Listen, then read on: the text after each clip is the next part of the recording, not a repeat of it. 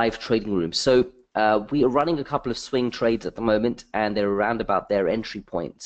And so I just want to show you exactly what it is that we're doing. So I'm looking at chart here of the dollar against the Swiss franc. Now this particular opportunity has set up on the liftoff 3.0 trading strategy that we use here at Master the Markets. Now this particular trading strategy, actually we do actually teach a variation of at our 2-day workshop, Traders Basecamp, which is a superb opportunity for you to come through and interact with us all here and be with us in person. So that's what the environment that we teach all of this in a lot more detail. I'm going to start by looking at this dollar Swiss. So we are short on the dollar Swiss on the liftoff 3.0 trading strategy. It involves the 3 moving averages as well as the smart money indicator, as well as the key price action patterns as well. One other thing that you will note as well, anytime that we are at the Master the Markets webinar, seminar, any kind of event that we're running, there are no indicators used at all. So everything that we're doing here at Master the Markets is pure price action based. We're pure price traders. We don't trade using any other type of indicators, or there's nothing at all there. If you look on my screen, you'll see just the ATR. The ATR, of course, is a range indicator, which basically gives you an average true range of the market by way of the range of the bars. In fact, I don't actually need it. It's just a little aid to give me a understanding that the range of the bars is actually just getting smaller. But actually, to be honest, we can see that visually as well. So no indicators are used here. This is pure price action trading. At the last round the clock Trader Live, where we gave a talk, we give 3 talks actually between myself and Thiru, we had other speakers come up to us and shake our hands because they were shocked that we were able to trade pure price. And you know, that was quite a big thing in their world. So this is exactly what we do. We trade pure price, and that's the way we approach the market. Now, I am going to be giving out some levels very shortly on these trades that we're taking. I'm short on the dollar Swiss at the moment. And what I'm going to be doing as well is throughout the next 2 to 3 days managing the opportunities as well. So we may adjust things like the trailing stop, we may review the target, and other bits like that. And if you'd like to be able to tune in and gain access with no cost whatsoever to those updates, we have a really great WhatsApp broadcast list which we use to be able to do that. So if you would like to get access to that, then of course you're able to do so by just following a couple of key instructions which we have actually put together here. So I'm just going to go ahead and copy those into the chat box for you so you can actually see exactly what to do there. So there we go, we've sent that to everyone just there. So you're going to need to do a couple of key things. You're just going to need to, let me put that into the chat box, actually will make it a lot easier for me too. There we go.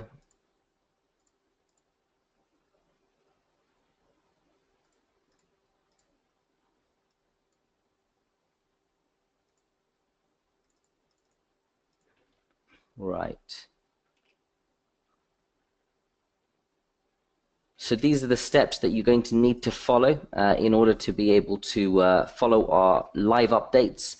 Should you wish to gain access to the live updates, we like to manage the trades. We don't just give the entry opportunities. So it's important once we're in a trade, we know how it's going to be managed, so you can see exactly how we manage the trade, how we take profit, how we minimize loss, and the whole way throughout. So that's going to be the idea just there.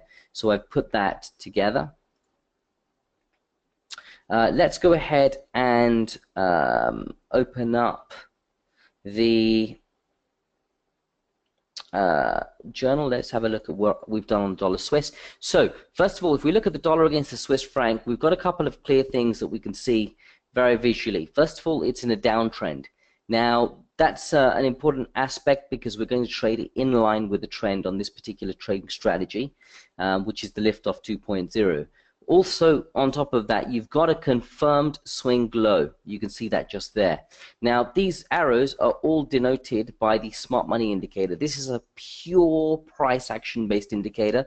I could take this indicator off the screen and draw the exact location of those swing highs and lows using the mathematical algorithm that this is formulated. We formulated this indicator actually just to aid our customers with what they're doing. But this is a pure price action based indicator.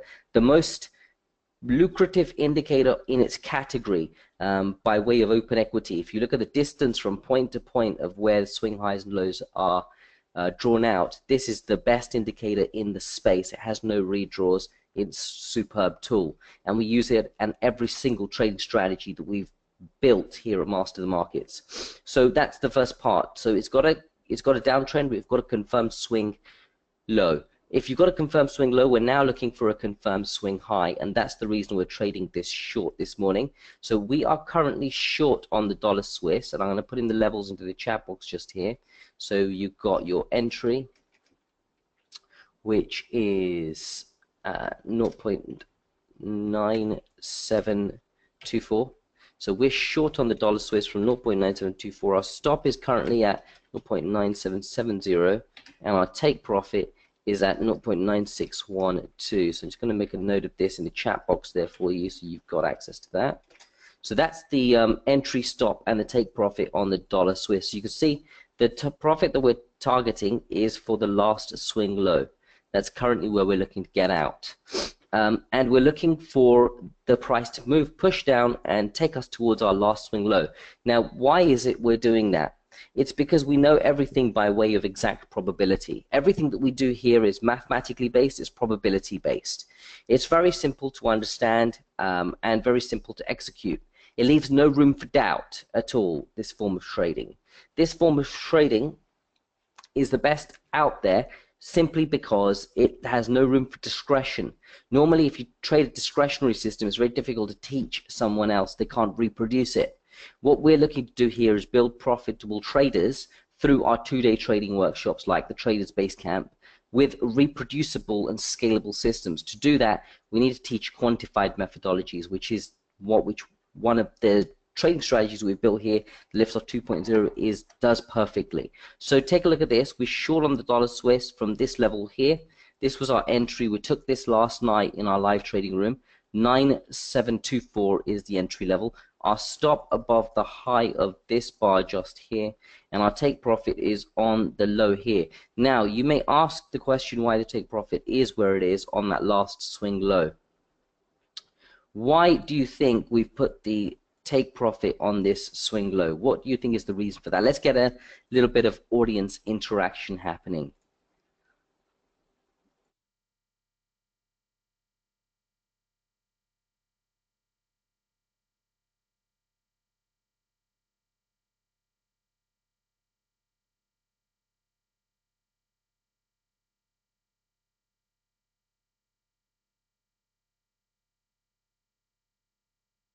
Yeah, so the normal types of answers I get when I ask a question like this are just that. It's key support, it's where price has been previously. Still cliche answers. I mean, so what if it's support? So what if it's the price has been there? What does that really mean? I can tell you everything that we're doing here is probability based. So I know, for example, that there's an exact 40% probability that the price is going to reach and break this level just here. There's a 40% probability of that happening. Now, the fact that the trend is also on our side as well, the fact that we've got a key reversal signal that's already set up here, moving averages are in the right order, confirmed swing low, these probabilities then start to increase. So we start with a base level probability of 40%, and there's a 40% chance that swing low is going to be broken, and that's a fact. And this is measured. Everything that we're doing here is research based. It's our own research which we're applying into the market, which you get to see in real time. So this is why our target is where it is. So I've given you one of the key levels there for the dollar against the Swiss franc. So that's exactly what we were looking for. We were looking for an opportunity short there. I've also got another opportunity running on another strategy. So the first strategy that we traded was called the Liftoff. The liftoff 3.0 is the first strategy that we have. The second strategy that we have is called the dynamic breakout. Last night in the live trading room, there were no new dynamic breakout opportunities. So there was nothing for us to do on that one. The third strategy of the evening is the money bars strategy, where there were some money bars strategy setups. They didn't actually tie in with our all of our parameters and criteria, and so we haven't taken the money bars opportunities that we would have normally into yesterday. So there's nothing for us to do on the money bar strategy there. What we're going to do is we're going to take a look at the profit turning point strategy. So the profit turning point strategy is the one we're going to look at next. So profit turning point strategy, you can see just here, we are looking at this currency here, the Euro US dollar, giving us and looking to give us a profit turning point opportunity. The reason that this has satisfied the criteria for another trade is very similar to the dollar Swiss. However, we're not really looking at the moving averages in this particular strategy. This particular strategy that we're trading, the profit turning point, is not relevant by way of the actual moving averages. So that's actually not relevant for us. What I'm looking at here for the profit turning points actually is price action patterns. So we're actually looking for an opportunity to see a new swing low formulating in the market just here. So I'm actually looking for an opportunity to get a new swing low formulating in the market here. So you can see that this is what I want to happen. I want the price to extend on higher and confirm this new swing low. Now you can see that that hasn't happened yet, but that's why we're getting into the trade early with an expectation of that happening over the next few days. So the reason for the profit turning point strategy, again, multiple reasons. There's a lot to do with this two-bar pattern setup. This two-bar pattern setup we call the primary pattern. Also, in addition to that, it's got multiple criteria. There are 11 criteria actually that we look for a profit turning point strategy, and it's satisfying all 11 of them, and that's the reason we're taking this trade opportunity. So we have been, we've gotten involved long just here on the market yesterday. I've entered on the close of the bar. I'm just going to look at our journal that we use in the live trading room.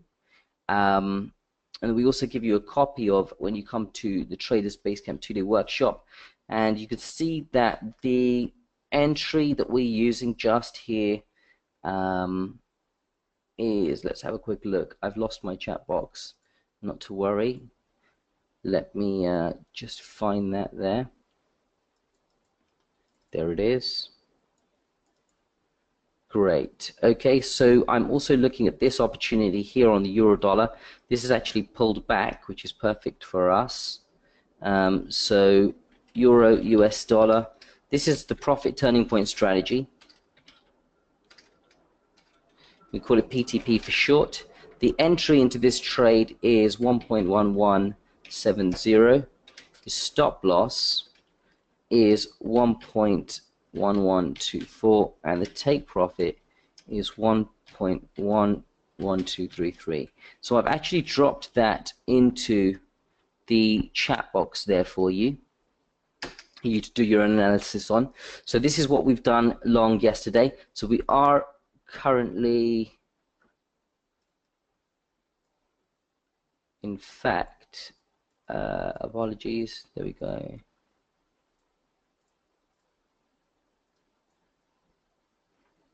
Yes, that is correct. Okay, brilliant. So that's the profit turning point setup that we've taken this morning here on the Euro US dollar. And that's exactly correct. I've got it just there. So we entered the market at 1.1170. Our stop is currently at 1.1124 and our target 1.1233. So again, mathematically based, probability based. Currently we're on that trading opportunity. We're down around 9 pips. It has pulled back inside of its entry opportunity. If you would like to see us manage this trading opportunity, then of course you're able to do that, and we will be managing these opportunities in our WhatsApp group. So if you would like to get updates to that, there's two key things that you need to do at this stage. The first one is to, of course, go ahead and type in, add the Master the Market WhatsApp broadcast number to your phone book. That's step one.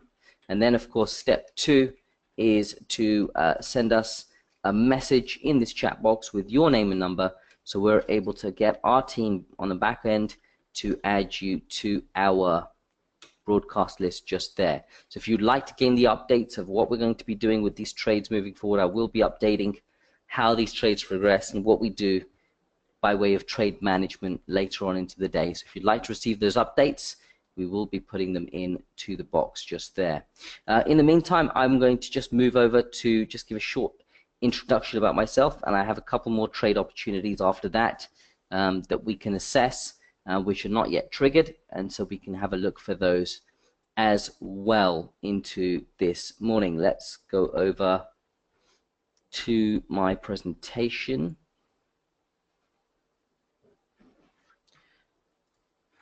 Okay, great. So my name is Rishi Patel. As I've already introduced myself, I am the co-founder of Master the Markets, the Elite Traders Conference, and the Traders Open Day. And of course, this is an important risk disclaimer to let you know that trading on margin does carry a high level of risk, may not be suitable for all investors. The high degree of leverage can work against you as well as for you, and all the information provided here is for educational purposes only. Vedanta Trading Limited and the presenter are not financial advisors and do not recommend any of the securities of any kind. Any securities that are mentioned are cited only for illustrative and educational purposes. You should, of course, be aware of all the risks associated with foreign exchange trading and seek advice from an independent financial advisor if you have any doubts. As I said already, if you want to get the trading updates, add the WhatsApp number to your phone book, and then, of course, send us across a message. My background, of course, in computer science didn't work out for me, so I opened a business in video production in the space of the video and filmmaking industry. Didn't really work out too well for me either in the 2008 recession, and that's when I started to trade the market, and that's what I've been doing professionally since 2009. As I started to make more money than I was making.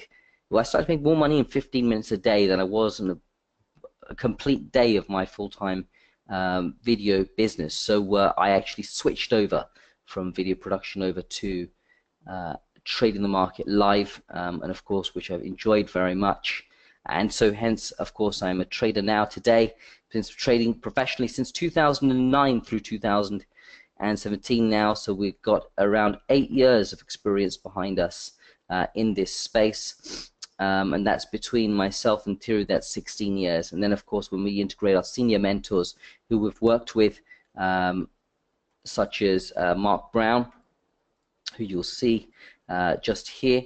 Mark Brown is, of course, a senior quant trader, 40 years plus of experience, headed up a project called the X-Files project, funded with well over 10 million US. And so we're very fortunate to be mentored by him and have the core understanding and the knowledge, belief sets, and key probabilities of price action patterns, all from his projects that he has done. And so we have, of course, leveraged on the space of professionals, very important for us. Here he is at our Elite Traders Conference in 2013.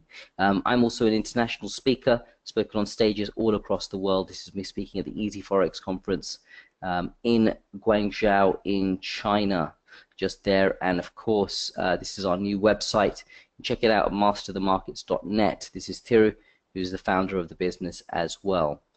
Just there. So that's a little bit about myself. What I want to do now is really just tell you a little bit about what I'd like to cover today. And so we will transition straight over to that.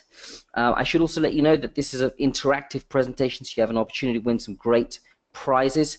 We'll be giving away a Traders Essentials kit at a 50% discount, which of course includes a free ticket to our 2-day Traders Basecamp workshop, and that's going to be for intermediates and people that are trading the markets and not getting the results that they want, not getting consistency. We'll teach you in a 2-day environment where you're surrounded by other like-minded professionals, how you can systematically approach this with a mathematical probability-based backing. And if you win a trade essential, if you win a prize, of course, you'll get a 50% discount voucher for the TE kit, and on purchasing that, you get a free ticket to the 2-day Traders Basecamp workshop. So in this presentation, we're going to be doing some live trading in real time and show you the current performances as well for the Money Bars trading strategy. So we're going to go over to that. I'm going to do a quick interactive prize now at this stage, just to make sure everyone's been awake and to give you all an opportunity to win a great little prize just here. So here is the question. Here are the rules as well. So we're playing a game. Every game has some rules to it. We call this the gift of now, an interactive exercise. And the first question of the morning is this: for a chance to win, as I said earlier, the 50% discount, the Traders Essentials kit, which includes a free ticket to Traders Basecamp. This is the question that we're asking. Name 2 out of the 4 strategies that we trade in the Master the Markets live trading room. Name 2 out of the 4 strategies that we trade in the Master the Markets live trading room. I'll give you about a minute or so to get your answers in the box. The first answer only will qualify for the prize. So do answer quickly, and let's see if you have an opportunity to win a prize just there.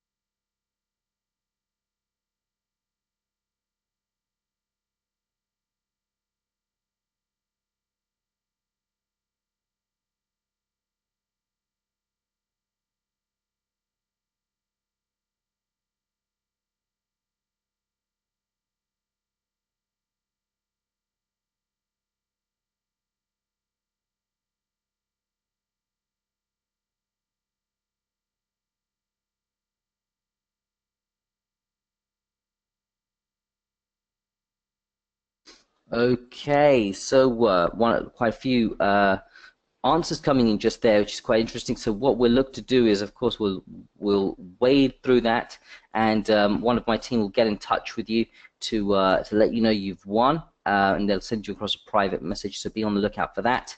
If you have indeed got the answer correct, one of the guys will get in touch with you just there. Let's move on. In the meantime, just there.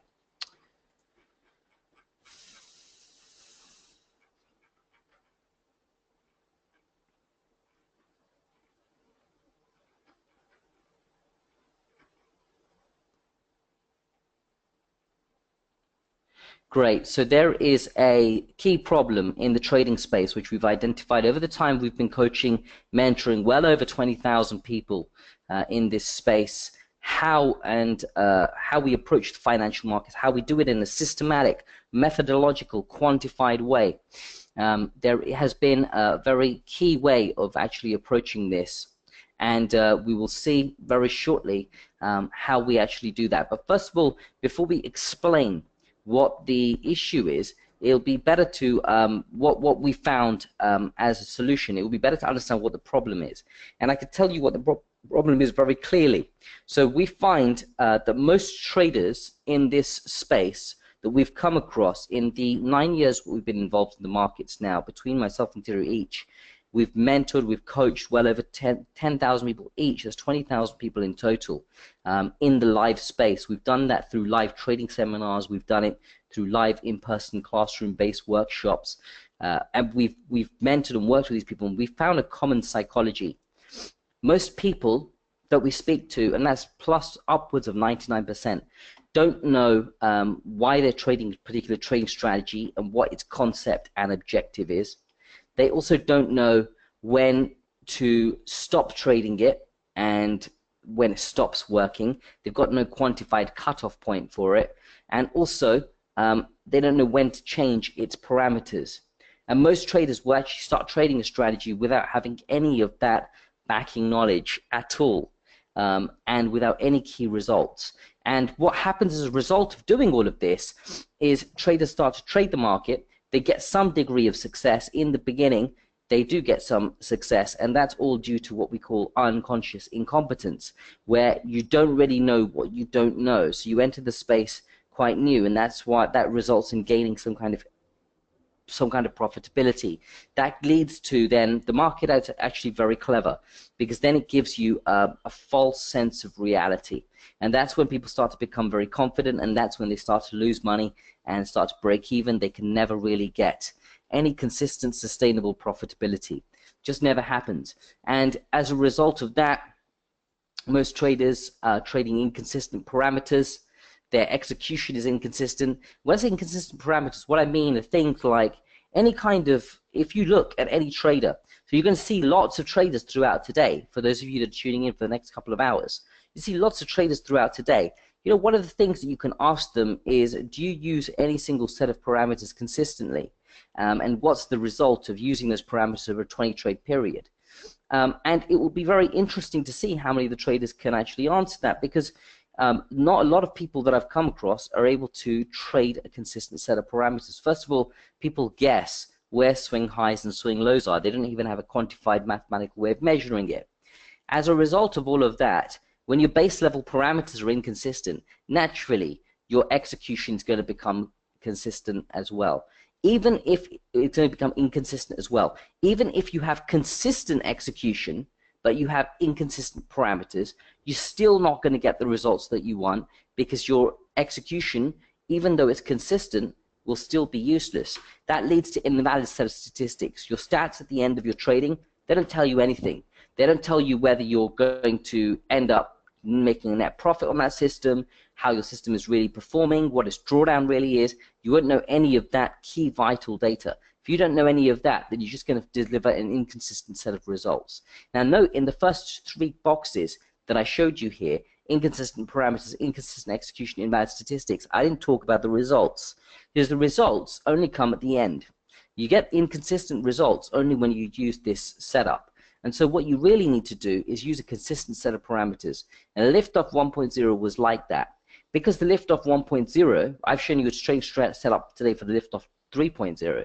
Now, because the Liftoff 1.0 was like that, we were able to identify where its largest drawdowns were, and then we were able to understand in forward testing when and how it exceeded those drawdowns. So we basically knew at any given time what the maximum amount we could afford to lose on that particular setup would have been.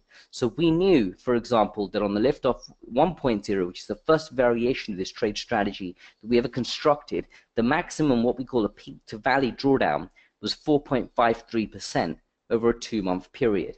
So when in real time this is broken, then that's an opportunity for us to either stop trading strategy, reduce the risk, and ask the question, what's going on here? So understanding the max peak to valley drawdown is very important, because it's a key statistic that you need in order to be able to understand and gain more conviction in your strategy, more clarity in your strategy. And these are things that you will want, because without this key knowledge like this, and the max peak to valley drawdown is just one aspect of what we cover at the 2-day Traders Base Account workshop, which of course you can win a prize for in this session just here. So you can know that, and you can Appreciate that. And so the max peak to valley drawdown is the maximum loss from a peak to a trough on an equity curve. First of all, most traders that I've come across, they don't even keep equity curves. And again, it's a good question to ask other traders that you come across. You can ask them to show you an equity curve of their real-time trading results. So what I'm showing you here is an equity curve of the real-time trading results for the liftoff 1.0. This is actually what it really achieved. And if you can have your equity curve, then you can understand what your max peak to valley drawdown is, which is the maximum loss from a peak to a trough on an equity curve before a new peak is attained. So it's a very, very important very important definition to understand of what we mean by peak to valley drawdown. Leads us on to another opportunity to win a fantastic prize, which is a Traders Essentials Kit 50% discount voucher. And as well as that, it is, of course, an opportunity to win a prize to a workshop as well, with a free ticket to the 2-day Trades Basecamp workshop. You will get all of the understandings of how we built these strategies, how they're sustainable for the long term by way of profitability in this workshop. We'll also teach some strategies as well. This is an intermediate to advanced workshop. Do note that is very important. We will not be covering sort of the beginner concepts in a lot of depth over here. If you've got some trading knowledge already and want to enhance what you're doing, this is the right place to be, this 2-day training workshop. So it's Traders Basecamp. It's the opportunity to win. It's going to be the first answer to come in correctly will win. And the question is, what do inconsistent parameters and inconsistent execution finally lead to?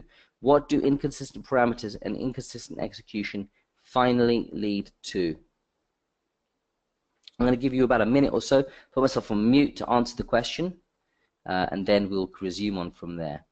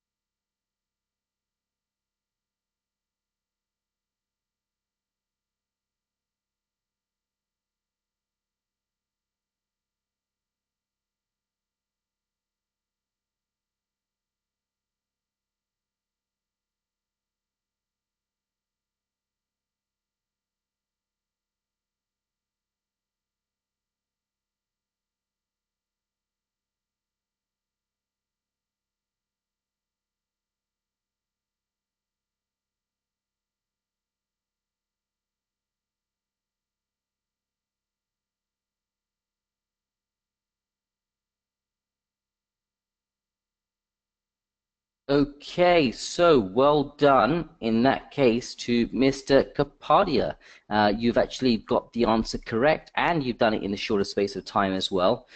Both criteria satisfied. Well done. It's normally difficult to win prizes here in the Round the Clock Trader because of the significant number of answers that do come in. when we do run a competition like this. But you, however, sir, have won.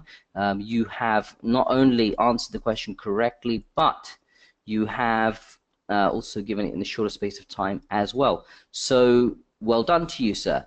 What you now can do is send us across a little message with your name, your number, and as well an email address, and we will send you the information on how to claim the prize. We get your information across to our shipping warehouse to get that sent out to you. So please send your name, number, and email address there, sir, and just sent you across a message to confirm. And well done to you. That's excellent work, and we're going to continue on with the presentation. So basically, what do we need to know differently? What do we need to do differently to be able to obtain a consistent set of results? Well, first of all, we need a concept and objective.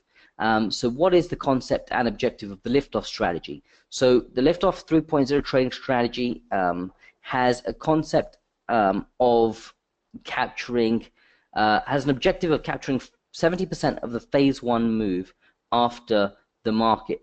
The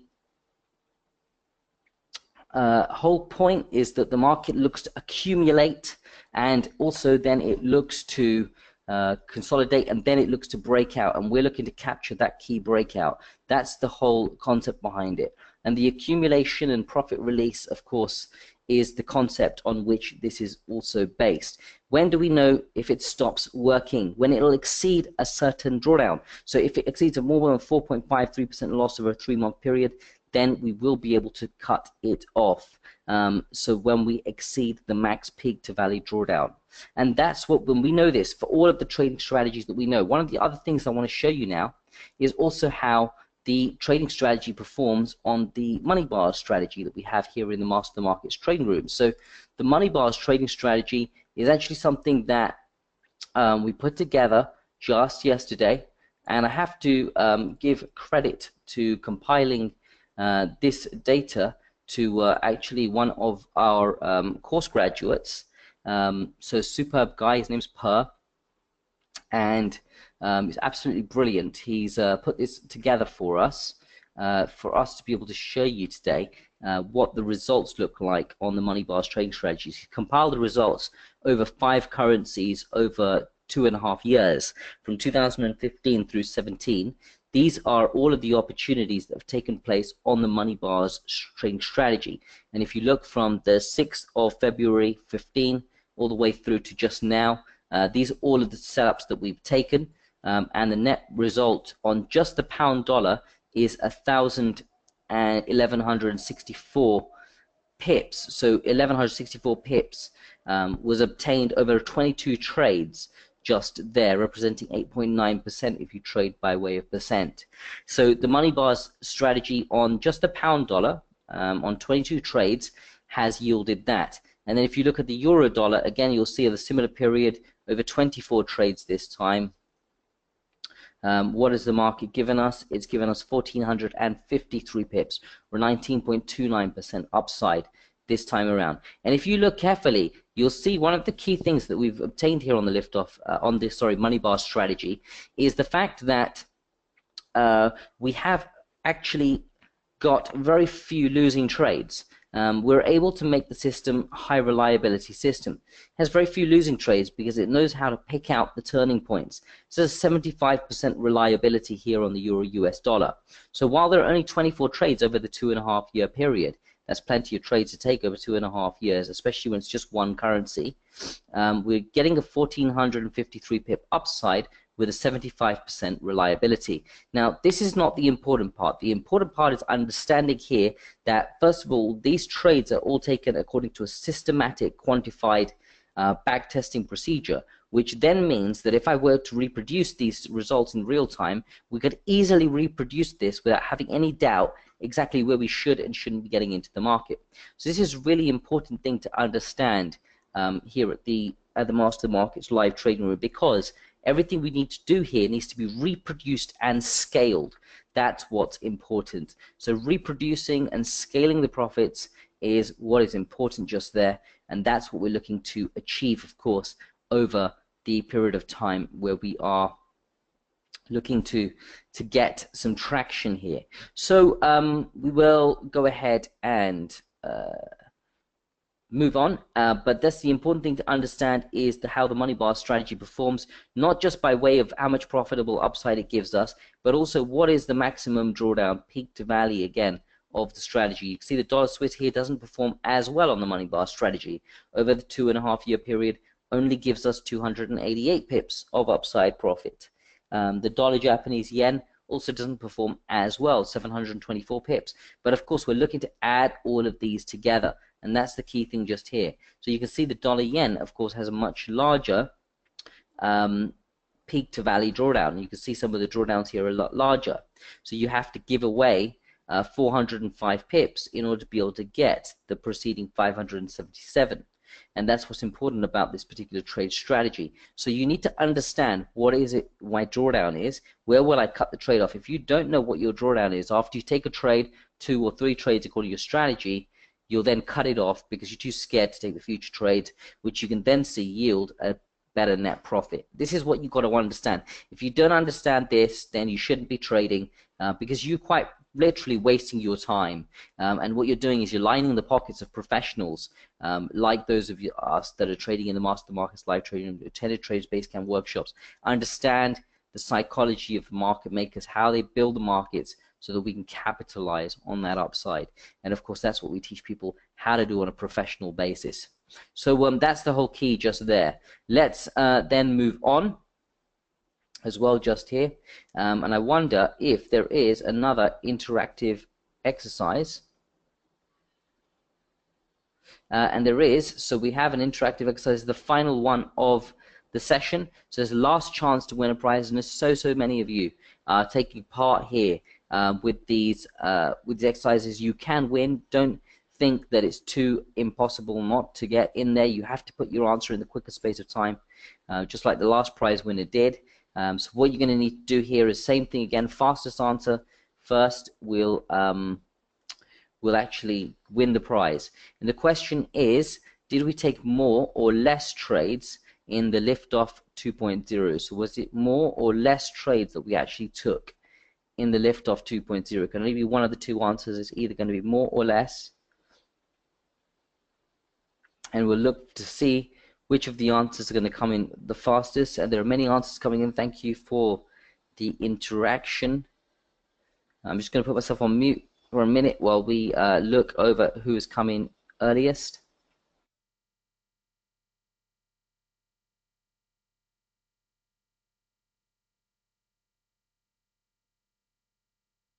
Okay, excellent. So we have quite a few winners just there that are proceeding on. So we're going to contact you for only the ones that has come in the earliest. My team is going to look over and send a quick message to you.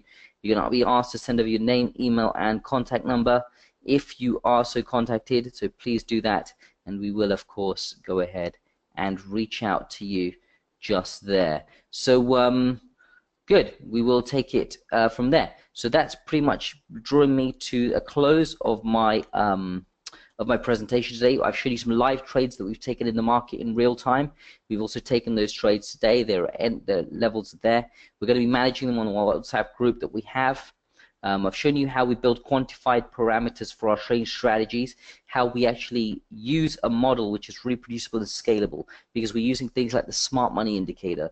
We're using things like the price action patterns, pure price action patterns. That's it. That's what we're using just there. And we're also using ways in which you'll know if your strategy is underperforming. We'll teach you how you know your strategy is underperforming, when to cut it off, because that's very important. And also what you can do to maximize your upside as well. I'll also showing you the results for the money bars trading strategy, which we're running here in the Master Markets live trading room as well. So pretty much draws me to the end of my presentation this morning, and it gives me an opportunity to hand back over to our host for the day. That's Simon Campbell, and I thank you very much for the opportunity to take part. If you would like to pick up a Traders Essentials kit, which is of course where you can find all of the tools that I'm using to trade the market professionally, live, real time, then of course you are welcome to do that. You need to click onto the website, which is tradersessentialskit.co.uk. I'll send that all to you just there. In fact, that's not going to be a working link, so here we go. Give that another bash. There it is, just there. You click onto that, you can actually get access to the entire set of tools just there for the Traders Essentials Kit online, and you can pick up a copy just there. So that's pretty much it. The answer to the last question, a couple of people are asking, I didn't mention. Yes, the answer to the last question was we took less trades on the liftoff 2.0. Less trades to achieve more of an upside was what we had just there. So congratulations to all the prize winners and everyone we've contacted today. We look forward to speaking to you all very soon. If you are not already following our YouTube channel, we have a great YouTube channel which we're constantly publishing live trading videos of our activities. You can click onto the link just there and join that. So that's pretty much it from me. Handing back to Simon now and saying thank you very much.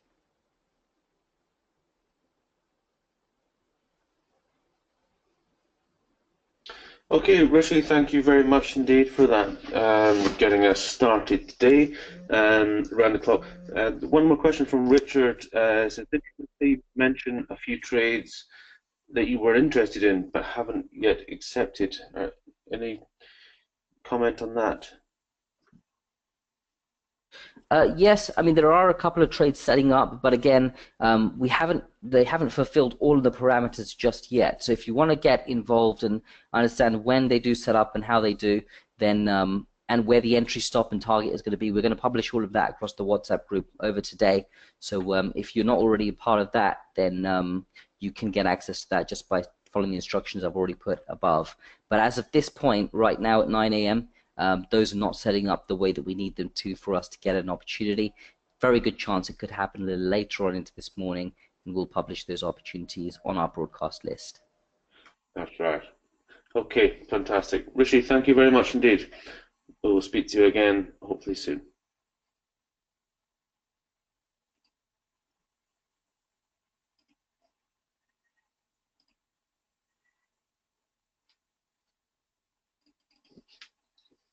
Okay, so thank you very much, everybody. Just making myself the presenter again, and we can see that we've just heard from Rishi. It was due to be Tarun Agbad, however, Rishi Patel was standing in for him. Charlie Burton is coming along in just a few minutes to tell us about the new challenge that he is embarking on. He is launching the challenge this month.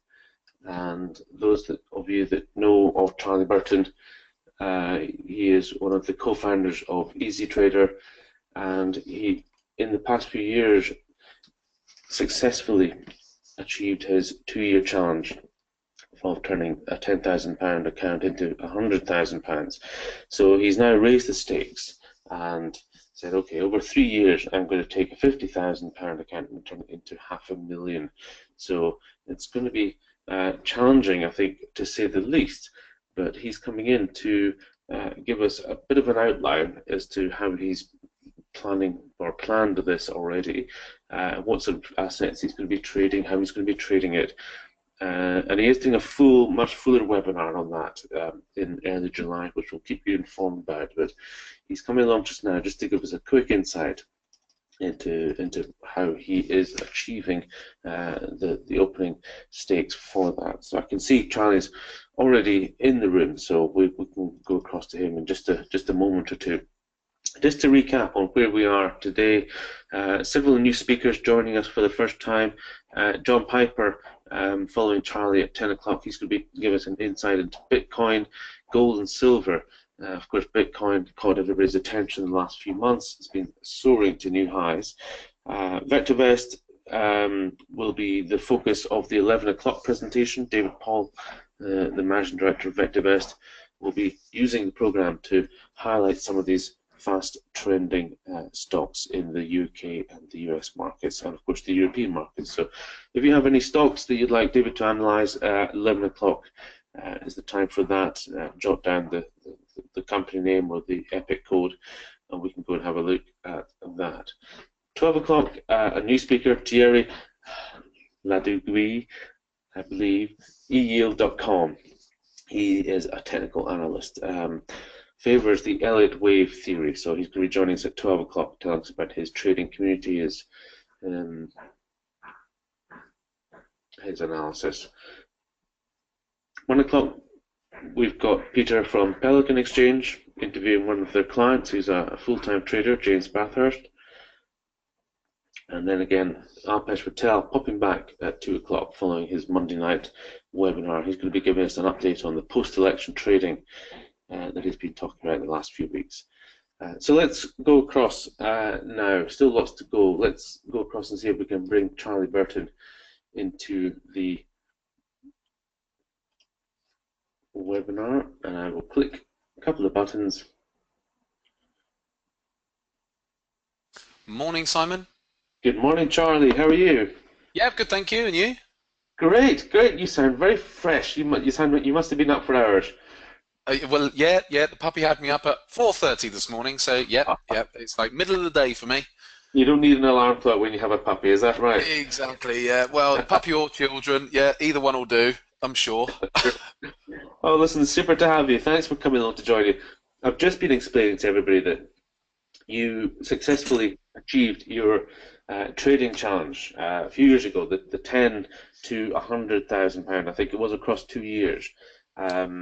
And I think you have raised the stakes substantially this year, and are planning to launch, or indeed have just launched, a new challenge to take 50,000 to £500,000. Is that right? Yeah. Obviously, we won't talk too much about it just yet because I'll give it all away before I start the presentation. But yes, I'm about to start. Actually, I've actually got our official kickoff webinar tonight for our own customers. Yeah.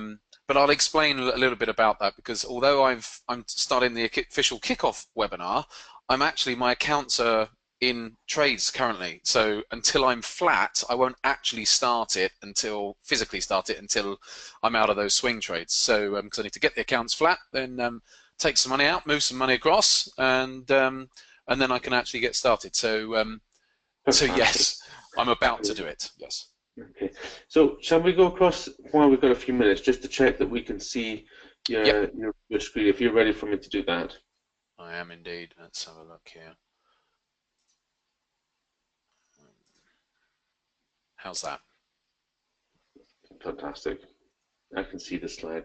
Can I ask everybody at home as well just to confirm they can see Charlie? We're looking at the Easy Trader slide now and Charlie's been speaking. Yes, great. Okay, I think we're all systems go. So, has it been busy in the markets? Have you been busy trading this last couple of weeks since the election?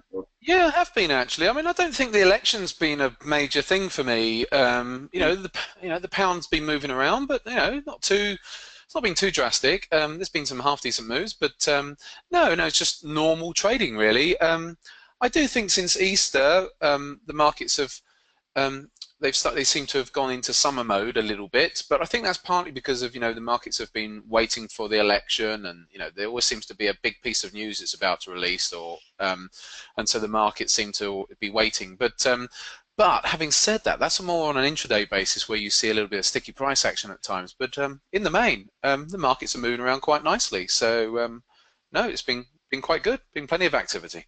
Fantastic. And for Easy Trader, I know you work with your partner Kim Watson. Yeah. On you do the trading room every day. For those of you that don't know, Easy Trader's been around for a while now. I think is it 15 years since you launched it? Yes, we launched it in 2002. So yeah, 15 years. Yeah. Yeah. The trading room. The trading room is probably 12 years old. I think it was about 2005 time the initial concept of our trading room was launched. It wasn't obviously using the same software that we have today. It was a lot more crude, but yeah, that's been going a long time. We've still got traders in that trading room who have been with us for like 10 years plus, who are still logging into the trading room every day. So it says a lot really that we've got, it's a big thing for us is our community. And and that's we're very protective of that community, and that we do have, you know, a really nice bunch of people in that room every day who are there to trade together and look at the markets together and share a few jokes together as well. Right. Well, you see, it's not just the fact that obviously it works and they must be making money, but there's also a nice social side, I believe, as well, which is probably Yeah, we've got a golf day next week. well, Looking forward to that. there we are. Fantastic. Well, great. And I know that for those of you watching, Charlie's giving a sort of an excerpt this morning, just a preview, if you like, of the fuller webinar, which I think you're coming back to give to us on the 4th of July, which will be fantastic. So we'll look forward to learning as much as we can. And of course, people that can follow you throughout this challenge over the next couple of years, really, and that's what you want to do. That's what you want to try and take through that journey. Well, we're just about 1 minute off from 9 o'clock, so I think we're probably safe to pass over. Mm-hmm. Can you, I don't know what you have to do from your end, but I can't see questions at the moment from delegates, I don't think. So let me do that now. If I make you the organizer, you should now be able to see a questions box. I can, yes. Brilliant. Okay, just because usually there's 1 or 2 questions come through as we do these presentations, isn't there? So that's great. Okay. When we get further in, Simon, or towards the end, could you put up the link into the chat box, you know, for the webinar, the 4th of July webinar? Absolutely, do that. Yeah, we'll make people fully aware of that. Great. Okay, so if you're... Oh, how long have I got, by the way? 45 minutes. Right, okay. Yep, brilliant, okay. Wonderful. Okay, well, Charlie Burton from easytrader.com, I'll hand over to you. Many thanks. Good morning all, and thanks for attending Simon's Round the Clock Trader event. I see. Oh, okay. I'll just start again. Good morning all, and welcome to this presentation, this 50k to 500k trading challenge presentation. And yeah, I know you've got a lot of presentations to work your way through today, so it's a packed day that Simon's organised for you again. So I shall try and make this as punchy and as sharp as I can, because this is a prelude presentation actually to the full fat version, which I'll be giving on the 4th of July with Simon. And I think it's at 4th of July. I think it's at 1 p.m. actually. So it's yes, during the day. I'm sure Simon will be recording it though. So this presentation today is going to give you some of the concepts and the thought processes behind this 50k to 500, and just give you some things to think about as well. So because I appreciate that we've got people with all sorts of backgrounds who are here, and who are come from all sorts of avenues and have either traded for a long time period or traded for not a very long period. So I try to cater as much as possible for everyone. Right, okay, so a little bit about who I am, I guess. Simon's very kindly said 1 or 2 things. Yeah, I've been trading 19 years now, having started in the late 90s, and so I'm getting a bit long in the tooth, but I try to adapt. I'm a bit of an old, I'm in my 40s now. I don't like change, and so there's certain things that I embrace, and there's certain things that I don't embrace. I don't understand the Snapchat stuff that some of these youngsters are doing, but I stick to what I do, and it tends to make money, and over the years, and yes, 19 years of trading. We started Easy Trader back in 2002, and we started that because I'd been trading for a few years, went full-time trading late 2001, and by October 2002, the early concepts of Easy Trader had been established, and because effectively I went from a very busy career in financial services, working for a fund management company, and to then sitting in front of my screens, and I hadn't anticipated the culture shock of going from a very busy lifestyle to a lifestyle where you're literally just you and a screen, or a screen or 2 or 3. And so I couldn't cope with just having no interaction. I thrive on interaction. So as a result, I said, look, we're doing all this stuff, we're doing all this trading, myself and Kim Watson, my trading partner at the time. It was just us 2 as buddies who were just trading together.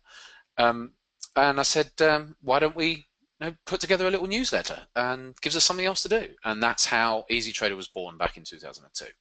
Anyway, as an overview, I've always enjoyed live trading at shows. So whether it be the London Forex shows, World Money Show, funny enough, Investor IX as it was back in the day, all these shows. Funny enough, we're going over to New York to the Traders Expo next year and doing a live trade-off. I'm going up against the Americans, so I think they're labeling it the Brits are coming sort of thing. So I'm up against some of their top traders over there in New York Expo in February. So if anyone's here from the States, then we will be over there, and I'll be trading against the Americans over there. So I enjoy doing live trading when I'm doing rather than doing a presentation. I'm happy enough doing presentations, but to me, if I am a trader and if I have live trading skills or day trading skills, why not show them off rather than just show a load of hindsight-based charts?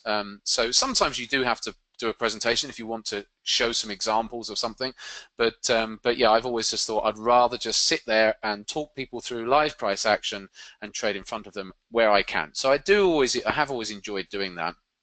To the extent that 4 years ago, I said to Lisa Campbell, Simon's sister, who runs the London Forex show, I said, why don't we do a live trade-off at your show? I think it'd be a good crowd puller. That's what people want to see.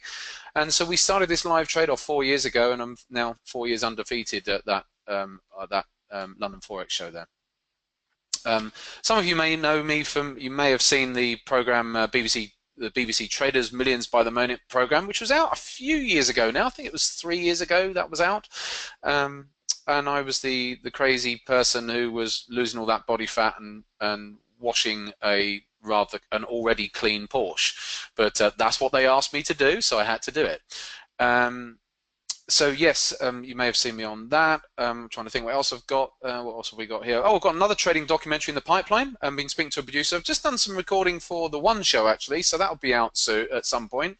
We've done a trading a piece on trading for the One Show, and the producer who put that together has asked if I'd be interested in making an actual trading documentary. So we are in the early stages of that as well. So I like to keep myself busy. I enjoy all of that sort of stuff. But the 10K to 100K challenge, like Simon said, was I started that 3 years ago, finished it last year, and so yeah, it was good. And I did that for a reason. I did it to help traders with their beliefs, to see what can be done with a smallish account, and what all right, that was speculative.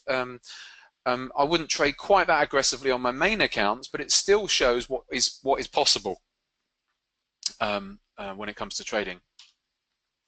Now, I've managed money previously for external managers, and I'm about to do so again for a boutique manager. But I want to just sort of say that it's not all that it's cracked up to be, because I know a lot of people think, oh yeah, why don't you just set up a hedge fund or manage money or whatever. Well, that's a completely different ball game when it comes to doing that sort of thing, because you're managing quite a complicated business then, with all the compliance and everything else that goes with it.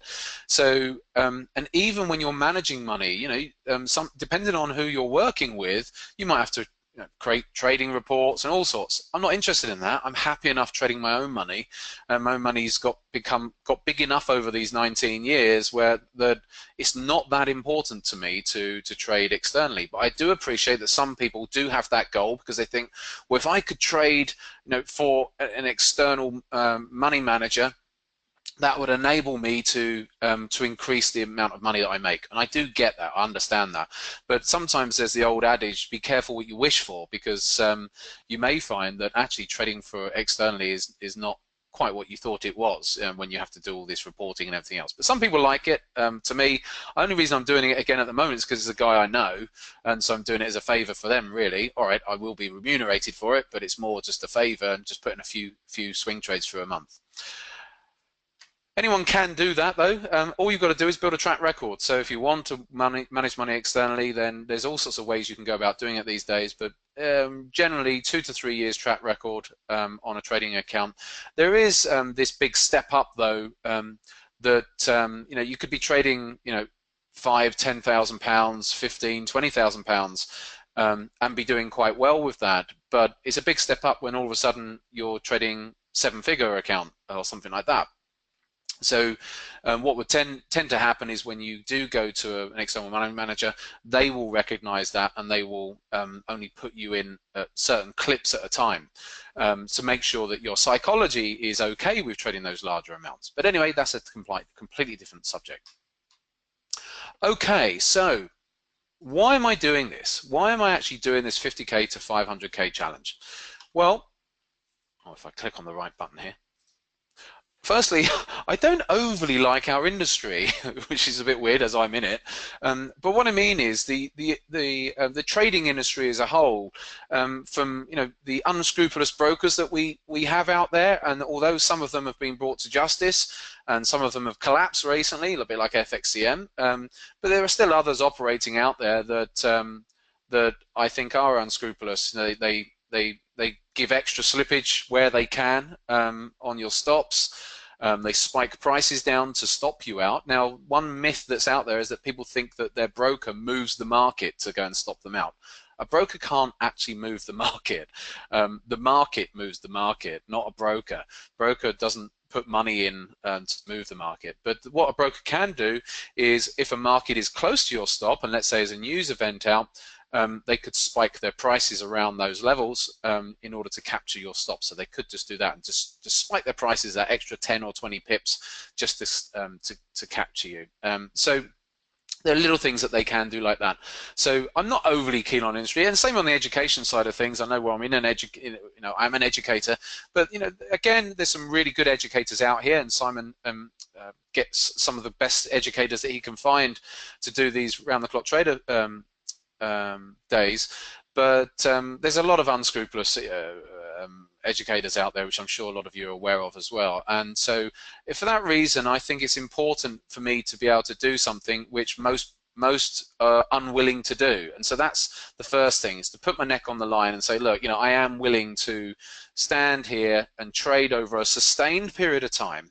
So it's proven well beyond doubt, or there's no luck or anything like that involved, that actually this can be done. And I'm willing to put my neck on the line, because I never know if I'm going to do it. The last 10k to 100k challenge, I'll just make it clear that I didn't actually succeed it in 2 years. It took me 2.5 years. So at the 2-year point, I think I was at about $80,000, I think, from what I can recall. And so it actually took a little bit longer. So, and I like that, because it makes it real. This current one, the 50k to 500k challenge, I don't know how I'm going to get on, because the markets change as well. The markets are not the same as they were 3 years ago, and they won't be the same again in 3 years. So it's a case of how well do I adapt as the markets change, and we'll talk about that in a little bit as well. The other thing is, it gives me personal focus. One thing, when I'm not having to do a trading challenge, I just trade my normal way, and it seems to be that I always manage to get to my annual targets. And sometimes I get to my annual target by June. Last year I hit my annual target by end of June, and then just took my foot off the gas for the rest of the year. Still trading, but just trading light. And this year I'd already got to sort of 10 months target by sort of April. So sometimes I can do quite well, and then I can then take my foot off the gas.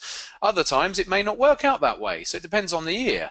So by doing a trading challenge, it does give me a focus. By me being absolutely focused on doing that, it benefits our customers at Easy Trader as well, because they're seeing me so much more focused than when I'm a bit more laid back and saying, no, I don't think I'll take that trade today. I think I'll wait for XYZ to happen, and then I'll take that trade. So they'll see that little bit more focus there. So it gives me more of a focus over this next. It's a 3-year challenge. This one is. I'm giving myself a little bit more time, based on how long it took me on the 10k to 100k challenge. Then it should be about 3 years for this. The other thing is to give other people belief, because I know what it's like. I remember what it was like.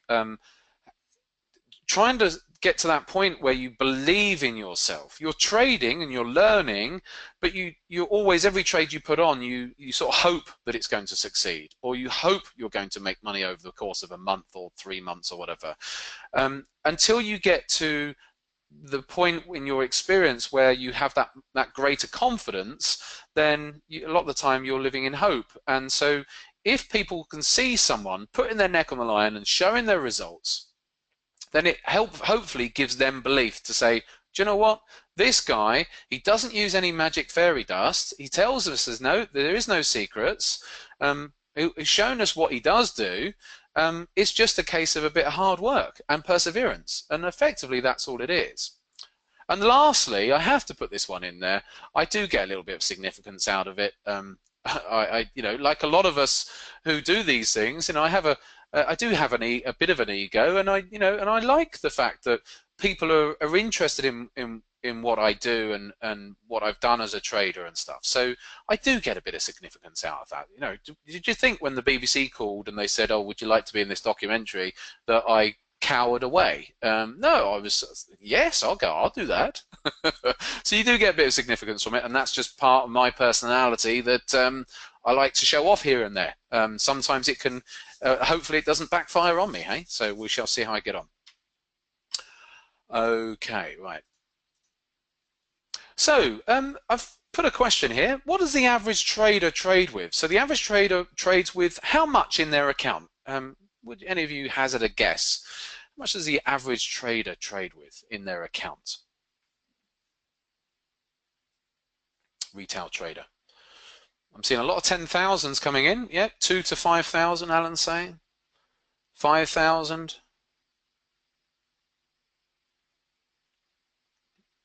Any more? Come on. I've got 1, 2, 3, 4, 5, 6 answers there so far. Anyone else want to hazard a guess as to what the average trader trades with? 2,000, 500. Okay, yeah, another 2,000, Jackie. Right, okay, we're getting there. We're getting there. Yeah, I think it is closer to 2 to 3,000. In fact, is what the average trader retail trader trades with, because you've got people who are doing it from their back bedroom sort of thing, after work or whatever, and just looking to make a few £100 here and there. That's what if you look at the average trader, that's what a lot of those traders are trying to do, are trying to achieve. Don't get me wrong, they would like to be able to grow those accounts. And in fact, what do you think those average traders would like to trade with? So what would the average trader want to trade with? What do you think? So if those average traders are trading at 2,000, 3,000 or whatever, what do you think they would like to trade with?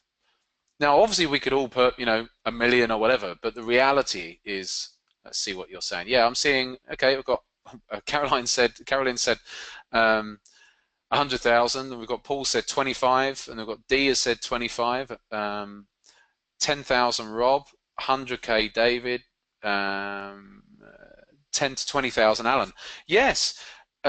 Well, Richard's saying as much as possible realistically.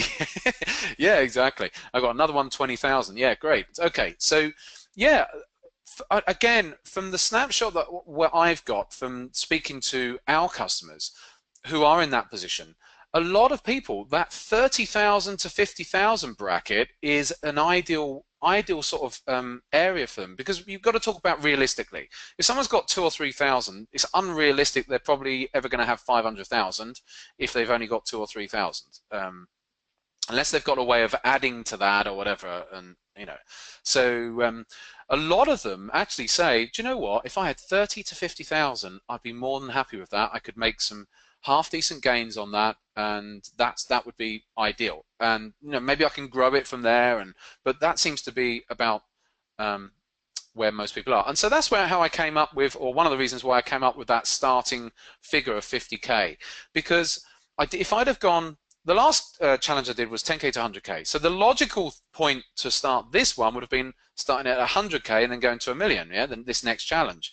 But it becomes further and further away, as far as it becomes less tangible for most of those traders who do only trade with £2,000 to £3,000 in their trading account.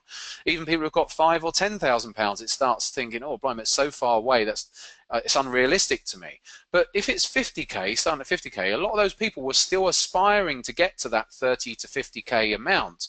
They can still sort of hold on to that tangibility and say, well, actually, yeah, this is still something that maybe I could still work towards, and then maybe I could try and do something like that in the future. So that's how I came up with that. Oh yeah, and who here got into got into trading to make a ton of money? I assume, you know, most people got into trading to make money. Although we enjoy it, and obviously I'm passionate about trading and really love it, most of us get into trading to make a load of money, don't we? We don't do it just for fun, do we?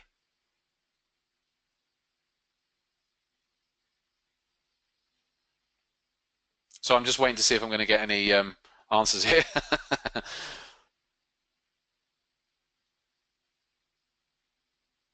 Yeah, exactly, to make money, right? Okay. Sorry, I can see some other messages coming through, but they're longer things, and I can't deal with those right now. But yeah, so and that's what I got into it for. I mean, I got into trading to make money on the side. Actually, I never intended to become a full-time trader. Actually, I loved my career back then, and I did it to manage my own investments and savings. So that's why I got into it. But ultimately, it was to make a load of money, especially once I went full-time. You know, there was no point in me leaving my career without being able to replicate my career, the money that I was earning from my career in the city, from doing what I'm doing from home. So yeah, that's what I did. I got involved in trading to make a load of money. And yeah, I think a lot of people forget about that once they get into it, and then they just focus on enjoying it and enjoying the process. But you know, we are ultimately involved in that, and so.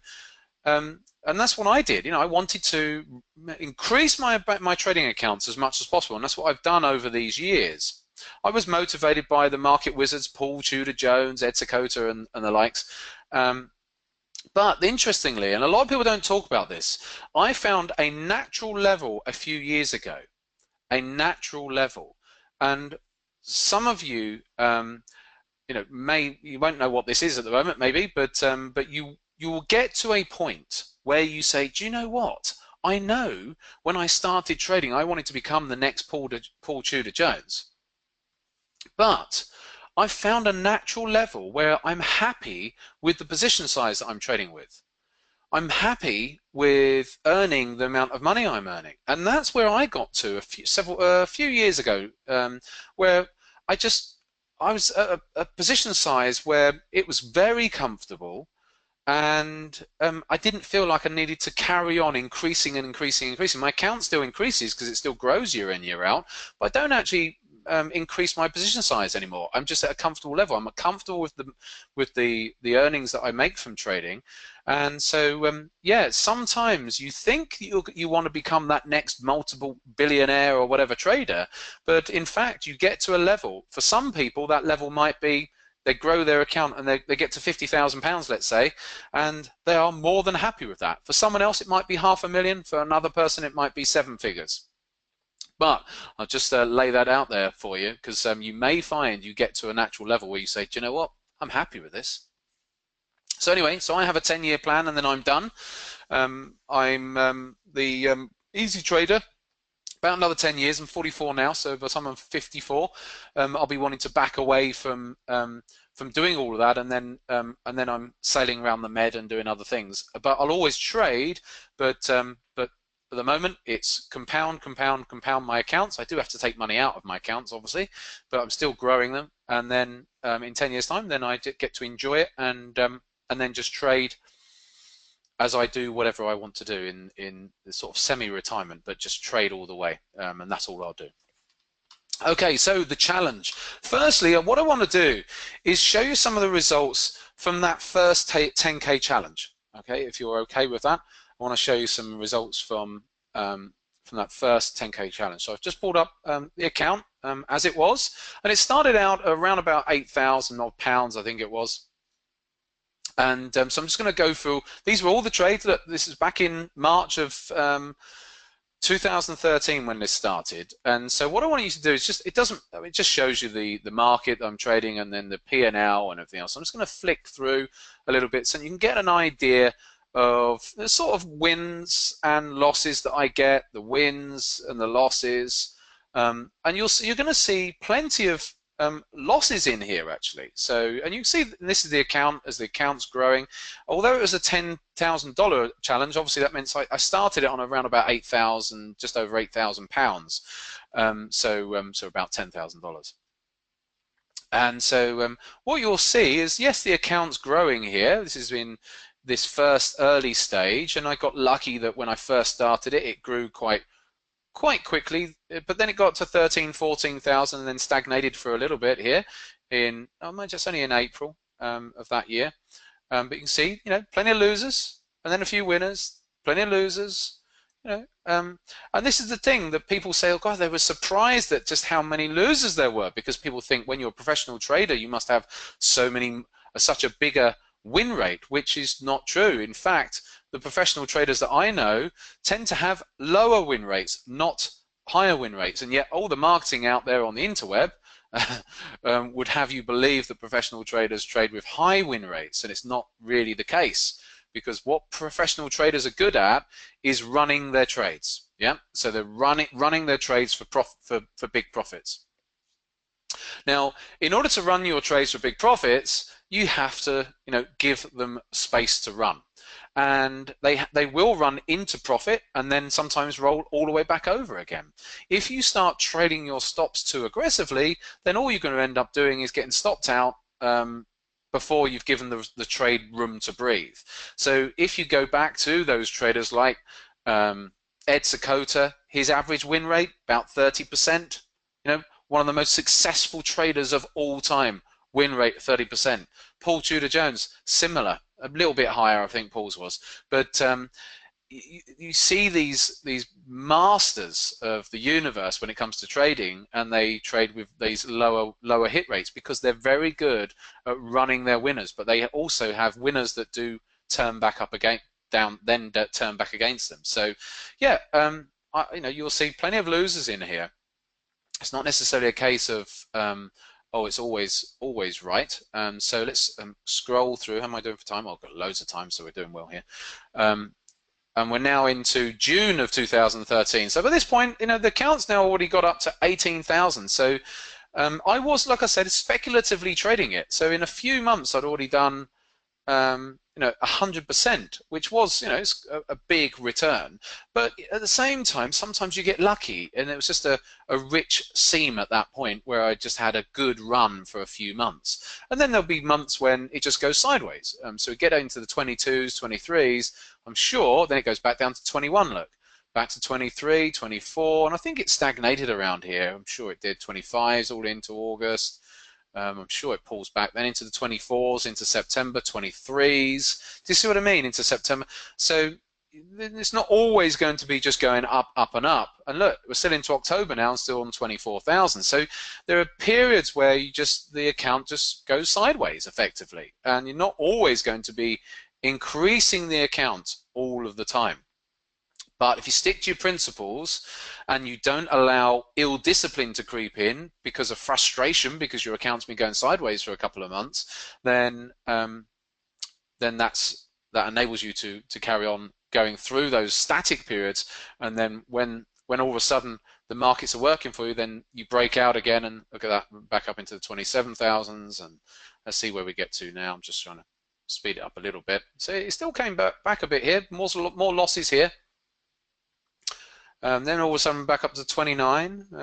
But this is the reality, isn't it, of trading? It was, it's all these trades going through pretty much every day that I'm trading, and then all of a sudden you get little jumps. So must have had some bigger winners coming in up here. Yeah, had a couple bigger winners there, a few small losses, and some bigger winners coming in here. So all of a sudden it jumps, and then and then so on and so forth. Then it's up to 35,000.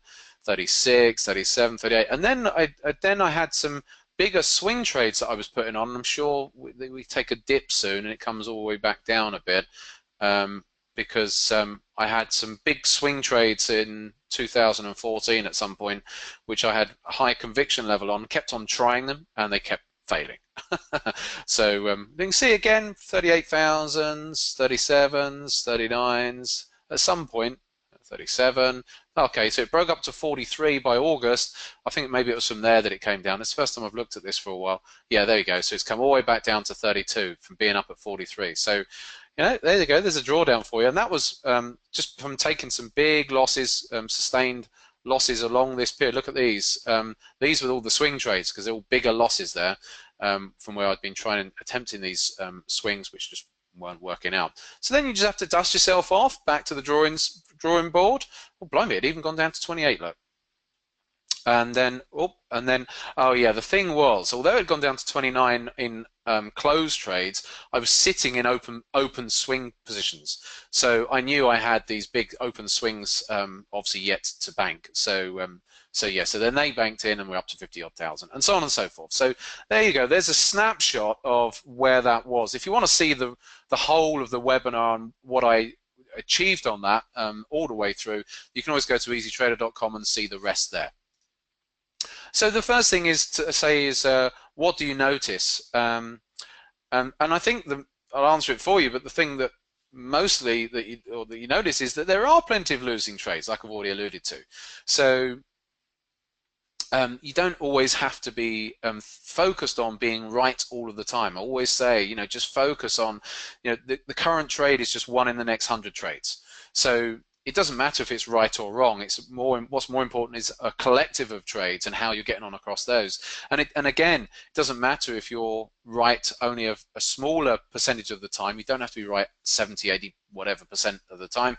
You can be right 40% of the time, or 50% of the time, or even 30 odd percent of the time, and still be doing really well, provided you run your winners. You're asking what was the position size on this challenge. Well, it varied, Rob. I would always vary my position size depending on I grade a trade, and so mentally I don't sit there with a little checklist, but I have a mental sort of checklist of the sorts of things I'm looking for.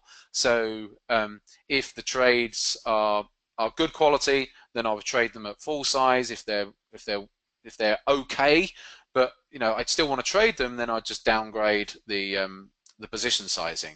If I've got very high confidence, then I would go, up to more speculative amounts, because with it was a speculative challenge, and I did say at outset with that challenge that I would allow myself to risk up to 5% on a single trade, which on some of those trades I did. But a lot of the trading, actually, I was trading at 1% or less than 1%. But there were trades which would be standout trades, which I'd say, oh, wow, I really like this one. I might risk 2% or 3 or 4 or even up to 5%. So I would vary my my position size. Okay. So you've seen some big winners in there, and so but you've also seen plenty of losers.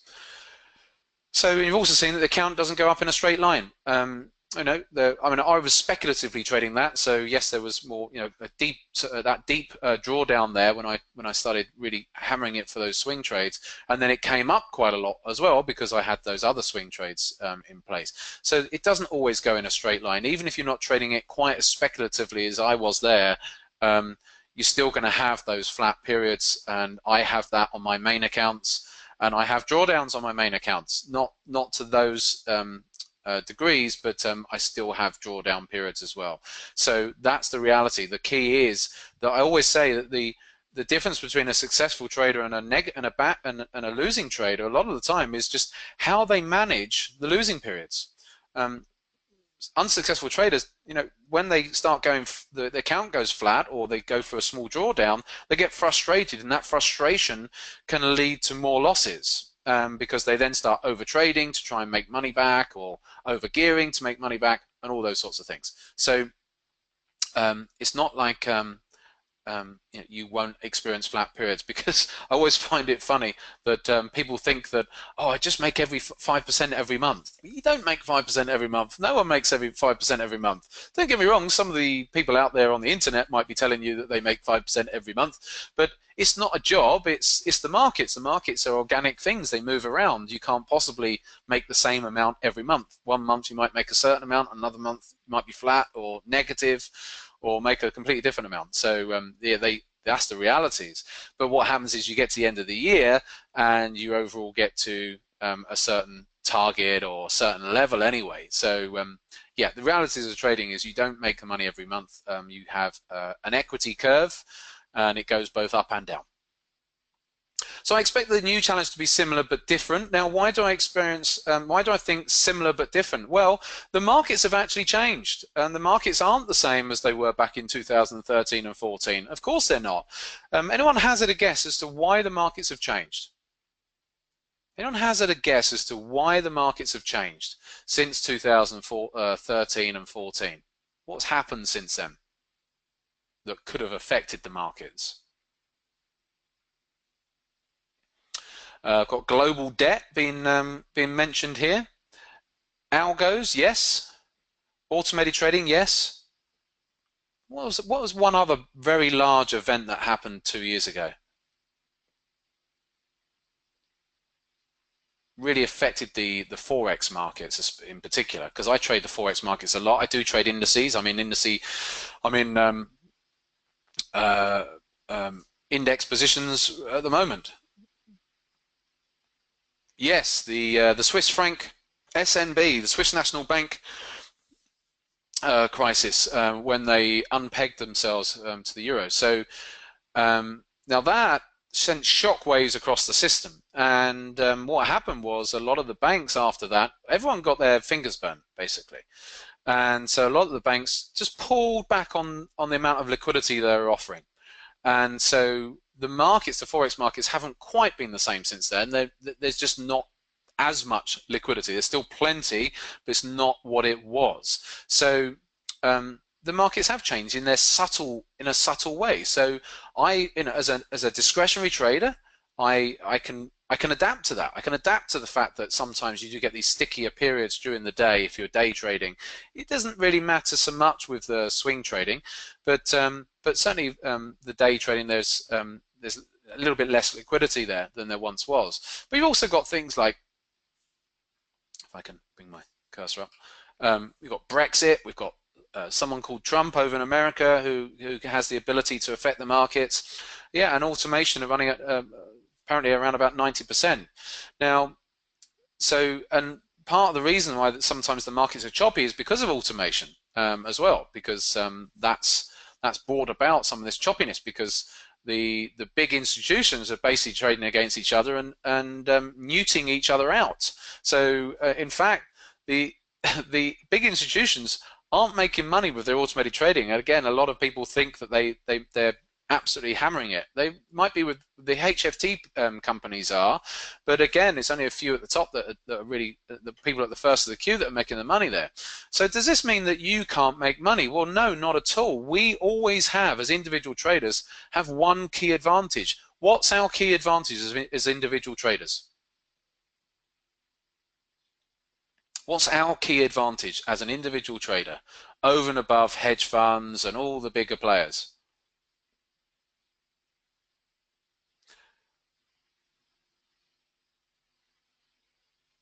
Oh, I've not heard it yet. Okay, I've got to run. I've got don't have to trade, move quicker, change, flexibility, don't have to trade. Here we go, flexibility. Ben, you've got it. Small size, yeah. I mean, you all got a point with what you're saying there, but what I was looking for is that we are small. That is our one key advantage to us, that we can jump in and jump out of the markets. Big institutions can't jump in and jump out of the markets like we can, not without moving the markets. So we have the ability to be able to get in and out and not have to worry about that. We don't have to think, oh God, I want to get into the market. I've got to, stagger all my orders in and use an algorithm just to buy in over several days. We can be in and out. So we do have that one key advantage, that we're not going to move the markets at our size. We're not going to be picked up in the markets at our size. And even if you're trading with a 7-figure account, unless you're trading it with a high degree of leverage, it's not going to be an issue. So we do have that advantage over the market. But certainly, since the SMB, the markets, like I said, are different. But like I already alluded to, as a trader, you have to be able to adapt. You can't be static and have a mechanical approach. I'm not a believer in mechanical approaches.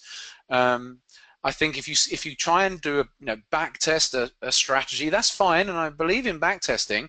But you've then still got to overlay some discretion in your own analysis on top of that. Because if you try and follow a blinkered mechanical approach, then usually at some point that mechanical approach will just disappear, because the markets are organic things. They're constantly changing.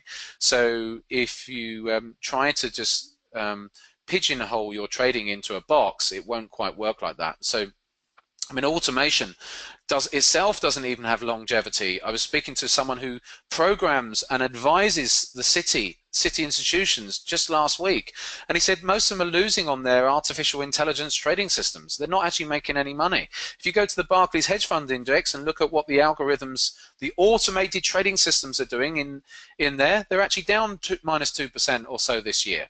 So it's a myth that people think, especially retail traders, think that, well, the big institutions, they've got these amazing systems and they will make all their money with that. Not necessarily. Literally, the person I was interviewing last week said he was advising a big institution. He said they had one of their quants came up with this amazing idea. The idea lasted 3 weeks. 3 weeks before it just fell over and it wouldn't work anymore. So part of their problem is they're too big. Because as soon as they have an edge, another institution will often come up with the same idea as well. You know, if one institution's got a quant analyst, why would it be that another quant analyst wouldn't have the same idea? We all have access to the same amount of data, so yeah, that's likely to happen. So 1 + 1 doesn't necessarily equal 2 in trading, and this is the big thing for me in my approach. I'm a massive believer that you have to be able to adapt subtly as the markets change subtly. It's not just as simple to just have a mechanical approach back-tested that will continue to work, because it doesn't. If the institutions can't get automated trading systems to work for long, why would individuals? Now, the only argument would be with individuals is that we are small, so that's part of the reason why institutions struggle, but the markets still change a lot, and so it's very difficult to get an automated system working for long, unless it's more of a swing-based system which is looking over longer periods and less short-term. So like I've already said, the markets are organic and change subtly, so we constantly have to change and adapt to those markets. Now that's the advantage of being an individual trader, is that we can spot these changes and naturally adapt. And how does an individual trader achieve this? Well, it's lots of little things that you will see in the markets, like when the markets are going into choppy periods, where you can say, oh, do you know what? The market's not clean at the moment, I'm not going to be trading this. An automated system won't see that. An automated system will just carry on trading when, you know, its rules have been met. So all sorts of reasons why an individual trader can be so much better than a system. For example, a top-down approach as well. Multiple time frame analysis. A system struggles to be able to do that, whereas an individual trader can. Okay, so what are the skill sets that we need? Well, one is to build that experience, the old 10,000 hour rule. The more experience we grow in any profession that we have, the better we're going to be at it. And I'm a big believer that within trading, experience does count for a lot. The more times we've experienced having a losing trade, the more we get used to it, and the more it doesn't hurt so much, and the more therefore we can go through phases of losing trades and it not affect us so much. Practice. So we have to practice, and again, that takes time. Developing a trader mindset. One of the biggest things I'm in favor of. I know Ali Crooks is here today, and he's talking about, I believe, trader mindset. It's just so important. It's one of the biggest things to me. It's all around mindset. You know, part of mindset comes with great discipline, having patience to not rush into trades, to be able to risk manage correctly. All of these things come under the trader mindset, really, and really then I've only put market reading skills and strategies down the bottom there. So although they're important, but I know that a lot of retail traders place so much emphasis and on strategies, and I know that part of that is because you're marketed to constantly about strategies and likes. Yes, we have to have strategies and market reading skills, but without a trader mindset, they are absolutely useless. So it all comes in as one holistic entity, really. So if you want to learn more about how to grow an account, in this sort of way. Might be that you might have £1,000 you'd like to be able to grow it into 5,000 or 10,000 or whatever, and you want to see what skills I'm going to be using and how I'm mapping out doing this challenge, how to get into that top 1% of all traders and not be one of the 80% of traders who lose.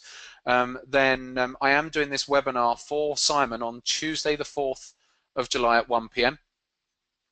and the link is there for londoninvestmentweek.com/challenge. So if you do want to attend that, and that's where I'm going to be talking a lot more about how I'm going about it, the roadmap. You can then utilize and copy that roadmap yourself and say, blimey, I could use that as a trading plan for my own accounts. Plus, if you want to then continue to follow me, then I'm going to show you how you can go about doing that in that webinar. Charlie? Yes. We've been talking about the 4th of July at 1 p.m., but we also had the 28th of June. We were going to do next Wednesday. Oh, as well. are we? Right, okay. Okay, I must have forgotten. I'll check my diary, but I'm sure it's probably fine. Next Wednesday, the 28th. Yeah, No, it must be my fault. I think I maybe have just gone ahead and done that, but no, that's fine. So we've got okay, next Wednesday, that's fine. We thought there was two types. The one on Wednesday is the evening version, and then the following Tuesday is the lunchtime version. My apologies. Yep, no, you are right. I've just checked, and yes, I am around for that. So yes, I have got it in my diary, so I'd forgotten. So it just makes it easier for people to come on when I put it together, I was just had a quick look at my diary. I thought, oh right, we're doing this on the 4th at 1 p.m. and I've forgotten that we'd got 2 dates. So yes, so we got next Wednesday, the 28th as well. That's great. Thank you for that. That same link gives you the chance to book for either of these dates. So that's all good. Fantastic. Oh, Charlie, it sounds really good. I'm going to enjoy following this myself because, as you know, I am still to get proficient with the trading myself. I'm enjoying hosting all these webinars, and sometimes it's a case of overkill. You sometimes you can paralyze yourself by looking at all the different systems, and I think that might be something that happens to some people on this event, funny enough, because we have contrasting opinions. But I think it's always good to make sure that you know there are different ways to more than one way to skin a cat, as they like to say, and then you choose what suits you in terms of your own personal trading strategies. So that's fantastic. Do we have any questions? I know you've been taking questions on the way, which is great. Looks like we've got a few here, and we're still okay for a few minutes, are we? 5 minutes or so? Absolutely fine, thank you. Right, okay, so if anyone's got any questions, like Simon says, just do fire away, but I've got a few here from Richard, so let's have a look here. Yeah, banks were affected of weaker financially, yes, that's true. Institutions with quant trading are screwing up trading for everywhere. Yes, that's right. That's what I've said in the presentation. Yeah, exactly. Yes, to an extent, because what's happening is that they are creating a lot of the chop that's going on in the markets, and so because they're being met by each other, and something hopefully needs to change at some point. The problem that the institutions have is that they can warehouse their losses for long periods. And so they can sit on their losses until the markets come back for them. They'll book it, and then when the markets come back, then they'll bring them back out, and so they can get away with all sorts of nonsense. But they make their money on their fees and their charges, as always, and the next best thing that they'll always be promoting to their clients. But yeah, I don't know where the markets are going to go as far as the institutions are concerned. But what would be nice is that if we could get back to some good old-fashioned, individual traders at these institutions who are making trading decisions, and I think we could end up going not full circle, but maybe back partially that way again, where we go back to the prop trading philosophy again, where you literally would have some really good traders who are managing part of the institution's money, and that was what moved the markets around and got the markets moving on nice trends. And anyway, we'll have to see. But no, to me, the markets still move fine, and so I'm quite happy with that. But for your out-and-out trend followers, then that's difficult for the out-and-out trend followers, but because there's not always trends available. But if you're in the markets for a few days to a few weeks at a time, then there's lots of opportunities over that sort of time frame, and beyond. There are some beyond as well. What else have we got here? Richard's asking, do you think the regulators will do what do you think the regulators will do long term to regulate FX retail trading? Well, I think where they're going at the moment, Richard, is I think they're going to an extreme. They're going to it's a bit of a shame that they're going down the route that they're going down, because actually they've looked at the market and said there's too many people losing money in the market. And well, yeah, but it's not that they're just doing it for their own faults. But of course, they're saying, oh, it's the broker's fault and everything else. But maybe potentially it is. But a lot of these traders who blow up their accounts blow it up because they lack education, and that's why they lack risk management skills. But so what's going to be happening here with MiFID II coming in the new year, next year, is that there are going to be changes to margin requirements and to amount of leverage that's available. Now, you're still going to be getting 1 to 50 leverage in FX accounts after next year. But it's the margin requirements going up, which is going to affect the people who do only have 500 quid in an account. They're going to notice, oh, it's a lot more difficult to trade anywhere near the position size that they could do before. But I think what will probably happen, unfortunately, is that it will go offshore, because the market is the capital markets are a clever thing, and what will happen is there'll be brokers offshore, and clients will start trading through brokers who are trading in jurisdictions where they can still offer you lower margin requirements. So you may find brokerages who are offering that via their overseas offices. So I think that it's that sorts of thing that could go on, but we'll have to see. Michelle's saying, I'm Italian, can you send me some ebook for becoming a professional trader? Michelle, if you go to easytrader.com, go onto our website, you'll be able to have a look around. There's loads of free information on there. Just have a look. There's some reports, some trading reports on there. Trading for a living report that I wrote a couple of years ago. So I would go on there. I don't have an ebook, unfortunately. I spend more of my time trading than putting together material, and my presentations aren't the most visually beautiful presentations because I don't have the time to sit putting together these wonderful slideshows, unfortunately, all the time. So so things like ebooks I don't always have the time to do. Where are you with the 50k now? Right, okay, so yes, where are we with the 50k now? In fact, I'm actually sitting in some this is the account I'm going to be trading on, but I'm in open positions at the moment. So as you can see, these positions have been opened, all of these positions have been opened this week actually, but I'm waiting to get flat. So although I've started the 50k webinar today, and we do it the main one next week and on July the 4th.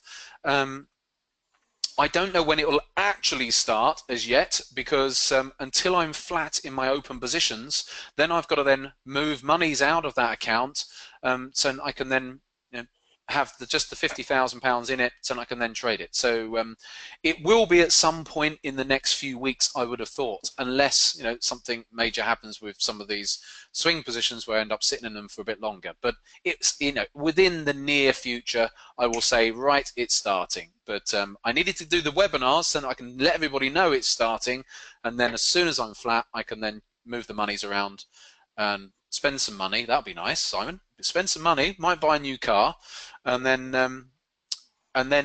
off we go. I shouldn't say that, should I? Buy a new car. It's a cliche, isn't it, amongst the trader educator community? Yes, I drive a Lamborghini. No, I don't, by the way. But yes, it's the sort of thing that we see lots of adverts and stuff for, isn't it? Fantastic. Yes. Say no more, Charlie. I think we know. Yes. Yeah. So, Simon, I think looks like we're coming to an end of the questions there. So, Pretty much out of time. So thank you, Charlie, for coming along this morning and giving us a little insight into the challenge again. Look forward to the webinar next week, and again on the 4th, where you can go into some more of the meat of the challenge, as you say. But great, as always, to hear from you. Give our regards to Kim, and good luck in the trading room.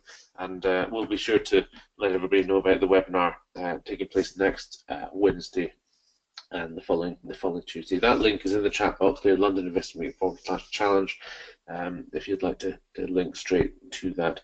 So Charlie, thank you very much for coming along, joining us this morning. I will take the presenter role back from you, and just to remind you that you have the organizer status and what that entails, and I'll take that back from you now. So Charlie, thank you very much. Have a great day. great stuff. Thanks very much, and yeah, everyone who's here, yes, enjoy your days too. Thank you. Bye-bye for now. There we are. Fantastic. Charlie Burton getting started on his 3-year trading challenge to turn a small account into a £500,000 account. So there we are. We look forward to that. Now, our next speaker is John Piper, author of The Technical Trader, best-selling trading books, including The Way to Trade, various speaking engagements over the years. I've known John for many years now, reconnected more recently this year, which I'm delighted about. And he has agreed to join us from overseas to give us an insight into how to go about trading Bitcoin, gold, and silver. Bitcoin, you'll be aware of, has been outperforming nearly everything over the last 6 months, so it's a very exciting commodity. Still, a lot of question marks remain about it in the sort of common perception of what it is and whether it's a real currency or not. This is what they refer to as a cryptocurrency if you haven't come across it before. So we're looking forward to John will be able to explain more about that. Now I can see that John is in the webinar already. So let me go ahead and promote him to the speaker. What we'll do first of all, John, if you're listening to me, is I'm going to be able to take your microphone off from this end, so we should be able to speak together and everybody will be able to hear us. So good morning, John. Hi Simon, hope you're well. You sound well. I'm very well, thank you, and you sound well too, and we can hear you, which is great. I'm coming over clearly then. You're coming across very clearly at my end, so thank you for that. We are just about a few minutes away from the start time of the presentation. Just explain to people that you're going to tell us a little bit about Bitcoin and the gold and silver. So we're taking a break from the forex markets and the stock markets to look at these alternative sort of commodity investments. But just by way of a background, I just said quickly, I mean, when we first met back in 1999, it was the Way to Trade was the first trading book, one of the biggest selling trading books of the 90s, I think, and you had just written and published that at that time. Did you come It was from published by the Financial Times, in fact, but yes, it was certainly written by me with some help from the editor, who was extremely useful, actually. Oh, great! Well, that's very credit where credit's due. But I always like to give credit if I can. Did you come from a trading background? What was your background? Maybe just in a few minutes before we start. I qualified as an accountant, in fact. It's probably the totally wrong thing for me. I would much rather have done something entrepreneurial. I mean, the stock market would have been, I think, a better training in many ways, or even a estate agency. I mean, property's always appealed to me. So I sort of struggled to get out of accountancy. But I got involved with that sort of investment type group, and at that point I was introduced to Bob Beckman, who was one of the very few people who wrote a newsletter back in the 80s. and he recommended a book called Super Timing about Elliott wave theory. In fact, sorry, he didn't recommend, he actually wrote the book called Super Timing. And that got me interested in markets. I started looking at Elliott waves, saw some patterns, bought some options. I think I did 3 option trades in 2 years. So I wasn't a very prolific trader back then, but in April '87 I started trading full time. I quit my job at the time, which was paying an enormous amount of money in today's terms, I think. And I had a sort of manor house and wife and a daughter, Porsche Turbo and a Range Rover to support. So it was a fairly rash move actually, but it went pretty well. The first few years, of course, I hit the crash within a few months, '87 crash, which was quite an experience at the time. And then after that, things have gone a bit pear-shaped, but then I built myself back up again. I've been trading successfully now for many years, and it's it's been an interesting and rewarding experience. And Bitcoin is my latest trade. I think I call it a trade. Can you see my screen, by the way? Just we haven't shared screens yet. We're just about to do that now. There is already a question coming from Richard. What do you think about OneCoin, the One Life organization? So, it's funny, OneCoin keeps coming up. I cannot see any value to it. The reason being it's not freely tradable. All the other coins I'm involved with, you can go onto a website and you can see the bid offer spread. You can see a good depth of bids and offers, and you can, you know the value. I said, you know the price. Value is a different issue. But OneCoin you can't. There is no. They're not freely tradable, and I have yet to see anything that I find very convincing about OneCoin. I rather hope it's fine, because I have some friends of mine who are in OneCoin, and I spoke to them about it, and I said, well, look, I can't see where this is going. But right now, until it's freely tradable, one just has no idea of the value, and there is no value really. Because obviously if I just throw myself in, I've had dinner with a couple of the chats from OneCoin. They didn't leave me with a very good impression, I have to say. So it'd be one that I would be just a little wary of in terms of. It's purely the fact that you can't trade. If you can't trade it and you can't buy and sell it, well, imagine you can buy it if only through OneCoin. But if you can't then say, well, look, I've got these, 1,000 OneCoins, and they're freely tradable, they're worth £2,000, then you've got something to rest your hat on, as it were. But if you can't do that, then it has no value. And I know that OneCoin keeps saying that they're going to give it a value in some way or another, but I've yet to see anything actually happen in that direction, and that's the issue. So, to me, it's dubious. But people say a lot of things are dubious in the Bitcoin business, but it is a value to me. It's purely that there seems to be no value. Yeah.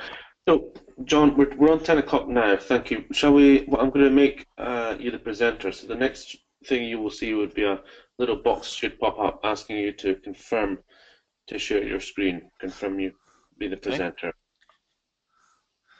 No, my mouse has stopped working. Okay, I got that. So if you click yes. Yeah, I should have done that. Is that okay?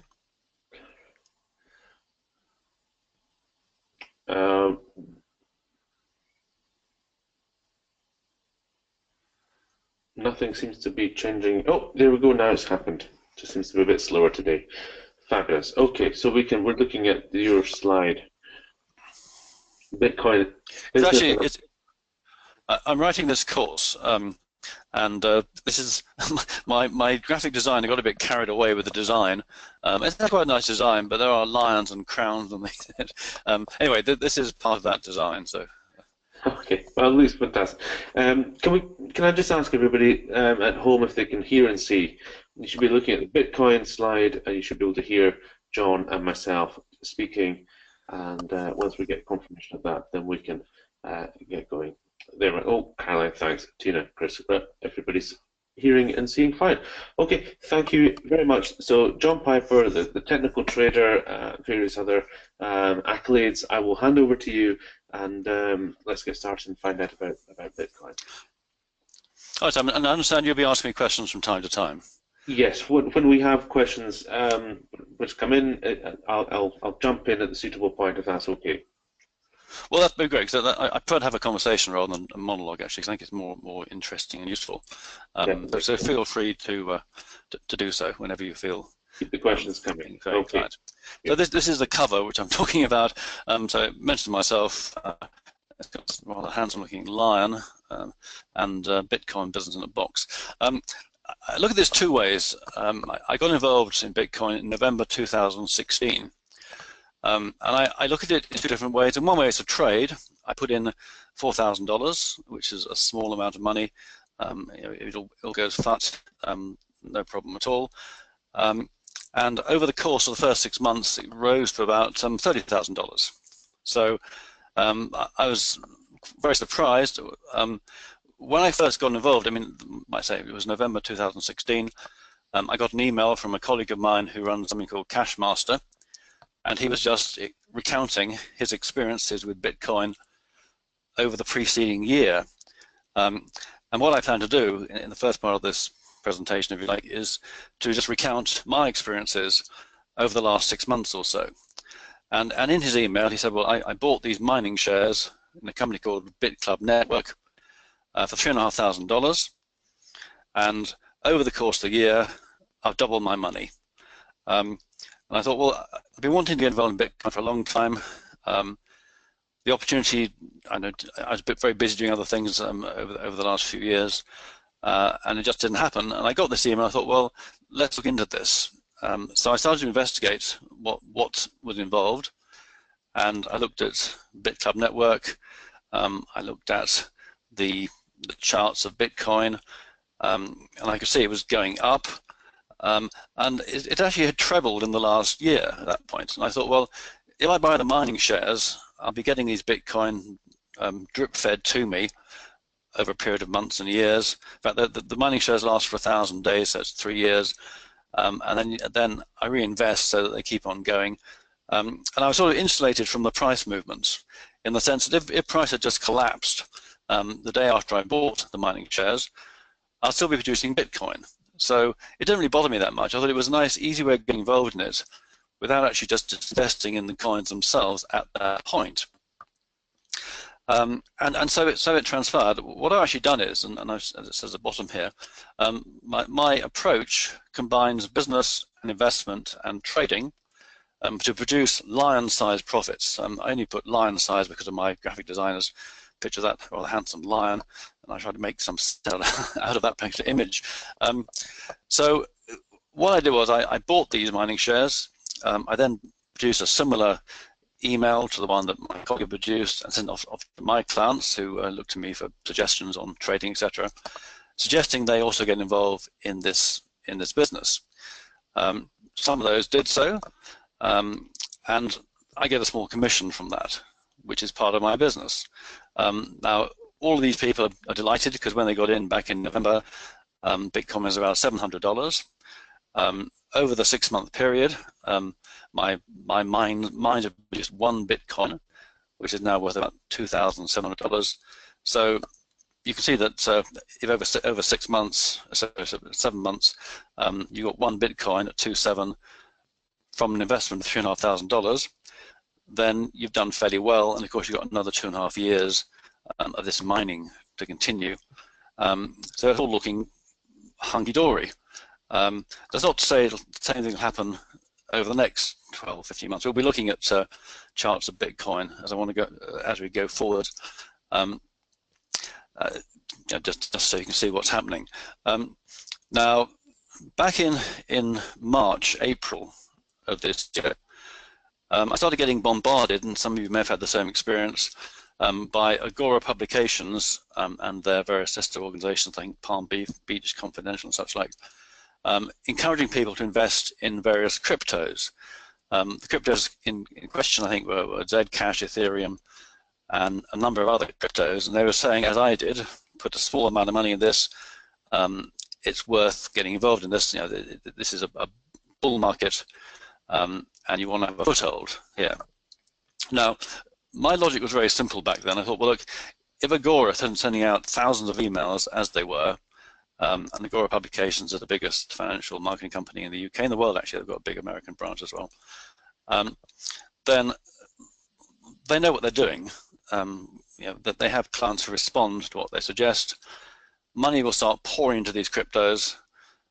Therefore, I bought, at that point, I traded some of my Bitcoin, and I put about £200 to £300 in about 10 smaller cryptos. I mean, one that sticks in my mind, I have some Dogecoin. I got 1 million plus Dogecoin. They cost about £300.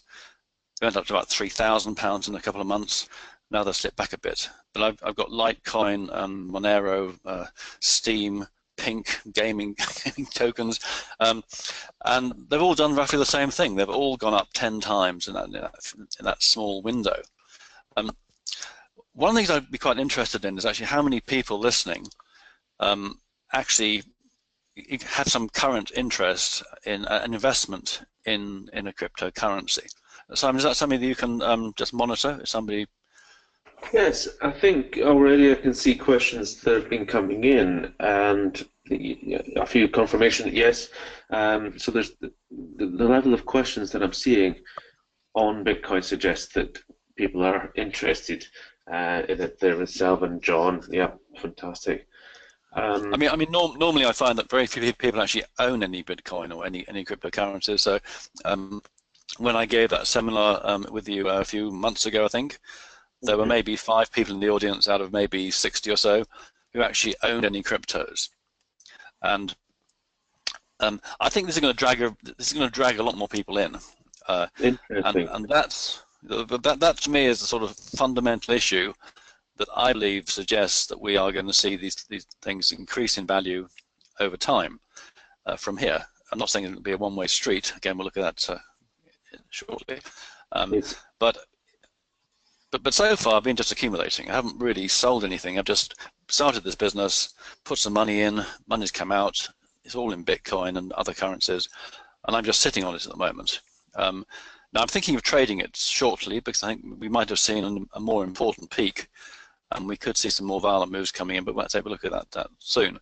But generally, very few people are actually involved, which to me is a sign of strength, because I think as more people will get involved, Agora will keep plugging away, and people will come in to this system. Also, that what Agora is selling is a $3,000 report, I think, or service, $3,000 service, and people who pay $3,000 for a service are not going to be weak holders. I mean, markets collapse when there are too many people holding coin who are nervous of their position. But these people are not being nervous of their position because they won't have gone in too heavy. They'll have small positions like I have, and they just want to see that appreciate over time rather than being shaken out when they see the market plunge down. They'll probably buy more, in fact, I think. John, if we could, before we get right into you, we might be. I think there's already I can see questions coming in. They relate to the difference, the explanation of mining these bitcoins. Okay, I mean, shed some light on what it means to mine. Yes, when I say mining, these coins are mined via computer equipment. So BitClub Network are basically selling computer hardware and software. So a bit like Apple in a sense, that they'll take a profit on that. I mean, whenever you buy a computer, you have to pay a fair slice of profit. My Apple Mac, for example, Apple I'm sure made a decent slab of cash when I bought it. So when you talk about mining shares in this context, I have a share of a big computer complex, as it were, which is solving complex algorithms, and it's a contest. Bitcoin send out these algorithms. The first computer to solve the algorithm gets the Bitcoin, and this process repeats itself again and again and again until there are 21 million Bitcoin, which is the limit. Okay, that's okay. Thank you for that. Does that clarify that? It's and who sets these algorithms then? Is this just the founders of Bitcoin? What are they trying to solve? it might appear a bit dense. it is just a complex algorithm, and it just gets more and more difficult as the time runs out. I mean, it used to be quite easy in the early days. I met a guy last week who paid, I think, 12 Bitcoin for a pizza back in 2010. He was quite happy to have paid 12 Bitcoin for a pizza, even though that's now worth about 300,000 pounds or whatever it is. Sorry, 30,000 pounds. Yeah, but back then the algorithms were simple. You could solve them on your home computer, and they just get more and more complex, so that you now need these very sophisticated computers to solve the algorithms. It's a little bit strange. I mean, that they wanted to replicate the sort of gold experience to an extent. So they want to say, look, these things have value because people are spending money to actually mine them. And I guess it works. I mean, the only problem is that I think that Bitcoin is now using the sort of daily rate of a country like Norway to generate all these Bitcoin. Or at least it's quite substantial. Although in my case, the mines are in Iceland, where there's a lot of thermo. I think it's very cheap power from the spas, etc., the heated water over there, and so they keep the cost down to a minimum. But it's quite a huge endeavour now. I mean, it's getting more and more complicated. Bigger, faster computers are needed, and it's left the home computer far behind. Okay. Well, Jay, the questioner says, Jacobadia, thank you, much clearer. What happens after 21 million coins are created? Is this the upper limit? The coins will then be finite, and hence the value will be guaranteed long term. I guess that's true. I think the feeling was, and I mean, exactly why there's that limit, I'm not 100%. I'm not sure anybody's 100% sure already. But once there are 21 million Bitcoin, and if the price is, say, $50,000 per coin, then that's about 1,000 billion in total value. I think the feeling was that it was enough. It was enough to make Bitcoin a viable world currency. And the big fear was that Bitcoin would go the same way as a fiat currency, where supply is endless. And if you watch that video, which Simon sent out, you'll see the chart of the Roman denarius as an example, whereby in, I think, AD 56, the Roman denarius had 100% of silver content, and then 200 years later, it had less than 1% of silver content.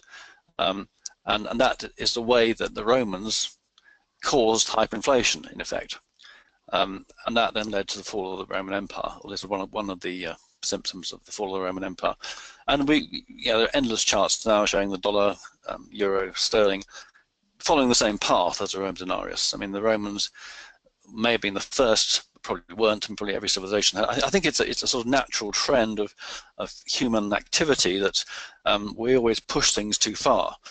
So that getting a mortgage to buy a house is something that I certainly benefited from hugely, and probably many of my listeners have as well. But every time you do that, you're putting more money into the system.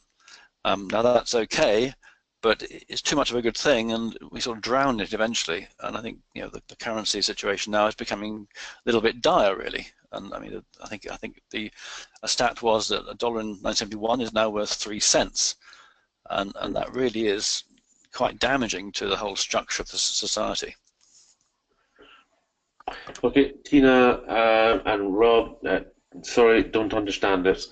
Don't worry, I'm very close to not understanding it myself. I think we still need a lot of education about this. There's a lot of questions coming in, just saying, does this correlate to anything else? Salvan's asking, what about gold or tech stocks? Is there any correlation between Bitcoin that you've seen and other commodities?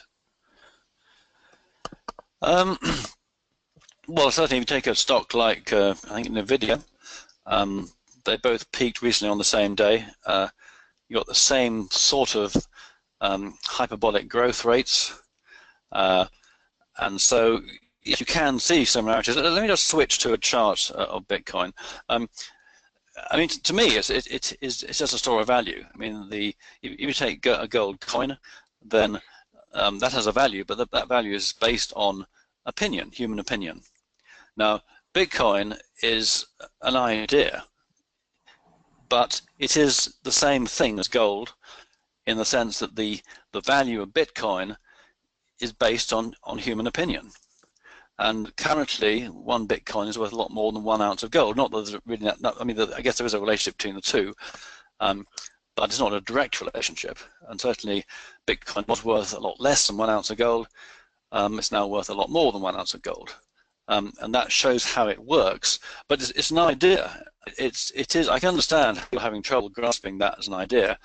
You just have to accept, in a way. I mean, obviously, you don't have to accept anything, but if you want to get involved in this business, then you need to understand that it is, well, it's not, actually, it's like a bank statement. If you see your bank statement, that's digital currency. If you're in the US, I was told that if everybody in the US tried to get their cash out of their bank, it would take 30 years to print the notes to allow them to do that. Now, it's fairly definite that before too long there'll be cryptocurrencies instead of the notes we have at the moment. I think that's an idea that's bound to happen, and that we'll have Fed coin in the US, maybe pound coin in the UK, euro coin, and it'll be the same kind of concept as Bitcoin, but it will be government controlled. So the supply, I think, won't be limited. And they'll just do the same again, just print. Well, they don't even need to print, will they? They'll just need to add more numbers to a statement, and the currency will just carry on going down. Whereas Bitcoin keeps going up because it's got that finite supply. But yeah, it's not. It's a concept. I can't explain it any better, really. It's something that. It's a fact. It's a fact. It's rather like the Earth goes around the sun. It's a fact. I guess my sort of cynical side would say, well, they said 21 million bitcoins, but we've seen things. Who's to say that will be the finite limit?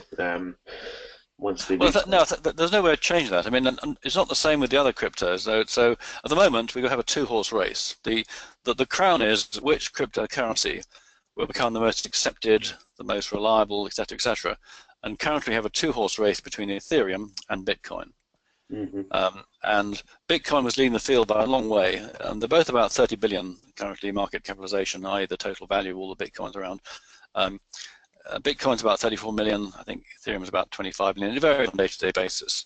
But Ethereum is possibly going to overtake Bitcoin. The general feeling is that Ethereum is a better technology. But I've been told Bitcoin have the better team. So the people who actually work in Bitcoin, I'm told, are mainly geniuses, and they're very, very good at what they do. Ethereum have the edge maybe in what they've achieved, the way they set it up.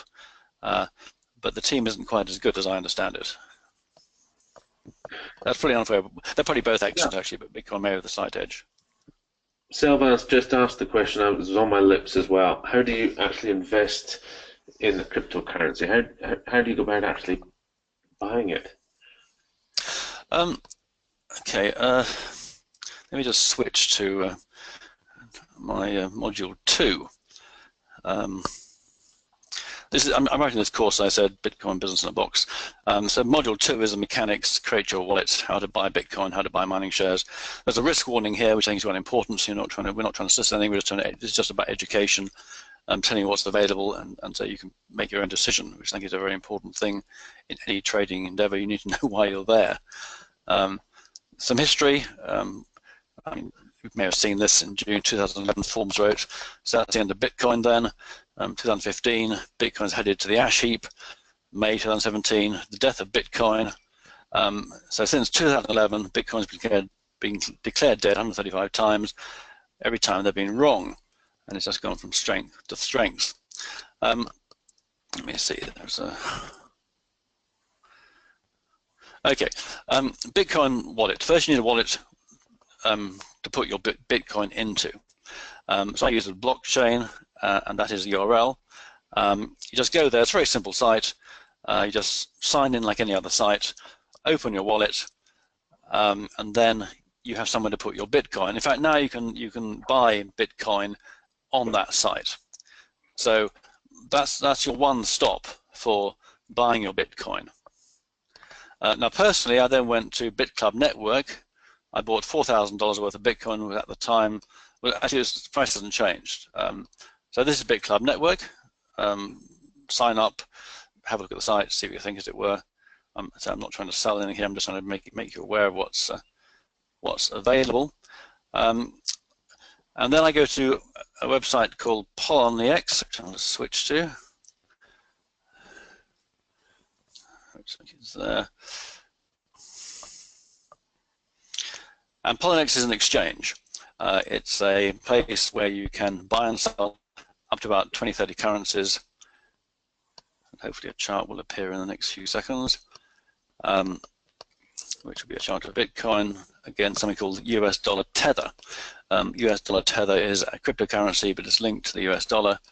And Poloniex only deals in cryptocurrencies. You can't access it with any kind of fiat currency. So most of these sites are the same. In fact, they only work with cryptos, and so hence the need for US dollar tether, which it provides a sort of measure of the value of all of these currencies. So you've got Bitcoin here. You've got Ethereum. Let me just Litecoin. That one, Zcash, Dash, I think that's Stellar.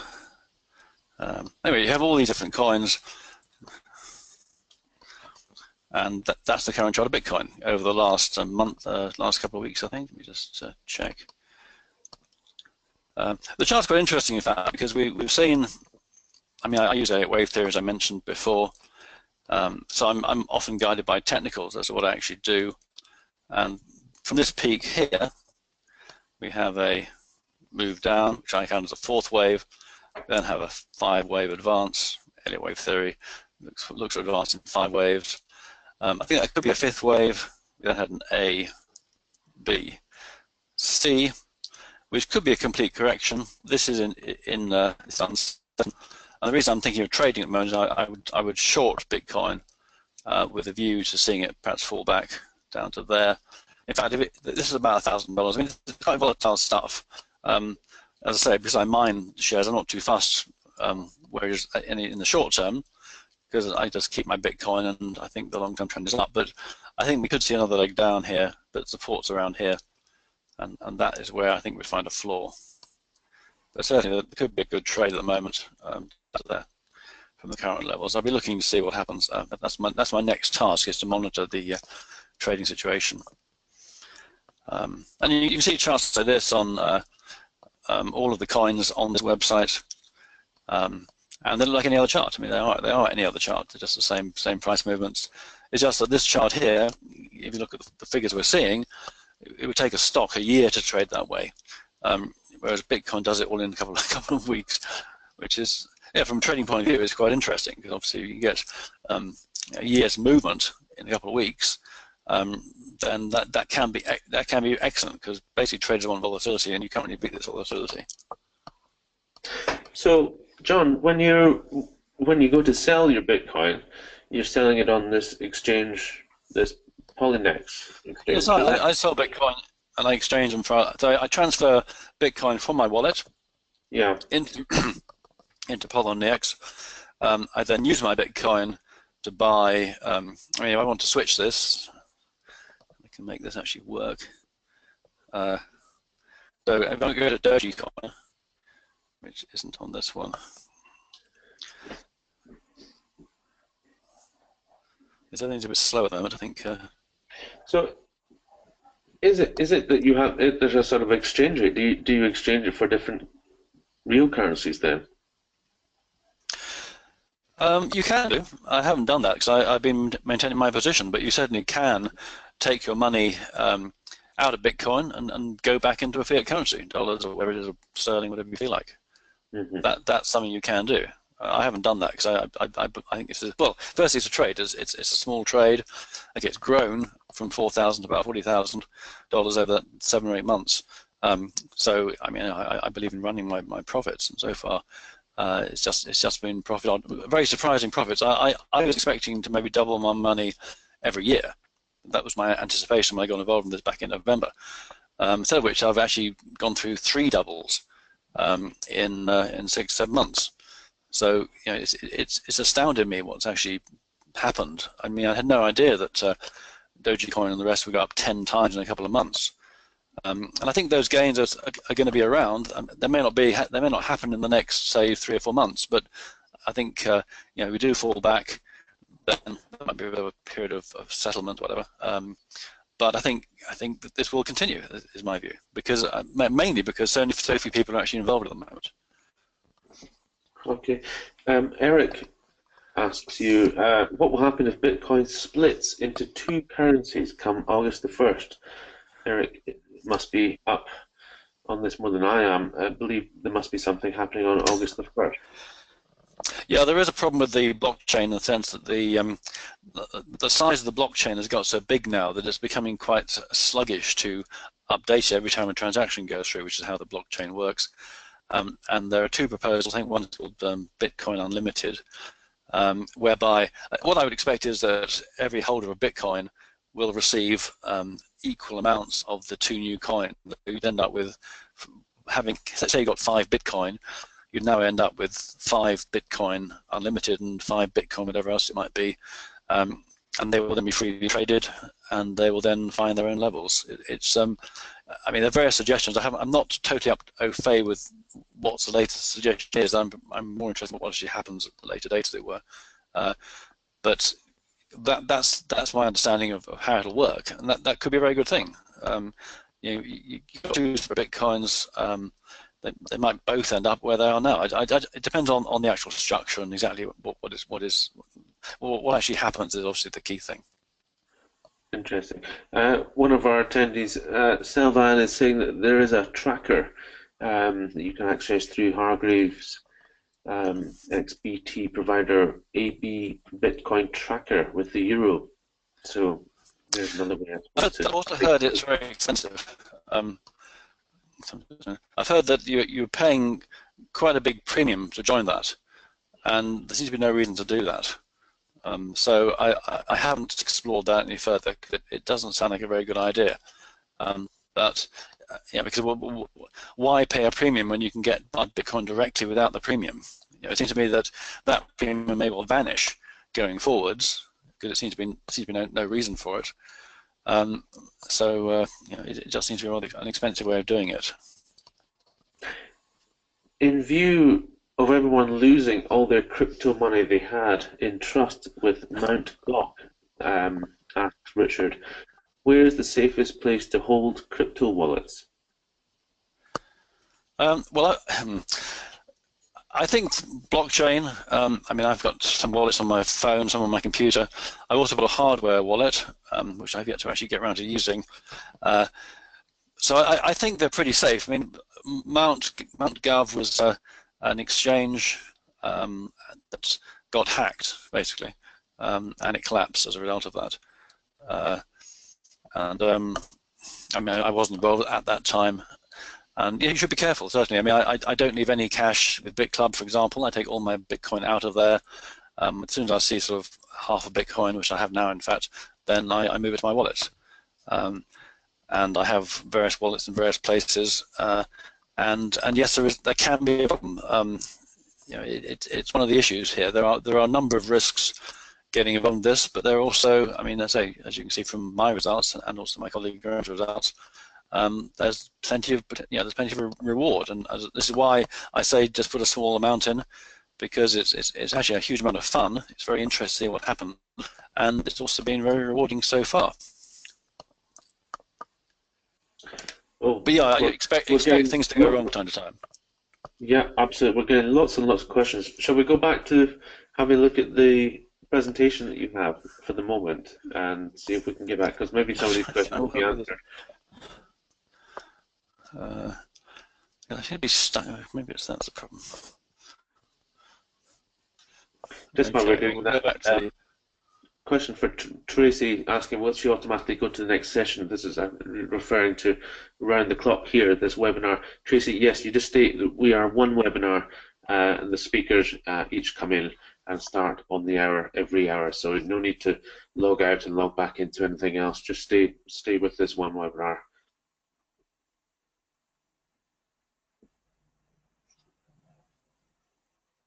the sharp moves. I mean, if I just put the money, given that Bitcoin trebled in value when I bought initially, I'd have done better just to buy Bitcoin, not buy the mining shares.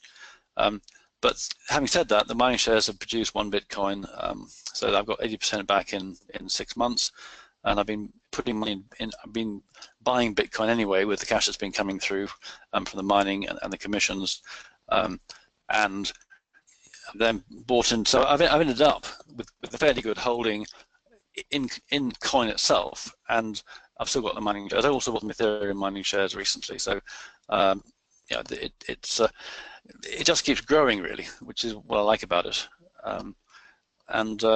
Yeah, as I say, I think these things are here to stay. I mean, in some ways, well, Eastern mystics have sort of said for years that we're all based on energy, and that the physical plane is an illusion.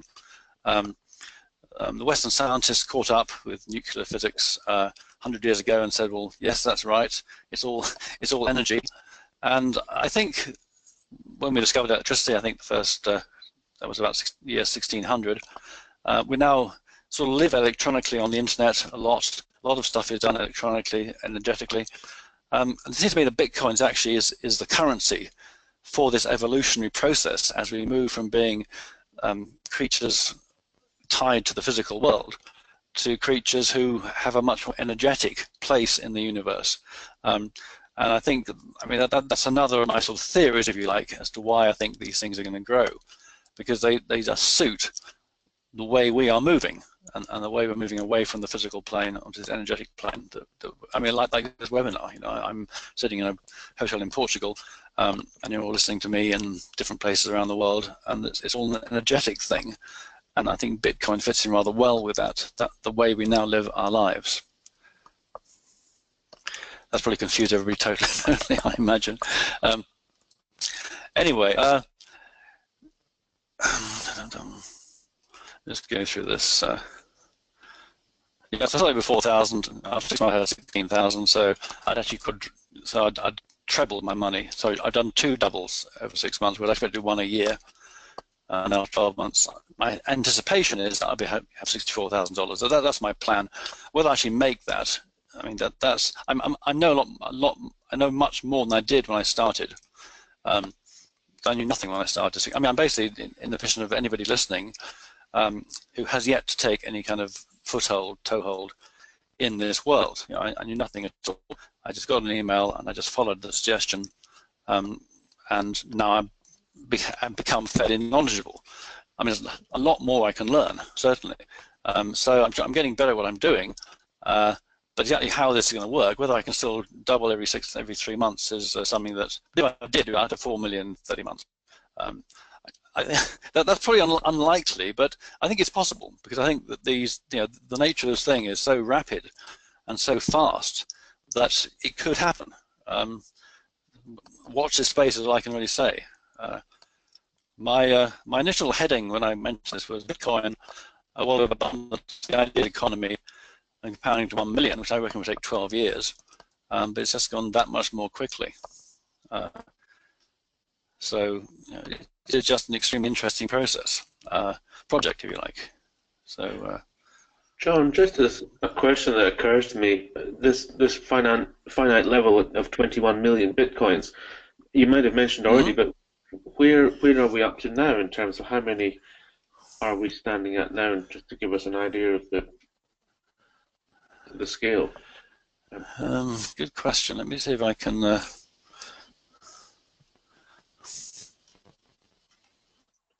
Google it. Actually, I'll use my phone, it might be quicker. Sorry, it's maybe not something that's... No, it's a good question. I know that we're expected to reach that number in, I think, next 3 years or so.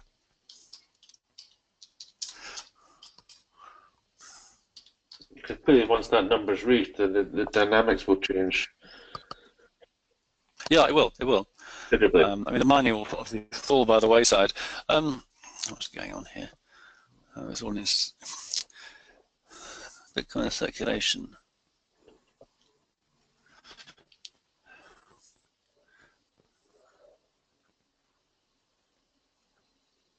Oh, Graham's come back. 17 million. Yeah, according to this chart, there are currently 16.4 million in circulation with a limit of 21 million. Okay, so it's quite a long way down the line already, which is okay.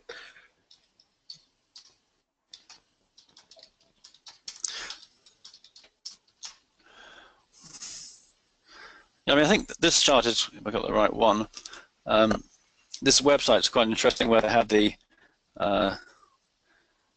total value, that's not right, is it? Oh, here we are, yes, of the major, the top sort of 50 or 100 cryptocurrencies. Because I say, you can pick, one thing I'm going to do in the next project, well, next project is looking to short Bitcoin if I see the right kind of signal. But here's the market cap. So Bitcoin is 43 million currently. Let me just put this arrow thing on. So that's 43 million. Ethereum is 30 million. There's a big gap down to Ripple, 11 million. And then Litecoin goes down to 2. So there's only 3 really with above 10. So that's 10 billion. 10 billion. And actually Ethereum did split at one point. So you have Ethereum Classic, and you have Ethereum, the new one. And then you got all the smaller coins, and it's possible that one of the newer smaller coins could in fact dominate the whole market in 5 years' time. And if you can spot that smaller coin, then you could make that would see again huge growth. My answer to that is just to buy a bit of everything. So I've got a bit of all these coins, and if I can get down a bit.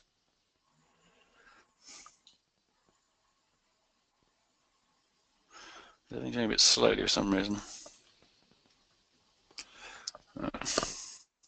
Anyway, it's a site worth looking at, and okay, well, there you go. So at the bottom, you've got Nexium at 23 million, but even that, the 100th biggest coin is market cap of 23 million, and you've got charts here.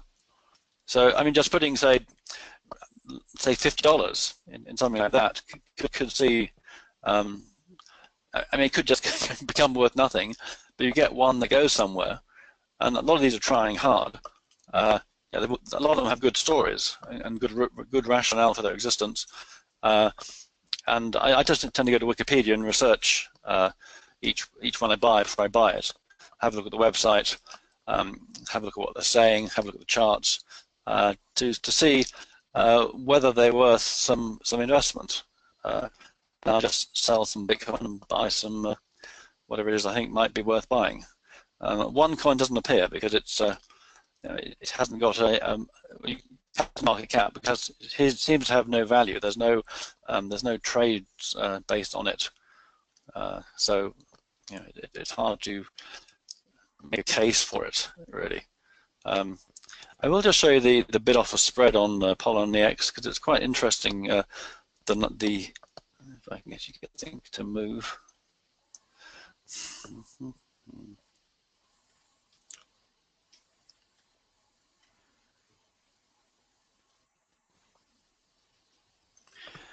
It seems to get slower and slower.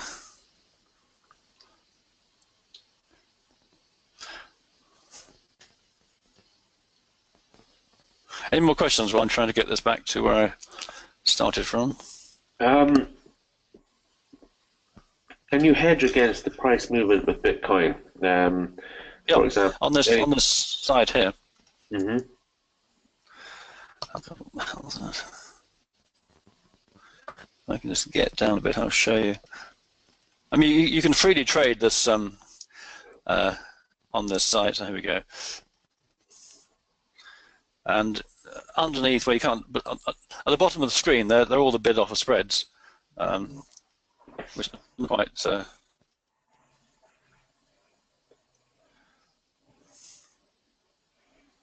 Okay, well, so you have all these people bidding and trying to buy and sell on this very active exchange, which I think is very encouraging. I mean, it does show that you have this depth of market, which is one of the key determinants of a sort of free open market, is to see good depth. And you have a fairly tight spread, not hugely tight, but people are bidding 2586 and offering to sell at 2588 with some quite good size there. Not huge, but quite good. The Bitcoin Ethereum exchange actually is more active, but I'm having trouble jumping around. So you can actually you also have you can trade on margin on this site. You need to deposit some Bitcoin on the site, and then you can sell on margin just like you can on a spread betting site. So I haven't done that yet, but it's something I'm planning to do in the near future. Okay. Possibly today actually, but it depends how it goes.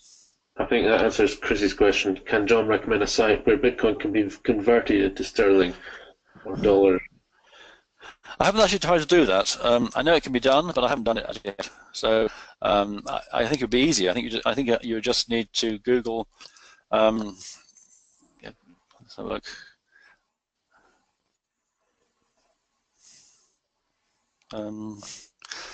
Sell Bitcoin for sterling.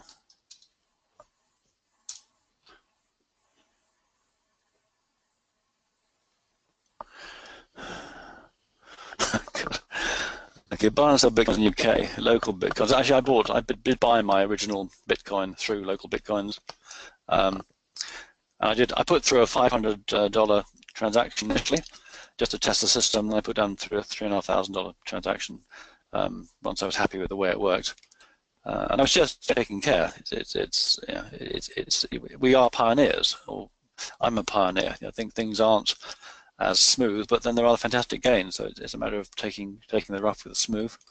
But certainly on local Bitcoins, there are people who both buy and sell for sterling or for any other currency, in fact. And one of the advantages actually of Bitcoin is you can transfer it. You can use your pounds to buy Bitcoin. Then you're traveling to Europe, you can buy euro with your Bitcoin and save for a lot of various costs you get charged by the banks, etc. For example. You can't read that. I think you're talking about localbitcoins.com. Yes, I am. Yes. Yeah, you can see it. Okay. Graham's asking just about your investment in Bitcoin. It says on your initial £4,000 investment, has there been any further money added every month? Yes, I get cash comes in all the time. So you're adding to the investment? Oh no, I've never had it. No, I think I may have bought some Ethereum for £100. Although I got my brother to do that, and he's currently snaffled the Ethereum. So it was something I did, but he seems quite happy with holding on at the moment, which is fine by me. So, but otherwise, it's all been done via. Everything's grown from the initial $4,000. Excellent. Why not, Richard says, why not the expansion of the total numbers of all the crypto coins is not the same as the fiat QE? Well, I suppose well, firstly, they're all very small. We haven't got the same kind of scale that we have in the fiat currencies. Bitcoin, I mean, the interesting point, if Bitcoin gets worth more and more and more, I suppose in a sense you're expanding the supply, but it's not supply is going up, it's actually the people who have it. I mean, savers, for example, if you're a saver in the UK, then you're getting hit with no interest on your money, getting hit with the currency going down, depreciating. If you're holding Bitcoin, that doesn't happen. And if the thing gets more and more valuable, then as a saver, you're benefiting. So it's completely the opposite of the problem with fiat currency. So yeah, as the price increases, there is in effect more supply. But there's people who are saving money who are benefiting from that. But also, you probably get a bit of both actually, because the more money there is in the system, the more value there is in the system, the more people will tend to lend that money out, I think. Because you can on Polynex, you can actually lend out your Bitcoin, I think at 0.1% per day, I think it is. So that's 1% every 10 days. or 3% a month. So that's something you can do that already. I haven't done that, but it's something you can do. Tina says, countries like India are now accepting Bitcoin as a viable currency. Well, it is. I mean, it does hold its value. It's trusted. You can see the trades being done on Poloniex. You can see the bid offer spread. You can see the size, and that was just one example. I mean, I haven't actually looked at the US Tether before particularly, but it is the only one in a fiat currency, as it were. But you have that kind of spread, those kind of bid offers on all the 20 odd currencies that they quote on Poloniex. So there's good, there is a good, and when you see that, when you see an exchange with a number of bids and offers in existence, then you know it's a fair price. Richard said yes, but there are many types and will be more types of cryptocurrencies, Ethereums, etc., which will devalue the concept of bitcoins. That will devalue. Devalue the concept. The more cryptocurrencies that come online, Richard's saying, will they devalue the whole concept of the Bitcoin?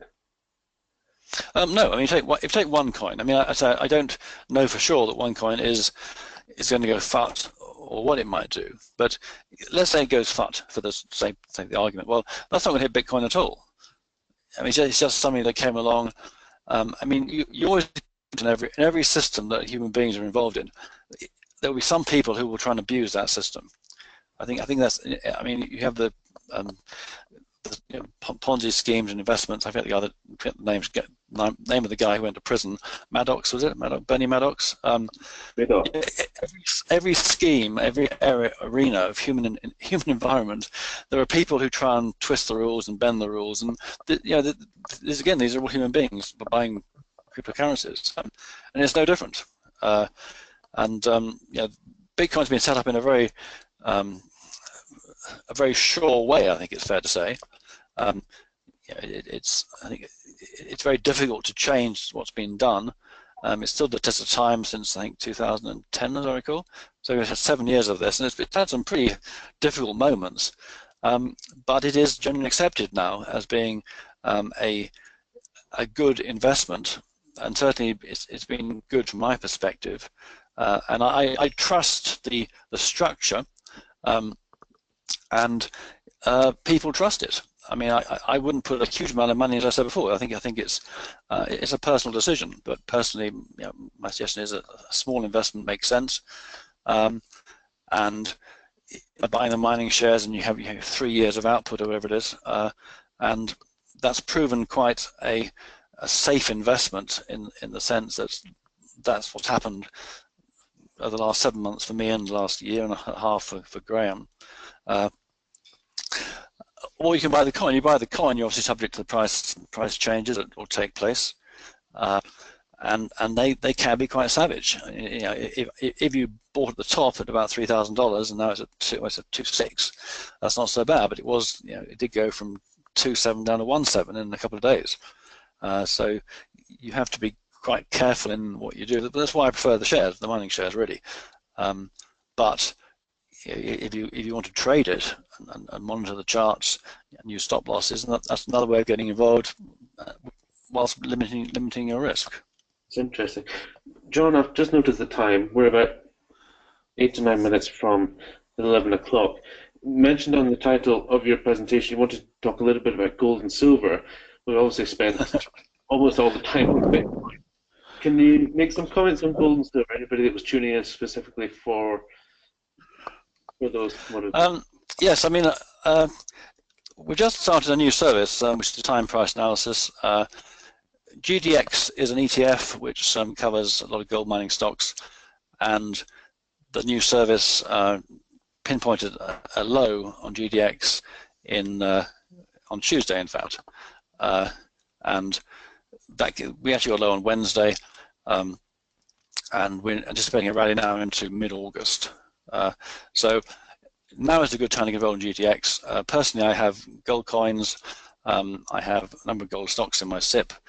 I spread bet gold and silver, and I own the ETFs both directly and 24-hour spread betting with IG index. Again, my view is similar, I suppose, to Bitcoin in the sense I believe we're in a bull market that will continue. I think we're going to see some of that come in the next 6 weeks or so, and after that we're expecting a bit of a pullback with a substantial rally, maybe starting in November this year into next year, which will take out the previous highs, I think. Not all the highs, but the high we saw a couple of years ago, around 1900, as I recall. So I pretty much in gold and silver in every way I can think of. And if anybody wants anything else, I'll happily consider, because I think it's a good place to be. It's been a bit frustrating this year so far. As I say, I'm expecting on the basis of our analysis that it should be going up again. Well, it's already, in fact, but it's been slowish so far. Any precise questions on gold and silver? Does anybody have any specific gold and silver questions? I mean, the Bitcoin is definitely something that everybody is, either scratching their heads or very enthusiastic. I can sense just from the message box here today that there's a healthy degree of skepticism. Well, that's certainly healthy. I mean, I think the key thing is be skeptical, but act. I mean, it's right to be skeptical, but don't be so skeptical that you do nothing, because that's I think not the best way to be. But I think being skeptical is I'm very skeptical. I can assure you. But I've obviously had the experience now, so I've my initial skepticism got me to go into the mining shares. And I've been testing ever since, really, and it's all been good. But so skepticism is good, but it's you mustn't let your skepticism stop you doing stuff that you perhaps ought to be doing. Don't let it paralyze you.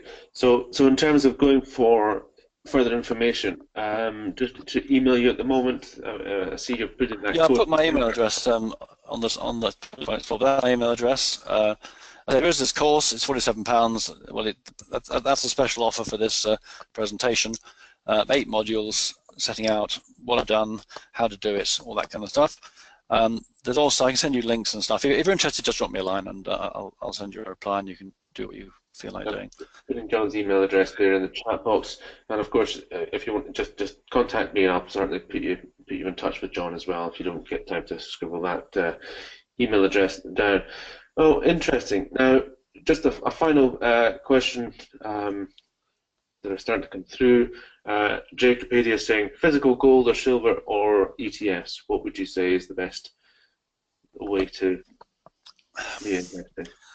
We'll avoid the 3 times ETFs, which have been described as junk, and I think that's probably an exaggeration. But the problem with these 3 times ETFs is that they are forced to use derivatives, and there's a big sort of wastage factor. So the only way to use those is if you're expecting action. If you got, well, we have this time price analysis. So my colleague is in one of those ETFs because he's expecting action in the next few weeks. But unless you've got some reason to expect solid action, avoid those. I've got both. I think there's a case for a bit of everything, really, which is why I've got. It's nice to have the coins. You can buy, I think, bullion by post. You can buy silver coins, £15 or thereabouts. You can buy gold coins about £1,000, or you can buy the smaller ones. I find the only problem is that they make very good gifts for one's relatives. And my supply keeps diminishing for this reason.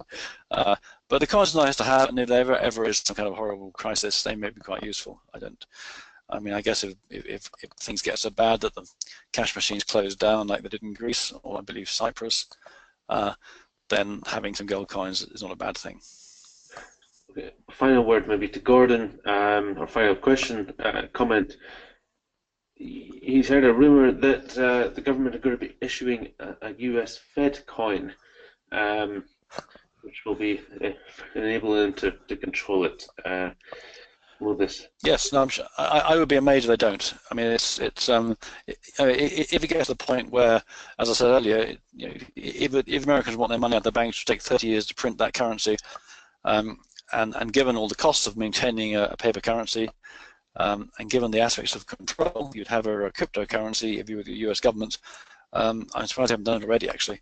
But whether you want your currency to be controlled by the US government is something that needs to be thought about, I think. Mm. Okay, fantastic. I mean, John, they monitor your payments, obviously, for example. they will. They'll be watching. They're watching and listening. Okay, John. Hopefully we'll have to leave it there. We can let you get back to your holiday. I know you've interrupted your break to come and join us today, and I'm really grateful Well, for you. hoping people have found it interesting and useful, and thank you for the opportunity, Simon. It's always good It to certainly is. It do certainly these is things. sparking a lot of interest. So thank you for that. We'll keep in touch. For the moment, I'm going to take the presenter role back because we've got David Paul lined up. He's waiting to Chomping at the talk bit. about our more Thanks, traditional Simon. investment. Nice to talk to you. Thank you very much again. Bye. Bye bye for now.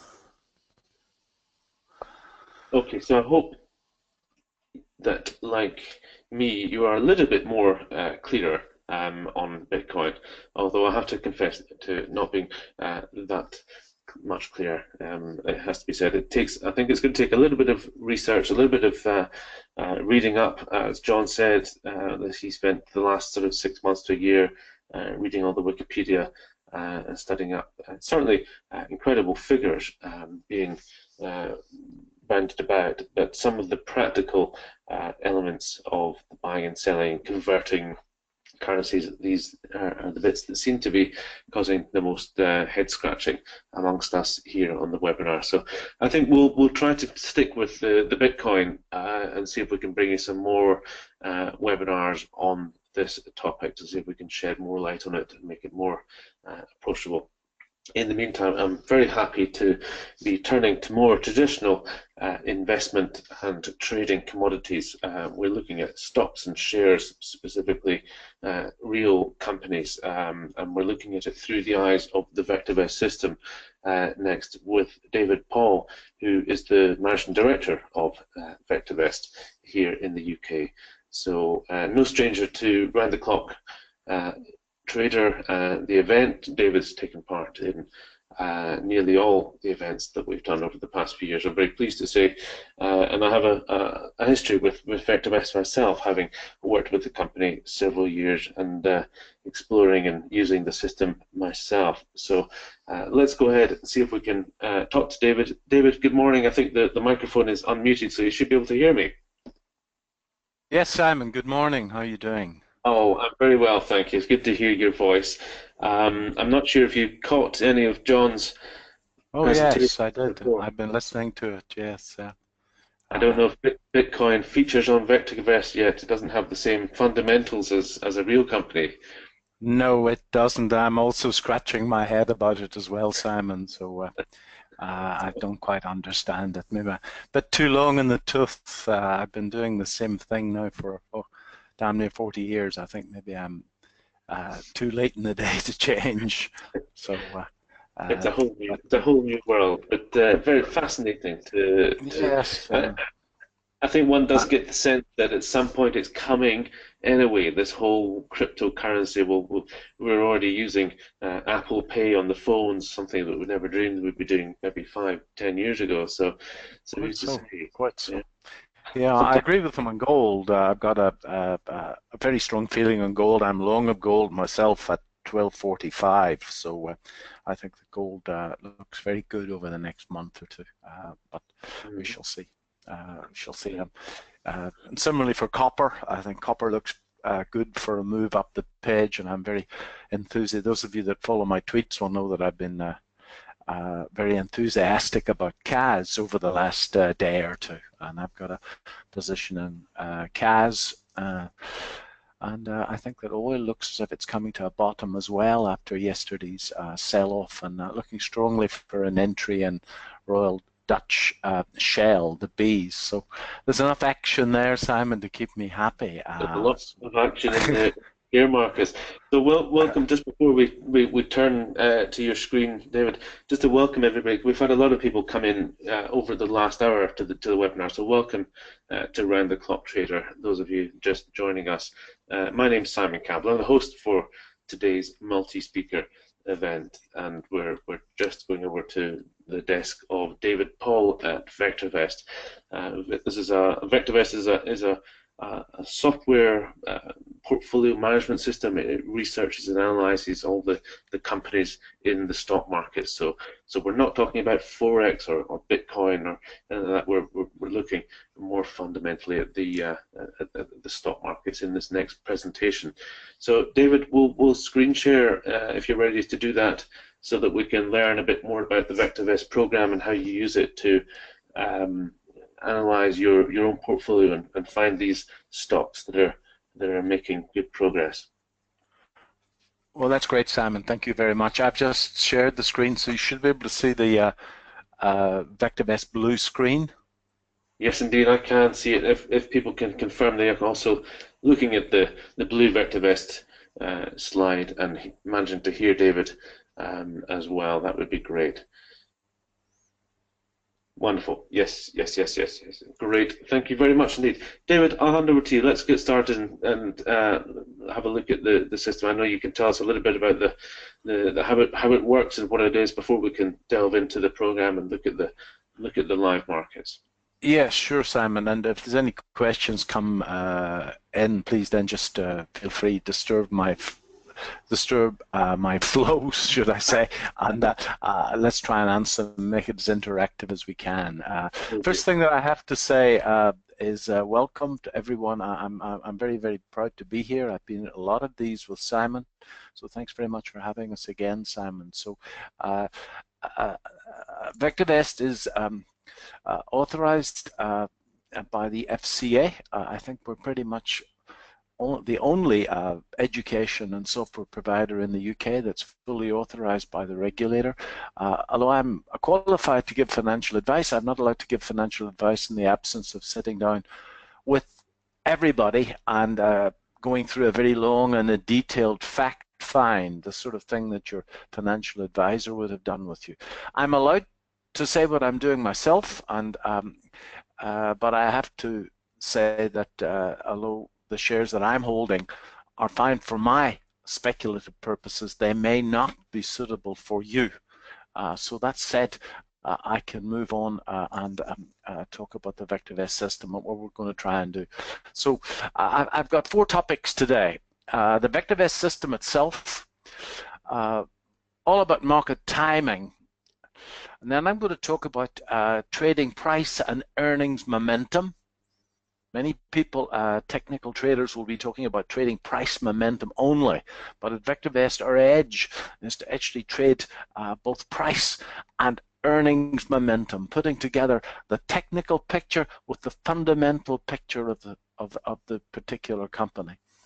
And then afterwards, the secret to success. That's right at the tail end. All right. So my own particular strategy is hardly unique. It was motivated by my reading on what Soros did in the Quantum Fund over many, many years. And those of you that have followed George Soros will know that in the Quantum Fund, he produced a return of well in excess of 30% a year for 30 years running. He did 2 things. Largely, he split his money up into the old 80-20, and 20% of his cash he used for leverage trading and forex indices and in shares. And that's where he broke the pound in 19, whenever it was, in the forex market. So, and with the money he made from that, and with the free cash flow that he made from that, he built up a stable of high growth companies. Now, I leverage trade. As I say, I've got a position at the minute in gold. We shall see. I have various positions that I'm taking via spread bet in gold mining shares and in copper shares. And the money that I make out of that, then I put into a stable of high growth companies using the VectorVest product. And that's what I'm going to be talking about today.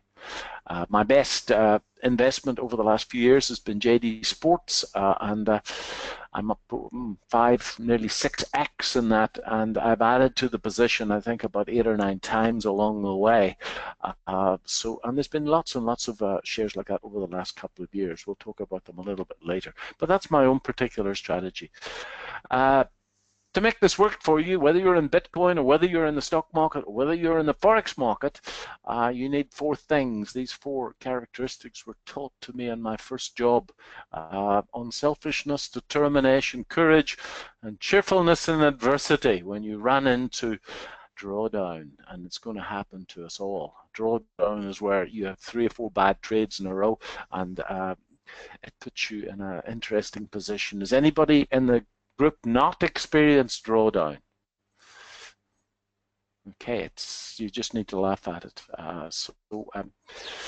So after a day like Simon's Day, if you listen to everything, that's where you're going to be.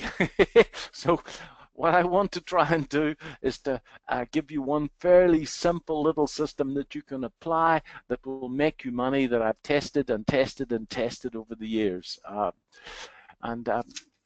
What I want to try and motivate is perfect execution of a relatively simple idea. And I quote Bruce Lee here, I fear not the man who's practiced 10,000 kicks once, but I fear the man who's practiced one kick 10,000 times. Getting yourself to a point where you can execute a simple little trading plan over and over and over again without fear or hesitation is quite something.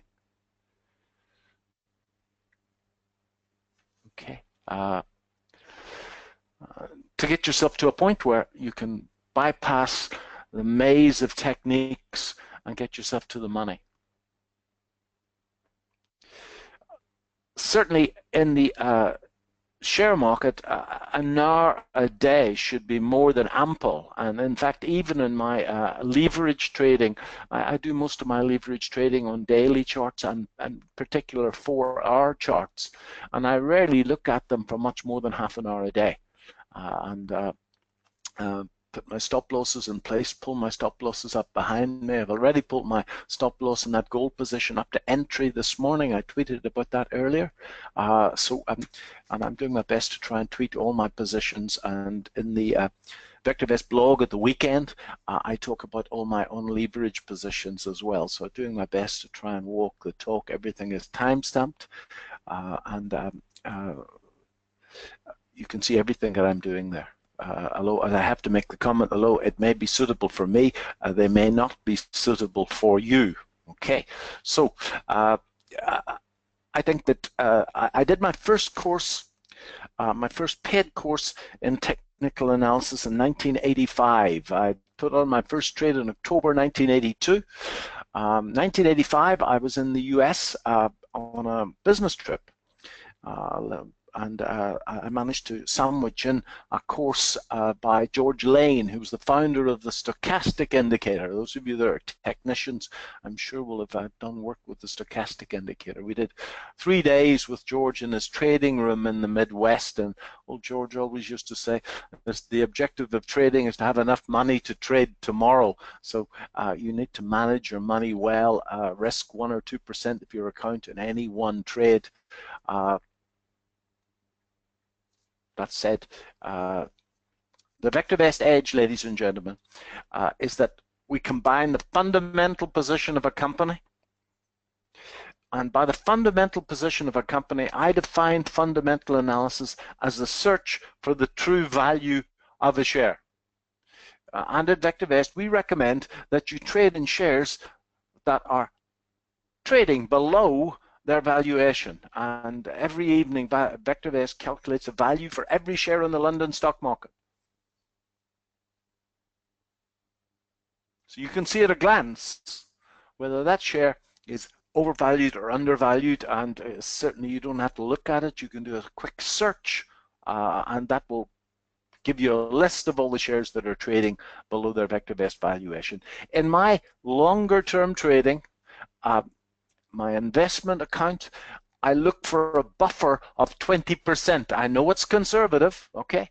I have a vision to manage money professionally, and if you manage money professionally, which I've done in the past, the last thing you want is surprises. You'll find that everybody will tell you that they understand risk when you sign them up, but you'll find very quickly that after 1 month, if there's any red on the statement, that not as many people understand risk as they thought they did. So I like to look for a share that's trading 20% below the vector-based valuation, and there's lots of those on the London stock market at the moment.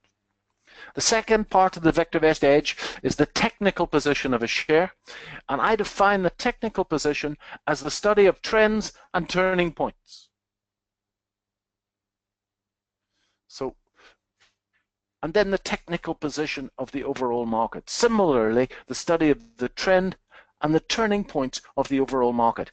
And at vector-based, folks, simply we're looking for a share that's undervalued, that's growing its earnings aggressively, reasonably safely, that's rising, and we want to buy the darn thing when the general market is rising. And I hope that makes intuitive sense to you. And ladies and gentlemen, we're all three are saying yes. And when you can tick all those boxes, and I'm going to break those boxes down into subcategories towards the end of the presentation, when you can tick all of those boxes, then you can determine the future with a certainty that's unusual for this line of work. And much more important than being right is that we should make lots more money when we're right than we lose when we're wrong, and that's what the Americans call asymmetrical risk to reward ratio, and simply it just means making more money when you're right than you lose when you're wrong. There are three things that make money in trading, and these things together are put together into a big word called expectancy, which was first printed or written about by an American psychologist called Van K. Thorpe, and he says that the amount of money that you make is a function of the hit rate, the number of times that you get this right, out of 10, let's say, the risk to reward ratio, and commissions. And out of all those three, the most important, certainly to my success, has been the risk to reward ratio. And that largely is a function of sitting, allowing the share just to move your way without snapping at profits. And when we get to the end of the presentation, that's a big part of that secret that I talked about. Those of you that haven't read Reminiscences of a Stock Operator, for God's sake, don't ask me how to spell reminiscences, are missing a great piece of work. It's 100 years old, and old Jesse Livermore, who's the hero, he's called Larry Livingston in the book, of the book, he says that those men, it's a chauvinistic age, those men that can be right and sit are uncommon. And then later on in the book, he says that the money's made by the sitting, not by the thinking. What a line. Okay, and it's so easy to be right on a trade, and you buy the share at £10 and it goes to £10.50 and you snap at your profits. Okay, so sitting is a big part of the exercise, and it's not easy, because if you've sat in the past and the market snapped away your cash, then very difficult to sit the trade after that. Okay, and that's a function of presence and focus that we all have to work at to be successful in this line of work. So that's the vector-based edge. Now, are there any questions about that edge from anybody before I move on?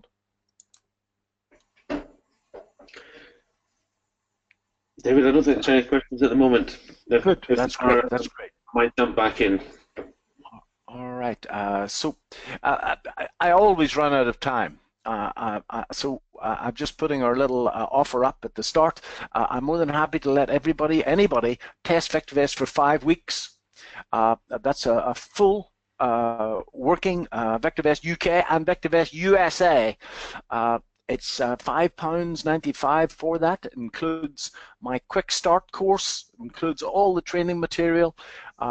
vector-based is then £44 a month on a month-by-month basis, and my guarantee to you is that if you cannot make money with it, you can stop it at any time. All right.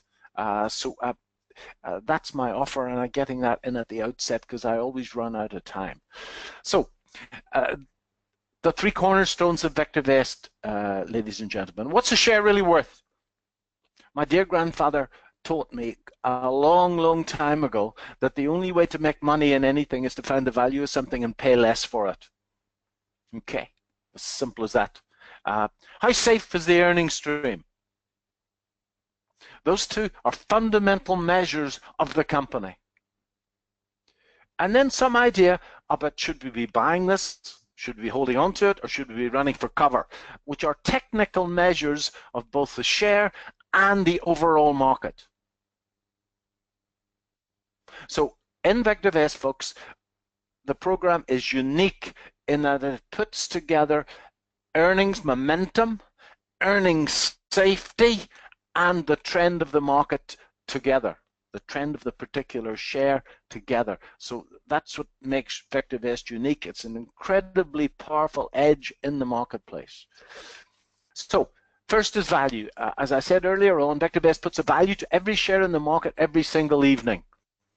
And when we get into Vective S in a moment, I'll show you how you can download a little book written by the founder of Vective S, Dr. Bart DeLido, of how he goes about putting that value. It's fully revealed in chapter 3 of his book, Stock Strategies and Common Sense. So you can see at an eyeball, or you can test for those shares that are trading below their Vective S valuation. And as I said, I like a 20% buffer, although I am conservative. I'm not conservative with that 20% that I leverage trade, but I am conservative with the 80%. I want to be in shares that are trading below the Vective S valuation. A very good example of a share that wasn't trading below the Vective S valuation was Imagination Technologies, and the damn thing fell to the Vective S valuation in the morning, and it would have turned £100,000 into £38,000 in a microsecond. So, and I don't need that in my life. Thank you. I don't need that. A much more important measure of value is called relative value. And as the slide says, the relative value is a measure of the long-term price appreciation potential of the company. By long-term, read 3 years. And it's in relative to the risk-free rate, which at Vective S we use a AAA rated corporate bond rate. So what the program does is that it estimates earnings for each company on the LSE name over the next 3 years. It assumes that those earnings will be fully discounted at the price that sometime over the next 3 years works out what the price will be. Takes the projected price, subtracts the price today to work out the upside, and divides that upside by what a AAA rated corporate bond rate will pay, and the resultant is relative value. If your share has a relative value of 1.3, that means that we believe the share will outperform the risk-free rate by 30% over a window of 3 years into the future. Anything above 1.3, Vective S reckon is excellent. I think it's the most important number on Vective S. It drives the share price. We'll look at it in the program in a second. Relative safety measures the consistency and the predictability of the financial performance. So we look at the balance sheet, the income statement, the cash flow statement, sales, gobble them all up, buy that data from Thomson Reuters, and spit out one number on a scale between 0 and 2, which in fact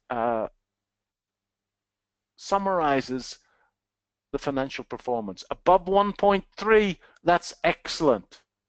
Above 1, okay. Below 1, there have been ups and downs in these financial performance over the last few years. If you're conservative, then this is a really important number, and you would want that number to be high, above 1.2, 1.25, and that will remove an awful lot of stop losses and anxiety. However, you're going to miss out on some of the more juicy returns.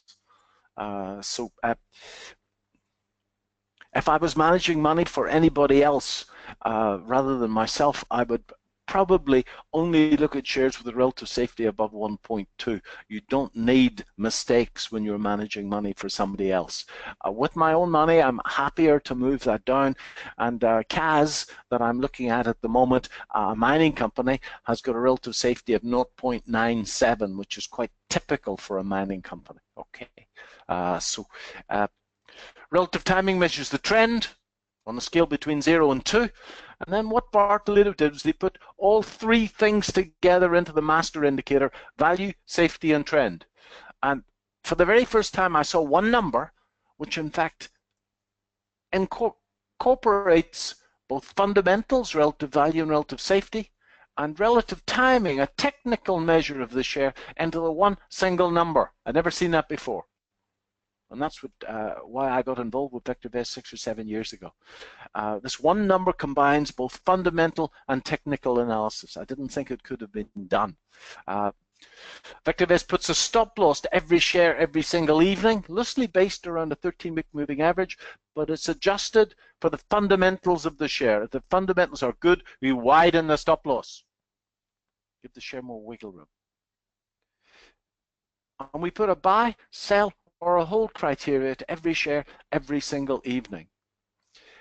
Certainly, a share moving from hold to buy can be used as a very useful entry point.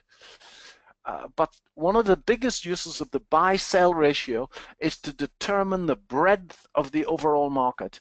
And the buy-sell ratio is maintained on a daily basis as VectorVest's proprietary measure of market breadth.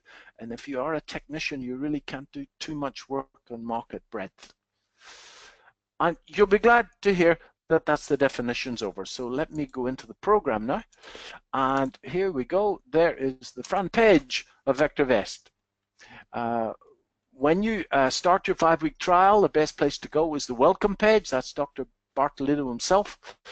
There's a video to play, and that's Dr. Lido's little book, Stock Strategies and Common Sense, that you can download. And as I say, the mathematics, if you're quantitatively orientated, the mathematics behind value, and relative safety are fully revealed in that little book. Okay, we have a call center in North Carolina. It's open 12 hours a day.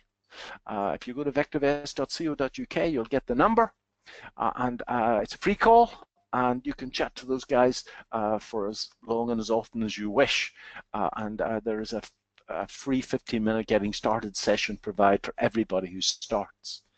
Under training, that's my 5-week course. And it could be done in 5 days if you've got the stomach for it, but a great deal of information both on VectorVest and both on the general market itself. But let's go to the front page. Now, the front page can be daunting the first time you see it, folks, because it's designed so that you've got everything you need at the one glance. I'm more than happy to admit that the first time you see it, there's so much information that your mind just stops. And this is really useful because we've got some really sexy apps that fit on the iPhone and fit on the Samsung phone, so that you can actually keep the market under control while you're on the go. So no excuse anymore. We spend half our lives with our face stuck into a phone. In fact, more than half our lives with a face stuck into a phone. So it's all on the phone these days. I just want to go to the shares themselves to start with. So when you go into this for the first time, ladies and gentlemen, you're going to find that this spreadsheet is empty. And you just need to click on Stock Viewer, and that will populate the spreadsheet. We're in the London market. We're following 2,172 shares, and I've just loaded the top 50. Although the internet here at our office at St. Paul's is really good, sometimes it isn't, and sometimes if the computer is actually doing all these calculations for all 2,172 companies, the sound quality on GoToWebinar goes down, although I haven't had that issue in a while. So I'm just going to take this to the left-hand side so we've got a full screen. Morgan Sindall is a share that I'm holding. It may not be suitable for you, but I'm holding it. It's trading at £12.92. The first proprietary number is our valuation, and VectorVest believes the company's worth $17.73. So although I haven't got a calculator here, I think there's more than 20% in that. So it's trading below the VectorVest valuation. Down 12 pence yesterday on a fairly negative day, which was nearly 1%. Clearly these numbers are, you can get those from the Evening Standard for free. Now the next proprietary number is relative value. and as relative value as a measure of the earnings upside over a window of 3 years into the future in relation to the risk-free rate, which is a treble A-rated corporate bond at 1.57. Above 1.3 is good. Above at 1.57, there's only 2 words for that, and that's bloody marvelous. That's a really, really good number. It drives the share price. Relative safety, 1.33 on a scale between 0 and 2. This is excellent. That's saying that all the financial ratios are getting better, and this is a company making lots and lots and lots of money. And I'm no accountant, but when you actually go to the annuals and the interims, you can really smell the money coming from the reports. RT at 1.54 on the scale between 0 and 2 says the trend is strong here, and we put those all together. It's got the highest VST in the pack. They're put together by the sum of the squares, ladies and gentlemen. So square that, square that, square that, add them up and take the square root, and that's the VST. Okay. It's on a buy recommendation. Now, the buy recommendation is largely a trend-following signal. The only fundamental input for a buy is that the VST's got to be greater than 1. The stop loss is 1150. That's our stop loss, and we believe it's going to grow earnings at 27% next year. Now, these numbers to the right-hand side are our best shot at the future, ladies and gentlemen, so that if you look at the FT, you're going to see different numbers. The FT are looking back, VectorVest looking forward. That's our best shot at the future. The future is a very slippery commodity, but if the RS is high, then our attempts at predicting the future are incredibly accurate. Share pays a dividend of 2.7%. Okay, and that's really, really good. All right, so now what I can do now is that I can right-click, and I can pull up a full stock analysis report. Hope the internet is good. Yeah, there we go. And for every share in the marketplace, we have this full report. We've got some very good charting I'll pull up in a second. That's just summary charting. It's on a buy recommendation. Green is good. Those of you that are colorblind, well, I don't know what I can do for you, but green is good. RV is excellent. RS is excellent. Timing is excellent. And all those things that I talked about, VectorVest talk you through the whole thing, okay, right down to sales and margins. And that report is available for every share in the marketplace, okay. If I right-click again, I can go to View Stock News. I hope I can. And that will take us to the FT. This is a paid subscription, which is a part of your VectorVest membership. And pretty much everything that's ever been written on this company is here, including directors' dealings, all the financials going back for the last 10 years, and pretty much everything that's ever been written. So if you want to do some detailed research outside VectorVest, which quite honestly I don't do a great deal of, then it's all there. And on VectorVest, we've actually got the choice of the FT for our data, Reuters for our data, or Google, or not Google, Yahoo for our data, which I believe, which is quite rubbish actually compared to the other two. I default mine to the Financial Times.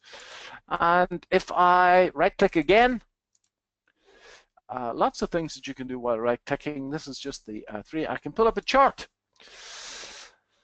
And there's the chart. Okay, that's the chart of Morgan Sindall over the last year. The green is our buy recommendation. Okay, that's our buy recommendation. The last buy recommendation came in just about here. And as you can see, that little horizontal line, that's my entry point after this cup and handle formation here, and it's going up the page ever since. So I can put on value. There's the VectorVest valuation. Maybe a little bit bigger. And earnings per share.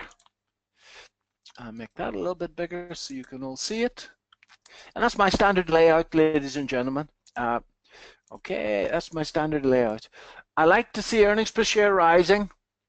And although it's anecdotal, I found that the smoother the earnings per share rises, the easier goes the trading. And over the last year, you can see that earnings per share has gone up from 60p to £1. That's good, nearly doubled. The share has broken out, and I like to see a share that's undervalued by 20%, that is breaking new highs, and I've got to search for that.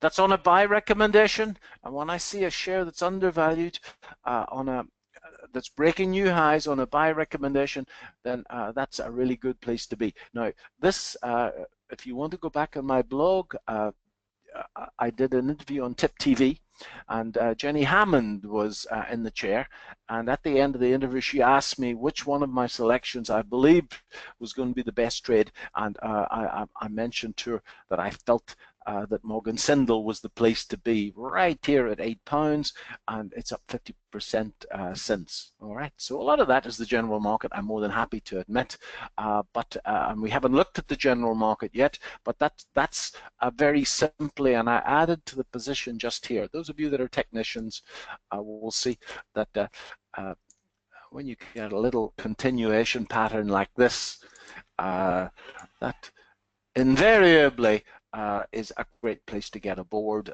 That's a falling wedge, and when it broke up out of the falling wedge, then that was pretty much a no-brainer that that was going to move up the page. So here we had a cup and handle formation, and there we had a falling wedge formation. So those of you that are technical analysts, here is my guarantee to you: when you take some very simple TA patterns and you incorporate that into undervalued shares that are growing their earnings aggressively and safely, my word, you can make money as a short-term trader if you wish. Those of you that struggle with patterns, you don't need the patterns to make money. I think, however, if you want to be a swing trader over a couple of weeks, in other words, take that little move,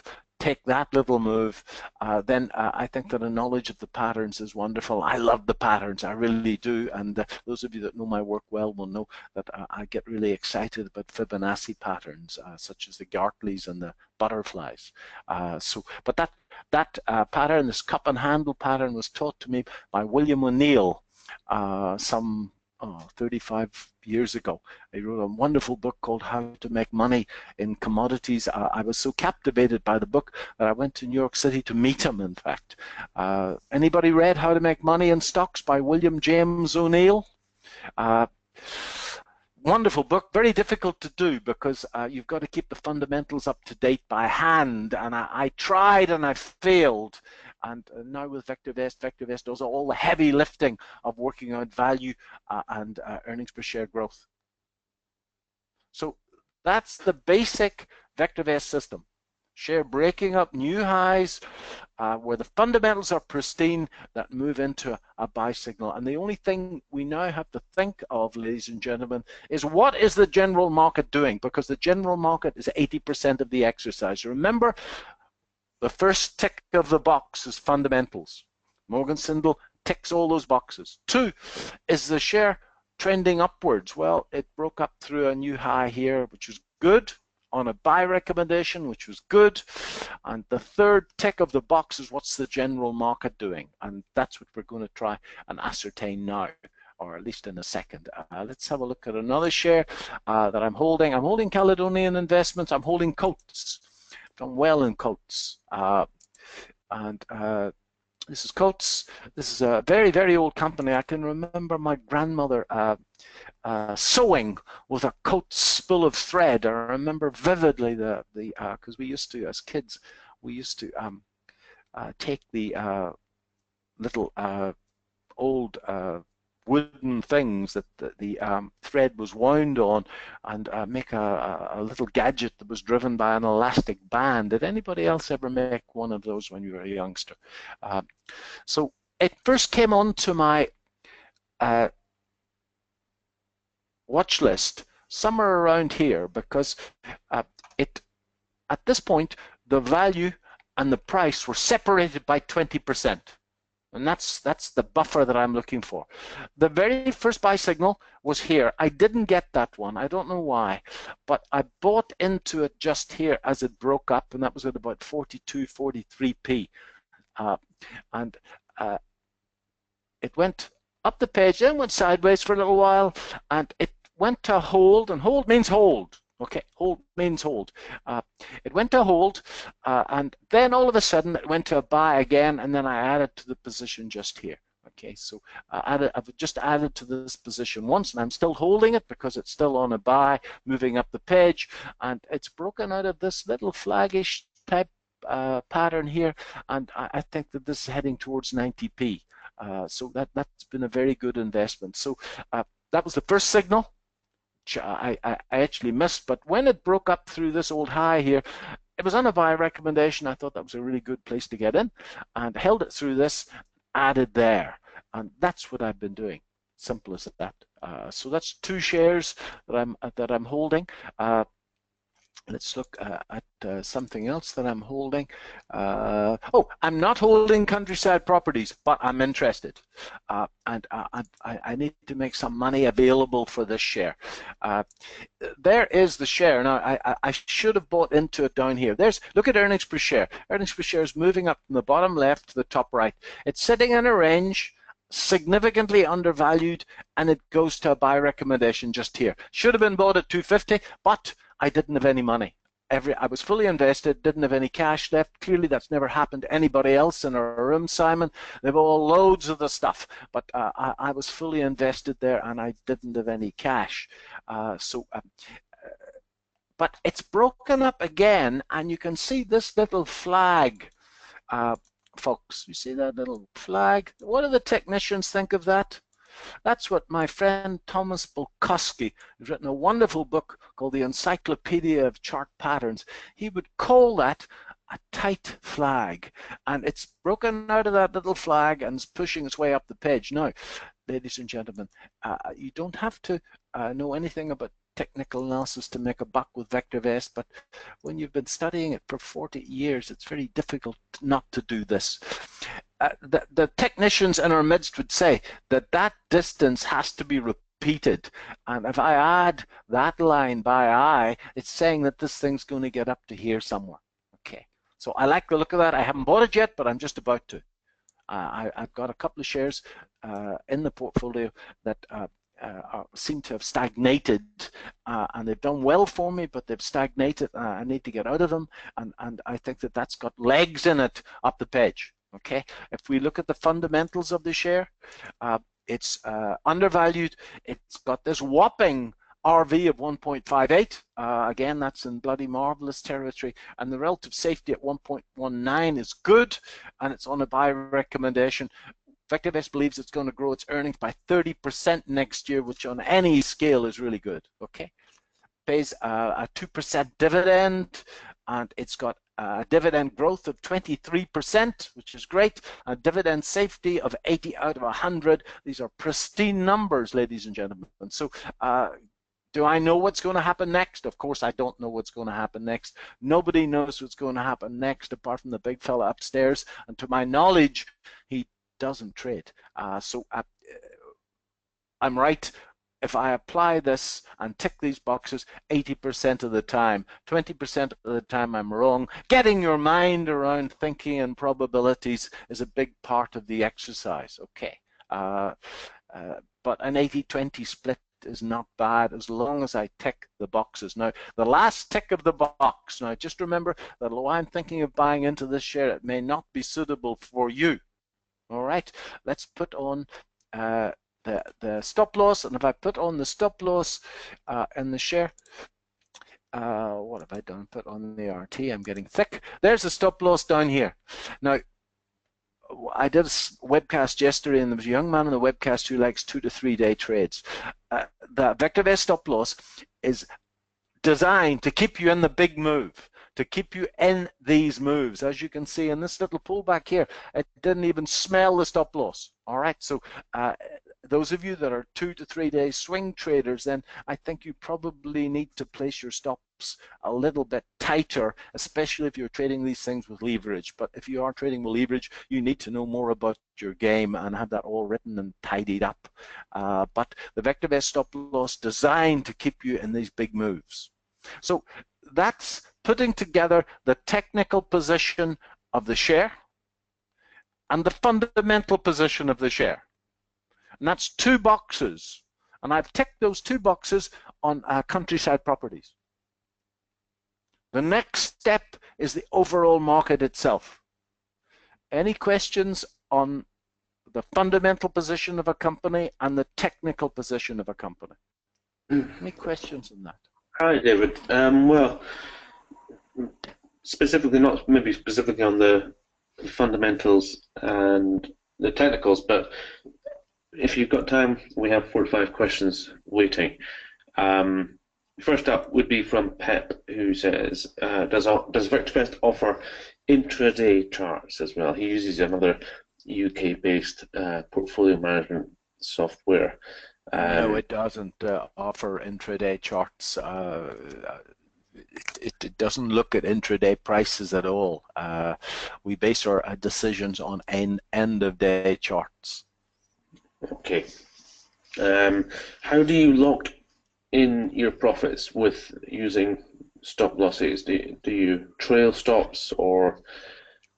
Well, that's very much a philosophy, but one method would be trailing stop losses.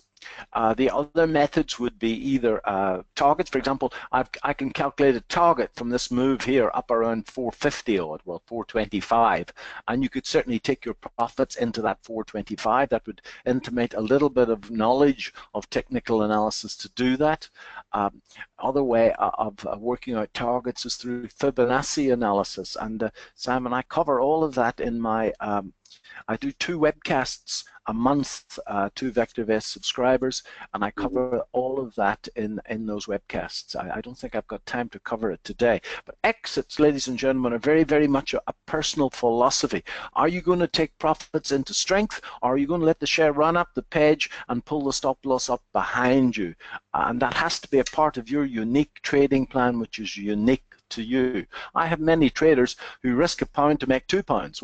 Once they've made twice as much as they've risked, they get out and they move to the next one. I have traders who, in fact, wait for 3 times what they've risked, and they do exceptionally well. However, I think the people who make most money are the people who allow these shares with outstanding fundamentals just to run up the page.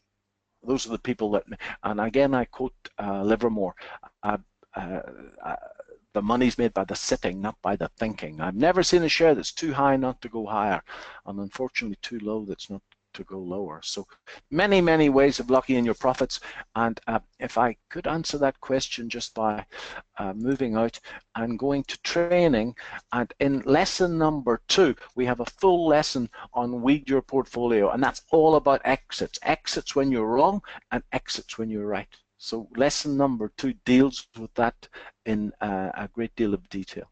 Okay. Okay, thank you for that.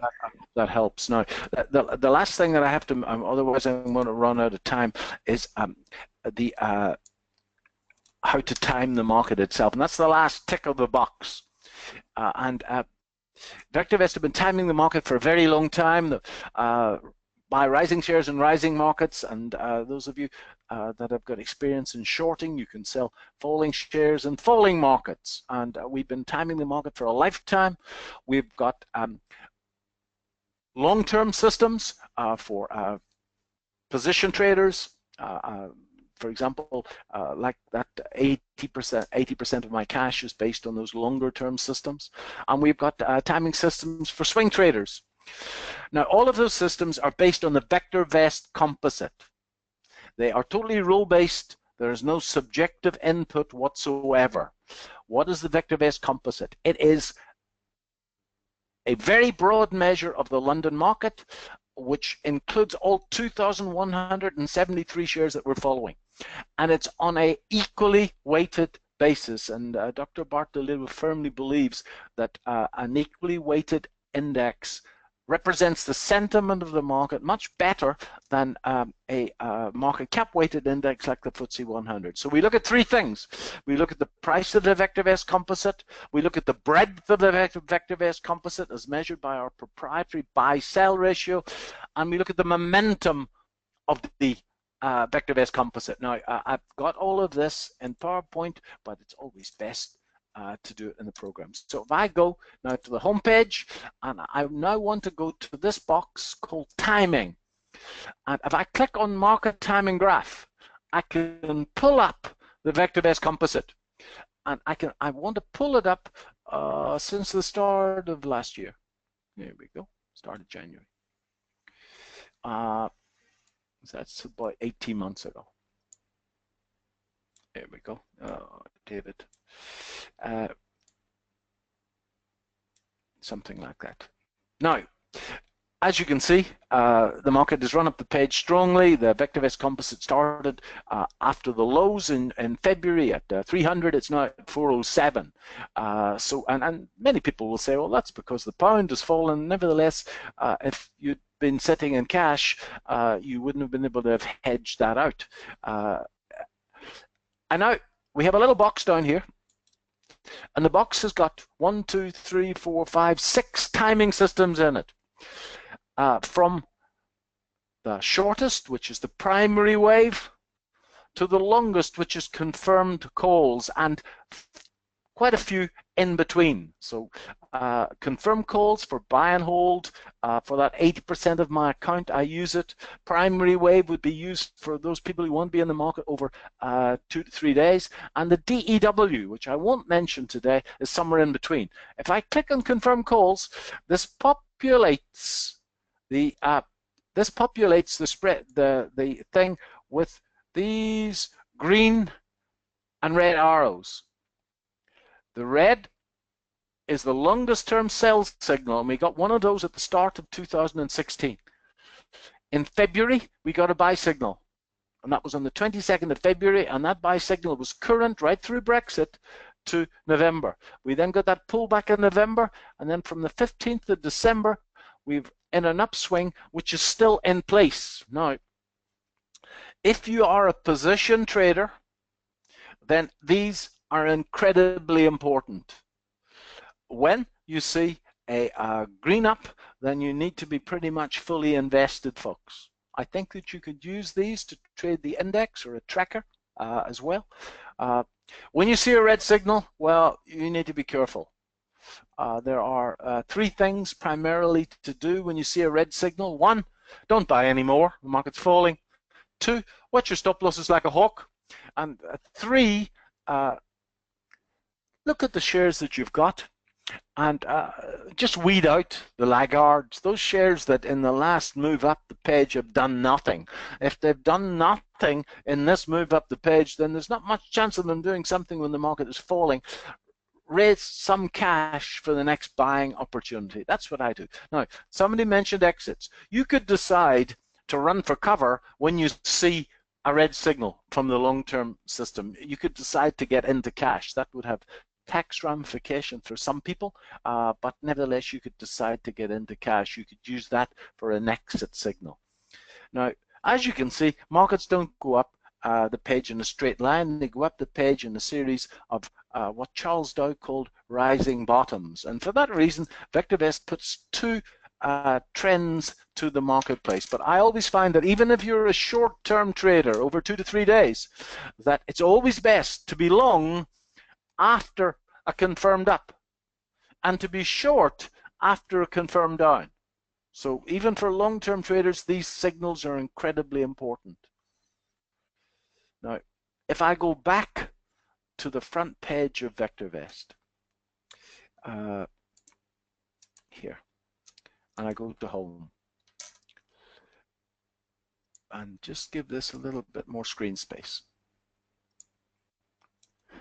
The traffic light summarizes the short-term trend, or in VectorVest speak, the primary wave. And as you can see, the primary wave is pointing down. And VectorVest does not advocate buying stocks at this time. Now, we've got 2 measures of the trend on VectorVest, a short-term measure and the long-term measure. And today, the trend on VectorVest is down, up. Now, that means the short-term trend is down, the long-term trend is up.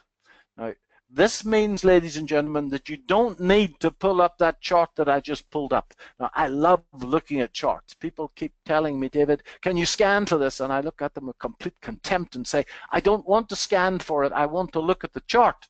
I love looking at charts, but some people don't like looking at charts. So on your smartphone, you can simply have a look, and every day you'll see the position of the share.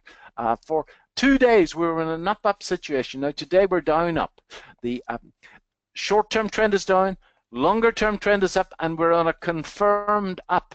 And that confirmed up, this green thing, has been up since the 15th of December last year. Now, as soon as that turns to a confirmed down, i.e. one of those red triangles, then this will show in red, confirmed down. So you don't need to look at charts at all.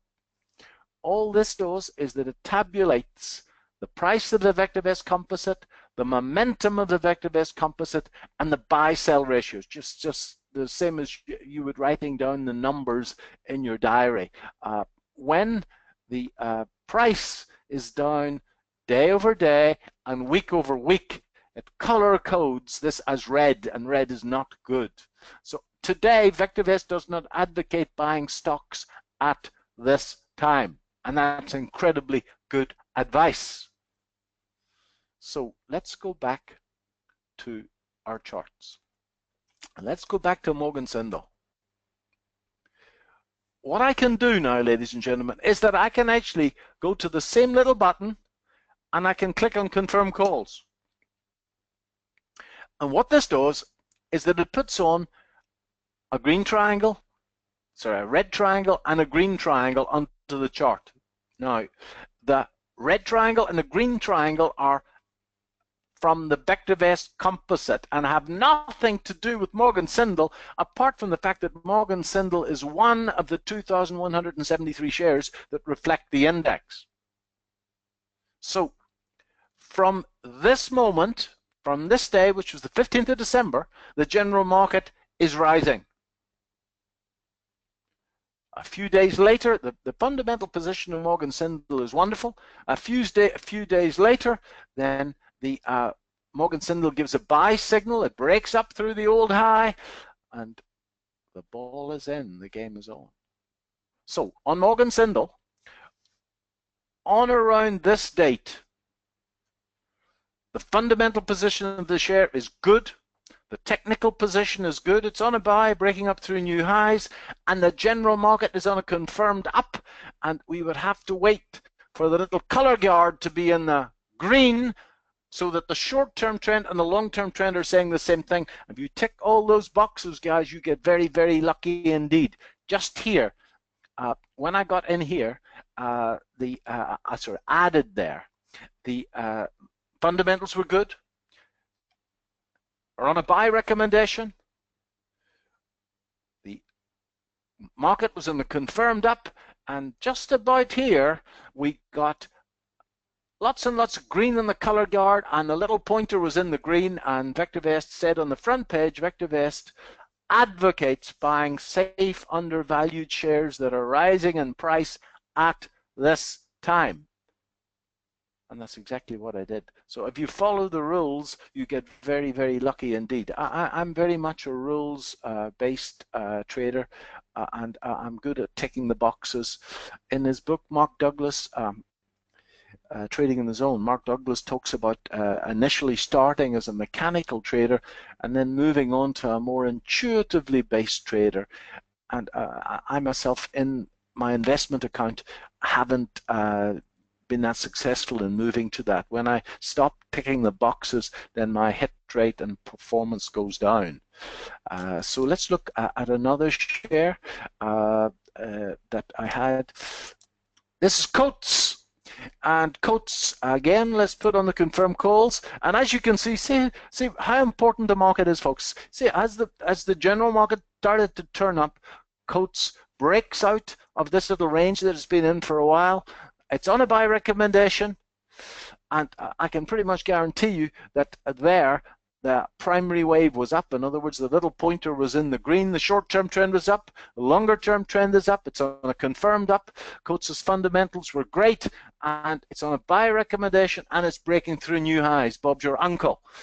Similarly here, buy recommendation. Fundamentals are great. On a confirmed up, and I can pretty much guarantee that the little pointer was in the green. You tick those boxes, you get very, very, very lucky at this. And here are the boxes. Here are the boxes. And this is just a summary in case the internet went down. Value divided by price greater than 1.2. RV is greater than 1.3. The bigger the better. RS greater than 1. I like to see earnings per share above 15% and rising smoothly. The share is in a buy recommendation and breaking new highs. The market's within a confirmed up, and the pointer on the color guard is in the green, and VectorVest advocates buying safe undervalued shares that are rising in price at this time. And that is my kick.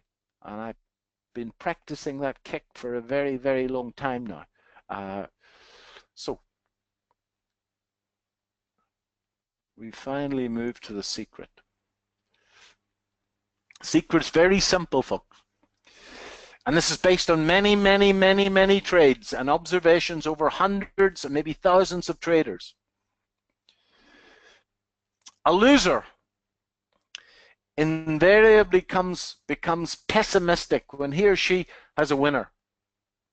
They become pessimistic as they feel the market's going to snatch away their profits, and they end up snapping a small profit. A loser invariably becomes optimistic when he or she has a loser.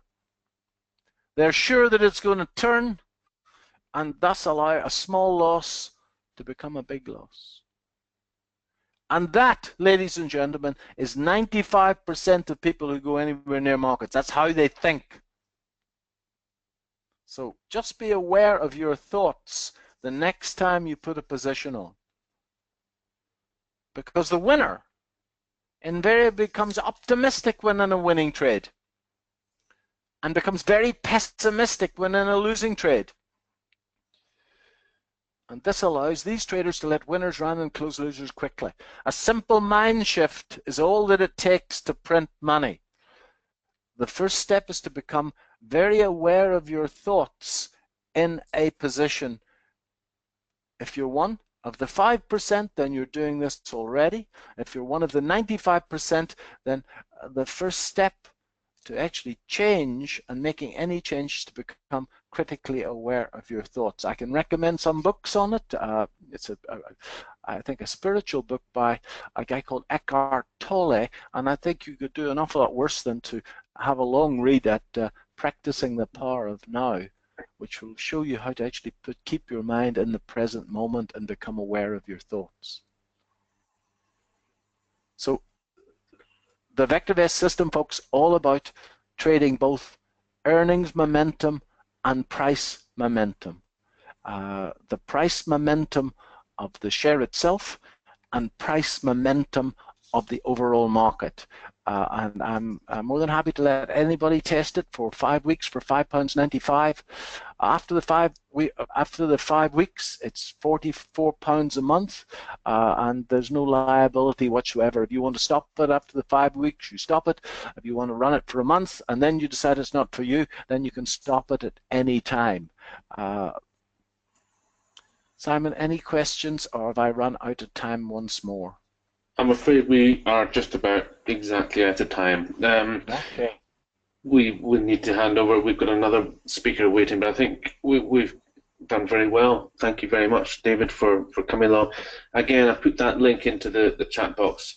Well, there we are. That's a good question, maybe from Richard. Just to finish on, he says, "Are we in a go away in May, except it's June syndrome with the markets?" The trend is still up, but the trend looks very mature to me in that the price of the VectorVest composite is rising, but unfortunately the buy-sell ratio is not coming to the party, and our market timing indicator is showing compound divergence. So, and I didn't have time to look at the leading characteristics of the market timing indicator in this presentation. But yes, the trend up the page is looking mature. If you go onto the website and go to my blog, I did a Tip TV interview on this last Friday morning, and there's a 9-minute interview between myself and my dear friend Zach, which talks about that. So I think you would find that interesting. That'll answer that question exactly. Okay, David Paul, Managing Director of VectorVest here in the UK. Thank you very much again. I'm going to take the presenter role back from you now, if that's okay. And again, we'll thank you, Simon. Thanks very much indeed. I appreciate it. You take care. Good. Bye, everyone. Bye-bye. Thank you to David Paul there. Now we are just on, or just past the 12 o'clock spot, and I'm delighted to say that we have another speaker. First time to the Round the Clock event, Thierry Ladigui from eyield.com. So we'll bring him live in just a second or two. In the meantime, welcoming everybody that's just joining us in the last hour. We've just been listening to David Paul. This is the Round the Clock Trader full-day multi-speaker webinar where we're talking about stocks, Forex, Bitcoin even we've had already this morning, and of course other commodities that you can trade. So let's go straight across now to our new speaker. I'll take the microphone off first of all and say good afternoon, Thierry. Are you there? Yes, I am. Can you hear me? I can hear you a little bit faint. Wonder if you can speak. What about now? Can you hear me? Oh, okay. Yes, I can hear you. It's just a little bit quiet, but maybe it's at my end. Now I don't know. I can try again. What about now? That's much better. That's much better. Thank you. Now, first of all, Thierry Ladigui, am I pronouncing it correctly, or is it a terrible attempt? No, it's not a terrible attempt. It's just Ladigui, but yes, it's fine. Ladigui. Well, welcome, Thierry, to the.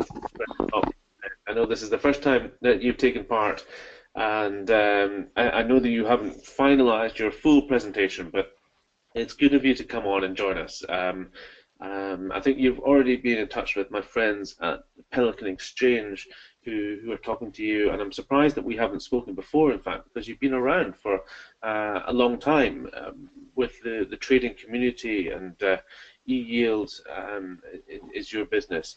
So we're interested to find out more about you, more about your trading.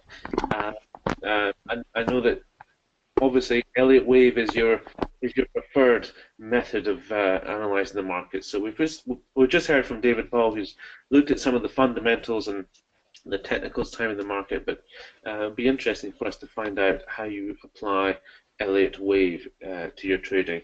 I guess the first thing we should do is go across to your screen. So if you're ready, you should see a little box which will confirm your role as being the presenter. Yeah, I'm showing my screen now. Wonderful, wonderful. Okay, how to analyze the markets with Elliot Wave, my Thierry Ladigui, eyield.com. I can see that. If everybody, can you just give me the little confirmation that you're also seeing this well? Those of you at home on the webinar using the message box, that would be great. Okay, Hassan, thank you very much. In Diran, fantastic. Everybody's able to hear and see. Okay, so Thierry, I'll let you get started. Okay. Just tell us a little bit more maybe about yourself and how you got into trading, and a little bit about what eYield does. And we will be taking questions, but maybe I'll wait until we get into the presentation, and then we can start to see if there's any questions for you once we get into the meat of it. Yeah. Okay. So I'll hand over to you now. Thank you very much. Okay, thank you. And good afternoon, everyone. And just a little bit about myself. Basically, I've been in the market for many years, 20 years exactly.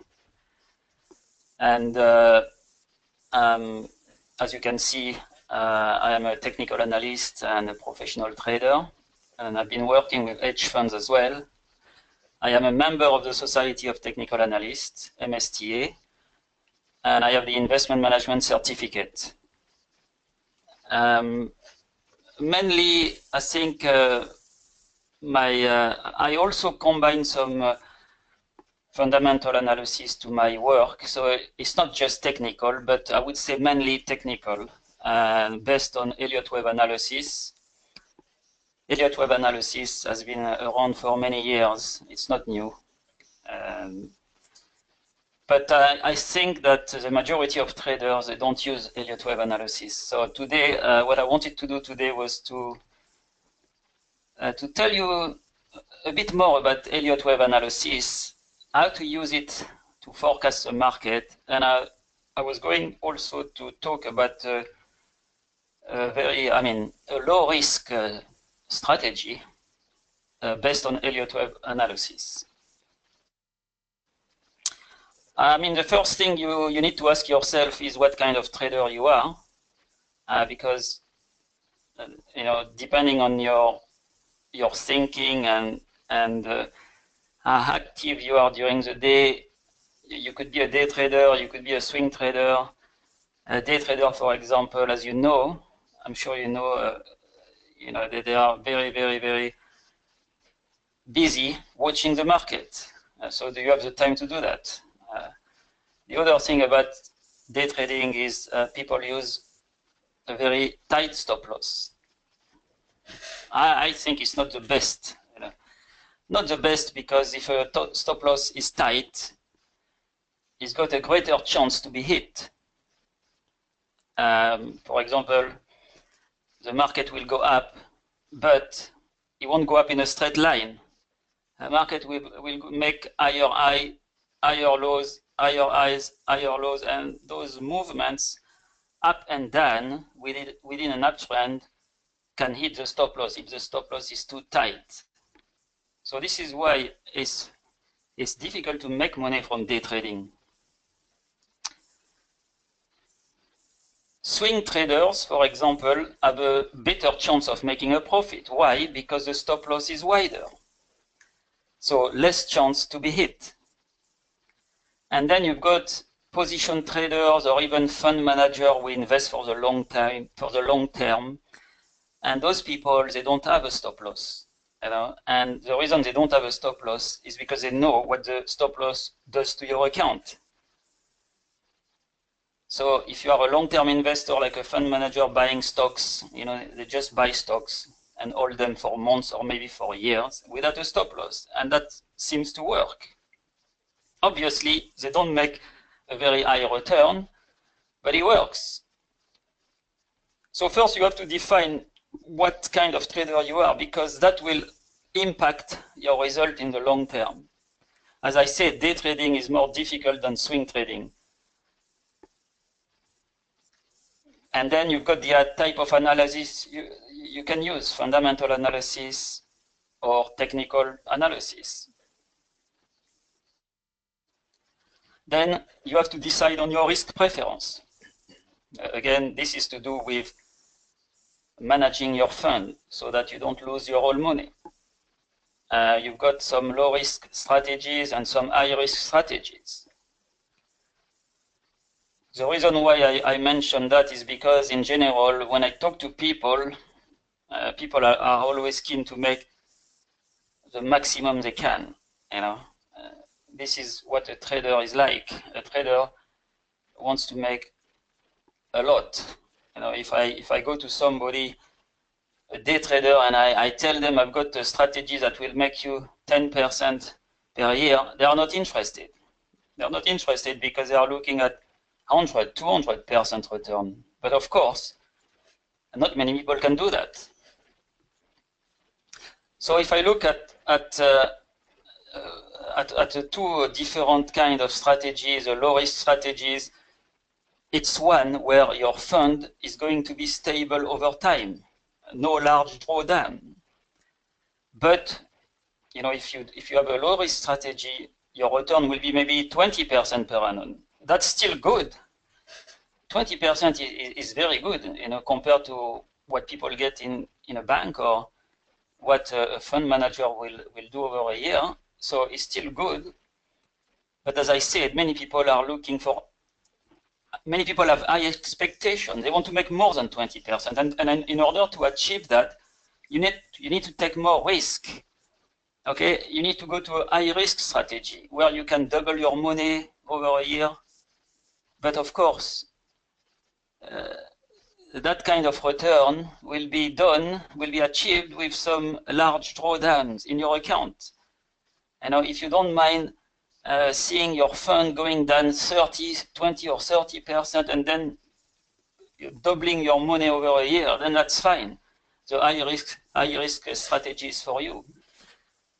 But in general, what I found when I talk to people is that they want to make a very high return, like maybe 100%, but they don't want their account to go down, and that is not possible. You have to be realistic, you know. So I have two strategies. One is high risk for my clients, and one is low risk.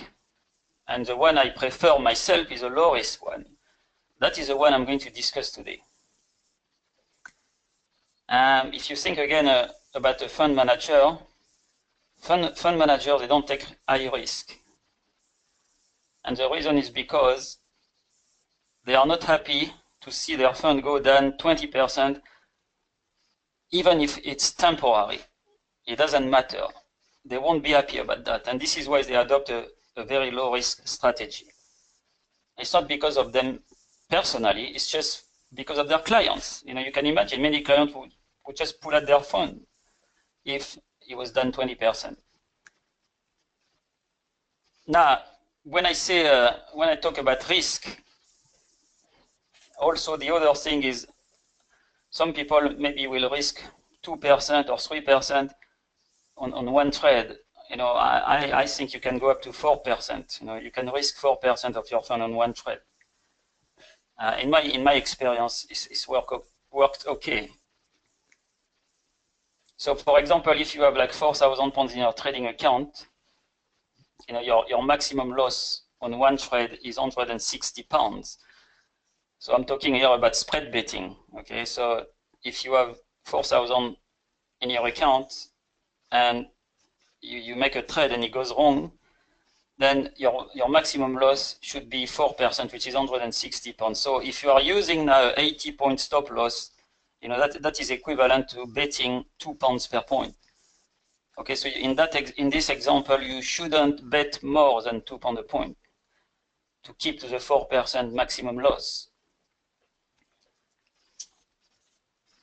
So the thing here is that if you are going to do a high risk strategy like maybe day trading, you need to be able to accept those temporary losses, and then you move forward. You know, if you can't accept those losses, then it's no point to trade. You know, you have to do something else, because risk and return, they go together. High risk, high return; low risk, low return. You must decide.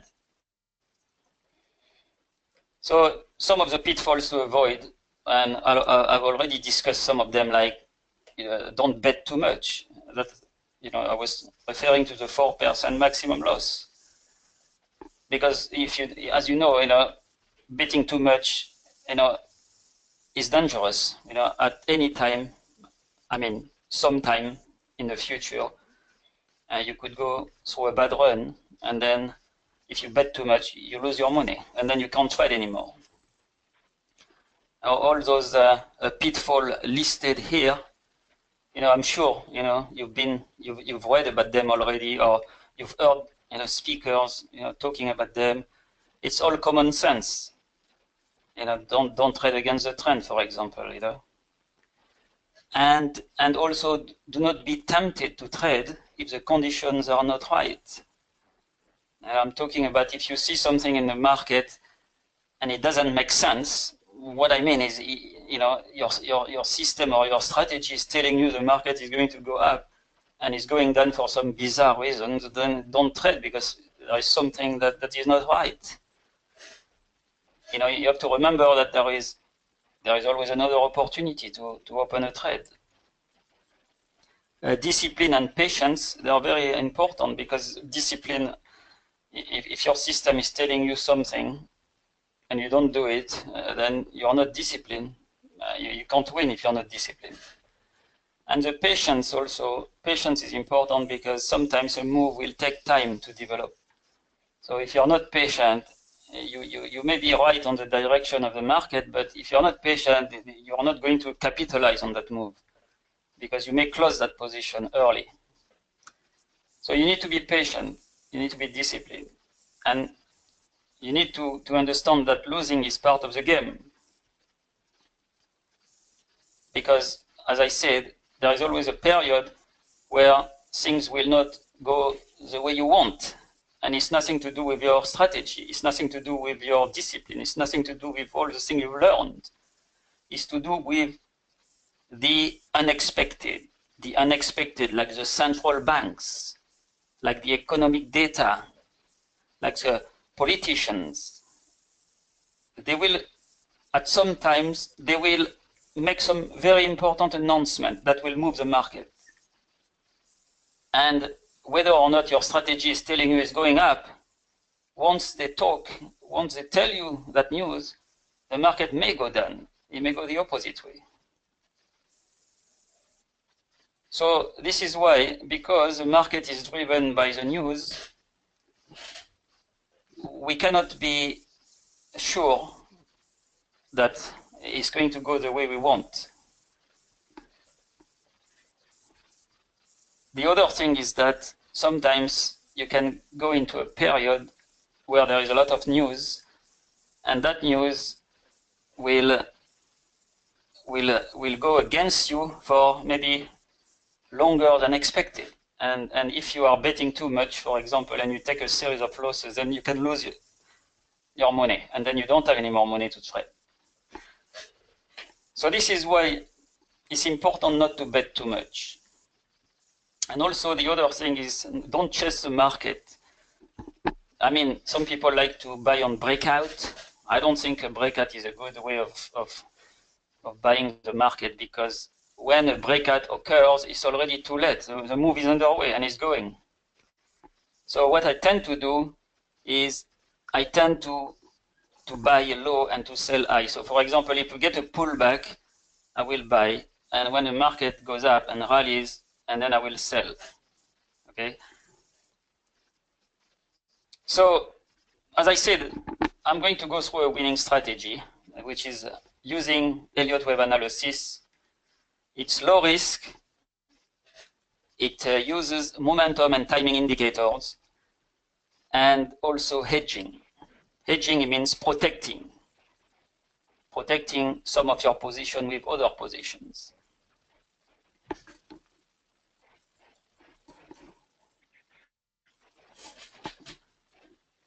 The technique I use is Elliott wave, and Elliott wave is the way, I mean, it's the way the market moves. And when I say the market, I'm not talking about just the stock market, but I'm talking about the currencies, like any currency, like euro, dollar, cable, also gold, commodities, bond, anything really, anything that people trade. And the basic pattern is shown on that slide. You can see the market move up in 5 waves, and then it goes down in 3 waves, ABC. Now this pattern, when the market goes up in 5 waves, that is a bull market. Okay, so when you are in a bull market, you will see that market move up in 5 waves and goes down in 3 waves. When we are in a bear market, it's the opposite situation. In the bear market, the market will go down in 5 waves and go up in 3 waves. So remember, this is important. Okay, when bull market, they move up in 5 waves. Bear market, move down in 5 waves. Okay.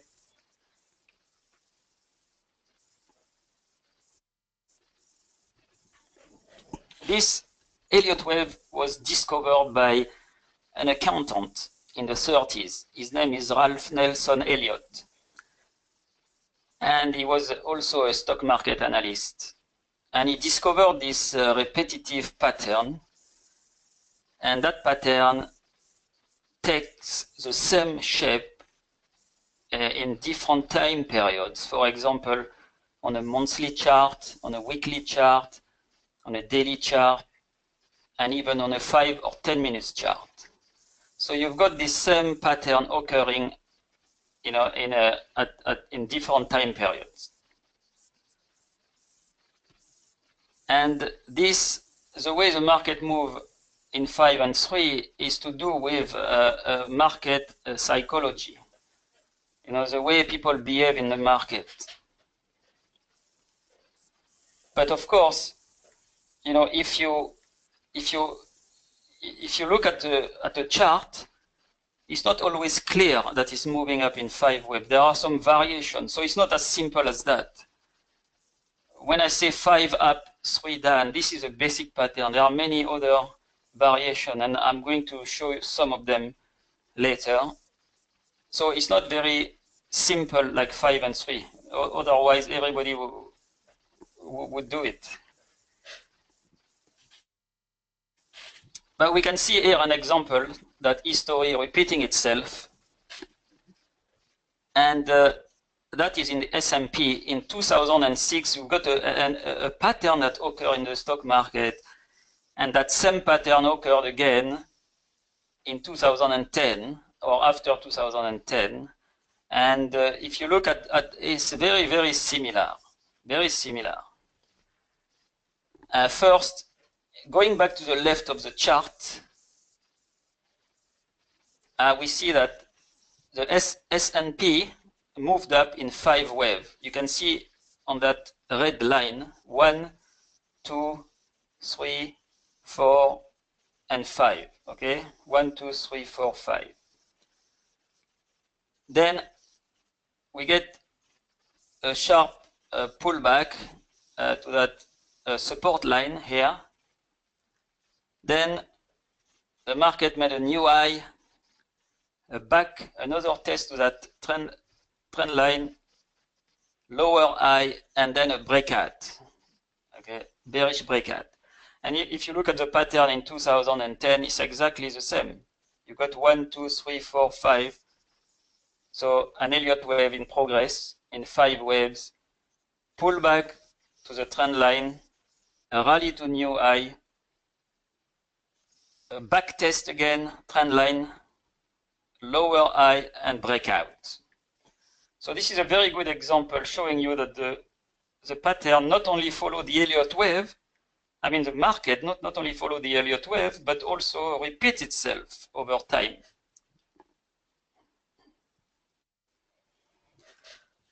Elliott wave analysis is very useful, and I think it's the best market analysis there is. It's accurate, and I will show you why.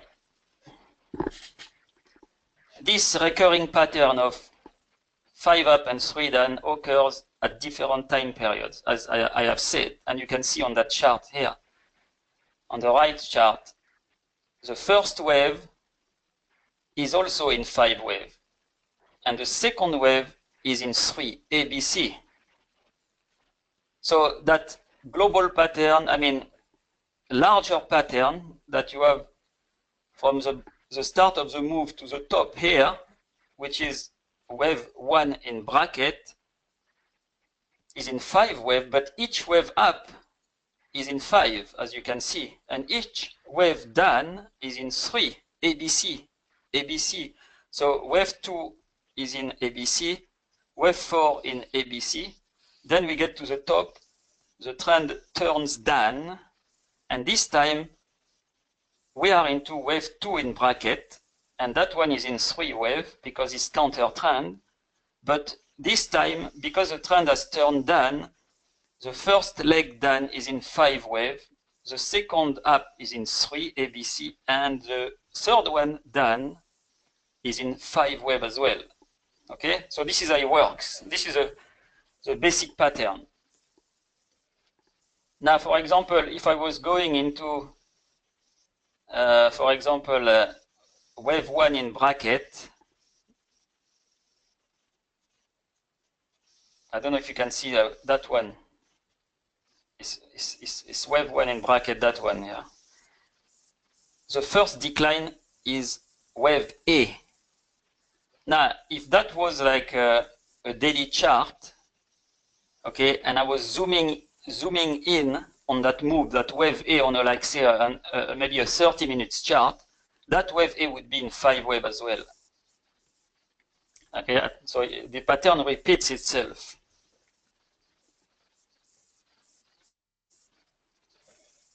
Now, why do we have 5 waves? And many people have speculated on the reason why. Some people have come with different answers, but one of the most credible answer is that is to do with the psychology and the way people buy and sell in the market, because you have to remember that when we are at the bottom of that 5 wave rally here, what was before that bottom here was a downtrend. So the market was going down. It was going down, and then it started 1, 2, 3, 4, 5 going up. Okay, so at that stage here, at the bottom of the first wave, you can imagine that people are pessimistic because the market has been going down.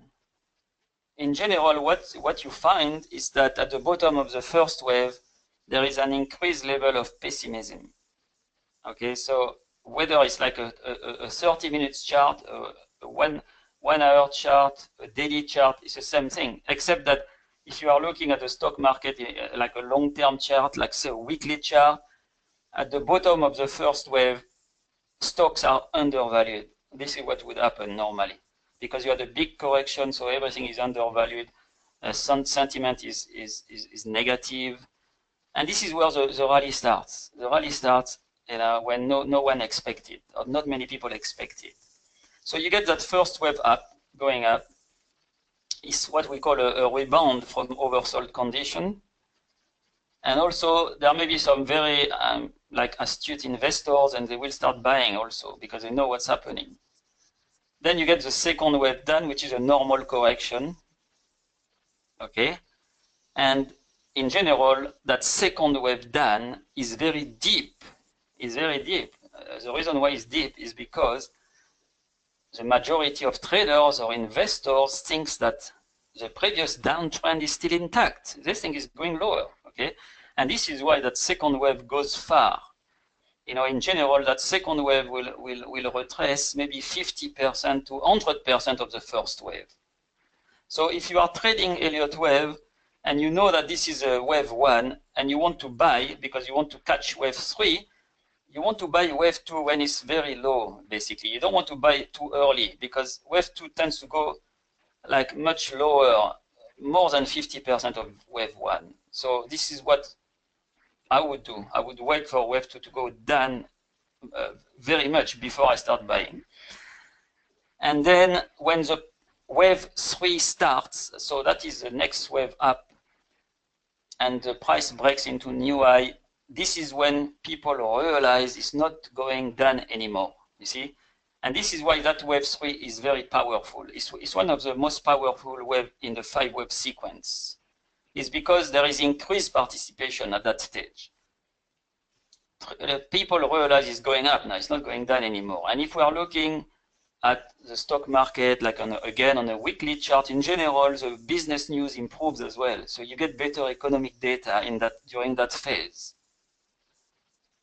It's just the psychology of people. You know, if a market changes direction, they are quick to react and to buy. And this is why they push that wave 3 very high. This is why that wave 3 is powerful.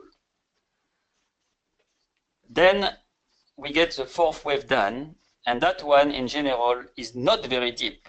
So unlike wave 2, wave 4 is not deep. And the reason why wave 4 is not deep is because people have realized the trend has turned up. So they are not going to let the price drop much now. And that's the reason why wave 4 is not deep. And very often, that wave 4 will go sideways. And again, sideways is like, I mean, like a triangle, for example. And the reason why it goes sideways is, again, because there is a lot of people buying. Many people are buying because they realize the trend has turned up. Okay, so that is a sign that is when it goes sideways.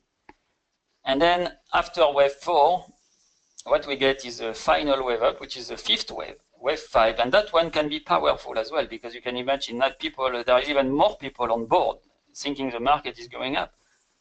And the irony is that it's like when there are too many people bullish that the trend, the market just doesn't go higher. The trend turns down. And this is what happened after the fifth wave. So during that fifth wave up, there is an increased participation, increased optimism. And the way that the market behaves at that stage is that it will make new high, but the technical indicator, like for example, momentum indicator like the MACD, RSI, all those indicators will start making bearish divergence. What I mean by that is that the market is making new high. There is many bulls, more than at the bottom of the first wave, and the technical indicators are weak. They are not making new high. Like the MACD will make lower high. Okay. So as you can see, it's much more based on investors' psychology, because at the bottom of the first wave, maybe we had like very few bulls, like maybe 20% bulls and 80% bears. And at the top of the fifth wave, in general, you have the opposite situation where you have only 20% bear and 80% of bulls. So it's a complete opposite scenario. And how do we know that we are at the end of the fifth wave? Because it's not just, like I said earlier, it's not straightforward 5. Sometimes the pattern is a bit different. It's like what we call a variation, okay? And I'm going to show you how. I've already mentioned the weak technical indicator, like the MACD, for example. That MACD on that chart, you can see what I was talking about, because here, you've got 5 waves done here, okay? 1, 2, 3, 4, 5. But if you look at the MACD, at the bottom of the fifth wave, that MACD is higher. This is what I call like a bullish divergence in that case. Bullish because the MACD is signaling that the market will rally. This is why it's making a higher low. And you can see that that sequence done before we were in a bear market, and this is why the decline is in 5 waves. It's in the direction of the market. When the market is bearish, declines are in 5 waves. And you can see that the MACD, the lowest point in the MACD was on the third wave. Okay, so the third wave is very powerful. This is what the third wave has driven the MACD to a record low. But then, when the fifth wave goes down, you can see the fifth one is lower. It's making new low, the fifth wave, but not the MACD. The MACD is higher low. Okay, it's telling us that the trend is about to turn up because we've got 5 waves down. Okay, and that divergence is very common.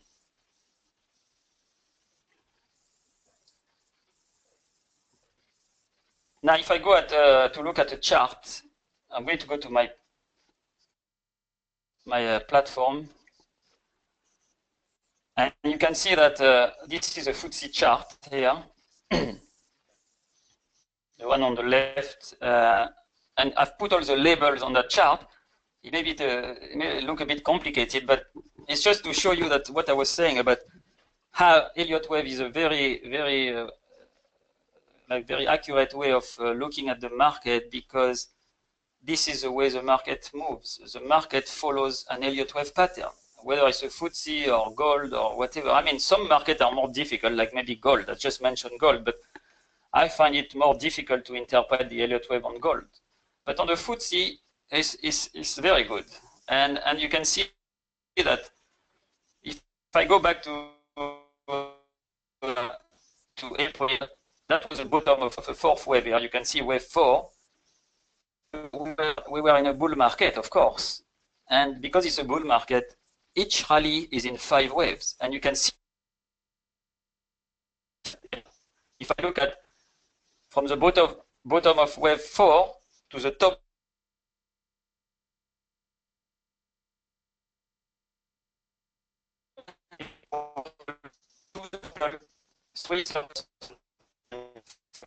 so 5 wave up inside wave 5. Now look at again with a 5 wave inside it. 1, 2 in bracket, and 5. And this is a 90 minutes chart. Okay. So is in 5 wave.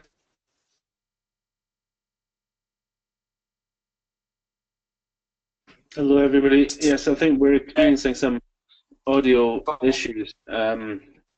Hopefully, you can hear me, but I'm losing Thierry. I don't know if you can hear me, but we're losing you, I'm afraid. You are losing me? Oh, okay. Hello? Yes. Are you losing me? You're sounding stronger now. Okay. Okay. Okay. Is that better? That sounds better. It just sounded like the signal was getting weaker earlier there. Okay, so sorry, let's go back and keep our fingers crossed. Okay.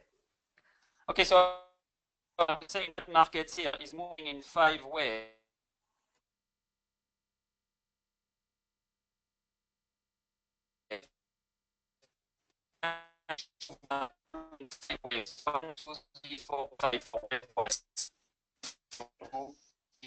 No, Thierry, I don't know if you can hear me now. We are losing you again.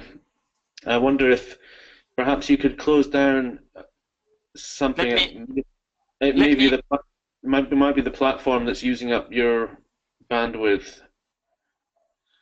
Is there something else maybe you can turn off? Let me change microphone to see. Hold on. Can you hear me? Yes. Okay, that sounds good. Is it better? I think that's better. Yes, I think would everybody agree that's a little better?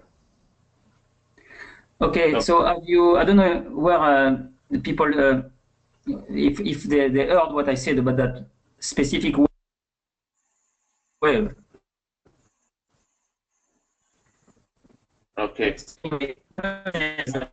Wave 5. Thierry, I think the problem is not the microphone. If you can hear me, I think the problem is the bandwidth. I think you might have something running in the background on your computer that's using up the internet bandwidth, and that will be causing this cutting out that we're hearing. Yes. If there's something else, if there's any other applications that you can close, that might help. It just seems to have started the last 5 minutes, which is strange. I don't see anything running on my computer because I just have some browsers open this platform, but it's not updated live. Yeah. Okay. So well, I'm not sure. I can close a few things, and you tell me. If you hear better. Okay. We're still getting a little bit interference, but let us just try. We'll keep our fingers crossed. Okay. Okay. Fine. Fine. If we could go back to the FTSE chart and just start again with describing the FTSE chart there, that would be great. Yes. Okay. So what I was saying that wave 5 in that chart, 5 waves. So we will circle. Okay, so that moves in 5 waves, and if like one circle is also 5 waves, 1, 3, 5. Where this circle, that one is also in 5 waves. 1, 2, 3, 4, 5. And then the 5th wave, 5 circle is also in 5 waves. 1, 2, 3, 4, 5. Okay, so you can see that each wave up is in 5 waves, and because of that, I was able to anticipate a top, and that was at the end of May, because I knew the market was coming to an end. I mean, the rally was coming to an end. The only variation we've got here is that the shape of that value is 1, 2, 3, 4 is called an expanding diagonal. And that is a variation because normally the market move like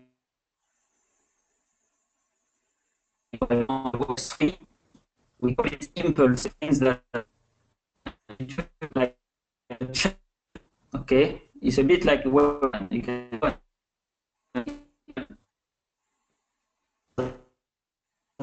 Some variation, but this is, you know, it's not straightforward Elliott wave.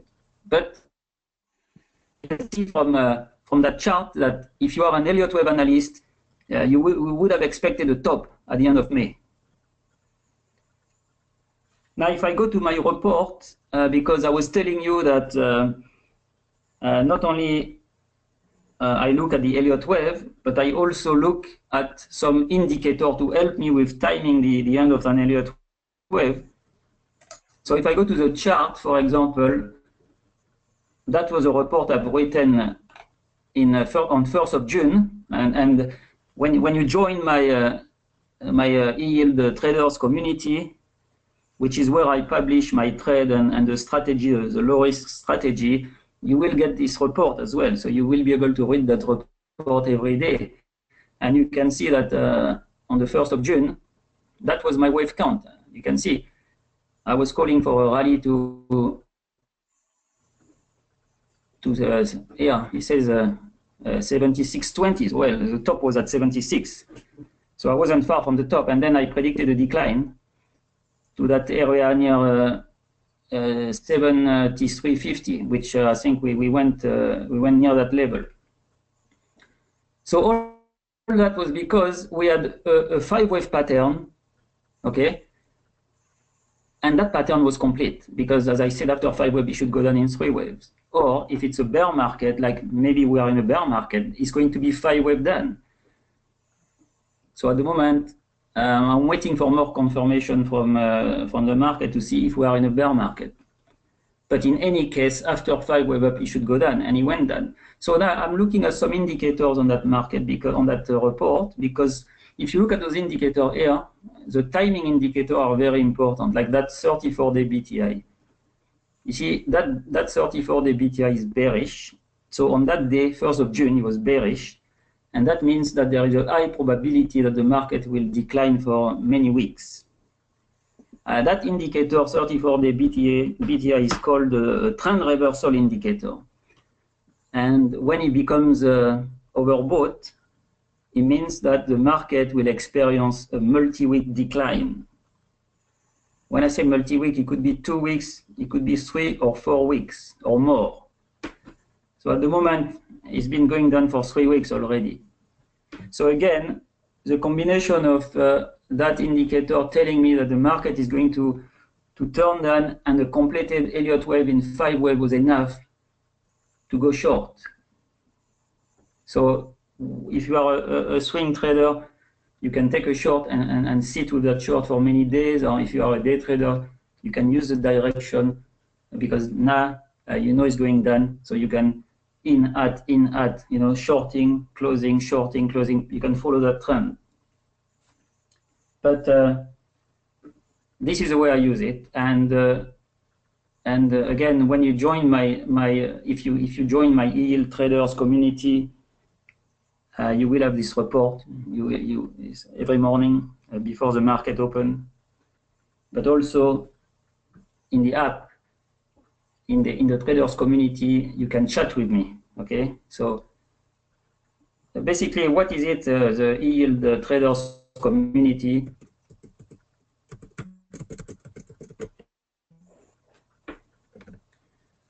The e-yield traders community is a messaging app. Okay, it's a bit like Messenger, except that it's bespoke and it's secure. And in that community, you know, I discuss the markets, exchange ideas with people. I send my latest updates. People ask questions, so I answer their questions.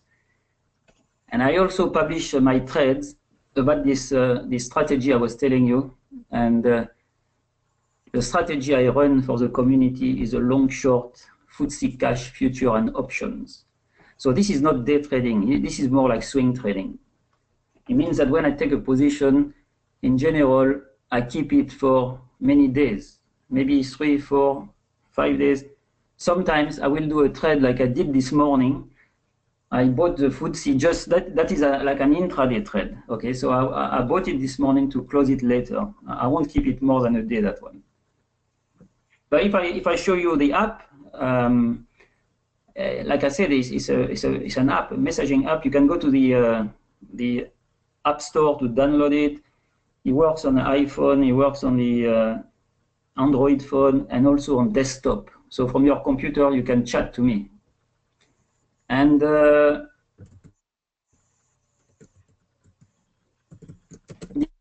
this is the app.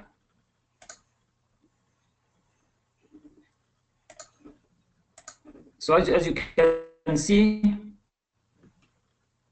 it's called the Eagle Traders Community. This is one group where people ask questions or I chat to them. You know,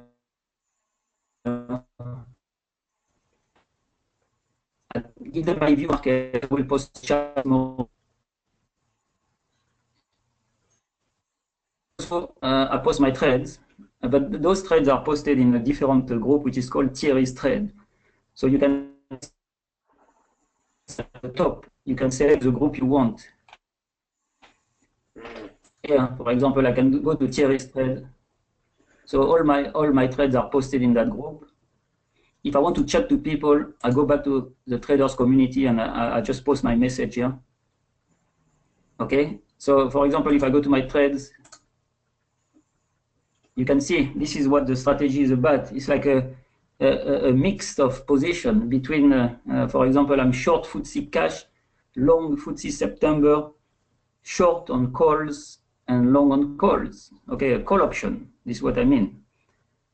I mean, if you don't know, never traded call options, you know, I will explain everything when you join the community. I send people some information about how to use options.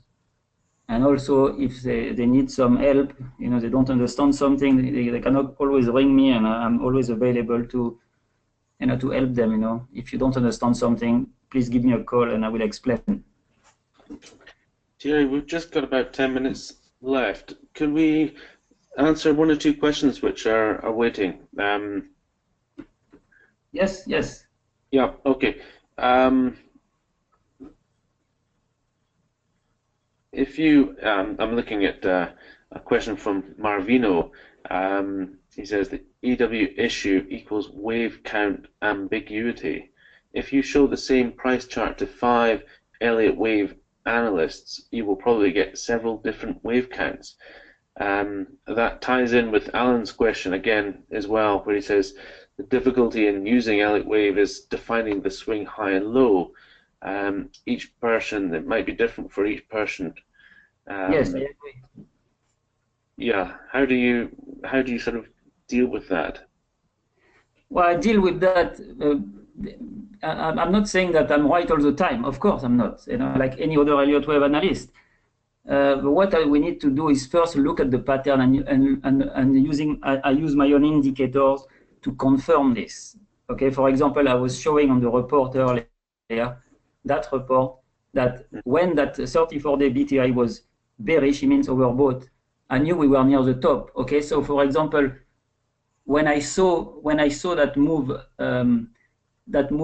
down here, I can't see. I have to go to my software.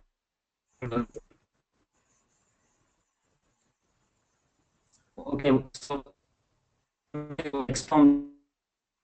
I knew it was an expanding diagonal. So that wave up here occurred when that indicator was overbought, which was a strong signal that we were at the top, at the end of that move up. But I think that in that example, it's quite easy because any Elliott wave analysis see that 5 maps. So I think there is no ambiguity here.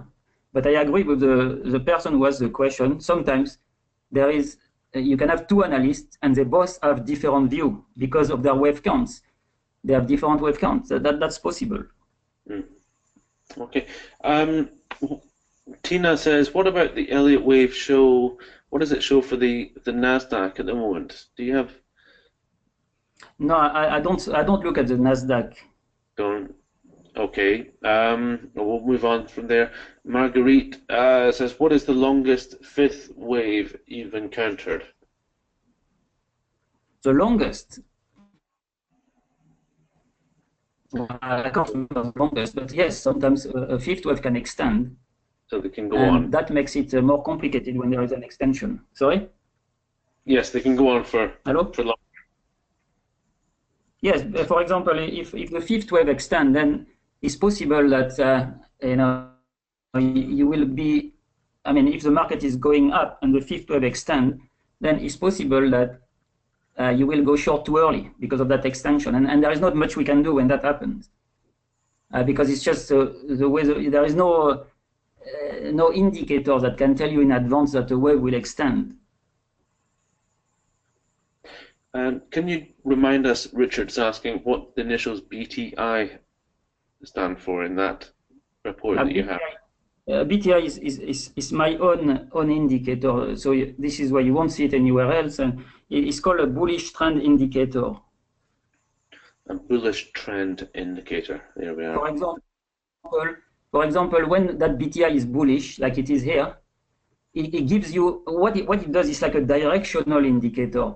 That BTI normally is in the same direction than the trend in the market.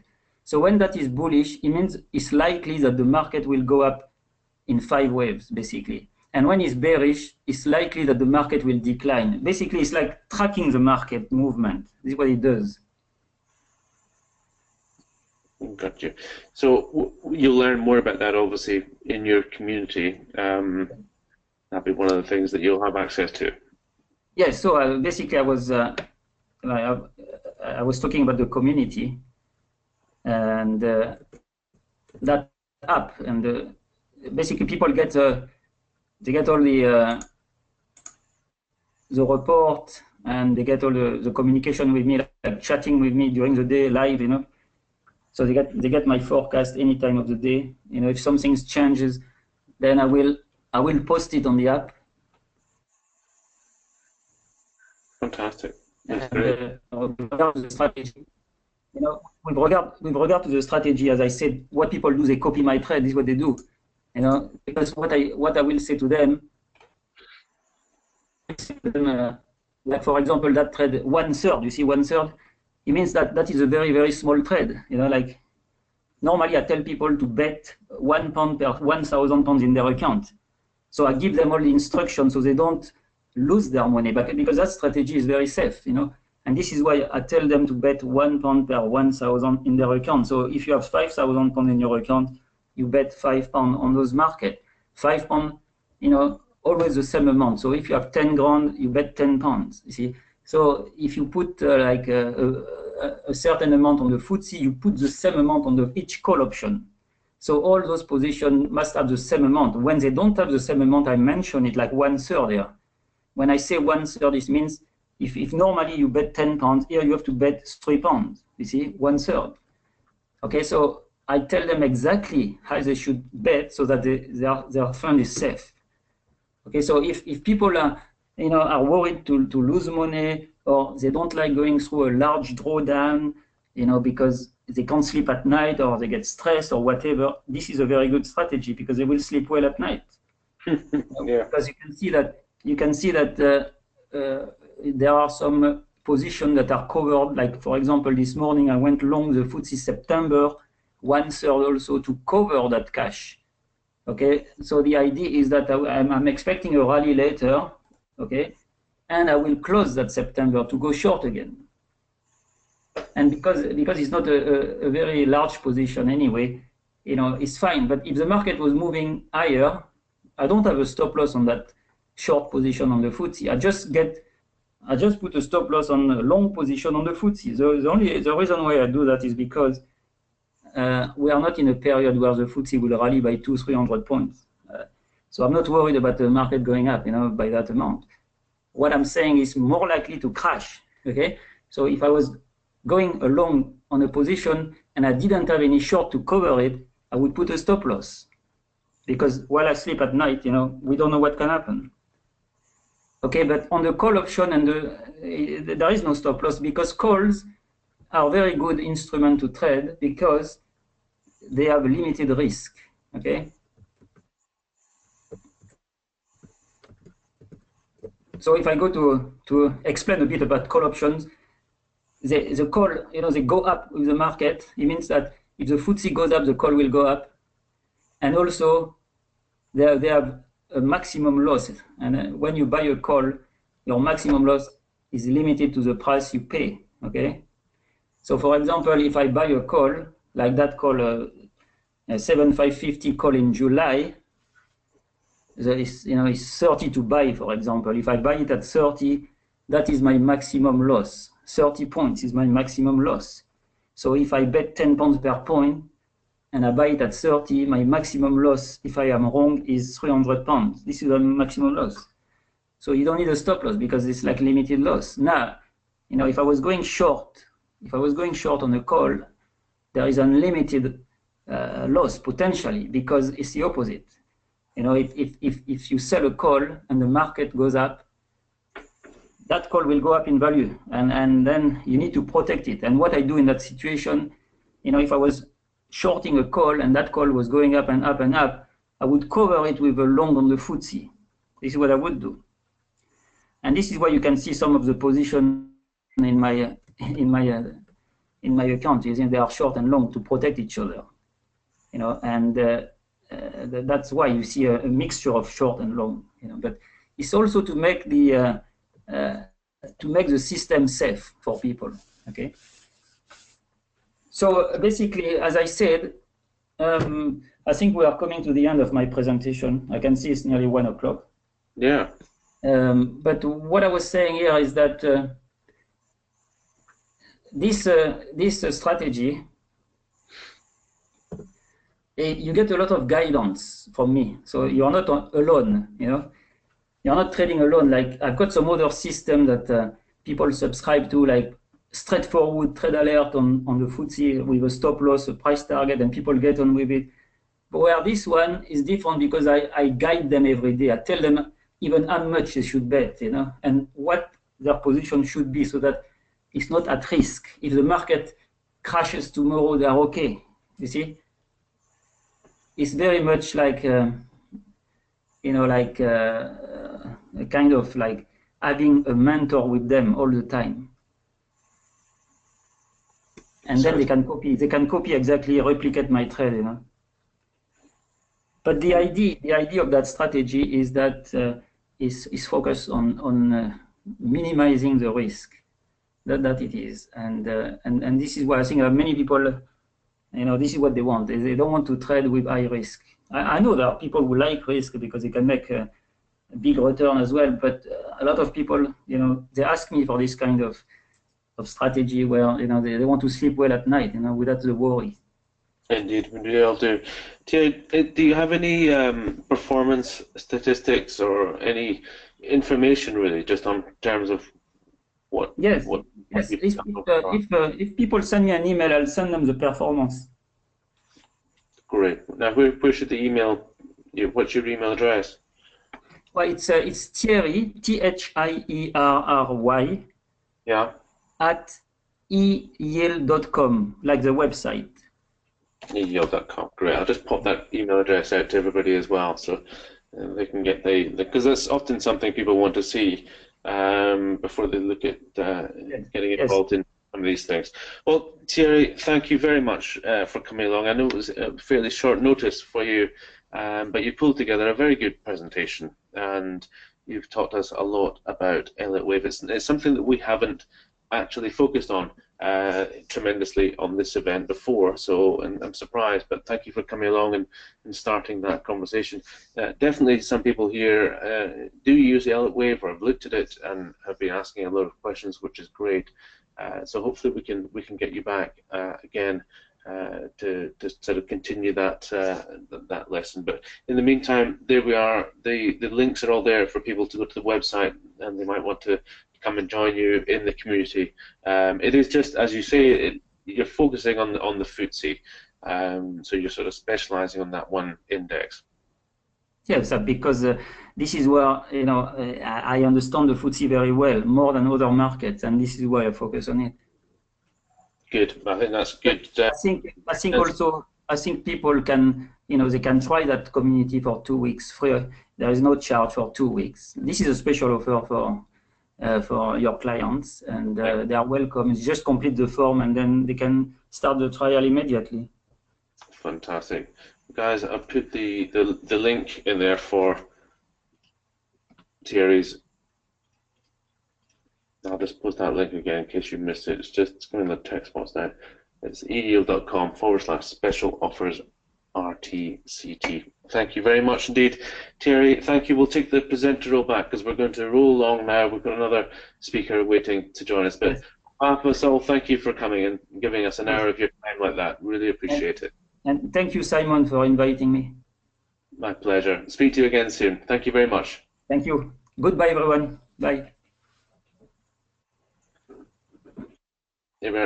Thierry Lavigui from eYield.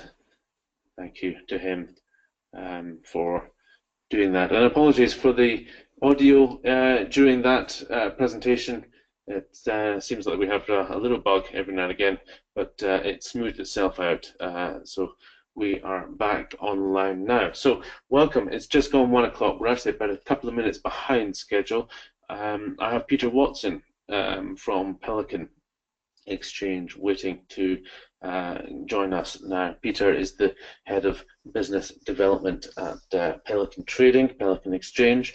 The app that we've talked about Pelican before on the event.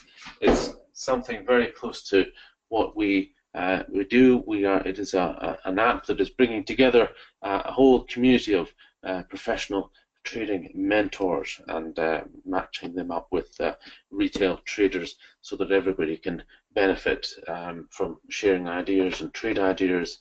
So very much a connecting piece of technology. Let's bring Peter in. I'll unmute the mic and say, Peter Watson, good afternoon. Simon, hello, can you hear me? Oh, I can hear you very well, Peter. How are you? Good, yeah, apologies. So that I got a message on my microphone saying I'm muted, so that worried me a bit, but I'm glad that's not the case. Now are you able to link up my computer screen with as well? I'll do that. I can make you the presenter, so you will next see a little box asking you to confirm you would like to be the presenter.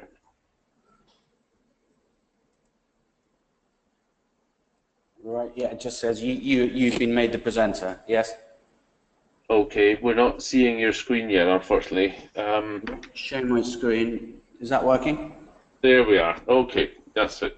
So we're all looking at the Pelican logo, the how to identify next. Fantastic. So you're going to tell us a little bit about Pelican because you're quite new. This is a fairly new app. I like. Yeah. Pelican.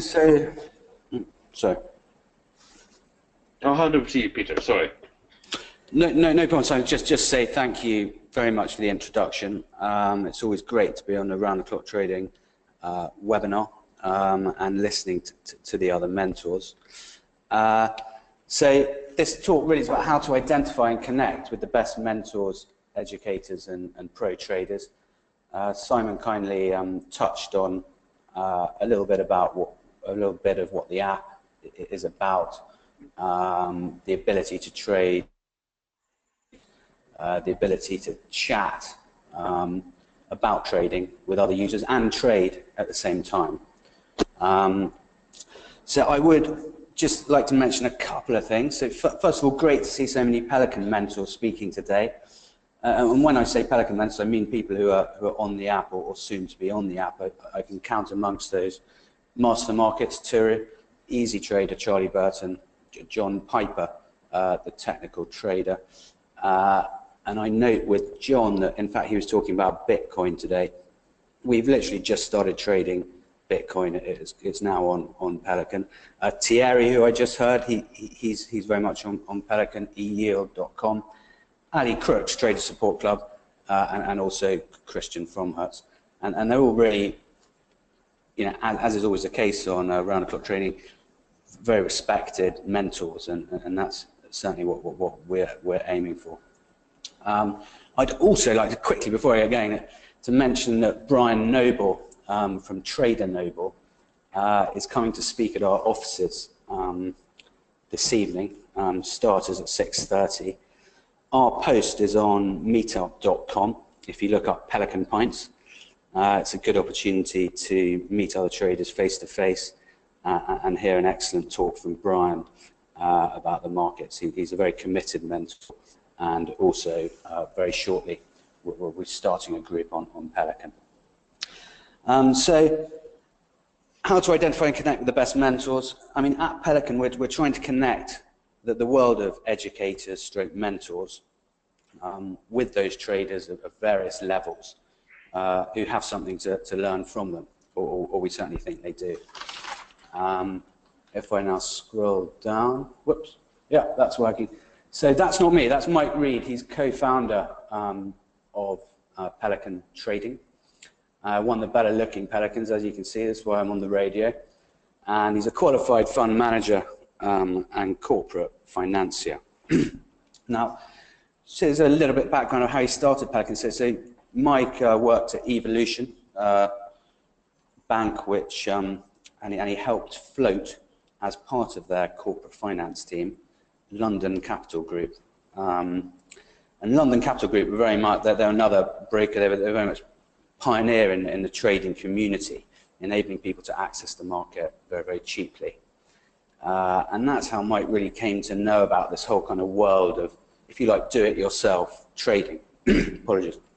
Do-it-yourself trading, looking after your own money, giving people control over their finances. Sorry. And so I think now I will go to the next slide. So yeah, I could say just a little bit at the back. So it's Mike Reed and Peter Reed are the co-founders. They both have backgrounds in finance. Peter himself was an analyst for a bank, equity analyst. My own background working with them is in private client stockbroking. So we all, none of us are traders. We're kind of all aspirational traders. So it really, you know, it works very well. Having a background knowledge, but not pretending we're pro traders. So why do people trade the markets? Well, of course, the number one reason is to make money. I've never spoken to any trader who just does it for fun and loses money. We all want to make some money from it. Now, there are lots of different kind of traders, and they have different aspirations. We go pro traders, deriving their whole income from trading, of which there are a number on Pelican. It might be a second income. That could be school fees, second car, extension, nice holiday. We've all got lots of ways we can spend some extra money apart from our main job. Also, sort of a third type of trader that's on the site would be someone who's hedging an existing portfolio. Now, that'd be a sort of more technical exercise, perhaps a more advanced investor, maybe a high net worth individual. It's less common, but that's certainly something that a leverage product like CFDs and spread betting can be used for if you know what you're doing. So I will just move to the next slide. There we go. So how do you learn to trade? We think you learn from an expert, and that's why we've got these mentors on Pelican Trading. And I think if you're listening to this, and thank you for giving up a part of a beautiful summer's day to do that, I'd urge you to download the app if you haven't done so already. It's free on the App Store and Google Play as a completely free app, and it will not cost you a penny to download, and then at least you'll know what I'm talking about. So we'd say learn from an expert.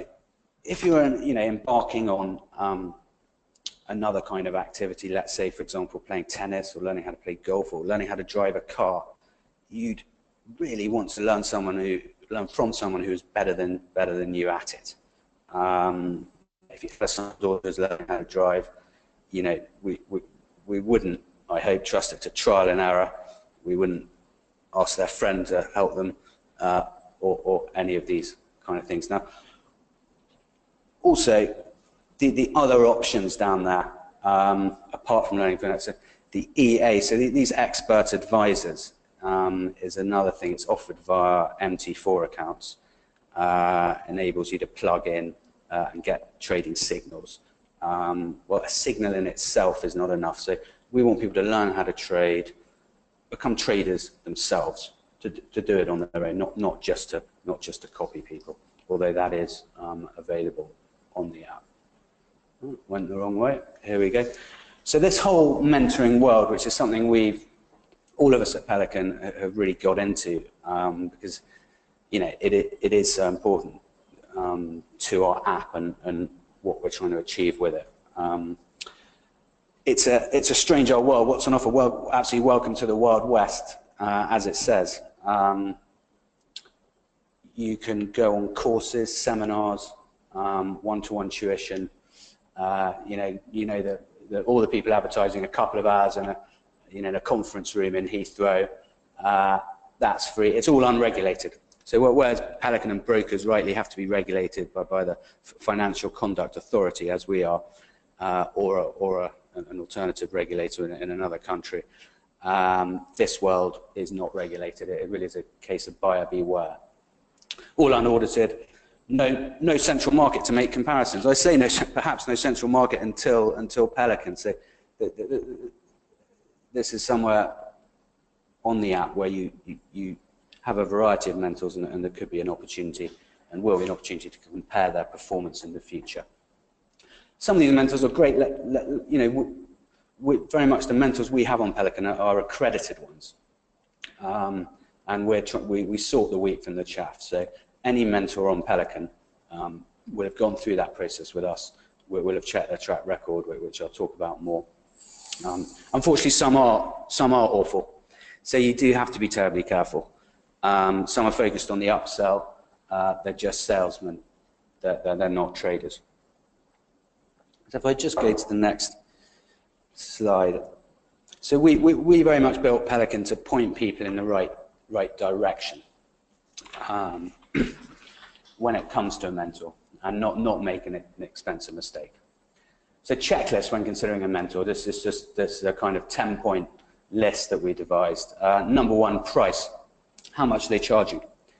If it's very high, that's an immediate warning bell. You know, if we're talking tens of thousands of pounds, I'd strongly recommend looking the other way, because really there's no need to start off with that kind of investment. And you know, certainly myself, from my own experience of trying to learn about finance, the first book I read was a book on how the city works, Penguin book on how the city works, which costs £3.99. That's probably the best starting point. What are they actually teaching you? You need to know what you're getting. You know, it's fine they say, you know, what is their strategy? What extra are you going to learn? If they can't be clear about what their strategy is, how are they going to teach you? Does the strategy fit in with your lifestyle? You know, in the modern world, we've got a lot of time pressure on all of us, especially if one has children, certainly if you have a job, a full-time job that takes up a lot of your day. There's no point choosing a mentor who is going to insist you're glued to the screen all day watching a euro dollar, if realistically you can only spend half an hour per day in the morning going through your investments and your trades. There are lots of mentors out there who realize that their main customer base are full-time employees, and they tailor their offering to suit their needs. And certainly with Pelican, when you've got your mentor on the app, that obviously gives you an immediate opportunity to access them when you're out and about, and even when the mentor's out and about, he can check his trades that are live on Pelican. Who is teaching you? What is their background? So I've told you a bit about the background of the individuals at Pelican, and certainly we're a startup company that's in the second phase really of funding. Our investors, they look at us and they expect us to have a good background. If you're choosing a mentor, you want to check very carefully the provenance of the mentor. Is he a good trader? They'll all tell you they are, but you've got to see some evidence that he's a good trader. If he's a good trader, great. Is he also a good teacher? Because we all know very, very talented, bright traders or people in all kinds of professions who are brilliant at what they do, but they couldn't teach to save their lives. It's not their thing. And it's the same thing. Are they accountable? Can you see them trade? On Pelican, you can see the trades live. A lot of mentors, they also do live trading days. Some of this is on Skype and so on. But the great thing about Pelican is it's under our FCA umbrella, and they're fully regulated. It's something I'll come back to later. So what is the end product?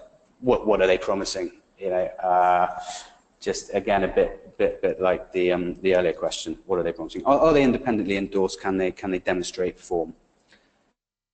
You know, a personal recommendation from someone you trust could be adequate. As I mentioned earlier, the accreditation system we have on Pelican to ensure that these individuals who are all very committed and you can trust them and you know you're getting a fair deal financially, as well as somebody who's got a proven record in this space. Look out for the upsell. Again, some courses are just marketing engines. They're just wanting you to get up to that next level. They'll get you in a free seminar. They'll say, right, discount, £1,000 for the 3-dayer, and before you know it, they're talking massive money. If that's the case, I'd again be very wary. Avoid courses selling false promises, fast cars, etc. So you've just got to look on Instagram, look up trading on Instagram. You'll see it all there, amazing, really, gold chains, Ferraris, spurious evidence of winning trades, how people made £400 in half an hour. You know, thanks Dave, thanks Johnny. Cheers. You know, it won't be a moment before you've got a Ferrari. It's not going to happen like that. You know, trading is very difficult to master, as everyone knows. That's why you need a mentor. Anyone who says you won't have failures along the way is trying to kid you. Everyone will have setbacks, and it's about bouncing back from those and getting a strategy that's long-term profitable. Avoid hero trades and hero traders. The flash in the pan Instagram lot is not going to provide a reliable income of any kind. Right, so on the same kind of topic, say, I went along, it's a bit cheeky, I went along to one of these courses of somebody who's not obviously on the app, who was one of these kind of very much these marketing engines. And as you can see, you know, sort of 50,000 is also 2-3 years school fees. What do you got there? 34,500, probably, you know, what's that? Decent second-hand Porsche Boxster, you know, whatever car you like. You know. 19,000, little extension, a conservatory maybe. But all those things I've mentioned, they have some kind of warranty or guarantee with them. None of this has any of that. It's totally unregulated. You don't have any comeback. So just be very wary about this. By throwing a very big number at you like this, at potential students, it makes them think they're getting something really quite amazing. No, I'm not, you know, that may be the case, maybe it is amazing. In my experience, people who just chuck massive numbers at you like this are sort of walty-mitty cats. They're just trying to make a quick buck, and as I say, none of those are on Pelican. Right, let's go to the next slide. Checklist when considering a mentor, and I'll just try and find the right page. Here we are. So this is something, checklist when considering. Number one, price, warning bell if it's too high. Now I think I've already gone through this. Hold on a minute. Yeah, I have. Yeah, important question. Apologies. If they're so good at trading, why are they mentors? This is something, the first question that you should rightly ask. Very fair question. I think from my experience, and I've spoken to lots of really great mentors, some of them like an audience. You know, they like to talk and they really enjoy it. I mean, some of the guys you've heard today, that you know, they can really talk about it, and it's clear their enthusiasm shines through. You know, I mean, let's be honest about this. Most traders' performance can be bumpy. I've never met a good mentor who hasn't said, well, listen, I do have 1 or 2 months down a year. So if I have a bad run, I can have 4 months where I lose money. But I'm confident in my strategy, and that I can make that up in the other 7, 8 months of the year. So if, as I say, you know, the monthly subscription that they often charge these guys, which can be as low as £50, going right up to 500, you know, depending on the service, but that what you're getting for that is, you know, a mentor who's committed and whose performance is proven. So, I mean, interestingly, the best trader we've ever seen on our platform, who's an ex-bond trader from Deutsche Bank, you know, took some pretty big positions, you know, on Pelican. You know, we said, well, listen, you know, he was a winning trader, he was making quite a bit of money. We said, listen, become a mentor, you know, sell your trades, discuss your trades, teach other people how to trade. No interest at all. It's just not for everyone. And also coming back to the point of good trader, good teacher can be two different things. If you get them together, then you're away. Right, so I will just find it. It's not just about performance. So other valuable lessons that can be learned from mentors. You know, if you can gain the following skills at the end of your course, you know, it's worthwhile. It's not just about suddenly expecting to make some money, although of course that would be lovely as well. Risk management, the top one, absolutely vital.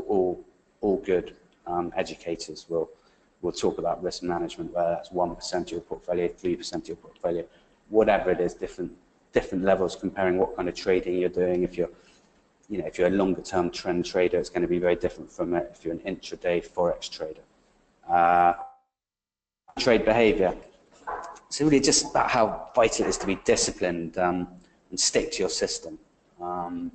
It's so easy to be tempted to deviate from your strategy. And I don't know, certainly from personal experience, we've all been there. You know, you'll say, right, I'm just going to concentrate on the FTSE 100 and cable, and I'm going to specialize in those things. That sounds great. Then suddenly a friend tells you, hang on a minute, you know, gold, silver, Bitcoin, looking great at the moment, you know, really got to get in. And then you have a look at it and you say, well, you know, bigger bet than normal on this, something you don't really know about. It's a bad sign. I think, you know, you want to stick to what you know in the experience I've had and what I've heard from mentors. So market focus, and again, the same thing, focusing on a small group or even a handful of markets, proven to give you a better chance of success.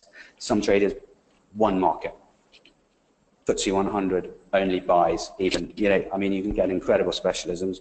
More realistically, probably a basket of 6 to 8 instruments.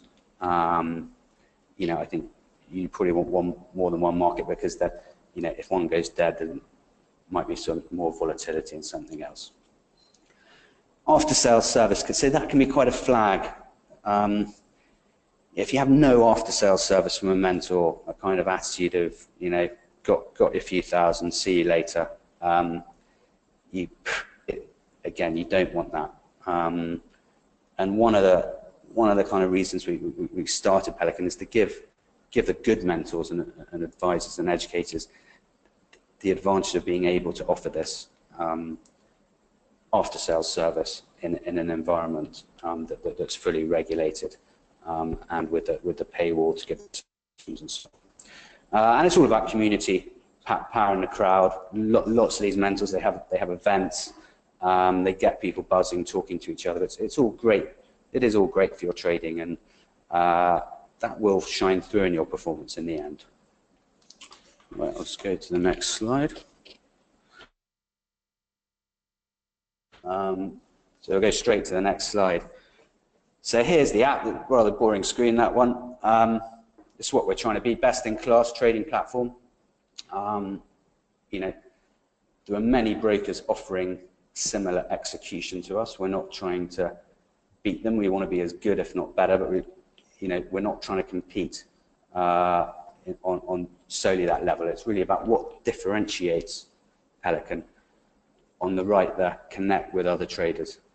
That's really the main thing about our offering. So the ability to set up public groups or private groups. So the mentors, they tend to set up a public group where they're in charge of it, and followers can watch their trading, interact with them, watch their trades go up live. Again, finding the right mentor, we've been through that.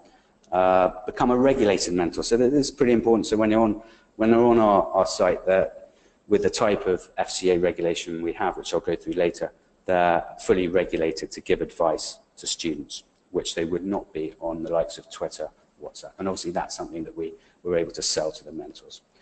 Private trading rooms, you can set up a private group with your friends or fellow traders, and that's a really useful resource. Rather than simply just doing a WhatsApp group, hey, look at the FTSE, you've got access to all the markets, you can put your trades up there.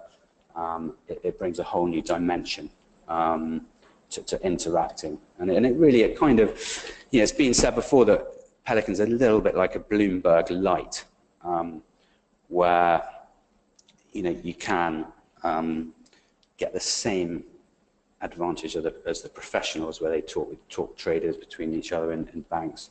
You get this on Pelican as well. The only FCA regulated social platform. So it's really about the way we use our regulation. I mean, there are other regulated social platforms that's slightly confusing, but we use our regulation in a unique way. Basically, everyone's RDR compliant to be an investment manager. This means that retail traders can view and share their trades with each other. Why you don't see similar offerings from other brokers is that they're not regulated to do this. Our competitors in this space are doing it in a different way. We're the only people doing it like this. So now I will move to page 12, if I can. There we go. Why is Pelican relevant to finding a mentor? Well, kind of almost by accident, we've become the marketplace really for mentors, which is really exciting. Pelican wasn't started out to be a sort of facility for mentors. It's something that happened as we learned more about the industry. And I'll give you an example on the next page of some of the mentors who are up there and running. Many of these names you'll recognize, some of you won't. So ones I haven't mentioned before would include Six Financial, who are interesting if you look there. They're German algorithmic traders, very successful. I'd recommend that's one of your first port of calls on the app to see how it works, to see their trades, to ask any questions. Carol Charmer, who's done the round-the-clock trading webinar before, she's also there. And we're attracting the best mentors who are willing to show their trades live, and it's such a bonus if somebody, like for instance Charlie Burton earlier, 50 to 500k challenge. That gives you that sense of security when you've got somebody who's willing to show their mettle in a live trading environment. So that's great. We'll move now page. So this is an example. Karim Yusufi, he was one of the first mentors on the app. Good friend of the Pelican team here and a very experienced mentor and trader. He runs a sort of proprietary trading fund, really, Audacity Capital. Knows everyone in the industry, great man. And so he's got a couple of groups on Pelican, and I think the next slide should show these. 1 second. Yeah, so he's got two public groups, Audacity Capital Commodity and Audacity Capital Forex. I'd say the Forex is the more active one. And you can see there, this is the first site. If you haven't downloaded it already, please do. But if you haven't, you can see a list of groups there on the right. It's just a case of tapping into the one you want to go into. It's really very intuitive. When you are in the group, you get the opportunity to just tap to copy, or tap to even inverse the trade if that's something you want to do. Presumably, if you're following a mentor who's an expert, you'd think twice before going the other way on a trade to them. But what's great about this is it allows Karim to be answerable to his followers. They can see what he's doing. They can discuss the reasons why he's trading. It's not a case of looking at the markets retrospectively with the benefit of hindsight. With the benefit of hindsight, we're all highly profitable. It's like looking at yesterday's racing, horse racing results and saying, oh yeah, I know about that one. Well, the chances are you probably wouldn't. We've got to get a strategy that's proven for future performance. The next one. So this example of his Forex trading group says here using smaller stakes to ensure accessibility. So not many of the mentors trade in huge size. Often £1 or £2 a point. It sort of acts more as a necessarily trading an enormous size. When you do copy a trade, you do of course have the option to edit the amount per pip or point you're betting. If someone does 100 quid a trade, you're not suddenly going to be pushed into that trade. Daily signals and idea discussions, as discussed, you can see there that just like WhatsApp, it's a great facility, it's a great wall to chat on. Trading profitably, so he's been on there a few months now, and he's got some great performance stats, Karim, and it means that his followers benefit from that. We've all copied his trades, we've all made a little bit of money out of it. So that leaderboard's a bit out of date. I remember in the last webinar someone mentioned that the stake sizes are quite small, and the answer is in this case they are, but you can imagine if that's a £1 a pip, you can change the figure to £20 a pip if you see them trading profitably and want to and you've got the bankroll to justify that. So only the trades placed within the group contribute. That's important, so you're not suddenly going to get outlying trades joining in there. And I would mention that, that's an absolute return table on the right there of performance.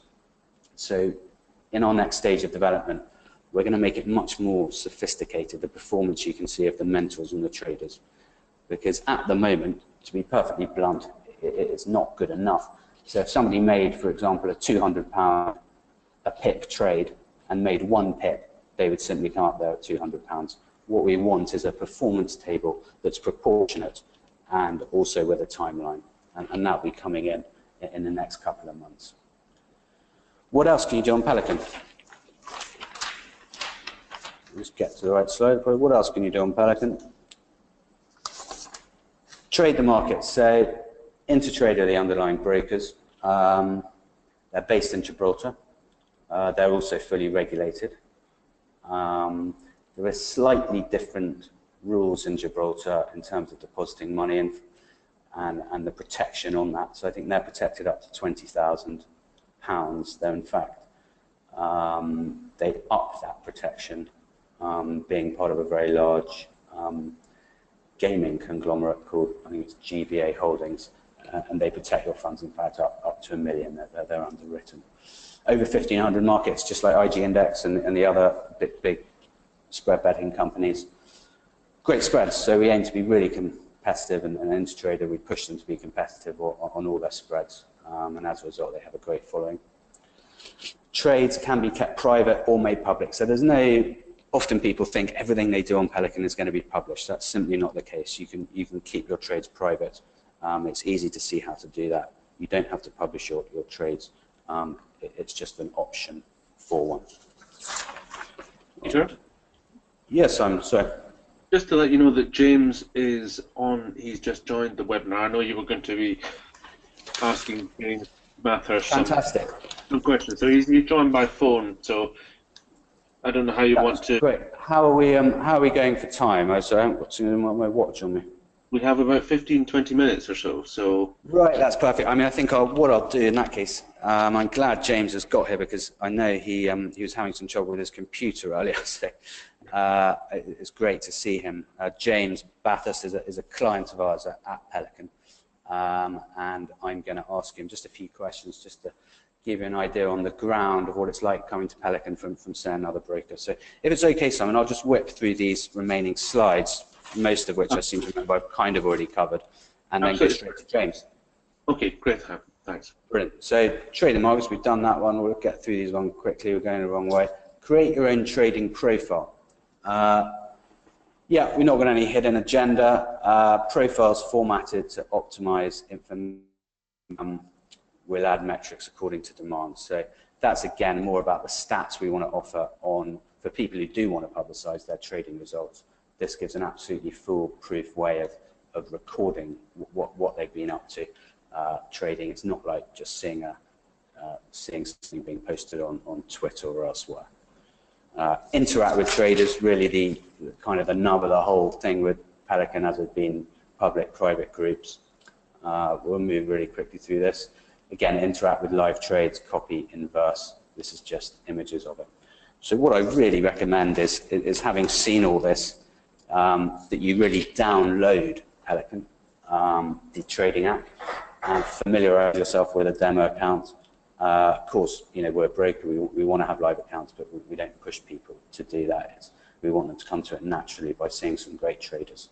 But I'm grateful that I can introduce to you a live account holder and one of the founding users of Pelican, James Bathurst. Are you there, James? Simon, have you plugged him in? Great, you can hear me now? Ah, James, welcome. Thank you very much for joining us. Peter, hi, good afternoon. Hi there, afternoon. So I know that you've been using the app for some time, and you know, certainly when we reskinned the app earlier in January, you were one of the first onboarders for it. So, I mean, how long have you been trading the markets, roughly, would you say? Sure. So I think, like most of us, my journey's been, you know, an up and down one, and it probably started about 7 years ago.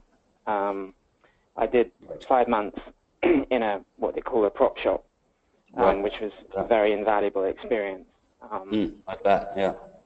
Trading is sort of about a 10 grand margin account, and just trying not to get banned, and learning 3 particular indexes that we traded. And did out of interest, this prop shop, did they give you much of an education before presumably they did, before they cut you loose on an account? Well, they said they would, but I think as quite often is the case, they didn't probably provide as much as they could have done. Goodness. But I mean, my principal experience was that you know, knowing when to get out rather than how to get in was the key benefit of that experience. Interesting, yeah. So when, you know, obviously after this experience, and then that's kind of it sounds like a baptism of fire to me, to being right in there in a prop house, which is something that a lot of private retail traders will never experience. Did you then seek any help from a mentor after that, or are you completely self-taught post your prop house trade? No, my takeaway from that is that all successful traders seem to have a very open character, in that they consult, and they're very, very self-analytic, so they will tend to look to others to assess their performance, like all great athletes. I think the moment you start to hide and you don't have poor business records, etc., you're probably on your way, you know, to the door. You've got to be very, very, very realistic. Yeah, so you'd say it's a kind of maybe a wisdom of the crowd type scenario where you're feeding off each other and kind of improving performance that way? You've got to be consultative, if nothing else. I mean, you might not have to bear everything. I mean, clearly there will be individuals who have you know, I don't know whether they're necessarily trading. I mean, they might be actually just like investing, you know, it's a longer term. Yes. And they may not obviously want to share that information, but I think most shorter term traders, you know, there's a lot of pressure, and it's good for them to have the outlet of talking to other people. It's not easy. Yeah, I think that's right. And when we come to talk about Pelican, I think that will shine through. So What I mean, out of interest, you may want to discuss it yourself. I hope you do. But currently your primary trading strategy, or certainly the instruments you trade anyway. What would that be at the moment, James? Well, I still, again, for my takeaway from my prop shop days, I tend to, in futures terms, just sort of trade around the Bund, a little bit the US 20-year, as in, and occasionally I will dabble in the DAX, but it's quite fast moving, and my tolerance for sort of more than 20 pip move is not great. So I don't, you know, and I think that quite a lot of the more, well, they're liquid, but at the same time they're very volatile contracts, can move you around a lot. So you've got to have pretty good nerves. So would that be with fairly tight stops on those instruments you talked about, the bunds? I do use mental stops, but I don't put a stop in because you know, I think you've got to be on the trade whilst you're in it, and it's better to get out. And if you've got an effective counterparty, you know, your slippage shouldn't be too bad. Obviously, you can get a very bad day, and that goes without saying. Yeah, exactly. I mean, occasionally we find people who don't use stops, or like say use mental stops, and like say you can get slippage anyway. But people might do 9 really good trades, and then I'll have one that just knocks out that previous good work. Is that something you find, or do you mitigate against that? Well, I think that the reality is that the market conditions can change very rapidly, and clearly you want to be aware to that, and then move out of that market. You can't just sort of have a linear approach and hope. So ultimately, if you're putting in the sell and or the buy to close order, that should take you out of the position that you had pre-envisaged. You know, I will set a stop before I go into a trade. I just don't want to allow the broker to be able to see that I have it there, because I think you'll probably hit it for me. I don't trust your broker. Goodness me, this is bad news. I hope this isn't the case with Pelican, as they were totally I trust my broker, but you know, you don't want to show your cards. You know, it's right.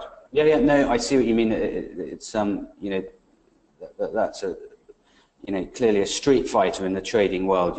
You know your stuff. So thank you for that. And how do you? I mean, I know you also have a job, quite a full-on job. So how do you fit that around that and having children and a family life with your trading? Does it mean you trade less? You don't trade every day? How does it work for you? Well, I mean, I think that it'd be hard to have a full-time job, at least from my perspective, and trade, for instance, cable during the day, especially with what's going on politically here. You would want to maybe migrate to contracts that are slightly more defensive. I mean, because ultimately, if you have a system, you can apply it across many contracts as long as there's sufficient volume. However, I think, you know, to answer your question, I would therefore tend to stick to the less volatile contracts, because I know that I can control it, and my losses most probably are going to be less than they would be if I was, you know, cable could move 20, 30, 40, you know, pips very quickly at the moment. Yeah, right. Yeah, no, it sounds very, very sensible, and good to hear. So before you used it, just going on back to Pelican now, you know, before you used Pelican trading as a user, did you interact much with other traders apart from this prop house experience? I think that for me, the real advantage of Pelican has been that you don't, obviously there's at no cost to yourself the ability to see what other very good traders are doing and you know, interact with people all the time, and obviously benefit from the benefit of their experience and, you know, the way they see the world, and they introduce you maybe to contracts you haven't traded before, and the rhythms involved in those, all of which many 10 years ago gurus would have charged you money to do, and no particular profit to yourself. So no, it's a sort of cost-free way of being exposed to very, very disciplined traders. It's great.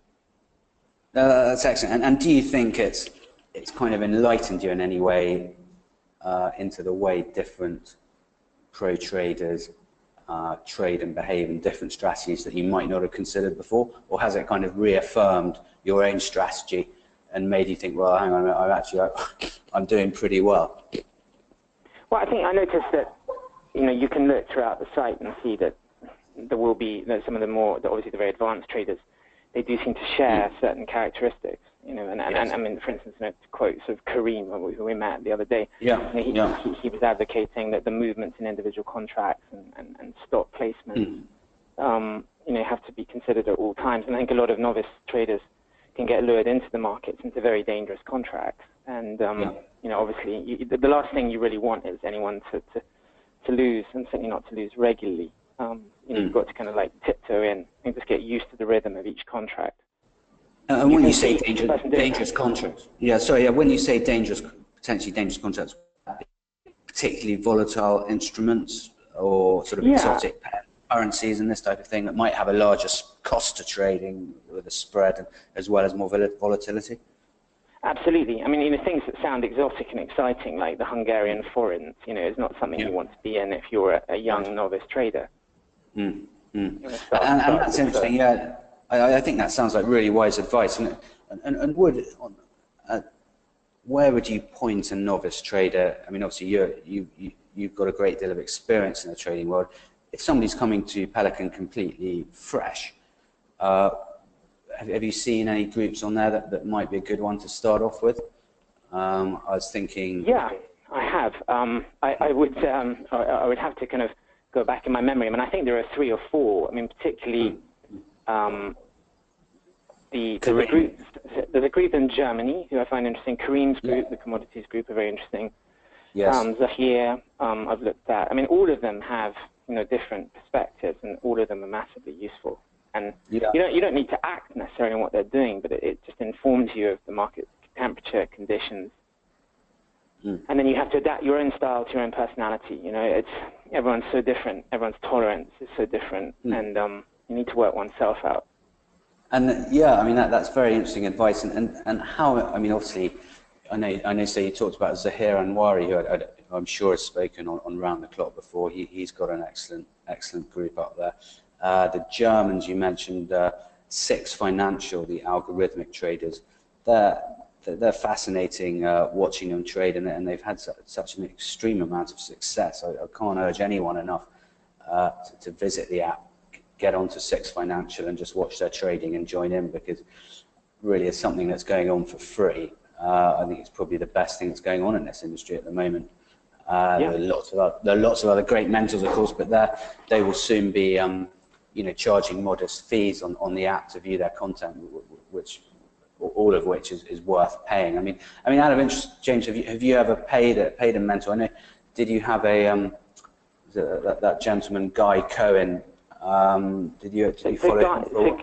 To Guy, I've followed him. I think he's a very wise head. I mean, obviously he's an equity options specialist who has an academic background, but he has a very, I mean, I wouldn't say there's anyone in the world who has a predictive strategy, but he does seem to have a particular knack of calling the conditions of the market. And no, that's fascinating.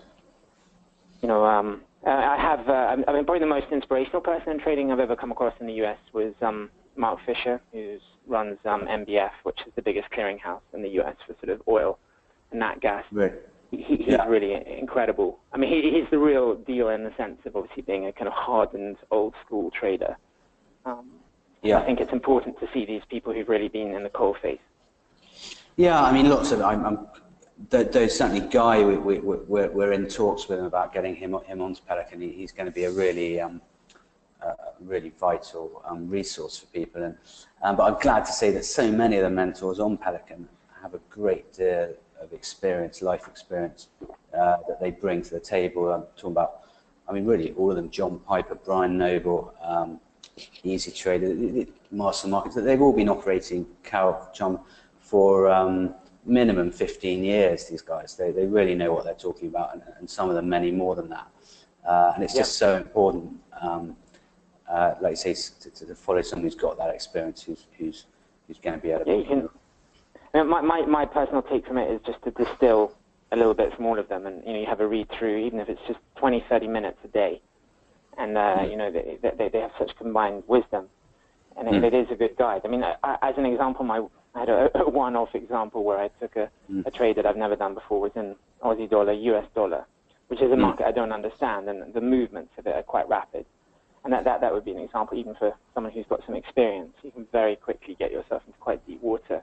And although I know there are guys who trade that, I was really interested to watch the kind of position sizing that they use. So obviously, the more rapid the market, you probably want to reduce your position sizing. Yeah. You can be a bit more bold in things that you understand. And that was a big takeaway from looking at some of the groups who were trading that. Well, I think, James, you're a great example of the approach you should have towards mentors, and recognizing that even someone like yourself who's operated in a professional trading environment has plenty to learn from others. And I think we've probably not touched enough on what a solitary experience trading can be. James is somebody who's got out there, met people, made sure he's improved his trading. I think a lot of people, sadly, who probably have a very bad experience with trading, have not had the confidence or the facility to go out and do that. And I'd urge those guys to come to Pelican and chat to us, chat to the other traders, and really get the benefit from it. Sorry, James, just hold on a second. Totally second that. Yeah, great. So, Simon, how are we doing for time? Sorry.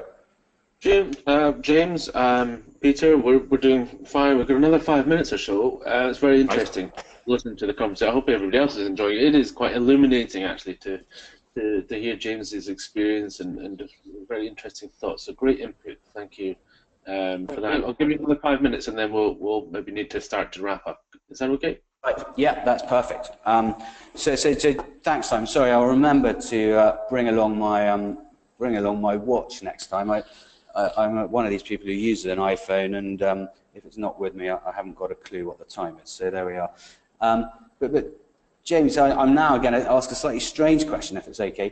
As I'm here to, we're not going to talk about golf like we normally do. I know I'm here to market Pelican, but are there any disadvantages of using Pelican? And it's actually that you can think of that we can improve on, feedbacks on. No, I think that, Pelican's massive selling point is the community, and then there are many other sites that have a small community, but they don't really bring together such open and experienced people. And I think that is a great selling point, and it's certainly unique. So for, as you mentioned, a novice coming into the market, there are a lot of bad stories. There are a lot of con men out there, and women, who are looking to basically use people who are inexperienced in a bad way. Because, I think when you start in trading, you need to set yourself a 20-year goal, and you be in the market for that period of time, and gradually get in, increase your knowledge. Out of be interest, with you for that journey the whole way. And out of interest, how long? This could be different for different people, but I often, I'm always really interested when people talk about how long it takes them to get that, when they can kind of trust themselves with an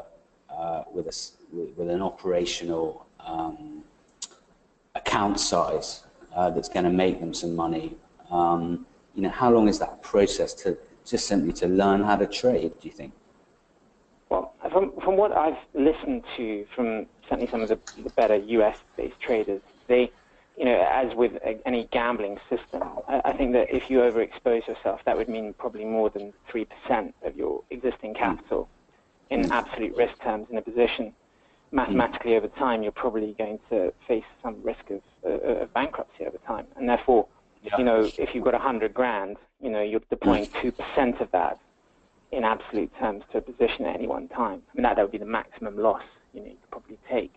Now, I think that's a really good guide. 2 to 3% of your capital at most, and that you've therefore got to understand the margin and the acceleration, and also stop within your position, because a lot of people will try and brush that under the carpet. I think you've got to be rigorously disciplined about taking it. And it's really like a boxing match, just little jabs all the time, and it's a mathematical sort of certainty that over time, if you deploy the right setup skills, you will probably win over time. Yeah, no, that's fascinating. Obviously the market's a massive beast, and to take it on without, as I talked about earlier, carrying out proper risk management, which is what you've been talking about. It's interesting that you've picked up, quickly from the mentors and over your trading career, you know, a strategy of 2-3%. I mean, you know, which sounds very, very sensible. And I mean, I think to operate like that, you've probably got to have a reasonable account size, wouldn't you say? Yeah, I mean, I think if you've got, I mean, obviously, you know, not because people often say, obviously there are people out there with $3,000 or $4,000, and of course you can still trade, but you'd still want to effectively, you know, look for an instrument that, you know, is rewarding. That's not going to kind of, because if it's moving 10 or 12 ticks, you know, for instance, on our platform, and you know you've got, you know, let's say £3 a point at play, you know, then £36 loss, maximum loss before you get out. You've got to work out what percentage that is of your absolute capital that you can afford to lose. And all of these things you've got to pre-know, not know post-factum. You can't start, you know, working it out after the game. It's before the game. And it gives you the confidence, therefore, to act. Yeah, no, it's very interesting. And I mean, finally, I mean, I think, you know, some people listening, you know, might want to ask you further questions. I mean, which group do you kind of hang out on in the app, where people? Well, I've been quite a lot. I mean, obviously, I know Kareem, so I've spent some time observing his group every day. I know Zahir, so I tend to sort of just read through what they're doing as well. And obviously, as we mentioned, our German friends. Well, if it's okay, I mean, if it's okay, James, I'll suggest that if you don't mind setting up a public group, just so people can, anyone who wants to, can ask you more questions about your trading history, as it is fascinating. I think that would be a great facility. Just check back every day and see what's happened. Sure, yeah, that'd be fine, Pete. No problem at all. And certainly, I can't thank you enough for contributing to this webinar, and you know, it's been very interesting and worthwhile. I can't thank you enough for giving up your time. Thank you, James. No problem. Thank you, Peter, and good luck. And it's a great app, and I know that it's going to be very successful in doing everything that it sets out to do. That's very kind. Thank you. Okay. And thanks, James. See you on the app. And Simon, is this a natural break to move on? Yes, I think this is a natural break. We're just a couple of minutes away. We have Alpesh Patel waiting in the wings, so we really should be just wrapping it up there if we can. But in a second, James, and just say thank you. Sorry, yourself. Say thank you to James, and thank you to yourself for coming along. Okay, thank you, Simon. Thank you, Peter. Thank you very much indeed. It's all good. Just quickly before you go, Peter, 1 or 2 questions for you before we say goodbye. Are the spreads trading via Pelican identical to Intertrader?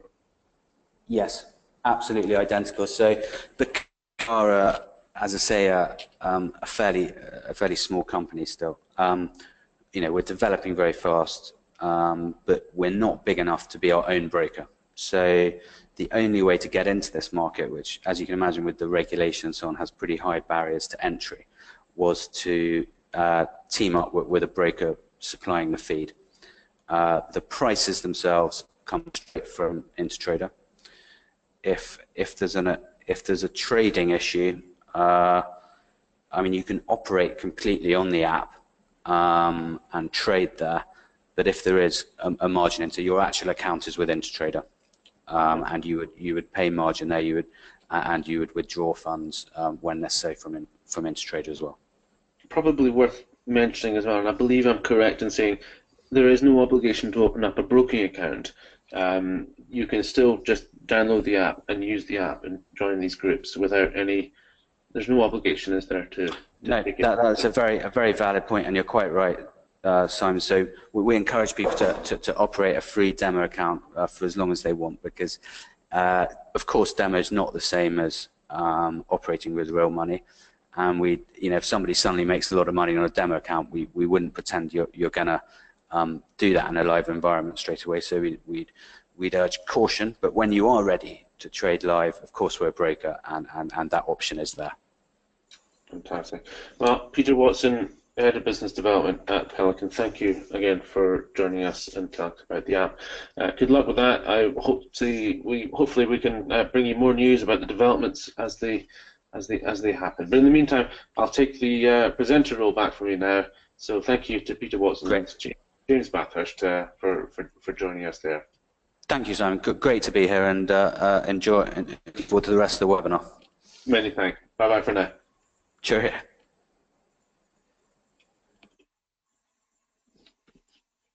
So there we go, Peter Watson at Pelican, and that brings us rather neatly right up to 2 o'clock. So welcome to those who are just attending. I can see people coming in all the time. Oh, there's Alpesh. He's there. Hello.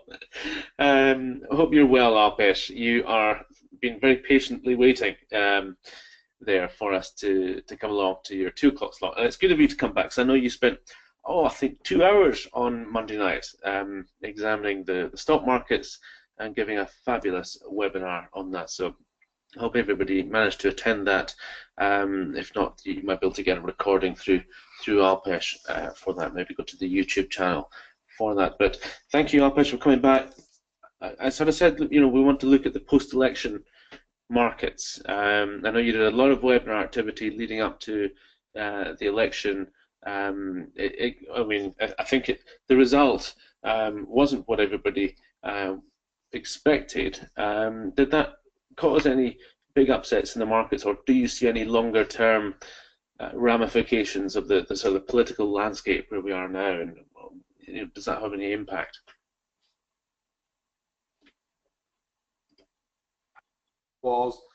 I was just saying, with the elections, what I try to get across to people beforehand was how, from a trading perspective, we look at it.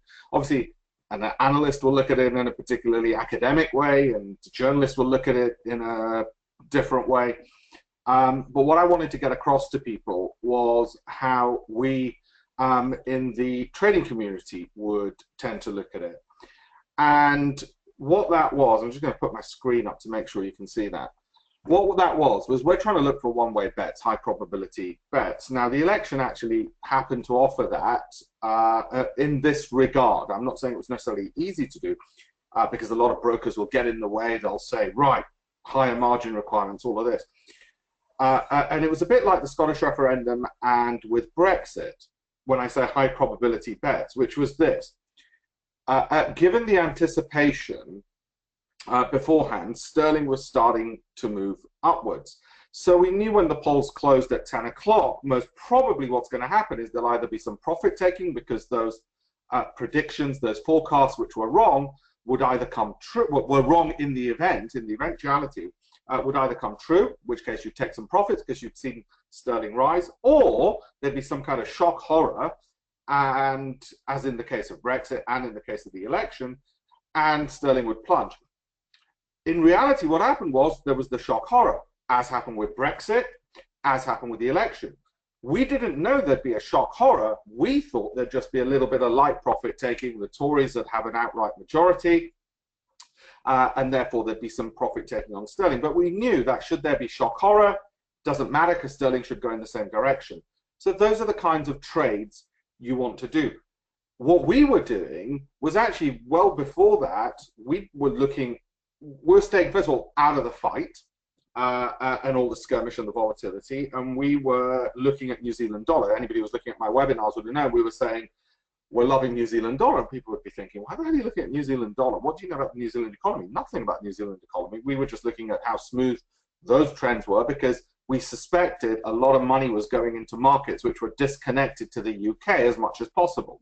So anyway, that's it in summary. I've got a whole load of slides to update you on, and I've also got a bunch of other stuff with the Forex markets as well. I've just got to make sure that I got it all set up correctly, make sure you can see everything, and then we can get to go. So do you want me to start proper? Yes, please do. Ladies and gentlemen, Alpesh Patel. Thanks very much. Okay, I think, and Simon, correct me and help me if I've got this wrong, people should be able to see a screen with the number 1 on it and a picture of me. Correct. Good. Wonderful. So many webinar systems, and I have to say, I get mixed up. Anyway, it must be my age.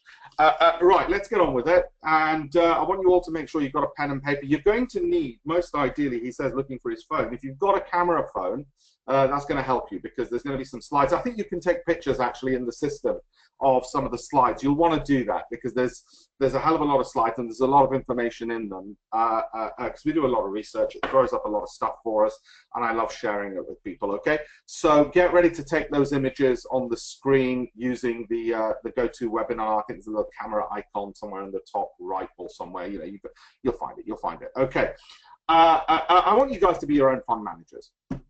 And the reason for that is, I can tell you, speaking as a fund manager, as a person who is a private investor, and as a fund manager, you can do it. I'm not necessarily saying you want to go out and create your own asset management company. It's a real pain in the arse and costs a shed load of money, he says with some bitterness. But what I will say is I think you can be your own fund managers, and I want to get you into that professional mindset. And like I say, having been a private investor for so long and then set up a fund management company, I can tell you, private investors have everything it takes to be able to be their own fund managers. And I don't want you to trust fund managers because they're overpaid, usually fat, middle-aged, losing their hair, but most importantly, like I said, overpaid. Your pensions are going to these people and they're not performing. Quite frankly, they're really pretty poor at performing. So you can tell from what I've just said to you, I'm going to be very straight talking about all of this. I wish I could tell you that's the new government taking over at Downing Street, led by me and my team. I'm afraid it's not. But I will be straight talking to you in this webinar and tell you the God's honest truth about the fund management industry and how you can make your own money with as little a risk as possible, because obviously that's what you're really interested in is mitigating that risk. Okay, a little bit about me. This is not really relevant, but for those who want to know, those are the the three funds, and the fourth one we're going to be launching, which are out there. We're based out of, the funds are domiciled out of Luxembourg. The offices are in London, in Brook Street, out in Mayfair, and that's just a bit of background. You know, I think it's important when you're speaking to people, they know what your background and credentials in the industry are. So private investor 20 years ago, and then trading on my own account, and so on. Most of you will know this.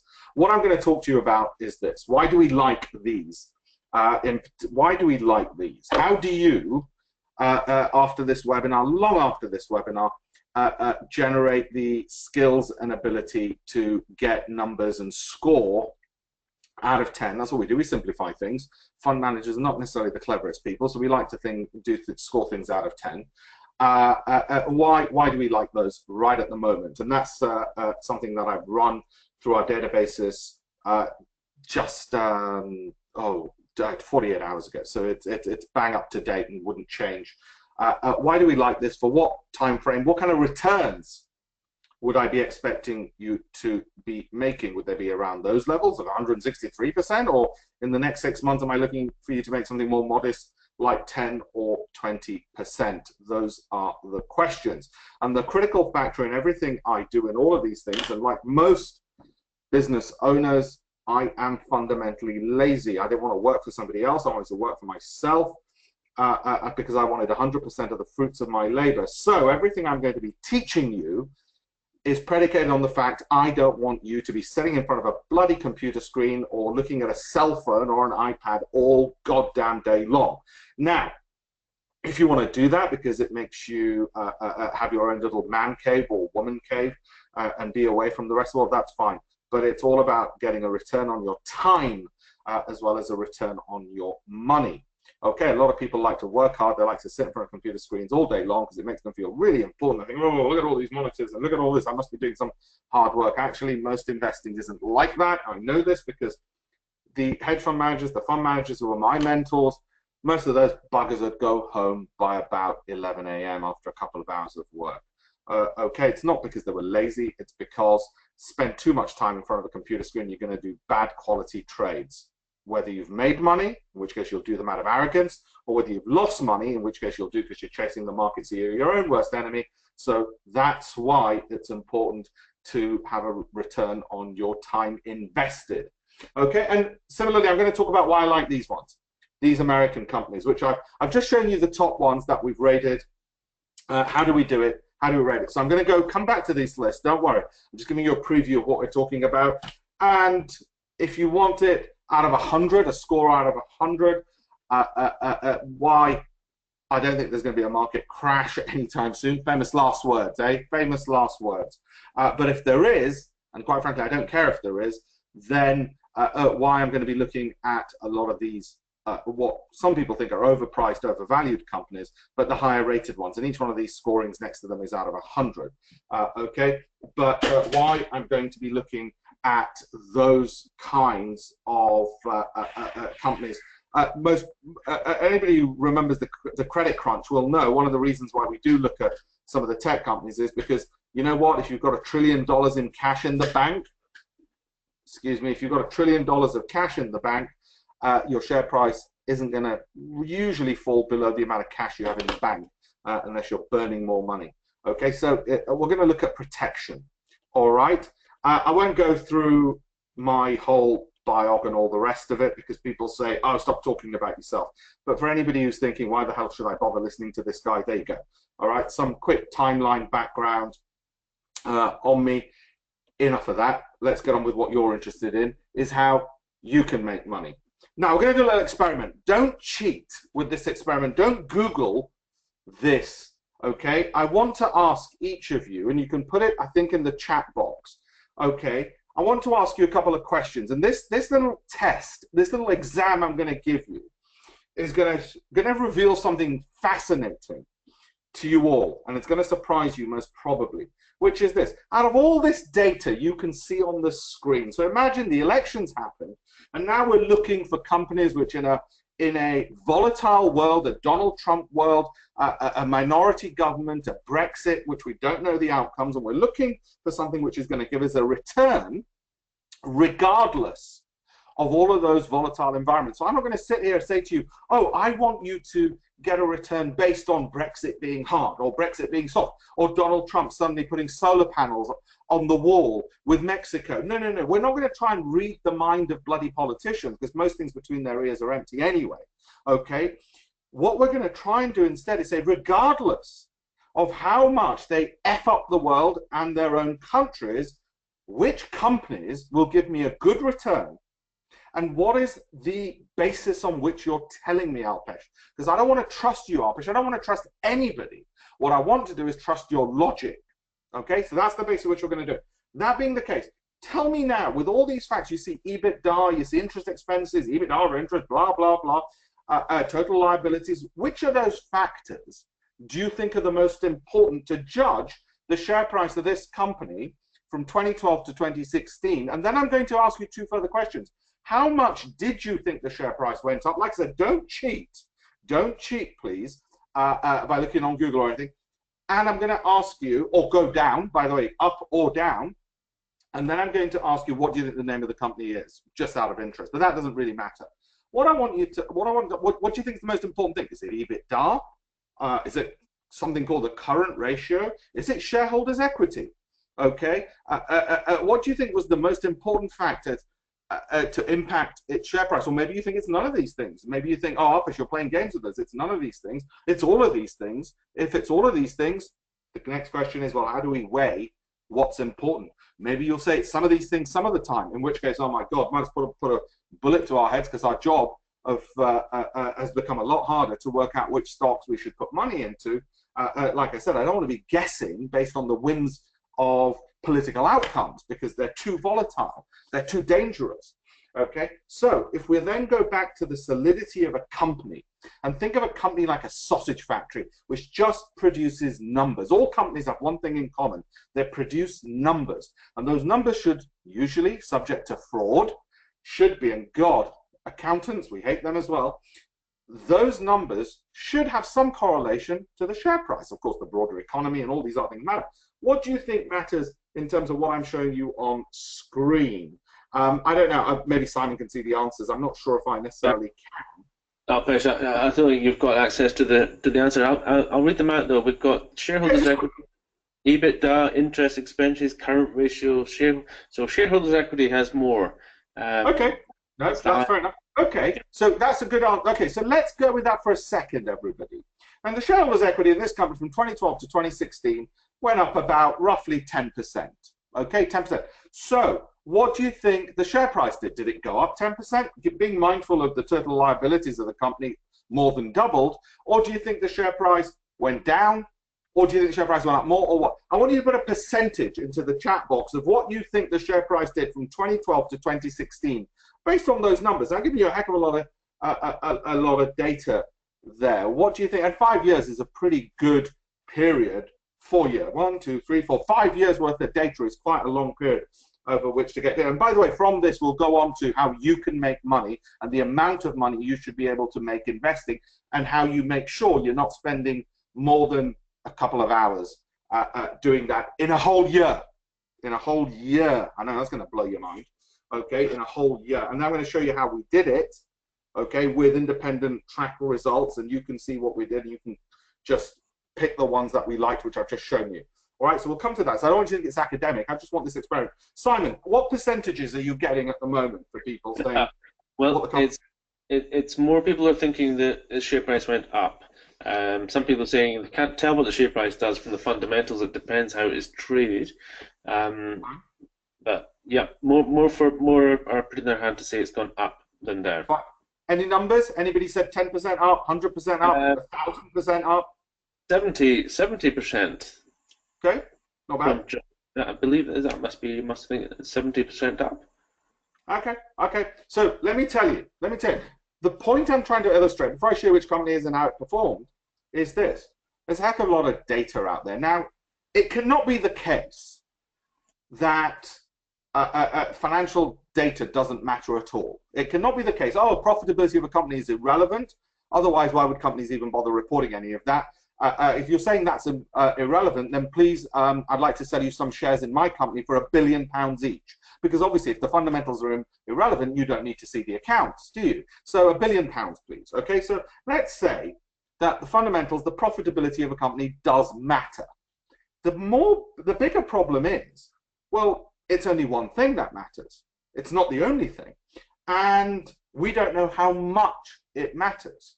Okay, we don't know how much any of these things matter and when they matter. Maybe some things only matter a tiny bit, and maybe sometimes they matter more. Maybe they go out of fashion. The point I'm trying to make is this: what if there was 100 years worth of research done by, because the stock market's been around for more than 100 years, done by numerous universities, so they're independent of stockbrokers and independent of fund managers who want to always sell you the story, the market only ever goes up. Okay, done by a bunch of academics. Which gave you some kind of idea of what matters and what percentage. So this was something that I looked into when I was writing my column in the Financial Times, my diary of an internet trader. As an internet trader, it was my job every week to tell people what I'm trading, you know, and put my neck on the block, put my reputation on the block to 1 million readers worldwide. I couldn't hide in some chat room or, you know, a Facebook post. Or whatever, a tweet. It was there in an international paper where if you want to be in the fund management industry, if your reputation's wrecked there, forget it, you're dead. Okay, so this is the research I looked into and published the results and so on. So let me share some of it with you before I share what we found and so how and what stocks we like and why I like the ones I've just shown you and how and what you should do, I think, and how much money, more importantly, you can make, because how much money it makes. Let me show you what the company was and how it did. Okay, there's the company. Microsoft, we've all heard of it, obviously. Went from $30 basically in 2012, and it's currently at, what, 60. So it's gone up about 100%. All right? Now, some of you will say, had absolutely nothing to do with numbers. If it did have anything to do with numbers, Alpesh, you haven't helped as much because you haven't told us which of those numbers were relevant, and some of it might be a spurious correlation. So what if the whatever number doubled? The total liabilities doubled. Are you saying that as total liabilities double, we should look more at the share price and the share price should double? That doesn't make sense. And maybe any linkages and correlations you can find, as I said, maybe they're spurious. Maybe they're just coincidence. One thing is for sure, they're not irrelevant. There might be coincidence. So we've got to measure it across maybe 1,000 companies. Let's do better than that. Instead of just 1,000 companies, let's do 1,000 companies over 100 years. There weren't 1,000 companies in 1930 or 1920 or whatever. So let's just do it across the market. Every company we can get our data on over that period of time. At which point you might say, well, things change over time. That's fine as well. How do we account for all of that so we can get on with the important business of making money? So we came up with this task in 2004. And what we wanted to do was have investments, and I'm going to put it to you. You want investments in a market like this. We're not talking about trading now, all right? We're talking about 12-month holding periods, okay? And I'm going to show you the returns you can make from those. I'm happy to talk about trading. We'll do that in another webinar. I'm talking about 12-month results and how those, as a return on time, are the returns they'll get you. And you might say, bloody hell, I like this. I can continue with the day job and make, well, you're going to see the numbers, and they're pretty impressive. So this is the task we set at hand in 2004. I want picks like this. I want them, obviously, doesn't everybody, to go up. And what we realized is that growth is going to be vital, obviously, but how the hell do we measure that? And the problem with growth is growing companies often fall off a cliff because they've got nothing behind them. They might be growing their revenues, even their profits, by deeply discounting, well, revenues by deeply discounting the product, and maybe they're growing their profits by just booking things a bit early, or, you know, all sorts of manipulations. So we said we can't look at growth alone, but growth is important. And we thought, well, we want companies which are generating some kind of an income, because then their price won't drop too much. Okay, so we want to do that. And by the way, what I'm teaching you is going to be vitally important for anything you do to do with the markets. Okay, so we said we want something which generates something of an income, because if the share price drops, then you can buy the same income at a cheaper price because the share price has dropped. What I'm talking about is dividend yields. Okay, the yield would go up if the share price goes down. And that meant that the big pension funds would get into that company, so it won't fall too much. Okay, so if all of a sudden the unexpected happens, Donald Trump gets elected, David Davis messes it up in Brexit, whatever it is, Donald Trump, sorry, gets indicted, Theresa May throws another election, no matter what happens, the share price can't fall too much because the dividend income should compensate for it. And we're only looking at a 12-month period. Companies rarely go from their historic dividend yields to just say no more dividends in 12 months. So 12 months was a good outlook. It was a random number, convenient number, a number we felt was appropriate, okay, for the period we're looking at. And we thought, well, we also want companies which are undervalued, because obviously if they're not undervalued, then what reason will we have to buy them? And if they're undervalued, then they can't fall too far. So then we have this problem. How do we find undervalued companies generating good dividends and providing us with growth? And in any event, will they give us pictures like you see on screen? Companies and stocks like this, which can double up. Because we were more concerned about protecting the downside.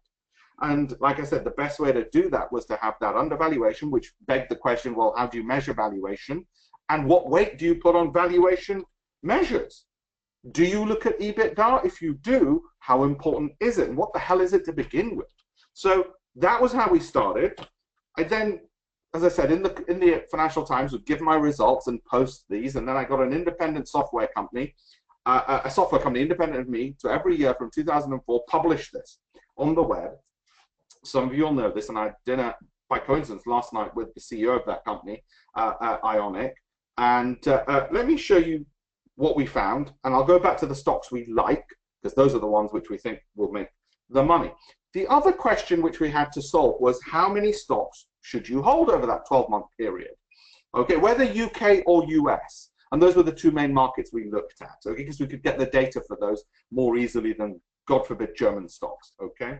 So we weren't going after fashion, because we know fashions change. We didn't want to go after the fashion of China and the fashion of trying to predict. We're not in the prediction business. Prediction is where you say, oh, it'll be a soft Brexit, hard Brexit, Trump will get elected, May will get a majority. That's prediction. If you want to do prediction, go to Ladbrokes. We're in the business of looking at a company's performance, its figures, and saying those shouldn't change too much year on year. Okay, so we're in the business actually of looking at fundamental trends. Right, so then what we did is we had to answer the question, how many stocks should we hold? All right, and this is where it starts getting really sexy for the private investor, because this is how a private investor, regardless of election turmoil, manages to mimic a fund manager. And let me explain how you can do it without having to pay fund managers fat fees. Okay, and by the way, I went to university with a lot of people who became fund managers. I can tell you, I lent them a lot of money when they were at university, and I wouldn't give them money to invest today. But let me tell you the stocks. We think roughly the answer is roughly 15. Now you can see on the screen why. Let me explain this to you in extreme terms. If you only had one stock, all your eggs in one basket, the risk of not hitting your anticipated annual return is higher. If you have 1 billion stocks in your portfolio, well, adding 1,000,000,001 isn't going to make much difference to the risk, okay, or the return of that portfolio. So roughly we think the number's 15. Now, you don't need to argue with me. Is it 14, Alpesh? What about 16? Okay, because when you're looking at making money at the end of a year, you don't really care whether it was £10,000 you made or £10,001. Okay, so let's not focus on the academia. We want to be practical, pragmatic. Okay, so we're going to aim for 15. I don't actually mind whether it's anywhere between 9 to 20. Okay, okay. Some years you might say, oh, I want a bit more diversity. I want more stocks. I can't decide between these two. I'm going to put them both in. All right. Now I'm going to tell you how we did this construction and the results we got. Real results, independently verified. This is what happened. Now zoom in. Don't worry. I'm going to zoom in. Okay, and we compared it first of all against Warren Buffett, which is unfair. I know there's a whole bunch of you who love Warren Buffett and you'd hate me for saying anything about him, and his is obviously different because he has to get a return on trillions of dollars. I could never have done this with trillions of dollars, okay, that he has under management. So we did this, and this is what Ionic, every year they've got to verify, all right? And this was the performance. Now I want to show you some interesting things. First of all, we had years where we didn't have a positive return. 2008, there was a bloody credit crunch. Anybody who tells you, oh yeah, credit crunch, yeah, made shed loads of money, okay? Oh yeah, every year, every trade, always 100% correct, 100% returns all the time, dead easy. Bullshit, okay? What I want to show you is, the next thing you want to know is, well, now, Pesh, I'm not excited by those numbers. You got some losing years. How much is this making me? Okay, let me tell you what this makes you. This makes you better than Warren Buffett and every single UK fund manager. Now, you might turn around and say to me, yeah, well, I've got high ambitions. Forget those people. I want to be the best in the world and absolutely everything. That performance is better than every UK fund manager. You can see why we're in the fund management business. If you're better than everyone else, the next question is, you better get in the bloody industry. But that's not the point. The beauty of this is you don't need a fund manager, okay, to do this. That's the other thing that I got across. Let me tell you what the return is. 562%, assuming every year you reinvest it, just like if you held Warren Buffett and you kept the money in buy and hold, you just held it, you would have got, with him, 194% return. With this, 562%. Don't worry. There's no fund for you to invest in. Put your credit card away. I've given you the names of the companies already for this year. I'll do it again in a second. They're there. They're freely available. So that begs some questions. How come every year isn't winning? Well, I've answered that in a way. But more importantly, does that mean every stock has to win? No. Does that mean that you've got to be able to pick the next Google? No, not at all. We didn't do that. I'll show you some of the stocks we picked. They're household names. What we do, the principle we used was this. We want to be rich. That's what we said. We didn't say we want to be right. We didn't say we want to pick the next big thing in cloud computing or whatever. We didn't say we want to be able to forecast elections right or get into the mind of politicians. We didn't want to do any of that. We just said we want to be rich. If we want to be rich, we took the Manchester United football principle, which is we just need a team which together can win. Every single team member doesn't have to be the best in the world. Every stock pick doesn't have to be the best stock pick. We might have missed Twitter and Google and Microsoft. Didn't matter, as long as a collective team we got that return, and that return beat every fund manager. But you're saying to me, well, wait a minute, Alpesh, what's 562%? Put that into real money. Well, this is what it looks like. It turns £10,000 into £250,000 if you want 2-to-1 leverage, which is what we recommend. If you want to be just buy and hold, you can buy something and hold it for 12 months, every 12 months, and you get your 562% return over that time frame. Most people on this webinar are looking to trade, aren't you? Most of you want to be traders. The reason you want to be traders is because you don't just want to buy the FTSE 100 and sit back and say, I'll come back in 10 years, because you want a bigger return.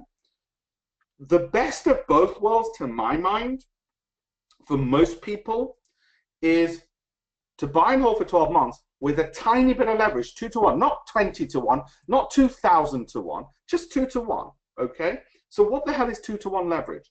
So let me explain what you're seeing on screen. Those are the stock results. That's what 2 to 1 leverage does. Oh, by the way, that's what Barclays, JP Morgan said about my performance. What do you care? What do you care? It's a nice pat on the back for me. Makes me feel good, like a Facebook like, but just because you see a Facebook like on somebody else's page doesn't make you feel better, does it? No. So that's just for me. This is what 2 to 1 leverage means. And I don't care which brokers you use anyone you want. How do you leverage? And this is what people don't realize, that they can get trader-like returns by buying and holding something over a 12-month period. So I'll show you how we found them. I'll show you what we like at the moment and the other tiny little rules, like where do you put the stop loss, what if there's a market crash, and so on. And the rules are really simple. We kept it simple because, like I said, our philosophy was, how do we get rich? Our philosophy was not, how do we create complicated systems? So how do you leverage? £100 goes into account. Most brokers, whether it's CFDs or spread betting, will give you 20 to 1 leverage. Okay, wait for me to explain. 20 to 1 leverage. So £100 becomes £2,000 worth of stock you can buy.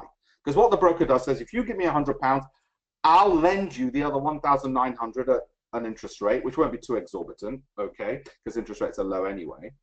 Now, if you then put in an extra £900 as cash into that account, you've put in £1,000 cash, haven't you? But you've only used £100 of it to buy £2,000 worth of stock. So basically what you've got is £2,000 worth of stock and £1,000 of capital. It's what hedge funds do. 90% of our money is kept in cash because we want to bring down the leverage, okay? Because leverage increases risk as well as reward. So this is then just 2 to 1 leverage. So all you've done is you kept £1,000 in the account and you've got £2,000 worth of stock. That's 2 to 1 leverage. Got it? Most brokers on CFDs or spread betting will let you do it. For every £100, if it's 21 to 1 leverage, this is what you do. Right? The maths is pretty straightforward. Should be straightforward. With those picks, that generates that return. Kill the fund manager. You don't need any of them. Okay? Because you've got £250,000 return on a £10,000. Now, I know some of you want to do that in a year. You're saying, oh, Pesh, £10,000 account, can I make £250,000 in a year? No, this is not that webinar. All right? Okay? So, the next question is, well, what did some of these companies look like, Albert? What did you do? Did you have some insider information, some insight into the next Twitter, whatever? What did you see in 2004 that the rest of us didn't see? Did you see the credit crunch and all of this? No, it wasn't any of that. It was the same scenario as it is today with the world and its volatility, which is we just looked for what the hell would make us rich. We came up with these companies.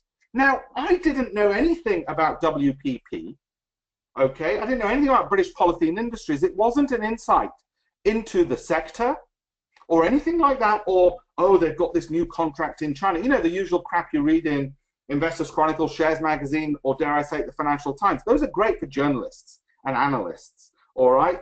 But as an investor, I don't give a shit what the newspapers say. What I care about is what I'm going to show you next, which are the numbers that the company's producing and the weight to give them. It isn't that their numbers are irrelevant. It is some of them are irrelevant, and it's knowing which ones aren't based on 100 years of research on about 1,000 odd companies. So that's what I'll show you next. But these were the companies that came up, and I really want to get this across to people because they find it really mind-boggling. They said, well, how come you didn't care what British Polythene Industries did?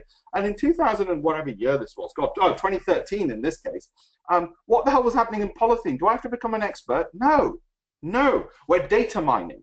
Most of you will know data mining is a big thing. It's a big buzzword at the moment. Bellway, Galliford Try back in 2013. Oh, Alpesh, that was clever. How did you know about the housing boom? Wait a minute, Alpesh, that wasn't clever. Everybody knew about the housing boom. Listen, guys, I didn't give a damn about what was happening in the economy. I cared about the numbers which were generated. Okay, and that's what was happening. Brammer, I still to this day don't know what the hell Brammer does. I confess. I know what you're all thinking. Wait a minute, you column in the FT, your own TV show, and you don't know what Brammer does. Should you not know what every company does and every figure? No. I care about making money, not about being an academic. Okay? And this is a more typical example. All right? A more typical example. And I'll show you what we do when the investments over a 12-month period don't go right and how we manage to protect ourselves. Normally, it takes quite a long period for the stock to move. and then it grows. You know why? Because it can take some time for the company to find value. Remember, we're looking at companies which are undervalued, but also generating some growth. So it can take quite a bit of time, and some, like this, can have a bit of a false start. We do not review. If you review in 6 months or 3 months or whatever, you know what's going to happen? You're going to fiddle. And men, and I've got the research to prove it, men are more likely to fiddle, maybe because they walk around with bits hanging off them, more likely to fiddle than women. Women tend to make better investors. There's academic research to prove it, okay? So you don't look at it for 12 months, right? This is all blowing your mind.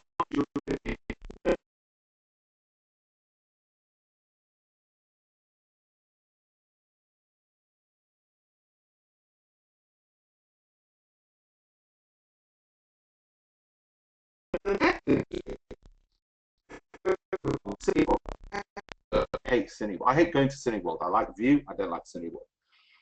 But it came up. The numbers came up, and I got to say, thank you, Cineworld. Right? So you know, Wilmington still don't know what they do. Is it glass? I can't remember. Somebody had told me. Anyway, 8 months of doing nothing. Then all of a sudden, bang! The rest of the market sees what we saw was the hidden value. All right, Mia's group, and so on. And I'll give you a typical. This is 2013. Wasn't the worst year, wasn't the best year. All right, you can see F&C down, Glencore down. Oh, Alpish, why didn't you get out of Glencore earlier? Because I didn't know whether it was going to go back up. So where's the stop loss? The other rule we applied to this simple system was this, and I'm going to say this just once. If any stock went down 25% from where we entered it, fixed stop loss, fixed, okay, 25%, we went to cash for the rest of the year in that. So we told the broker at the start, we bought this at 100. If it goes to 75, go into cash. That's it. Now, you could say, why 25? Why not 20? Why not 30? Why fix? Why not trading? Why into cash? Why not reinvest it? I'm sure you can do better than I've done and turn 10,000 into $1 billion. Good luck to you. All I'm saying is we wanted a simple system which made us money without making us academics. So what was that? How did we do it? This is how we did it. I'll just show you, and then I'll give you the stock names again. Okay, and this is what I think is the best way for you to learn about the markets and what no fund manager will ever tell you. A fund manager wants to, and you see the adverts from Framlington, Aberdeen, I don't know, name some more. I zone out when I see them. You know, when you're driving your car and you sort of see all of these, you know, names everywhere, because they spend a fortune of your money sponsoring Wimbledon and all those things, and Rolex and all the rest of it. It's your money. It's your money. Thanks very much. Okay, that's been spent doing all of that. And what we discovered is they're a marketing machine, and because they're a marketing machine, these big fat fund management offices, okay, what they do, take Newton, okay, go to their offices if you don't believe me, plush offices, all comes out of your fees, okay. What they do is they want to sell you 3 things, don't they? Why should they sell you 1 when they could sell you 3? All right, they want to sell you a value fund, a growth fund, and an income fund.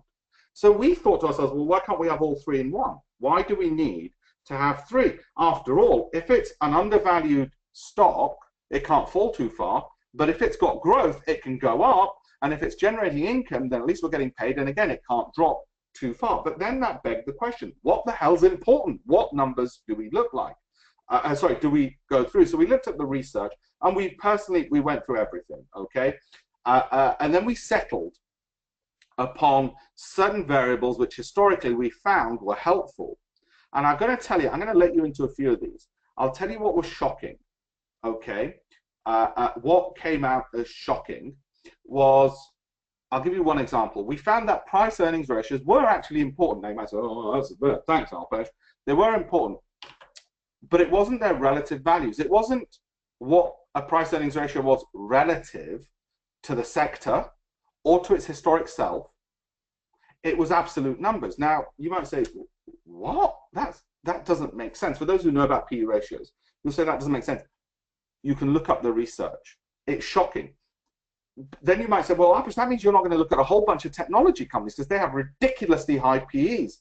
I know, and we still outperformed the market. I think it kept us out of a lot of trouble. Hey, Warren Buffett doesn't look at a whole bunch of technology companies. So if I was going to put some secrets into all of this, 1, hard fixed stop loss.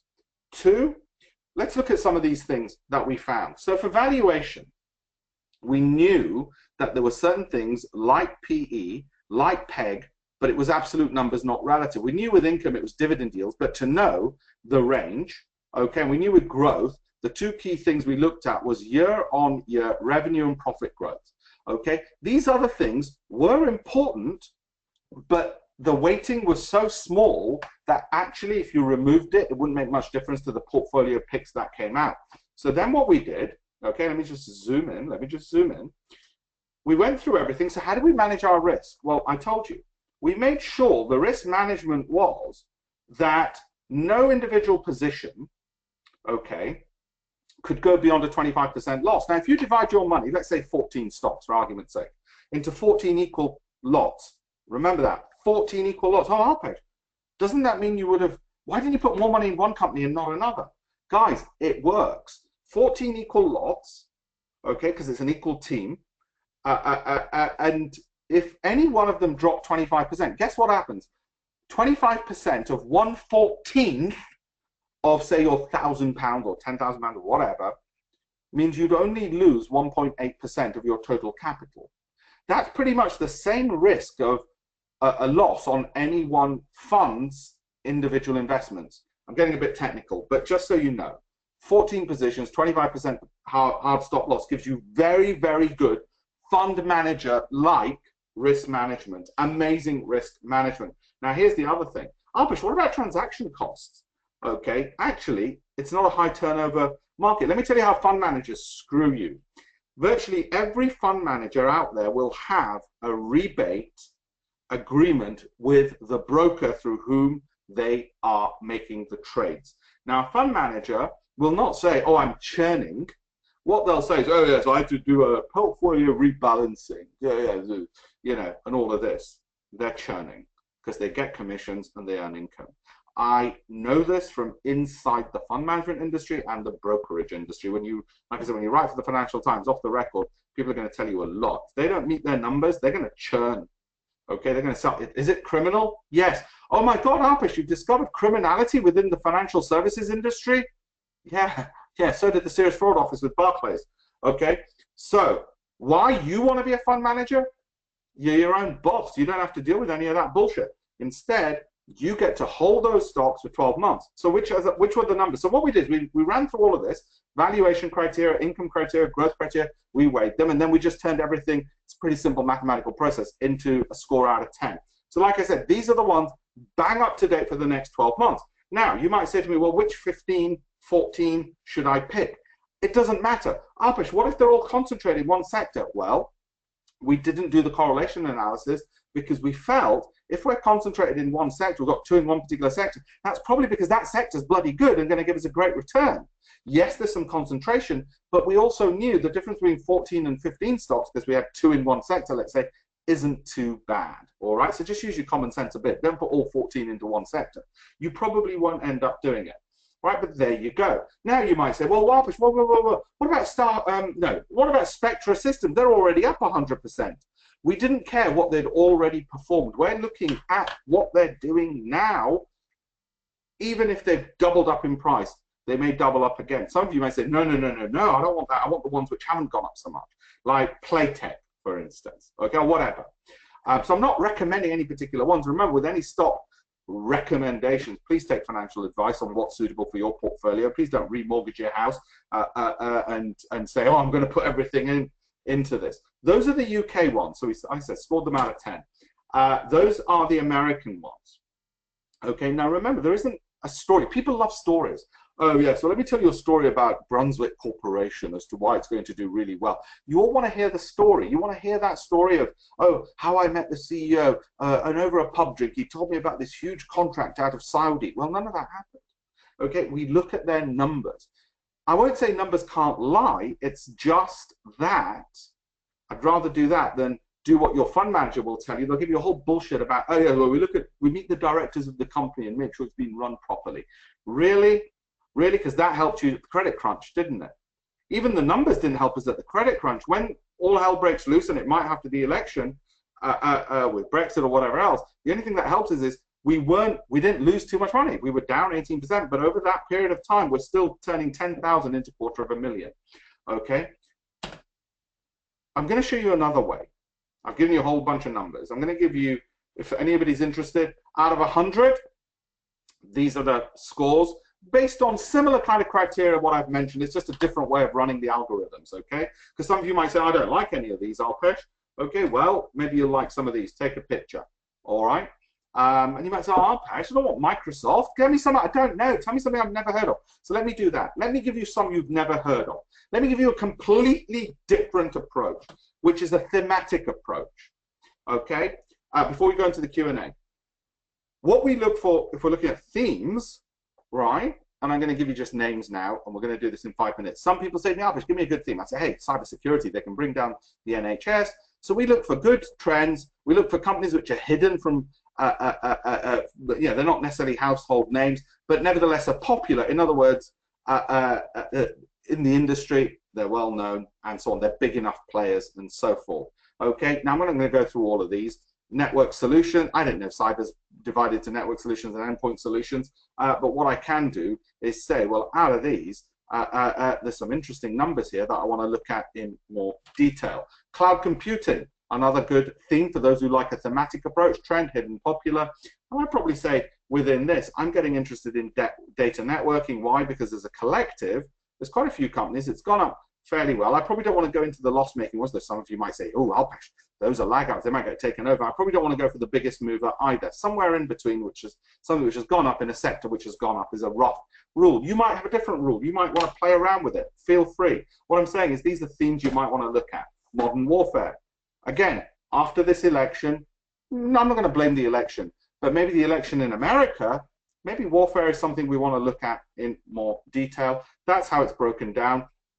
I'm not going to say to you, oh, you know what, Booz Allen are doing a lot of clever things, but I certainly want to consider IT services and consulting in this area because they're certainly going to be needed and wanted, not just necessarily hardware and so on. Okay, not necessarily just weapons. It's a very top-down approach, a thematic approach. The next one, the final two, wearable tech. Well, if nobody had told me, I would have said, and I'm wearing one now, not that it does me much good, I'm wearing a Fitbit. Okay, I'm wearing a Fitbit, and you can see why the share price is down, because I'm more of a Fatbit than a Fitbit. But I probably look at, yeah, consumer devices, sector's gone up. I'm looking for companies with a good trend, popular, but yet hidden from public sight. So Fitbit wouldn't fit into that because it's in public sight. Probably something like Copin, never heard of it, but it's making displays. It's not the biggest mover, it's not the lowest mover. All right, so you can see this is a far simpler approach. It's a more artistic approach. This approach is going to appeal to those of you who are arty-farty. The original approach I gave you is going to appeal to you who are a bit like me, a bit more numbers. I want to crunch the numbers, like I showed you the FT column, do the maths, okay? But I wanted to show you this. Guess what I'm staying away from? Now, you might disagree. You might say, no, solar will come back. Solar companies, not just because of the Paris Accord, but given that clean tech is important, probably more interested in smart grids. I don't know much about smart grids, but I do know Badger looks interesting. Not the biggest mover in the sector, not the smallest. Not doing too badly at all. It's just a different way of observing all of this.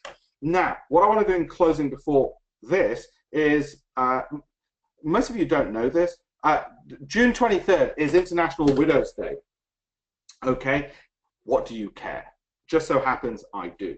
So how can I connect that up to you becoming a fund manager? This is what I want from you guys. I want to get this for you, 10,000 to 2060. Remember how I said to $250,000? Remember what I said? 12-month holdings, so we're not spending much time. You do your picks. You might do it today, 22nd of June, until 22nd of June 2018. Or you might do it next month. But it's always a 12-month holding, 25% hard stop loss. So you're not in front of the computer. Now, you might put that away and then do trading. So you've got an investment portfolio and a trading one. The reason I want you with your investment portfolio to have just 2-to-1 leverage is it'll give you better returns. If you're going to work hard, you might as well do that. For those of you who want to learn how to be a fund manager for yourself, want more than just the stocks I've given you, okay, and actually, Alpesh, I like what you've said. I like a bit of this.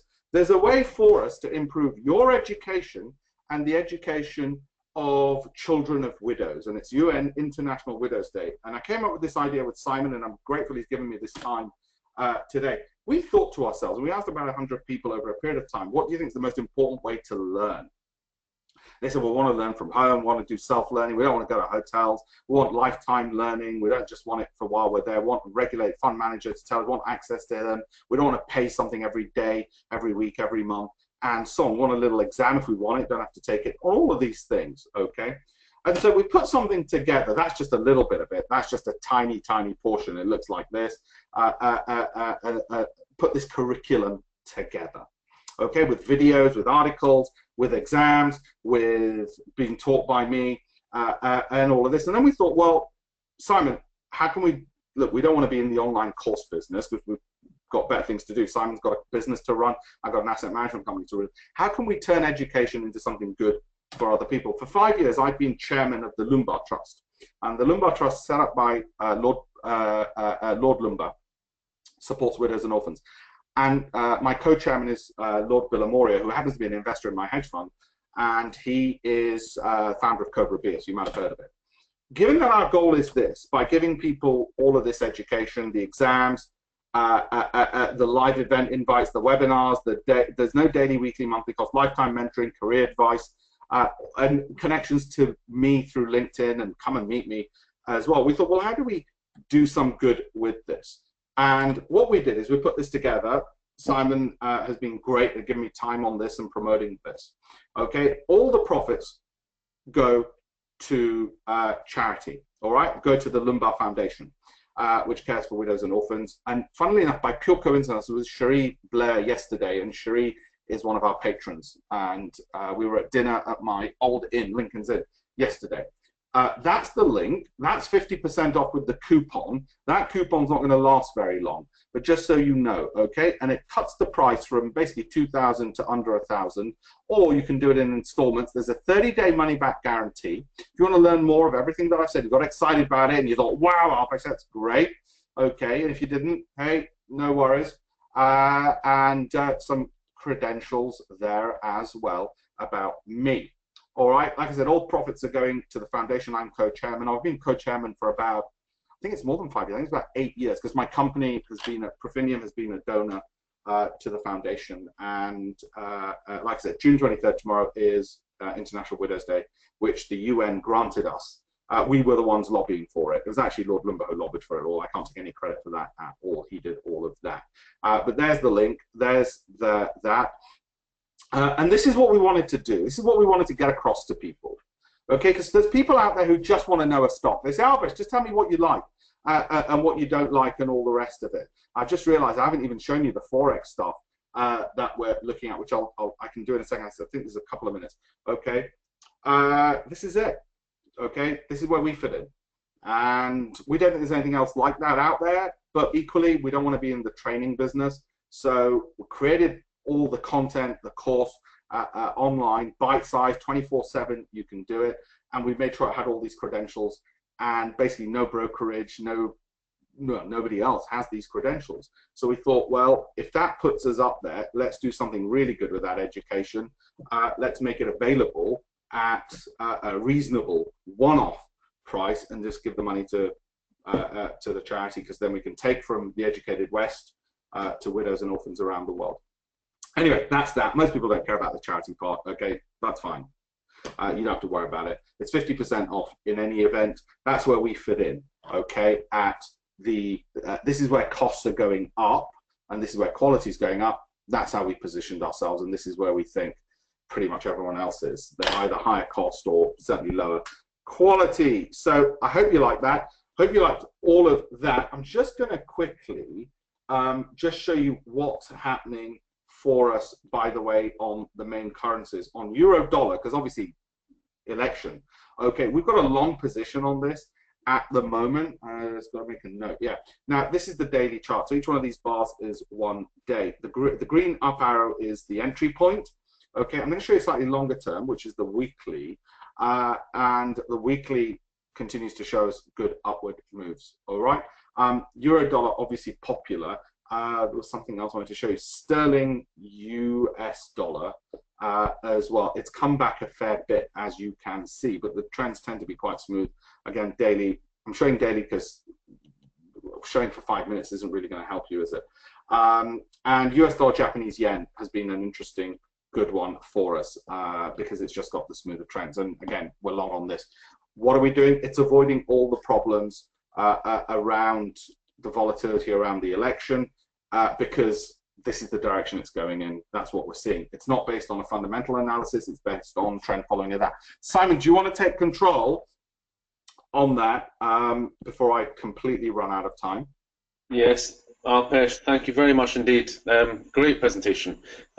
We've just got a couple of minutes before we run out of time. There are a couple of questions. One of them is quite technical, and I think it might be better if I email that to you. Yes, no worries. Because it's all about the percentages and stop loss. Someone needs a bit of clarification on that. So I think I'll email that question to you. Jacopedia, we are on top of that. But it's going to be too technical for Alpesh to be able to get into in the last couple of minutes of this. Sure, no, feel free. But thank you, Alpesh. Really appreciate you taking the time out. Your busy day, and as always, it's been a real pleasure. And that Fitbit is working. You're looking very sharp. Don't be so hard. You should be a fund manager. Well, you'll notice that my webcam always stays off. Yeah. Say no more. Alpesh, thanks again. Speak to you later. Thanks, Simon. Thank you. Bye. See ya. Bye.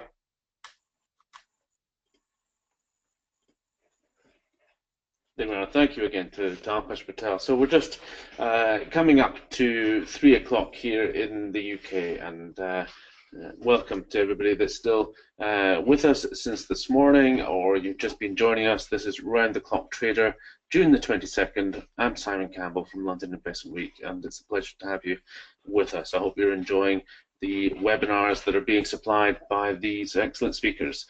So we've covered Bitcoin, we've covered Forex, we've covered shares, and we are almost going back to Forex for our next presentation. And I'm delighted to say that Jimmy Young is just waiting, preparing in these last couple of minutes for his presentation. Jimmy Young, veteran Forex trader, of course, 20 years in the markets. I think you'll enjoy Jimmy's presentation if you haven't heard him before. So stay tuned for that. Just a quick recap of speakers still to come. As you can see, watch a 20-year-old. 20-year-old, he wishes he was 20 years old again, but a 20-year institutional Forex trader trading live. That's just coming up right in a couple of minutes. Then at 4 o'clock, we're going over to Alistair Crooks at the Trader Support Club. He'll be talking about the trading psychology he uses. Then John O'Donnell from Online Trading Academy at 5 p.m. Then Constable Yoder in New York. He's in Maine, actually, I believe, in Maine. And then at 7 o'clock, we go to New York. So very much from 5 o'clock onwards will be US side. But I'm pleased to say that we are going stateside right now to go and speak to Jimmy. Jimmy, good afternoon. It's Simon here. Hi, Simon. How are you? I'm very good. Well, you sound as if you're 20 years old, but I think I might have been a little optimistic. You sound very fresh. It's good to hear your voice. How are you? Good. Wow, 20 years old. Wouldn't that be great? We can wish. We can wish. We can't stop time, I'm afraid. But it's great to have you back, Jimmy. It's really good to have you. Always, we get a very positive response from the people on the webinar event that we hold. So it's always a pleasure. Are you keeping well across there in America? Yes, as well as can be expected. I'm actually selling my house and moving to an apartment, so a lot of excitement with that. Oh, it's always stressful, that, isn't it? Moving house. I recently moved house myself here in Jersey, so it's just always good to get back and get things settled in again the way you like it. But yeah. You have been trading through Wall Street for 20 plus years, and you've certainly picked up an insight into how these markets operate from the inside, from the big institutions. And I think this has given you the skill and the experience to go on and to start mentoring others. I know you have a group that you keep in touch with, sort of daily newsletters. Yeah. So, at risk of stealing your thunder, shall we screen share now so that we can start to see your screen, and then Sure. we can get into the presentation. Okay. Show my screen. Let's see. Monitor 1 clean. Yeah, I think that's the one we want. Okay, so I need to, let's see, hide the control panel. There's normally a And how about prompt that that? says, No good? yep, I think waiting to view Jimmy's screen, it says. We're still not seeing anything at the moment. Okay. No one can see you. Click to share your webcam. No, we don't want that. Ah, why not? I'll click that real quick. Can I click that and unclick it? It's okay?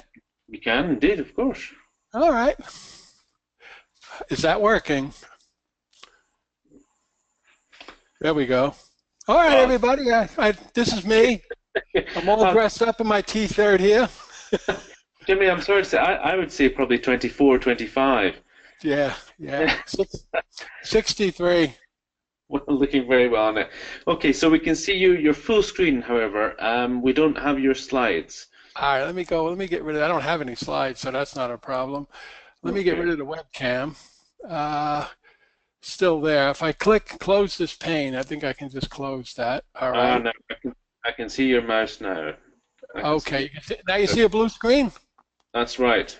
All right, so we're good. Now we can see a chart. Fabulous. Now we're looking at the charts. It is small, I'm afraid. Okay, I need to I need to get rid of that webcam thing. Maybe take the webcam off. I was going to suggest, and then that might make the. Okay, that's sort of the webcam. Wonderful, wonderful. Is it full screen now? I think that's probably best, yeah, because people really want to. Yeah, I didn't really want to leave my picture up there the whole time. Jimmy, let's get started. I'll hand over to you. What time? Give me the exact time I need to end so I know where I'm standing.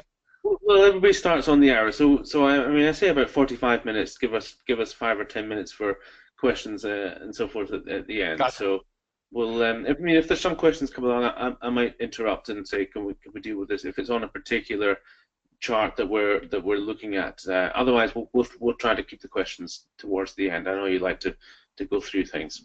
No, actually, since I don't have a PowerPoint, questions at any time is just fine. Questions at any time for this one? Sure. Okay. So everybody, feel free to use that chat box and let's all sort of contribute to the presentation. Jimmy's got a wealth of experience, and I'm sure he'd enjoy that. So I'll hand over to you, Jimmy Young. Thank you very much.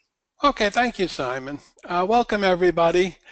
I've done a few of these for Simon. Sometimes I bring in PowerPoints and do more of a lecture, but I find people kind of like the live trading idea, so I decided to not so much wing it. I've actually tried to prepare something so that I can give you a feel for the way I trade, and also possibly mention some trades that look good right now. The idea being twofold: give you a little feel for the real thing, and at the same time, since you can go back and listen to this recording again, I'm going to show you exactly the way I trade pretty much. So if you wanted to, you could go back and copy it pretty much and use the ideas or combine them with whatever you do now. Simon mentioned I have a wealth of experience. That becomes very so what in 2017. The market has completely changed. Today's traders are gun and run, very short-term traders. Nobody's really too concerned with the big picture. Nobody's really concerned with the fundamentals beyond trying to scalp the news. Just a different world out there. So I'm gonna show you what I know, what I use, for better or for worse. Starting with this. This is kind of my guide. The pound-dollar pair is the pair we're looking at. I traded the pound-dollar at the institutional level for 20 years. I was responsible at a bunch of major institutions for that one currency pair, for all the clients of the institution, prop trading it for the institution, handling the orders of the other branches of the institution's traders, etc. So I like the pound-dollar to begin with. And what I like the most about pound dollar is it's the most volatile pair, meaning on a given day, its range of all the majors defined as the pairs that include the US dollar, it moves the most. So I think about moves the most, meaning possibility of getting on a trade and it moving enough over a period of minutes to maybe an hour, enough of a move that I can make my 15, 20, 25 points or get in the good 15, 20, 25 points and move the stop to break even kind of a deal. In other words, it actually moves. I find that to be the most important consideration. Now, what these two lines are, I'm going to take them off and put them back on for you and show you how they're put on. You can do it with any software. You would go to Studies. It's an envelope trading band, which simply means you take a moving average. In this case, I'm using 60-period moving average, a simple moving average, which means you're just taking the close of the last 5 minutes, 60 periods, adding them all up, dividing by 60, and it gives you the average of the last 65-minute periods. And I'm using a 0.1 variance, which means the two lines I'm drawing, one of them is 0.1% above, and the other one is 0.1% below the 60-period simple moving average. I'm looking at a 5-minute chart. So if I was to go Studies and go to simple moving average, 60 periods, and say, okay, this would be the 60-period moving average line. 0.1 more or 0.1 less is what an envelope does. It tells you if when it's 0.1 above your moving average or 0.1 below it. How much is 0.1? Well, if you're looking at the pound being $1.26, $1.27, it's approximately 13 pips higher and 13 pips lower. So if you consider this to be normal, the market's moving along at normal, and considering a deviation of 0.1 to be within the tolerance. So if you had a water test done on your property, I think of that example because I had a water test done last week. If you have a water test done, your water don't have to be absolutely perfect as long as it's within an acceptable range. So I consider 0.1 or below, above or below, to be saying that nothing is really special going on in this pair. How could you use it? If it gets up here, maybe it's going to go back down. If it gets down here, maybe it's going to go back up until something happens. What do I define as something happens? Well, either some kind of news or something. But certainly when it gets outside of these two lines, when it gets more than 0.1 from the moving average, I assume something's going on. So if I looked at this right here, I would say not much is going on. Now the second thing I look at is I look at a 1-hour chart. All right, the same simple moving average band. I'm looking at a 1-hour chart. Now these 5 lines I put on the chart are very simple. What I'm looking at is where is the price at the beginning of the day? Well, you know what I could do? I could erase them. Edit, delete all objects. Okay, so I consider the beginning of the day to be 10 p.m. London time, 5 p.m. Eastern time, which is right here.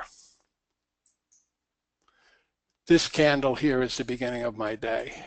So lines, add lines, horizontal, high, low. So right here, I consider that to be the beginning of the day. Now I know if you looked at the last 14 trading days and you said, well, about how much does it actually move in either direction? Like how much does it usually go up or down? Now I keep score on that one. So if I look at pound dollar, this is how much it moves every day. Now this here, you know, this is looking at a daily chart for the last 1, 2, 3, 4, 5 weeks. To me, that's like about as far back as I'd possibly want to go. because the market really doesn't look much beyond 3 to 5 days back these days. But to give me some perspective, I can see the pound took a big dive because of the hung parliament news. You know that happened 2 weeks ago Sunday. And then from there it was on a little bit of a recovery, and it was stalling, but we had 3 out of 8 guys said that they want to raise interest rates in the UK. That was unexpected. That helped it along. And it was doing okay, stalling out. But then the guy in charge of the UK Central Bank, that would be Mr. Carney, he came out and said, I'm not going to raise interest rates. They're crazy, these guys on the committee. There's no way I'm raising interest rates. So the pound took a dive. Then yesterday, we had one of the guys who's among those 8 guys. He was not one of the 3 out of 8. He was one of the 5 who did not want to raise interest rates. He said, you know, I think I want to raise interest rates. So now that evens the score at 4-4, so the pound did okay yesterday. Now coming into today, the new vote, whether they're going to raise interest rates or not, is 4-4. But the deciding vote goes with Carney, and he's saying no. So the pound is still shaky. Now looking at this, the pound is basically heading down. So most likely you want to be more bearish than bullish on the pound. So then when I look at my chart, I'm thinking, okay, I want to be bearish. So you're going to be looking for sells. And how has it been looking on the hourly chart? Well, it's looking, if you're using the same bands, you can see it's staying on the, it's in the middle. It's tried the top side of it twice. It looks like it wants to try to go down here. But this morning I was trading it. This is an hourly chart. This morning I was trading this. I usually trade the London morning, go back to bed, get up and trade the US morning. So usually I like to trade from about 7 to 10 a.m. London time and from 8 to 11 Eastern time. That's my 6 hours a day I trade. You know, down here we were breaking the low of the day and it didn't go. It went back up. So it doesn't look like it really wants to go anywhere right now. So that's okay. That's okay. So there ain't much to do with that pair. Now the last thing I can show you about the pound I want to tell you, and this may be very helpful for you because this is something you can directly trade. And what that is this. The UK Retail Sales Monthly Report, the UK Consumer Price Index, CPI report, the Employment Report, and the GDP, these are all leaked, it appears, every month. So about 30 minutes or less before the news is scheduled to be released, you'll start to see the pound moving, sometimes 10, 20, 30 points. And then the news gets released, and lately, the first thing that happens is it doesn't really do what the news says it should do. What do I mean by that? I can show you very quickly what I mean by that. If I was to look at, say, pound news, UK news. Yeah. All right, so here's the retail sales. Back on May 18th, the market expected 1.2. That was the consensus forecast. It was almost twice as good. It was 2.3. These are percents, by the way. So much better than expected, so the pound should go up. Did the pound go up? Yeah, it went up 62 points. It didn't go down at all in the first 15 minutes following the release. That's what normally is supposed to happen. Here again, the retail sales in the UK, much better than expected back in March, and yes, the pound went up. That's normal. Here's CPI, inflation. Inflation, when it comes in less than expected, we should expect the pound to go down, and yes, it does. So those are normal movements. Now, what's been happening lately is we're not getting the normal movements at first. So the other day we had bad news, and the pound went down for a matter of seconds, 3-5 seconds, not even a minute, and it popped up. Eventually it worked its way down again. So the trade, one possible trade is 30 minutes before any of these scheduled news releases. You can see these on any economic calendar. There's 5 or 6 of them a month. and you can see these all. And 30 minutes before these news events are coming out, start looking at the chart. If the pound-dollar pair starts to move, maybe you want to take and jump on it with a tight stop. And before the news comes out, get out of the trade, or maybe take a chance and run it through the trade, although that's a lot more risky. So that's what I can tell you about the pound. Let me move on here. Moving on to the euro. You can see the same thing. There's nothing going on with the euro. It's just staying within its bands. If you look at the bigger picture for the euro, if we were to look at an hourly chart, the euro has been doing pretty good. So let's make it. Let's see if we can see a little bit more. So maybe a week. So this is how the euro looks over a whole week. So it was weak. It started to get strong, and now it's nothing great. You know, it's much better when it's first time it's going through these lines. It's much better, especially if it agrees with the shorter term. So nothing special there. But I wanted to tell you this. When it comes to the euro news, the only one you got to worry about is the ECB press conference. Comes out once every 6 weeks, and that always causes the market to move pretty big. Well, usually does. I wouldn't say always, but that's the only one. So you don't have to worry too much with news with the euro. Moving on to, yeah. Sorry, a few questions coming in about the band lines. Yeah. The red and green bands, what are they? And Winston? Sure. You start the upper band and buy the lower band. Is it as simple as that? People love the bands. They just love bands. Yeah. Okay. So once again, I'm going to do it again. So it works like this. If you go to studies, moving average, simple moving average, 60 periods. So that's simply a 60 period simple moving average. Now, an envelope band puts a line a percentage above and a percentage below your moving average line. So whatever that moving average is, you can calibrate. Any software will do that for you. You go to envelope trading bands. I got my 60 period moving average, which is the black line, and I want to know 0.1%, a little tiny bit more or less what it is. I say okay, and it draws it for me. So I believe that once it goes outside the band, something's going on. And when it's inside the band, nothing's going on. But when it gets near the top or the bottom of the band, this would be a sell area, and this is a buy area, until it starts to do something. That's it. Is that clear?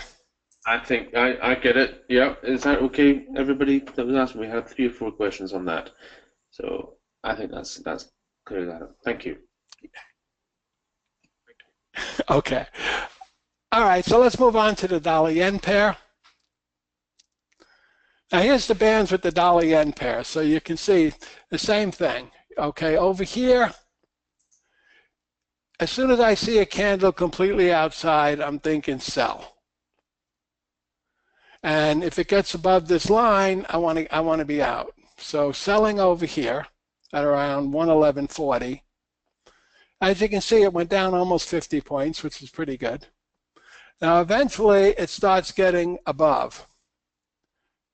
And you can kind of see from the size of that candle, I'm not the only one who looks at something similar. But over here, now you're thinking up. Now, because we're thinking up, anytime it comes close to the red line, it's a buy. So that's a good buy, a nice buy for a move back up. Now, it's wrong if you get a candle completely below the red line, a candle completely below. So that was completely below. This is touching, doesn't count. So until we get a candle, so what could you do? Let's say I do 2 things with this. First thing I do is I look for retracement, and I like to see everything line up if possible. So this has been the lowest price it dealt, and that's been the highest. Now that's a 78.6 retracement, that's 61.8. So you can see that it came right to the 61.8% retracement. So if you think it's going up, it retraced 61.8%. It also touched your lower band where you think it's still not a sell, but it's close. So when something's not a sell but it's close to a sell, it's the ultimate buy. So it's a great buy in there. And the stop loss would be if you get a candle completely below here. Now, you may say to me, well, I don't know there's going to be a candle completely below. What happens if we get a candle that looks like this? Then I lose, I'm going to risk all of that. Well, what is all of that really? See, sometimes when you trade, guys, what you want to do is try to get away from fantasizing and get to reality. Even if you didn't know, there's no evidence on the whole chart that a candle would be that big. None of the others are that big. But if there was, and it closed all the way down here, you get stopped out. Let's call it 85, 110.85, and you bought at 111.10. Well, that's 25 pips. That's not the end of the world. And more likely, it would be something closer to over here, perhaps. So it would probably be something more like 03, and you got in at, say, 10. So you're really risking only 7 pips. That's the reality. But even the fantasy of it being a big one, try not to be so afraid of trading. And if you're going to be afraid of it, make sure you should be. Now, in the case when there's a news event, perhaps you should be, and we're going to get to that in a moment, because then you could get a 50-point type of a loss. But that's how you would trade that. So right now, that was a buy. Now, for scalping purposes, if you're getting in over here at 10, as I said, you just put your stop loss you could put your stop loss at, say, if you want it as tight as you want it to be, but you got to give it some chance. So I like to say 10, 15 pips at least. So if you bought at 10, you put it at even, you put it over here. Now somebody's going to say to me, yeah, but Jimmy, wait a minute. The lowest it's been was over here at 95. I want to put it at 90. I would say good idea. But keep in mind in today's markets, in today's kind of markets, very possible you break the low by 5 points and then it goes right back up. So I don't really find putting stops below lows and above highs to be very useful these days because frankly, I think that the market targets those levels to stop out the amateurs. I'm sorry, but that's what I think. But you can see now this went about 20 points to the good. It did go 20. So there's your trade. You're looking for a short-term trade. Now, if somebody was a longer-term trader, they could say to me, well, you know what I'm going to do, Jim? I'm going to buy it.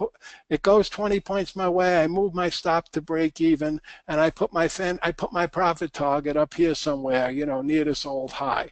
Can I do that? Of course you can. Everybody trades differently. What that would mean is if you put your stop could be 10-point loss at the most, and now it's going to be nothing, and you're trying to make 75, that means you got to get 1 right out of 7 to come out ahead, which is good. Let me move on a little bit, make sure I can cover everything I wanted to cover with you. Trying to give you an idea of what's cooking here. Now, the 10-year interest rate, okay. When I'm looking at the dollar-yen pair, I'm interested in the 10-year interest rate. Now, why is that? Because if you look, you'll see that every time the U.S. Does something with interest rates or says something about them, if the 10-year interest rate shoots up, so does dollar-yen. The dollar-yen pair is very sensitive to the 10-year interest rate. So if you go to investing.com, where is it? That's not it. This one. All right, yeah. If you go to investing.com and then and you just put the number 10 in this search box and hit search, it'll pop up the 10-year yield. You see how the 10-year yield is shooting up? This is a 5-minute chart. The 10-year yield is shooting up the last 20 minutes, pretty much since I started speaking. And in the last 20 minutes, 5, 10, 15, 20, we got that move up in the interest rate. So you'll see that if you look at it down and then up, you can even see that the 10-year, oops, didn't mean to do that one. Let me put that back for now. And let's see if we can get that back one more. You can see the 10-year was going down and then back up in the last hour or so. Before that, it was going up. And if you look at dollar yen, it's been doing pretty much the same thing. So the 10-year will follow it pretty closely. The other one is the stock markets. So if I look at the Nikkei and the U.S. stock markets also, so I look at that also. So let's take a look at what that looks like. I assume what we're going to see is the dollar yen will follow the Japanese stock market. It'll follow, to a lesser extent, the U.S. stock markets. I look at it in bulk, but mostly I focus on the Nikkei. So you can kind of see the Nikkei been going up the last 15, 20 minutes. And so that's another thing you may want to look at. You know, you can set up your charts any way you want. Now, I did mention, jumping on to the dollar CAD, I did mention you got to be careful that you can get a big spike. And what that big spike there, right there is a news event. Now, the beauty of it is we talked about these lines, right? Now, we got a sell signal, a technical sell signal. You can see we hadn't been below the red line in quite a while. We've been above it. So this is a technical sell signal, first candle completely below it. You know, from there, I'd be looking for the green line to sell. I'd be looking for Fibonacci retracements to sell. That looks like it was a nice 50% retracement there. I'm not sure. Take a look. There to there. And 50%. Looks like it could have been a 50. Yeah, so there's a 50%. So you can see from the highest to the lowest, once it gave the signal, it did retrace exactly 50%, possibly a level to be selling. You could sell down here, but then the problem is the stop loss. You know, where do you put your stop loss? Probably above the high here, or maybe above the high here, or maybe a full candle above. You don't really have the choice. I don't like to put stops for more than 25 points, preferably 15 or 20. So waiting for something like here, you know, that gives me a chance. I can get away with perhaps putting a stop over here above this high and above my green line at least for 20, 25 points. You know, I wouldn't be able to take that one out. But again, I don't worry too much about what happened way back there. I'm interested in what's happening over here. But see, now you have a technical sell signal and a fundamental one. Now, what do I mean by a fundamental one?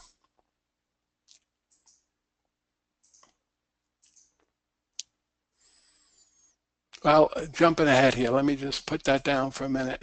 Put that down. Let me show you what I mean by a fundamental one. So this is today. So we had news today for Canada retail sales. A tradable difference, 0.6, is good for 50 points. And the last time the Central Bank of Canada spoke, they said that, you know, the Canadian economy has absorbed the low oil price. Things are looking good here in Canada. So I'm thinking, okay, we're going to get a good retail sales number today. And a good number would be better than forecast. So in this case, the forecast was 0.3. The actual number was 0.8, and the dollar Canada pair spiked 50 points lower, which means the Canadian strengthened. It did exactly what it should have done. We were thinking it would need a 0.6 to go 50. The difference between what we got, 0.8, and what was expected, 0.3, was only a 0.5 difference, a little less, but we should have expected a spike down in the dollar Canada pair. Now, if you're trading this, you say to yourself, let me just go back one here. If you're trading this, you say to yourself, okay, the news is coming out right now. I'm already in a technical sell signal. I already had a retracement of half, and now I'm making a new low, and now I have news I think will cause the pair to go lower. We're taking a shot, but of course it's risky with the news because you don't know. You get a spike this way. If the news was good, you would have got a big spike that way. Now, I trade binary options for news events like this because my risk is limited, but I don't want to go into that because binary options have a connotation of being a big scam, and people with a little knowledge of trading believe that, so I'm not going to go there. But trust me when I tell you they're actually not a bad thing if they're used properly because they do have a limited risk. and they have a limited reward, and they're really not bad. But I know they have a bad rep, and I know there's some scams out there with them, so I'm not going to go there. So I'm going to move on. And the other thing with the Canada is oil price. So check it out, guys. This is a 1-hour chart for the last 3 days. And you can see the the Canada pair has been going up. So the Canadian's been weakening. And the price of oil has been going down. So when the price of oil goes down, the Canadian should weaken, dollar Canada should go higher if nothing else is going on, because that's a normal. That's what happens most of the time, but not all the time.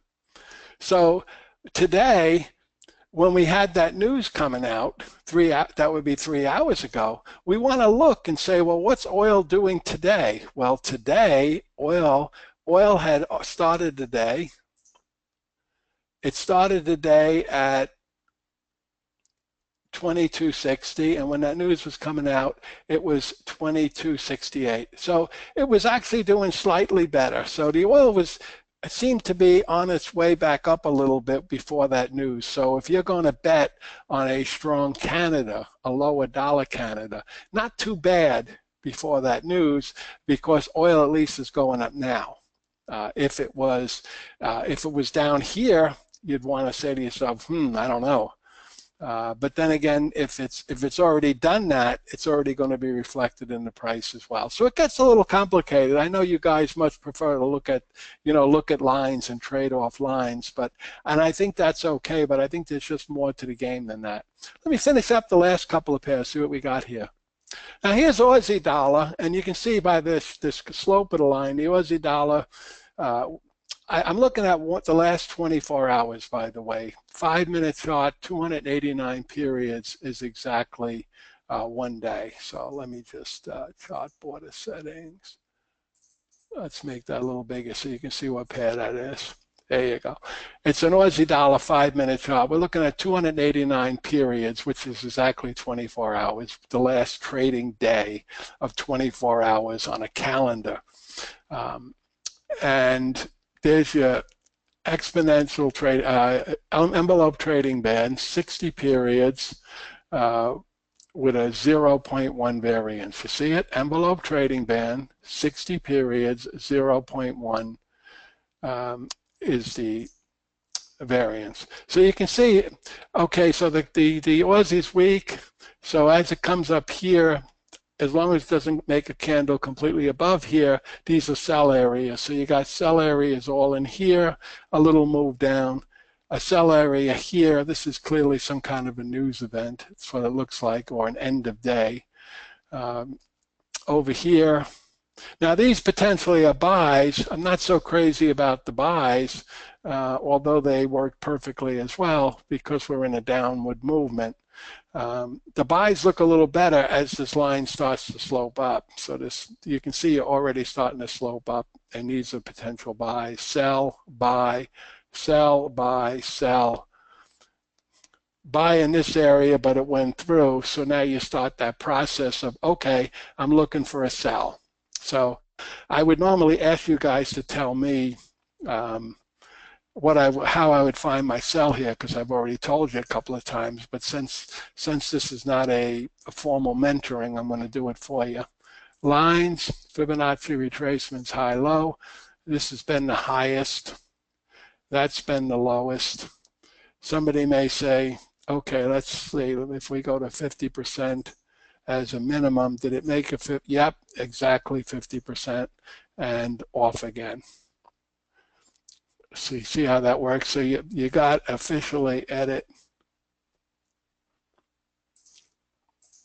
It looks like it's giving a bona fide, okay, this wants to go down again, after all of that sideways stuff. So now as it retraces, you don't want to sell it here, put a stop way up here, because frankly, you guys are not going to put that kind of, well, I'm not talking for everybody, but most retail, I've been a mentor for 12 years already, so 13 actually, and I know that most people try to get away with 10, 15, 20, 25 pip stops. Nobody really puts big stops in, hardly anybody. So that's not going to work. Now over here, as this starts to come up, you know where the 50% is. You know that you can, if you sell at 49, you could get away with putting a stop, say, at 64, and 49, 59, 64. That's 15 pips, not bad. But now, of course, if you're going to risk 15, you got to be thinking in terms of you probably won't make much more than 15. You know, yeah. Again, if you have a different kind of strategy, you're going to hold it for days. But if you're day trading, you know, it is short term. And another thing I like, you know, again, when you look at the Aussie dollar pair, you know, what you can look at is say, well, you know, this is a daily chart once again. This is what it's been doing. And you say to yourself, well, each day, well, how much does it actually move each day? 0 being the opening and this being the close. Well, that day, on the day, it went up 20 points.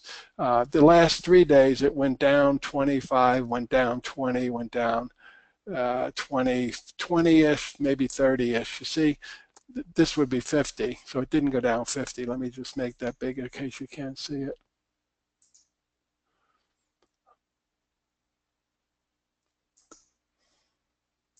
Yeah, so you can see 50 points from open to close on any given day for the Aussie dollar pair to actually close 50 points lower. That's about the most it can do in a day, and close 75 or 40, 50. It doesn't really move that much. So when you're trading the pair, you know, in the last 3 days, the most it's moved from the start of day, the most it moved was up or down 30 points. You can't start thinking you're going to catch a 50-point trade in this on a given day, because the chances of you doing that, you can see it hardly ever does that. So I like to look and say, what's it been doing recently? You know, I use statistical numbers for it, but the same idea is here in chart form. This is something you could do yourself.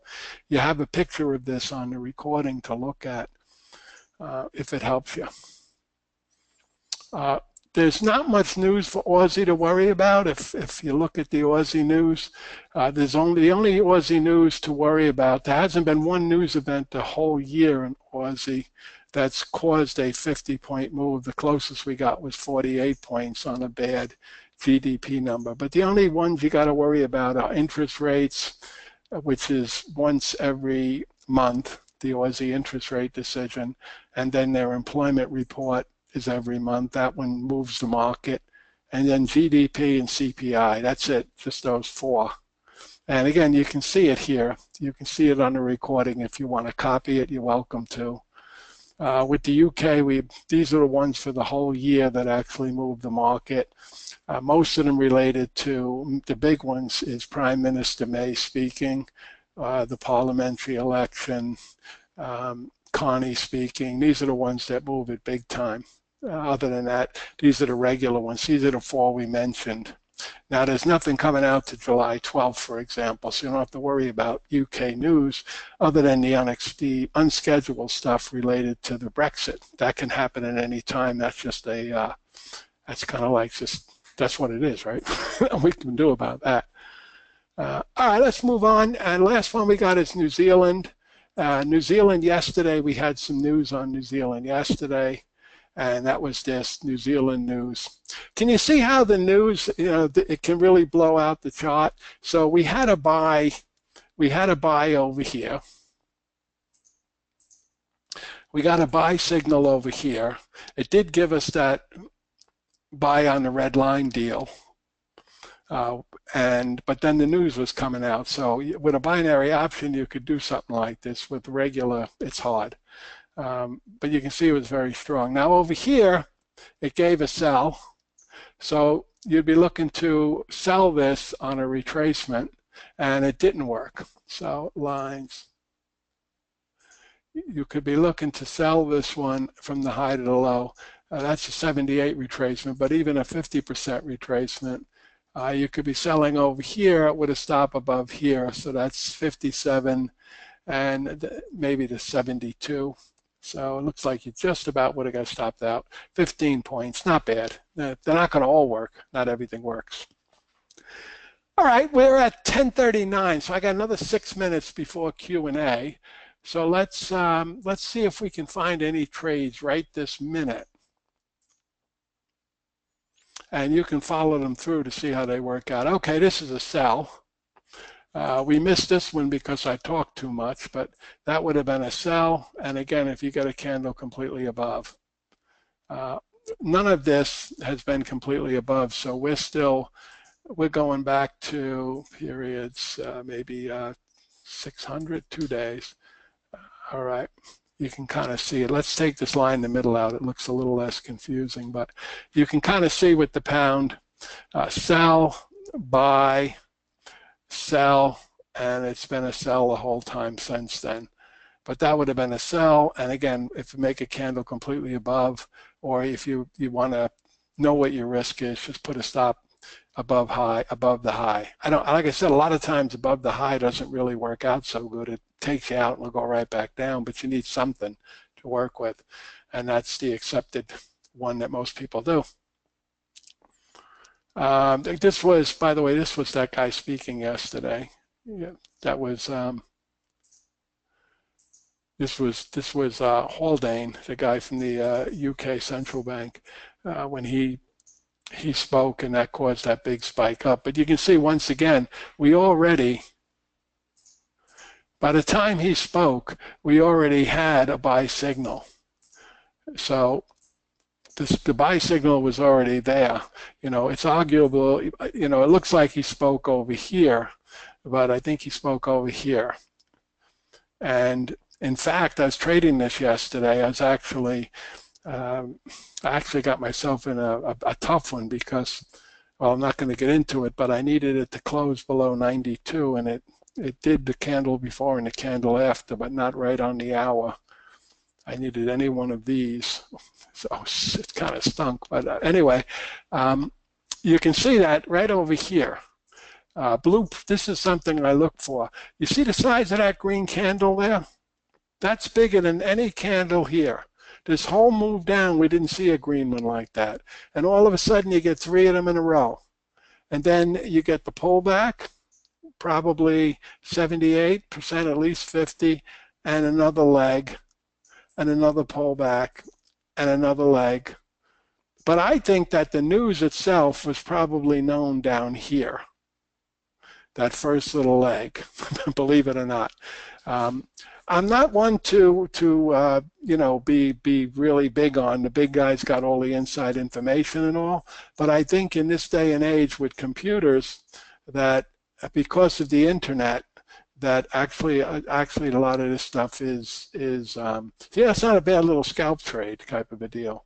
That's a quick jump up there. Let's keep going here. I was saying, because of the computers, the internet, I think a lot of things get hacked these days. The UK admits that 100 different places get their news events. The ones I showed you, not the ones where the government's speaking, where the central bank's speaking, but the ones related to the economy.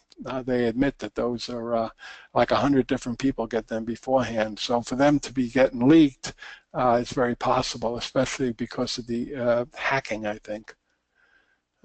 Euro dollar, nothing's happening with this one. It's just holding in there. It's in a bullish, it's bullish.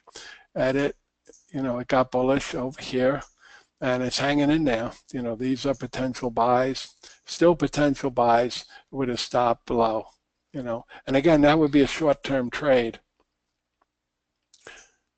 I'm a day trader. I trade for a matter of minutes. I have a very unique style of it. Dollar-yen pair is still doing good. Judging from what I see here, I think if we looked right now if we looked at the 10-year, it would also right now be making a new high, which it is. You see, it's just made a new high as we speak here. That makes sense. That makes sense because to a great extent the dollar-yen pair follows that.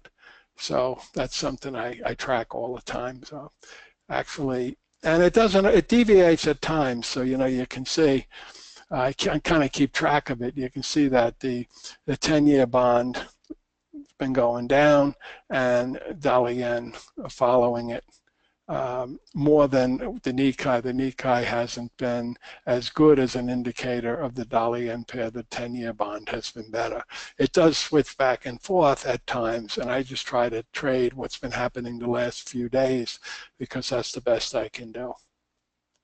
The Canada oil correlation, another one. You got a case where, yeah, the oil price has been going down, dollar Canada should be going up. That confuses people because they don't realize that when the central bank comes out and says that the economy is looking really good, that offsets the lower oil price, and hence the Canada can still stay the same or strengthen even though the price of oil is going down. Until the effect of these two news events kind of wears off, then the last 3 days, with the oil price making new lows and starting to look into panic level, if you will, we're starting to get Canadian weakness. Only today we had another news event to get it rolling back in that direction, which made sense. I hope I haven't spoken too fast for you. You can go back and watch this again and again and again. Keep in mind, I've been doing this every day for the last 37 years. So, you know, I tried to give you a lot of good information. Probably the only thing you're going to wind up taking away is these two lines because everyone, you know, we're all lazy and we like to keep it simple, but there's probably one or two in there who say, you know what, that's good stuff. I can really learn from this guy. So I'm sure you'll get great benefit from it. And the rest of you enjoy those two lines. Okay, so Simon, it's your turn. I talked myself silly. I put the blue screen up. So questions, if any? Jimmy, yes, you're right. It is the blue, it's the red and the green line that most people are still asking about these lines. All right, so we can recap what they were. I think that if I'm right in saying it's a 60, they're an upper and a lower percentage of the 60-day moving average. You know what, Simon? We're going to put you on the spot here. We're going to call it Simon, and we're gonna put you on the spot here. So instruments, I go to more instruments. I go to pound dollar pair, and I say add, and say okay. Gives me a chart, and then I'm going to change it to 5 minutes. Mm-hmm. Yeah. Then I'm going to go studies. Yeah. And if I just put a moving average and I put 60 periods, I'm using simple. Because of computers, we have adapted, displaced. It sounds like it sounds like autism to me. Moving average, simple. 60 days, 60 trading days. It's the same. No, 60 periods. You're looking at a 5-minute chart, so it's 65 minute period. Yeah, there we are. Okay. Right? So there's the moving average itself. Now, if we said 0.1% higher or lower, 0.1% of this number is going to be 13 pips. So if this number right here, it tells you in here what the moving average is. So can you read out to me what it says for the moving average all the way at the bottom? 126. Information all the way at the bottom. 126,636. Let's call it 126.64. So if we add 13 points to 64, we get 77. So if we go up to 77, 75, your little thing is in the way there. I can't see it. Let me move that over a little bit. You're seeing the control panel, yeah. Yeah, 77. Let's see. Now it's. Let me do it once more. So what I'm trying to do is I want to put. Let me zoom in. I'm showing you this so that it can make it really, really easy to see. So edit, add arrow. So what I want to do is from the 64, I want to add 13 pips. So 77. So if I put 77 here, that's where the upper line should be. And if I do it on the other side, that's where the lower line should be. So 64 minus 13 is 51. Okay, so now when we put 0.1% above and below, it should be right there and right there. Does that make sense? It We're does. still way too complicated for most people.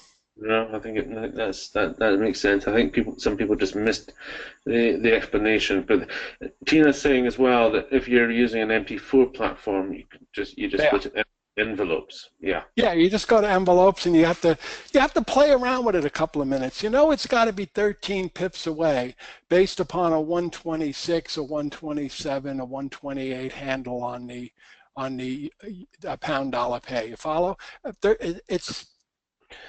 this is 140, it would be 14 pips. So you know, if it's wrong, Simon, like if you put it as 1%, look what happens.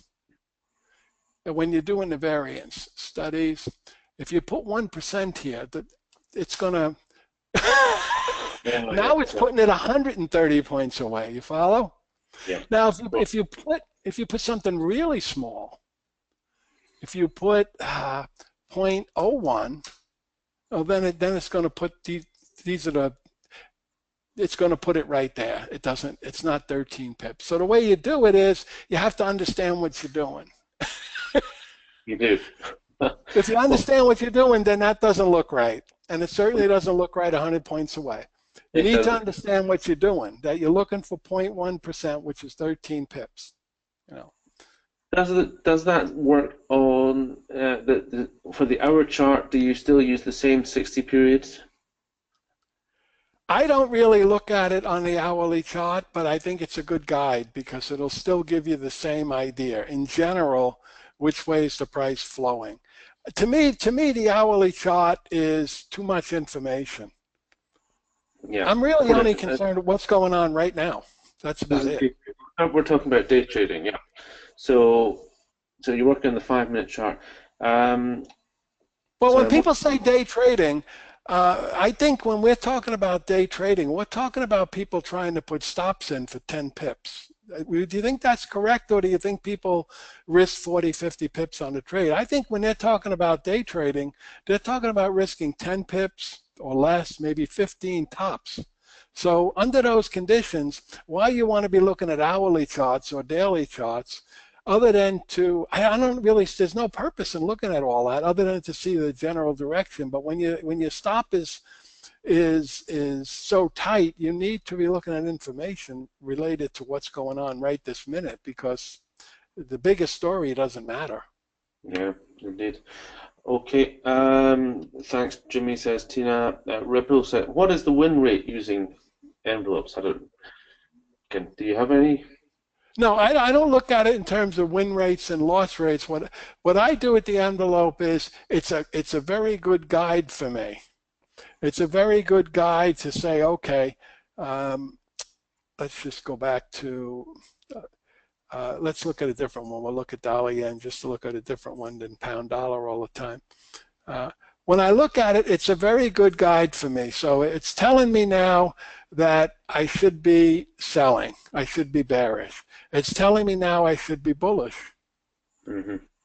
You know, and what's important to me, like when I see a candle from 30 to 45, if you looked in most hours, if we would look at an hourly chart, I would bet that a 15-point change for an hour, it may or may not have happened today. 15-point change in an hour, meaning a blue or green candle in dollar yen today for 15 pips. So when I see a 15-pip movement, I got to get my money. I got to pay myself because that's your opportunity.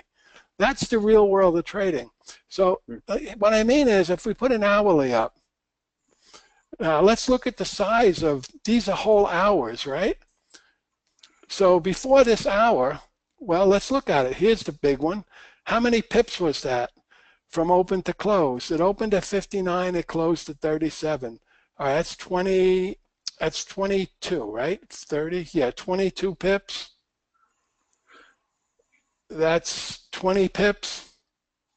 Your three biggest ones, we'll call it 19, they'll call it 20 pips. So your biggest ones are 20 pips, and these are around 10 or 15.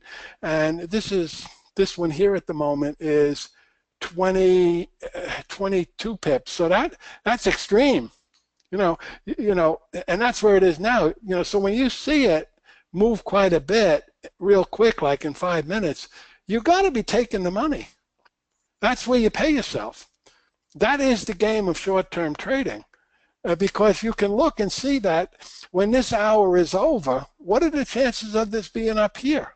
Well, statistically, no, 0. And if you were to go back in time, if we were to go to 2 days, I don't see anything bigger than this the last 2 days. If we were to go 3 days, you see what I'm saying? Nothing's bigger than that. So in the last 3 days, that 15 pip movement in the last 5 minutes, you better pay yourself, because that's about as much as that's more than it's moved in most of these whole hours time frame. Mm-hmm. Wendy says, sorry, I left for a while at the beginning. Could you give me the parameters of the 2 or 3 lines? Jimmy, let me do this. I think this is the same. We're looking at the black line in the middle was the 60-day. You know what we could do? Moving average. Simon, I have a video. I have a video I've done of the lines and all that. Anybody who wants it, they can just send me an email, and I'll email them back to it. And I promise I will not email them other than to give them the lines. I won't try to sell them anything. I got my word.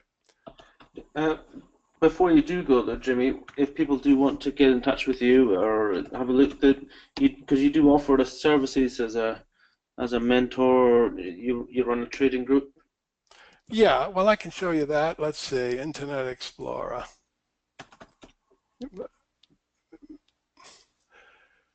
So when I left the institutional trading, that was in 2005, and I started. I made a website, and EU. Where is it? There we go. Let's see.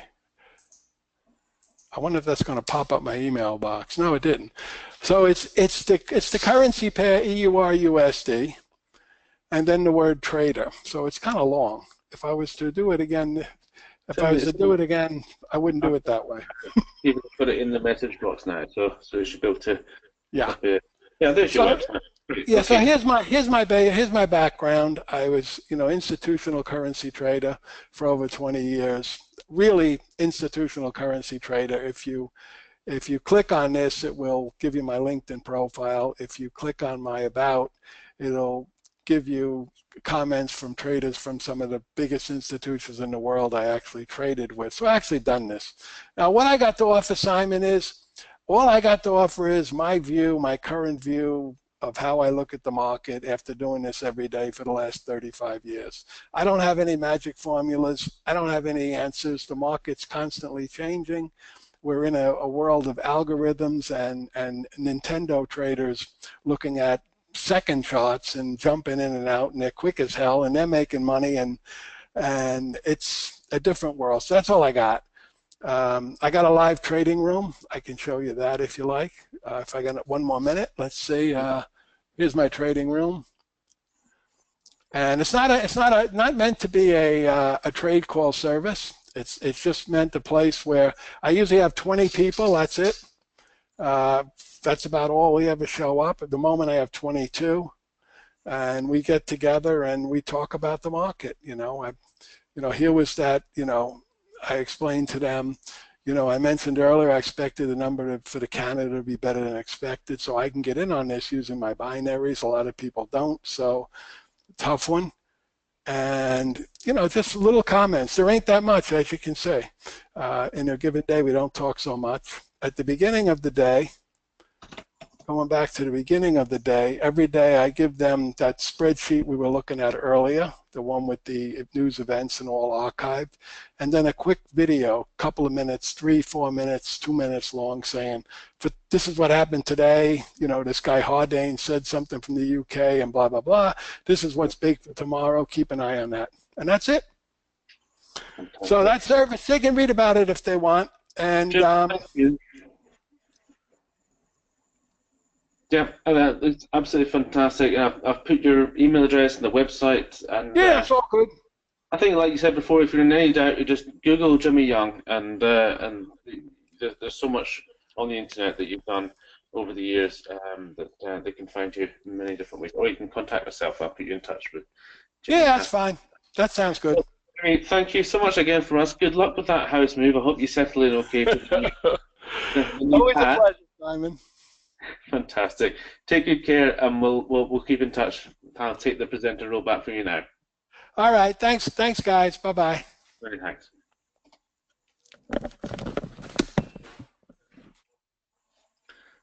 There we are, the lovely Jimmy Young joining us, and it is a very punchy presentation that he does. He makes it look very simple, and he just has so much good information at his fingertips that I think it's a good presentation. I'm happy that he's come and joined us today. We're moving right along. I can see more people coming in to the webinar, which is great. Welcome. Around the Clock Trader, we're still live. We're still alive, and we are looking forward to our next speaker, who has spoken before, but not for some time. In fact, Alistair Crooks is the head of Trader Support Club, and Alistair is coming to speak to us this afternoon about probably the most important factor, the one element of trading that can decide between a profit and a loss, and that of course is the psychology part, getting the mindset. And I know Charlie spoke about the trading psychology earlier this morning when he was introducing his new challenge, the 50,000 to 500,000 3-year challenge. It's all about psychology. So I'm very happy to welcome Alistair Crooks from Trader Support Club to come and tell us how he makes it work. So let me take the microphone off and say good afternoon, Alistair. You should be able to hear me okay. Yeah, good afternoon, everyone. Good afternoon, Simon. Can you hear me okay? You're coming through very loud and clear, which is fantastic. You've obviously got a very strong internet connection there, which is great. Well, I'm out in the countryside, so sometimes it can be a little interesting. So I'm glad that it's coming through really well. I'll just turn the volume down just a little bit. I think that will probably work a little bit better. There we go. Well, we've had a good day so far. Yeah. Yes, I have indeed. Very good day, and I'm glad you guys have had a good day. I was just listening to Jimmy then. So I'm pretty much ready to go. All I need to do is just get my screen set up, and I'm ready. So once you're ready, I can share the screens. If you're ready for me to do that. Just let me move that. Yes, if you could share the screen, I'll just make sure it's the right one.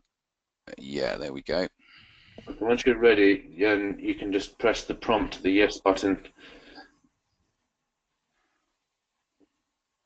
So just seeing what you can see. We're looking at the blank screen at the moment. Blank at the moment, yeah.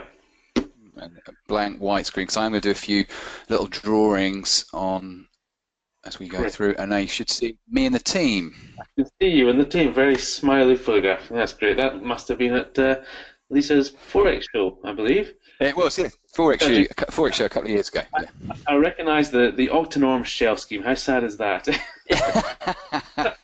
There you go. See, we have a quick introduction. We've known each other for some time. Trader Support Club is, as you can see, a community of traders. There, you pull together a fantastic team. I'll let you tell people more about what it is that you do over there before you want to get into the presentation. But just by way of quick introduction, could you tell people just how you got into trading before we get into it? Yes, I can. I got into trading very randomly. I was part of an investment club. This was years ago. This was getting on for 20 years ago, and there was a guy there. Well, we used to meet once a month. We'd all meet in a shared office and sit there for about 5 hours, trying to discuss which one share we were going to buy that month. For somebody like me, I found that quite frustrating. But one of the guys there, Tim, he was a trader. He was originally from Australia, and he'd been trading part-time. He also worked at Microsoft and was about to go full-time. So I got to learn a little bit from him, and then what happened was back then there wasn't training courses and the structure that there is in the UK now. So I actually went to Las Vegas and did my first training out there. And then I did a little bit of coaching and mentoring a little bit different to what we do, but still very valuable. And over a period of about 18 months, I got to a point where I was trading full time. Now, back then, that was enough money to pay the rent and the bills in a one-bedroom flat. It wasn't, you know, huge money at that point, but it was something that I really enjoyed. And then the opportunity to teach came up about a year and a half after that. And that's something that I've been involved in. Trader Support Club was never part of a grand plan. Trader Support Club grew from the fact that more and more people contacted me, and more people were wanting some sort of point of contact that they could have regularly with traders. So it grew from there as a sort of online support portal, a Facebook, you know, not only a Facebook page that everyone can go to, but a private members forum, and then 6 years ago, a live trading room. So we've been running a live trading room now for nearly, just over 6 years, 7 years in August, and that's where me and a couple of the other members will trade live. So there's no, you know, the rule is no demo accounts. We all trade our own money, and people see the good, the bad, and the ugly. And they see, what's great is they see me and the team having the challenges that all traders have, regardless of experience. Something I'm going to talk about today, that becoming a successful trader from a mindset perspective is not simply that one day you wake up and your mindset is perfectly sorted. You have good days and bad days, but there are certain things, regardless of where you are, that you have to stick to, and if you adhere to, even when your strategy is on a losing run, or when you're not feeling like you're trading as well as you could, you still maintain what we call a mindset status quo. And you stop all the things that you hear about, the horror stories that I get emails about, where somebody, you know, makes 50% in 2 months, and then the next 3 months they wipe their account out, and things like that. So we teach our students to be safe, first of all. We have very, very specific risk parameters, very, very specific stop parameters that are tested. I tend not to be vague with my stops or things like that. Anyway, I'm digressing. So we're going to cover that in the presentation. So yeah, I think the main thing to understand about us is we do what it says on the tin. We're there to support traders, really. Fantastic. I think it's a great story, Alistair. Well done. And these trading rooms are not easy to run. It's a lot of hard work to keep the consistency up with live trading rooms. So it's a great thing that you're offering. Like you said, trading psychology. That's a lot of it boils down to having the right mindset. So I'll hand over to you, and we can jump into the presentation, and again we'll take some questions towards the end, or if there's a lot, I might interrupt you and say, can we deal with one or two? Yeah, I've got about 6 key points that I want to get across to the guys that are listening. So if you want to, if at the end of each point, before I move on to the next one, if you want to jump in and just say, is there any specific questions about that, I can do it then, or just answer more at the end, no problem. Fantastic. Okay, Alistair Crooks, Trader Support Club, over to you. Thank you very much. So officially, good afternoon, everyone. I've got about 50 minutes left to talk to you about mindset, which is going to be a bit of a challenge because I could talk about this subject all day. And when I recently had a flight, a stag do to Las Vegas, and there were a couple of property investors, a couple of traders on the flight, and we managed 6 hours on the flight talking about mindset. So it's a subject that if you trade, and you trade all the time, and you are new and you're going through challenges, or even if you've been trading for a long time, the mindset still plays a role, and that has a lot to, as Jimmy was saying in the last session, that market conditions change, things are changing all the time, and that's something you have to bear in mind. So really, I think that's the main thing. The reason mindset is so important is it doesn't matter whether you're like me there, or Charlie was on earlier when we're trading live in front of a room of people. Your mindset has got to be spot on in an environment like that. But more importantly, your mindset is something that you have to work on every day, every week. There are days when I get up and I can tell now when I'm not necessarily in the best mindset. And the other reason is, if you look at the picture on the right-hand side, that's just a snag of some of the results of our traders in our trading room. Now you can see there a lot of the guys that week happen to be up, but just because you've got a group of traders all trading similar strategies, all in a similar community, doesn't necessarily mean that week that everybody's going to be making money. And you can see that week the majority of people were up. They had some good trending moves that week. There were some that were at break even, but we can put that result up and it can show something different. It could show a couple of traders that were making money and 7 or 8 that week that aren't making money, and that ultimately is the reality. If you guys are here looking for a strategy that is going to win 95% of the time, I'm yet to find one that does that consistently over 5, 10 or 15 years. Yeah, I can win 90% of the time over a week, over a month. I'll show you some examples in a second, but that doesn't necessarily mean I'm going to be doing that over the long haul. So mindset is important when you're on a winning one. Mindset is important when you're losing as well. But the key thing here is those guys are making money, but as you'll see as I go through the presentation, they're doing that by managing their risk correctly, because that's something that's very important. So, you know, and the other thing is that I'm at the sharp end, whether it's my trades or whether it's dealing with somebody who's new and just started trading and they're feeling very nervous, or somebody that's been trading for a year or two and they can't get that consistency they're looking for, or somebody that's had a really good month or really a couple of good months and then they hit a brick wall, because it's often the winning months that they've had prior to having a bit of a bad run that shakes them, because they've got into a habit of winning. So, you know, it doesn't matter whether, like you can see here, it's over a couple of days, as you can see on that slide there, and I'll just put a couple of others up so you can see it there. I can have a very good day, but the big thing for me is, and it comes back to this, is keeping my winners bigger than my losers. So even if I'm having good runs that you can see here, and I'll show you there where I'm not having such a good day. This was actually this I think it was this week or the week before 30th. Where are we now? So it's a couple of weeks ago. But you can see there the losses are small. So it's all well and good thinking that as a trader you can have a really, really strong mindset. But the easiest ways to do it is to be managing your risk incorrectly. So if I was risking 10% of my account on a trade, if I was risking 4% of my account on one trade, even though I've been trading for 20 years, my mindset would go to pieces. So I can't illustrate enough how important your risk is and how important that has to be kept in play. And as I've said, I've seen enough and coached enough people over the last 6 years in our live trading room that the habits start to scream out. So you see it in the excuses people make, the comments they make about their trades, how one week they're trading one strategy and then suddenly another strategy is performing better, so they shift strategies. So the reason that I put so much effort into coaching people on their mindset is because when you peel the layers of the onion back, it tends to always come back to some sort of mindset issue that is causing problems, whether it's with their technical analysis, whether it's how they're reading the news, whatever it is that they do in terms of their trade execution. And on our Facebook page, we try and, you know, make the point that even when you're having, you know, good trades, or you're having days where you're doing well, or when you're having a mixed day, as you can see there, that you maintain the right risk parameters. So the biggest challenge that I come across as a coach and a mentor, and when I started trading, this was my biggest challenge. I had no problem winning on a day or winning on a couple of days, but the biggest challenge I had initially, and I would imagine for some of you guys listening to this, is traders not being able to be consistent. Now, I don't know if anyone can relate to that, but consistency is one of the things that a trader is aiming for. No trader is looking to make money. They may be looking to make money on the day, but it's no good making money on one day if at the end of the year they're not making money. Now, about 7 years ago, once I started to get much more consistent and much more relaxed about my consistency, I remember speaking to a prop trader in the city.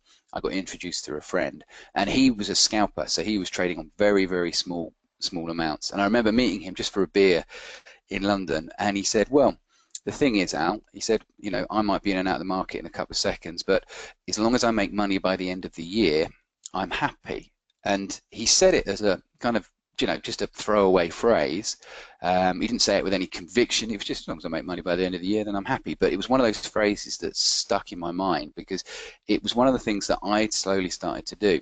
Is once I became more consistent is when I lost the want and need to make money that day or make money that week. Once I started thinking longer term and executing more short term, that was the I think the difference that made a difference. And it was one of those phrases that stuck with me, and I talk about a lot when I talk about mindset. So there are a few key points I want you to take away here, guys. So one of the things I want you to do is just write these down if you've got a notepad and a pen to hand. And the first one is focus on the process, not the result. Now, some of you that trade already might be hearing that going, yeah, that's all well and good, Ali.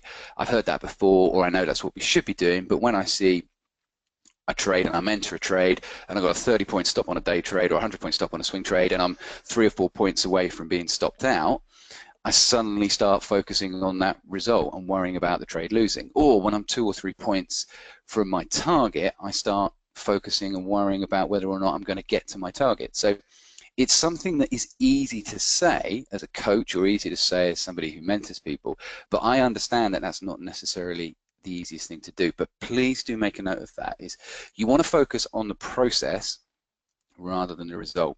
So the process of how you place your trade, the process of how you execute your trade, your methodology for analyzing the market from a discretionary point of view is more important than whether or not that trade wins. Okay. Now, obviously, if you keep losing and keep losing, regardless of your risk reward, you've got to start winning at some point. And I think one of the challenges that traders face initially is they know in their mind that that result, if that result was to continue, so let's say you have 2 losing trades on the trot, if that was to continue over a week, a month, a year, you'd end up losing money. But the thing is that when you trade, if you can take yourself out of worrying about that individual trade, you'll be more successful. So it says there, don't think about winning or losing, think about executing. So one of the things that you can do initially, and please make a note of this, is evaluate your trade before the trade wins or loses. So evaluate the trade before the trade wins or loses. Or secondly, evaluate your trade at a later time. So let's say you have a trade at 9:35 on Monday morning, or I have a trade like I had my last trade was yesterday at about 10:15.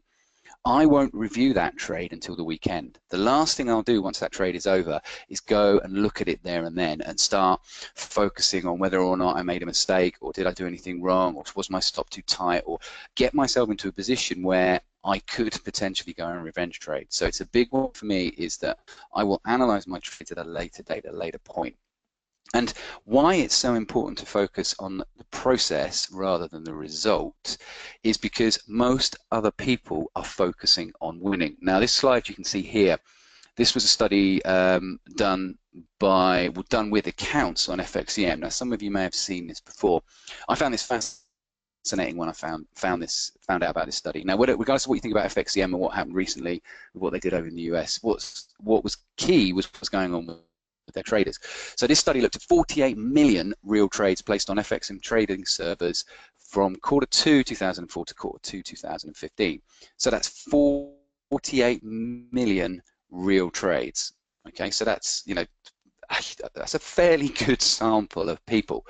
And what you can look, if you just look at that top bar graph that you can see there, basically they've taken a group of different currency pairs, and you can see the blue that you can see there is the number or percentage of winning trades that those traders had. Obviously, some traders would have traded more than others, but they've taken it across the board, made it into a percentage. And if you look at that, it shows you that across the board, and there'll be traders at different levels of experience within FXCM, on every single pair, the traders were winning. I think if you see there, Aussie Yen was just about 50%, but every other pair, the number of winning trades was above 50%. But hang on a minute. 90 to 95% of retail traders lose money. So to me, that tells you something straight away, that they're winning more than they're losing, but they obviously are doing something wrong, which we'll come to a bit later. But most of them are focused on winning. So straight away, if I want to be in that 5 and that 10% of traders that are consistently making money, I almost want to be doing the opposite of everything that everybody else is doing. So when I see myself or feel myself focusing on the result of the trade, I take myself away. And this is a little theory that we've used, and I'm going to ask you guys a couple of questions as we go through. And Simon, if you're kind enough just to see what people's answers are, I'm going to ask you a couple of questions, so feel free to answer to this. So my first question is, those of you that are trading now or embarking on learning to trade, how long are you planning to trade for? Are you planning to trade for a week, a month, or as long as your faculties will allow you to, or are you looking at this as a 5-year thing, a 10-year thing, or a 20-year thing? How long are you looking to trade for? So just pop your answers, give me feedback if you can. Now I ask this to any of our new members. I ask this to people I talk to when I ask them. So people say, yeah, I want to learn to trade. I'm like, okay, so how long are you in it for? How long are you, you're saying you want to learn to trade. How long are you in it for? What's your goal? Is it a 2-year plan, 5-year plan, 10-year plan? Okay, well, so for me, really long term. Most people are coming out with a long-term view. Yeah. Life skills pass on to the children in 10 years as an income, over 10 years, as long as possible. Brilliant. All all my life. So yes. Perfect. So, you know, you've got the right mindset straight off. That's going to make it a lot easier than somebody who's trying to look to make, you know, quick money. But the challenge you'll have is that every trade potentially is showing you, the result is showing you a win or loss, whether you're a day trader or swing trader. It doesn't really matter what type of, you know, short-term based trader you are. You're going to regularly have a result that has the potential to influence you. So what I tend to do with my traders is I say, look, what you want to do is you want to imagine you are down in the bottom here, right in that bottom little section there. You're my little Trader Support Club widget. And if you're looking out at the horizon and you're looking at your trading career from beginning to end, so on the left-hand side is you starting, and on the right-hand side, all the way across the other side where the white line is, that's you finishing.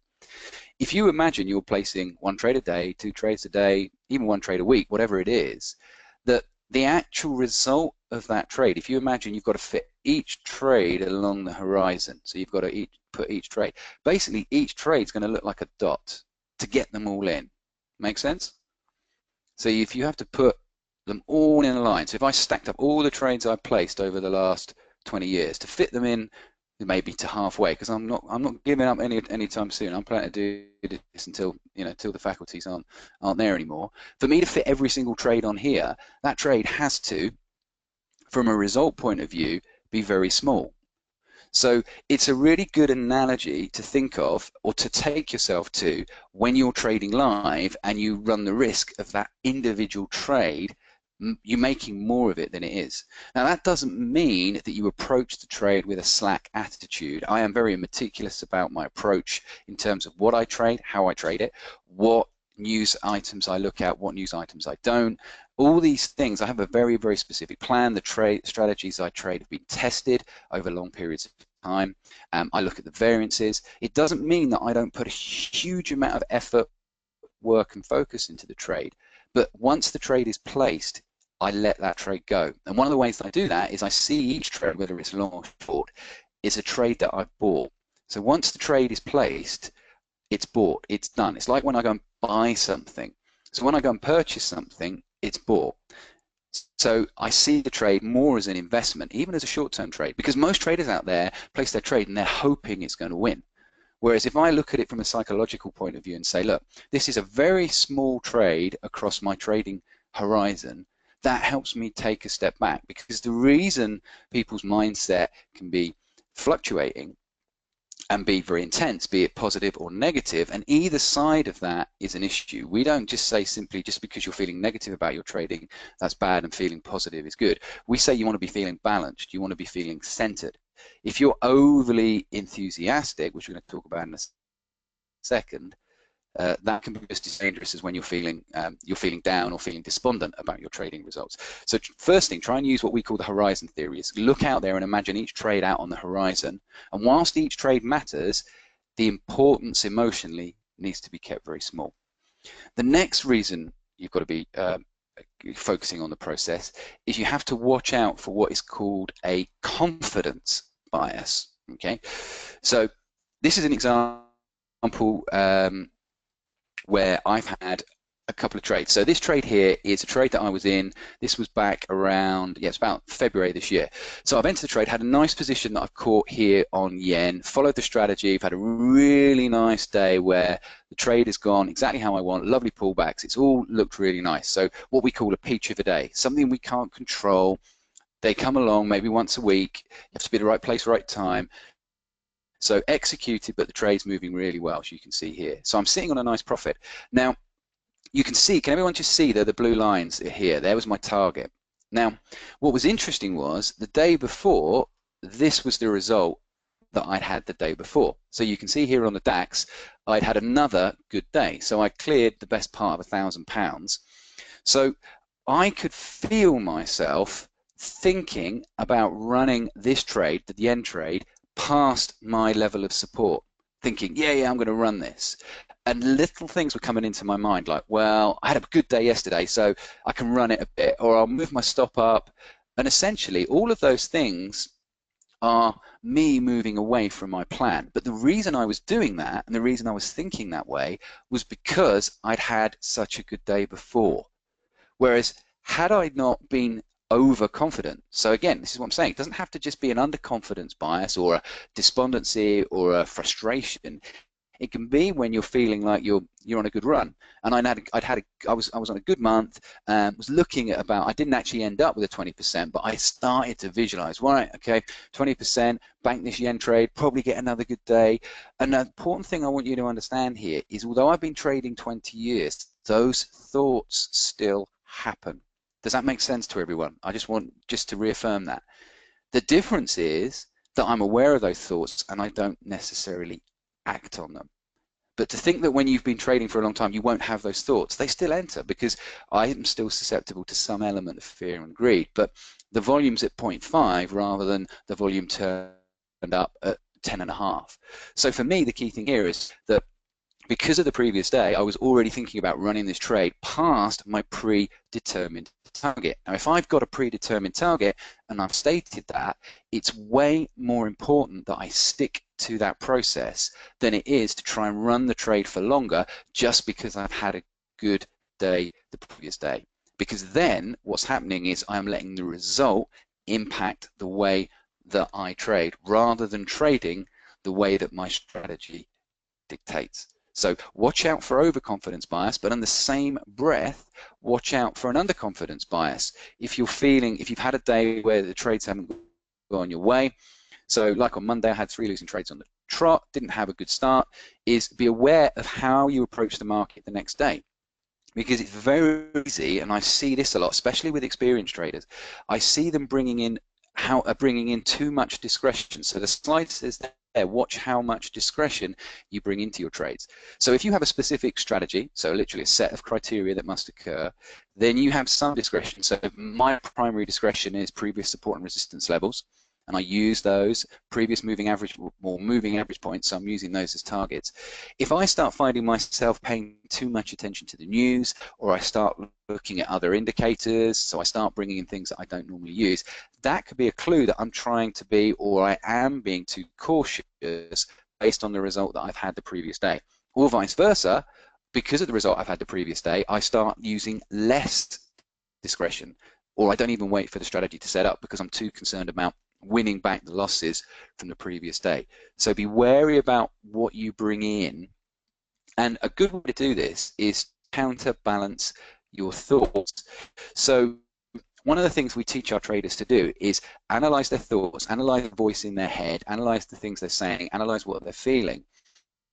And if they start to feel themselves being overly positive, feeling overly confident, or in the same breath feeling underconfident, more frustrated, more anxious, whatever it is try and counterbalance your thoughts with something positive. So we simply have what we call the 5-4-3-2-1 method, which isn't mine. I've stolen it off a lady called Mel Robbins. So when they can feel their thoughts spiraling past the norm, then they just stop, go 5, 4, 3, 2, 1, and think about a thought that counterbalances that. And an example of that is one of our students who helps out in the room, Kerry. So Kerry, you can see here, she posted up. Now this isn't the norm. I don't want you to think that every day she's pumping in a 20% trade, but she had a day where she ran this trade and managed to get 20-1 on her risk to reward. Now she's not, as I said, not doing that every day, but when you have an extreme scenario like that, that has the ability to influence you just as much as having 2 or 3 losing trades on the previous day. So in the scenario like that, Kerry has learned to counterbalance her thoughts. So one of the first things she said to me was, she said, right, okay, I've got 20%, that's great. That will offset a couple of losers that will probably come over the next couple of weeks, which was a great way, I felt, of thinking about it. So she was in a position where as soon as she had that, she didn't let it get ahead of herself. She didn't push it too hard. And interestingly, traded a little bit light the next day, which wasn't a bad thing, just because for her, her account going up by that much, even though it wasn't a huge account, but her account going up by 800 quid in one afternoon was out of the ordinary for her. She was going through that learning process. So counterbalancing your thoughts is a huge important factor. So number 2, I think this isn't something that necessarily people associate with their mindset, but we found coaching people, like I said, live and trading live and seeing them trading live over, the process of over the time period of 7-8 years in the live trading room, is that you have to become friends with your data. And coaching people, I know for a lot of people, data is something that gets left. Now, I know that partly because that's something that I used to do, and it's still a little bit of an issue for me at times. So I can easily get a couple of weeks behind on my testing or my record keeping, because I have a tendency to want to go and trade rather than keep the records. Now, the opposite of this is you can't become what we call a data freak, where you spend too much time in your spreadsheet, too much time analyzing your data. You've got to find a balance. But knowing your numbers and knowing them in detail is very important. So, for example, if you look at this slide, all of our traders, we teach them to record their trades, but do this in a certain process. This is the overarching process that we have. So we teach them to log their trades. We teach them to review those trades, and as I've already said, review them outside of when they're trading, and then amend anything. Now, usually that amendment doesn't come every single day or every single week or sometimes every single month. That can be a quarterly process where they go back and review the trades they've placed, maybe go and test the same time period to see if they'd missed trades, to see if they could have traded any better, make any amendments within a certain framework, and then, as it says there, just repeat that process. So log your trades, review your trades, amend them, repeat. Log your trades, review your trades, amend them, and go back. And just make that a process that you continually do. And use a spreadsheet. Now, we've got spreadsheets that are all pre-programmed, but it doesn't necessarily need to be that fancy. These are the key things that we ask all of our traders to record, even if it's down on paper. As long as they're recording, I'd rather they record them than have a fancy spreadsheet, but actually keep a note of them. And the first is win-loss ratio. Now, I don't have a big focus on win-loss ratio. However, I think it's vitally important you track it because it can be a key determinant in what happens, partly because of what I've already said, which is traders like to win, especially new traders, and you can see that by the stats. So knowing your win-loss ratio is very important, because if you've got a 60% win-loss ratio and you see it go up to a 70% win-loss ratio, yes, that's great, you're doing extremely well, but you're still losing 30% of the time. And a lot of the time people tend to look at their win-loss ratio and see a 70 winners out of 100, but forget that within that are going to be 30 losers. And that could be 2 or 3 losing runs of 3, 4, 5, or even 6 trades. So it's very important to look at it, not necessarily just so you can go, this has got a good win rate, I'm going to trade it, but you can see how win-loss ratio fluctuates over time. And if you test a strategy over a 2 or 3 year period, you can see the different fluctuations. Not that the next year that you go and trade it will be exactly the same, but more so you can see the fluctuation so you can prepare yourself for that fluctuation when you go to trade it. Vitally important. Second one, risk to reward ratio, optimal targets, and the big thing with risk to reward is, well, our thing is obviously trading above, and we have a minimum. We say a minimum of 1-to-1. Traders can get themselves in a lot of trouble by extending stops, or wanting or thinking the market is in a good position, or they've been waiting for a trade for 2 or 3 days, and they go into a trade with an inverse risk to reward. We want to be focusing, I would say 80% of my trades are at about, I would say about 1.8 to 1. 80% of my trades are above the 1-for-1 mark, but the average is over 1.8, so very close to 2 to 1. So for me, the reason I'm doing that is because then I know that even if my win-loss ratio fluctuates, I've still got a bit of room in there. So for me, optimal targets is something in there as well. So when we test and when we log our actual trades, one of the things we make our students do is look at what we call the maximum exit. So what they could have had on that trade if they'd stayed in it. Now we do that not so they can sit there and go, shit, I took 2 to 1 on a trade, I could have had 7 to 1. And then the next trade, I took 2 to 1, I could have had 9. It's just to see over time, over a 3-month period, 6-month period, a year, they had the potential to run their trades further, because now they've got experience, they could potentially bring in some sort of risk management system into that trade to be able to optimize it, and then be in a position like Kerry, where when an 8 to 1, a 10 to 1, or a 20 to 1 comes along, they don't necessarily get all of them, but they're able to bank a few of the bigger trades that come along. Next one, hugely important, is drawdown. I hear a lot of talk about drawdown. Now, there's 3 factors I want you to make a note of here, guys. Drawdown can be the worst losing period that you have over a period of time. So let's say you've got a strategy and you've been trading it for a year, but between August and October, you had a 15% drawdown. Knowing that ahead of time is vitally important. The second form of drawdown is the number of losing trades in a row. So really important. So is it 2? Is it 3?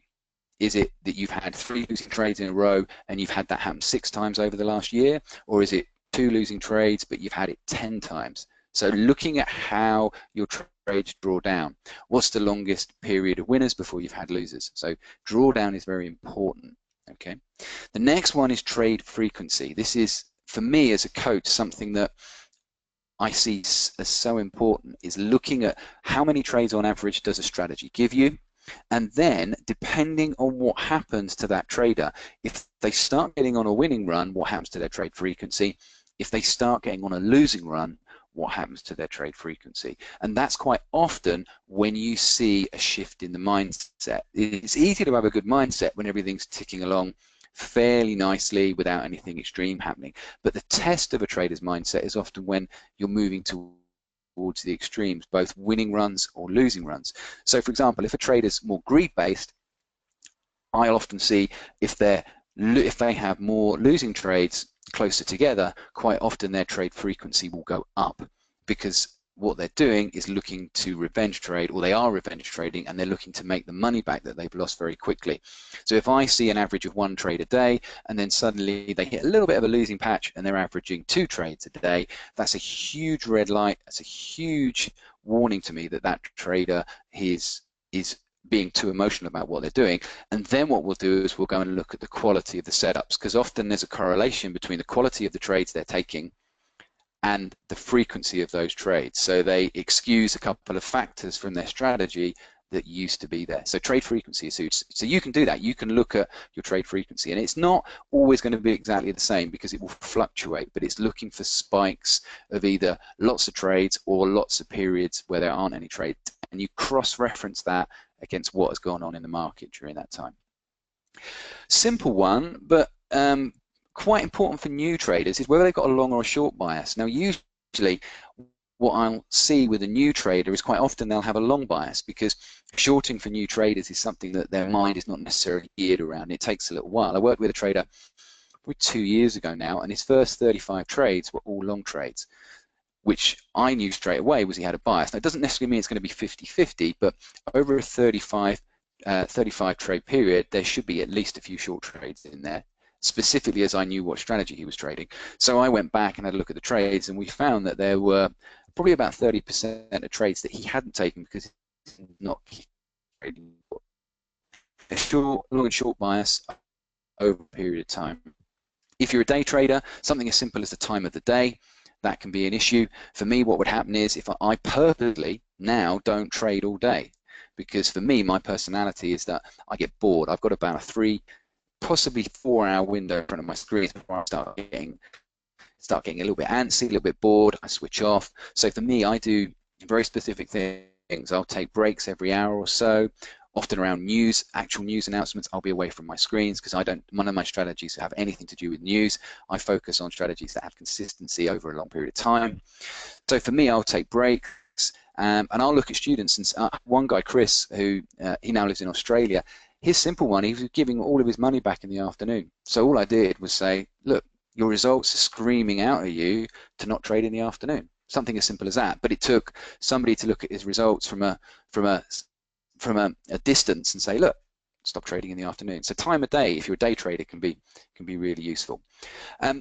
Averages can be useful, but we have a phrase at Trader Support Club where we like the eyeball average. So be wary of looking at it and say, well, you know, this strategy averages 5% a month for the last 6 months. But look at it as it might be for 3 of those months, your average was much higher, and it might be 2 or 3 trades that month that have given that trade strategy the result. Well, unless you know that you're going to be able to run those trades as per the strategy is showing you, then it's better to look at the eyeball average and say, okay, worst case scenario, if I hadn't hit that big winner on Tuesday last week and Wednesday this week, what would I have ended up getting? Because often strategies get promoted, look, 10% a month or 8% a month, but the skill set to deliver on that is somebody with more experience. So you might look at it and say, well, actually, I'm going to be nearer 2% because I may not be able to manage those trades quite as well in the early days. So eyeball average is something. So whenever we look at spreadsheets of data or results, what we do is we often will take out the extremes, but we'll, worst case scenario, leave the losing runs in, but any of the big extremes in terms of risk we'll often take them out and we see them as a bonus. Another thing to note from a data point of view is how much discretion you are using. I mentioned this a bit earlier. So step away from your trade and ask yourself, am I bringing in an indicator that I never use, or am I putting too much focus on a news announcement when normally I don't actually pay any attention to that because it's not part of my strategy? Or vice versa, if your strategy is news-based, are you suddenly starting using too many technicals or bringing in too many different things? You're layering Fibonacci's on top of moving averages, and the only reason you're doing it is because you've had a couple of losing trades and you're feeling more cautious, so as a result you're bringing in more technical information, more fundamental information to make you feel more secure. Or vice versa, are you on a bit of a winning run, feeling slightly overconfident, and you're starting to let elements of your discretion or elements of your strategy pass? So you're letting things go. You're not being as disciplined. So it's important to note these things down. Right, how are we doing? I'm going to have to get through this. I've got quite a bit to go here, guys. So next one, manage your risk. Okay, manage your risk. Have a risk management plan that's tested and it's one that you can stick to. So what I mean by that is, first and foremost, don't be risking more. I mean, we have an absolute rule at Trader Support Club: never risk more than 2% account on any one trade. Simple analogy I use is, imagine you've got a bag of 100 gold coins. When a trade comes along, no more than 2 of those gold coins will get risked on that trade. So you have to understand how to place orders and manage your risk based on that. I tend to be working to no more than 1%. On a lot of my trades, I will factor down to 0.5% risk on that trade. Now, automatically, if I'm risking a small amount of my total capital on a trade, that's going to help my mindset. I remember working with a lady and she didn't realize that she was risking 8 to 9% per trade and wondering why she was so stressed. And I said to her, well, we need to change this straight away, because risking that much, you're bound to, somewhere in your brain it knows that it's risking that much, and I wouldn't be able to cope with that. So that's the first element of risk. The second one is focusing on risk reward. So look, we go back to this slide. The reason why focusing on your risk to reward rather than your win-loss ratio is so important is most are losing more than they win. So if we look down at those same 43 million trades that were placed over a period of a year, if you look now, you can see, if we look at that bottom line, look, the red, which is showing the loss, the average loss in points is far greater than the average winning points. So if we're having more winning trades than losing trades, the size of the losers was infinitely greater. You can see on some occasions almost double. So it's hugely important to focus on risk reward. It doesn't matter how good a strategy you've got, what the education company is claiming that it will deliver. If you can't deliver on a risk to reward basis over time, every strategy that's out there will have periods of drawdown. So if you are not at least at a minimum of 1-for-1, we'd say more, but that'd be the minimum. Or if you're trading that strategy, but each time you're bailing on the trade too early and getting out before you've hit target, or you're extending your stops, it's never going to work. And then a couple of examples of this. Look, so even examples here. So you've got a couple of days here. Look, I think, look, there's only one trade within that period. Yeah, one trade you can see where I've had slightly less, and that's because of trade management. If you look here, look, winners, losers are small because I'm moving stops. So good days, great, but this is when it becomes important. Look, 612, that was one trade together. So you've got a trade of over 1,000, but the losing trade on the same day was a lot smaller. So you can see that the losers there are smaller than the winners. So you can see here, Great British Pound, Aussie, you've got what, 370, 220 win there, but you can see the losses are much smaller. So it's not necessarily about how many wins you have, it's all about making sure that the majority of your trades win more. Look, you can see here. So even here on the 16th, 2 losing trades that day, but on the 15th, you can see The Germany trade was moved to just over stop, but the winning trade on euro pound 525. So you can see sometimes they're close to 1-for-1, but over a period of a week, my goal is to make sure that I'm winning a greater amount of, I'm getting a bigger return. Yes, you're seeing the money there, but a greater return over a greater reward to risk. Right. Next thing, please write this down. This is important. Stop thinking that the next strategy you buy or the next strategy you hear will be the answer. What we found over a period of time, and other people I know in the industry, their strategies, most people's strategies are good. Most companies don't go, right, do you know what we're going to do? We're going to create a really awful strategy and send it out there. There are a few unscrupulous people out there, but most strategies have got an edge to them. So the goal is not necessarily to think what is it, or the goal is to look at the strategy you're trading, and as it says there, take the time to know and test it before you move on or before moving on. And when we did that show a couple of years ago, one of the questions we got asked a lot is, what is it about your strategies? So what is so good about Traders Support Club strategies? And as a team at lunchtime, we were like, God, we're getting asked this a lot.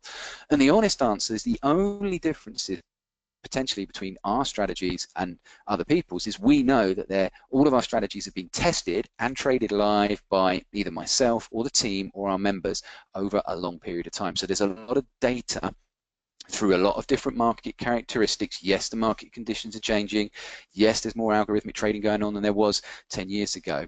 There's a lot of argument to say that we're going to go back the other way, but we'll see what happens. But the strategies have been tested and they've been applied in live conditions, and not just by somebody with lots of experience, but by traders of all levels of experience. And that we have a specific process to everything we do, because if you have a process to how you trade, whatever that strategy is, then you can assess your performance.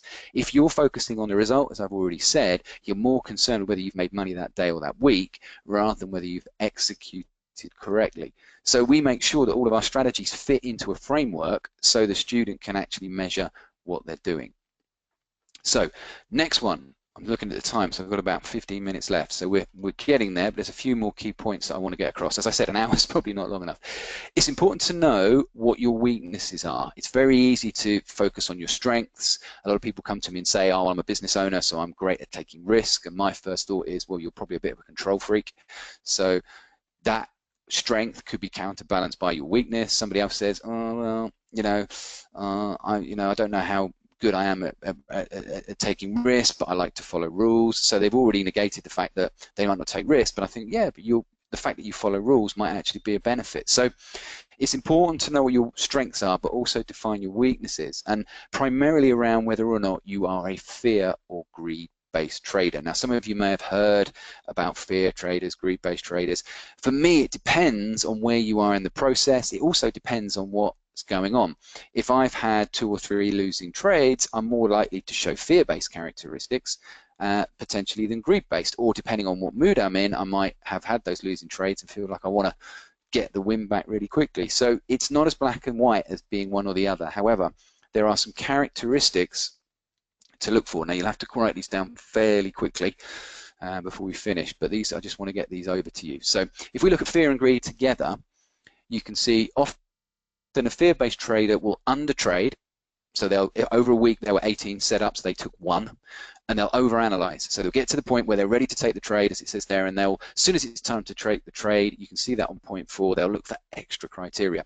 Whereas a greed-based trader, there were 6 setups that week, and they've taken 18. So they tend to overtrade and underanalyze, okay, because they're more focused about making money. Fear-based traders will often get really excited and probably put a little bit too much focus on record keeping. Their record keeping is usually immaculate. We'll say do 100 back tests on a strategy and they do 400, whereas the greed-based trader has a lack of record keeping. They won't keep up with their records, they won't take screenshots, they don't really spend any time reviewing, and they want to be in front of the market all the time because that's where they're going to make money. Fear-based traders will often make excuses at the point they need to trade, whereas your greed-based traders at the point they need to trade will already put in the market.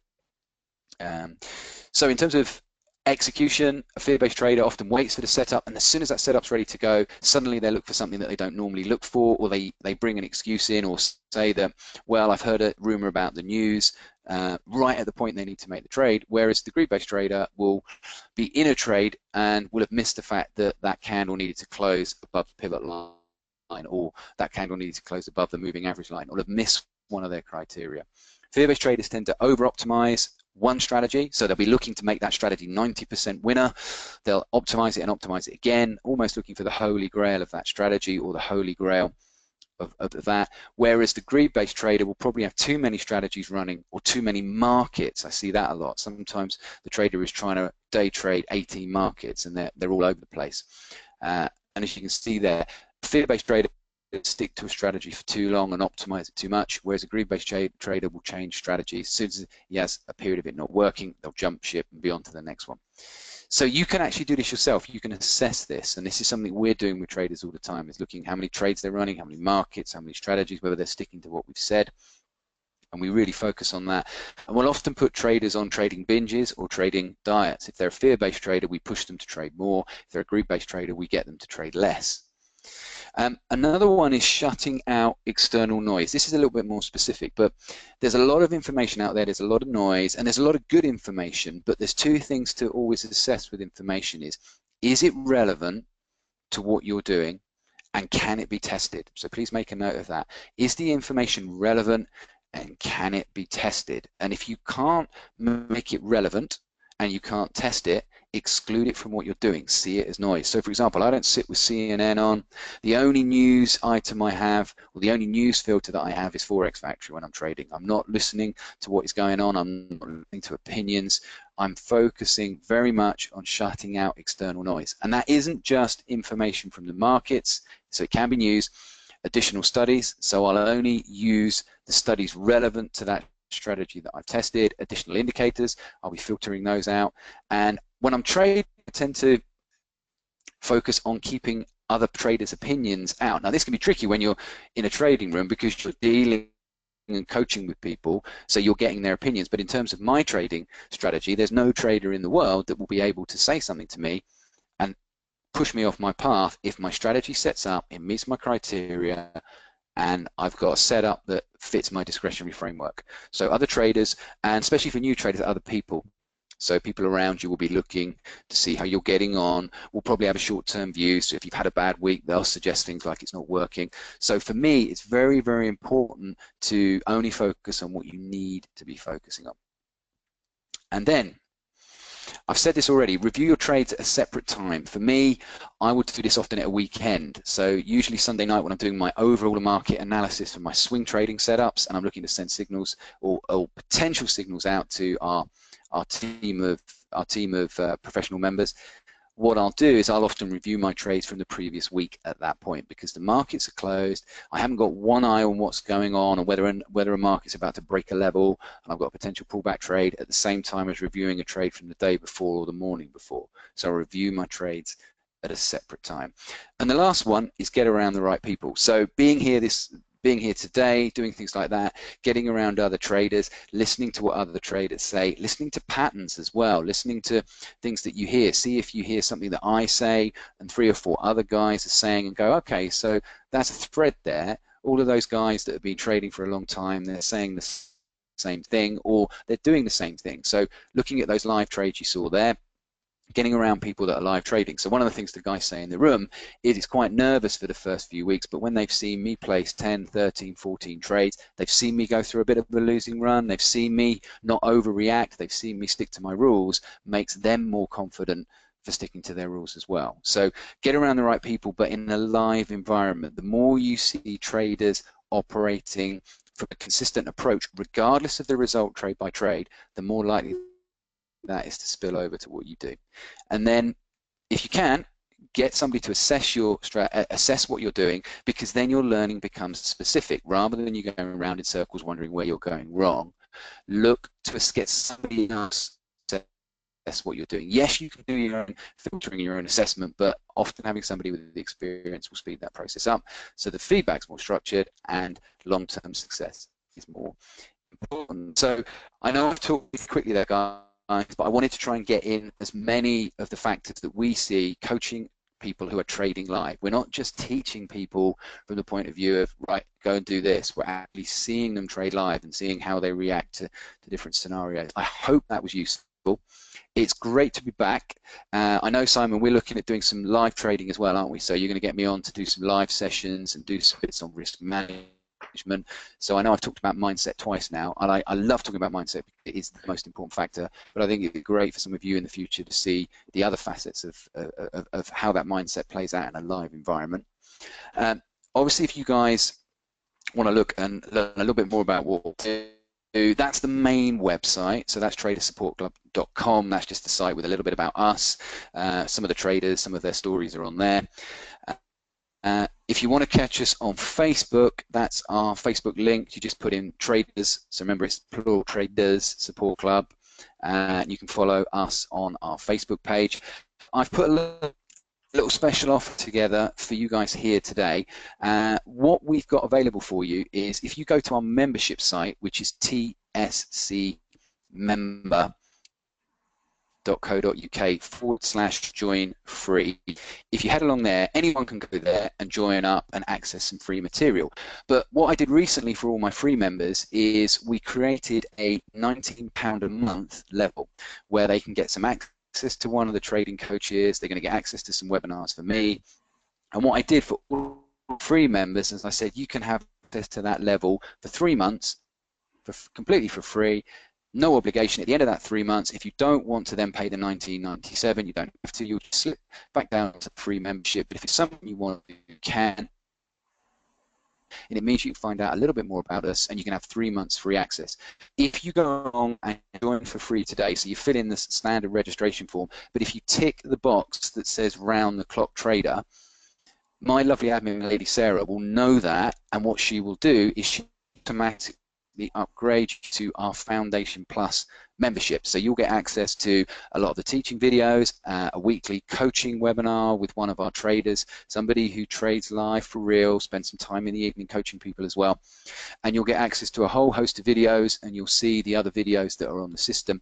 You'll get the same 3 months. So what will happen is Sarah will automatically upgrade you and then automatically put 3 months free. And as I said, if at the end of the 3 months you don't want to take it any further, that's fine. You can still stay a member at the free level, or if it's something you want to do, then you can be coming along for a very small fee. Obviously, we do other things, coaching, mentoring, and our trading room. Really, I think it's important that Trader Support Club is not only right for you, but you're right for us. So it's a great way of you getting a bit more involved without having to make a huge commitment. So I've got 4 minutes to spare. Has anyone got any questions? Anything before I head off? Alistair, thank you for you have given us a huge amount of content there, some great points, and I think for me the point that you make about the second day trading, even following a good day or a bad day, just to be able to watch because it affects your feelings. It's just very good. I haven't heard anybody on this event before talk about that specifically. The fact that you have a really good day the day before and you think, well, it's okay if it doesn't go that well today. It's very true, and it's very good to be flagging that up. Ian, I think for the guys there, I think it's. Oh, sorry. Yeah, no, I mean, you carry on.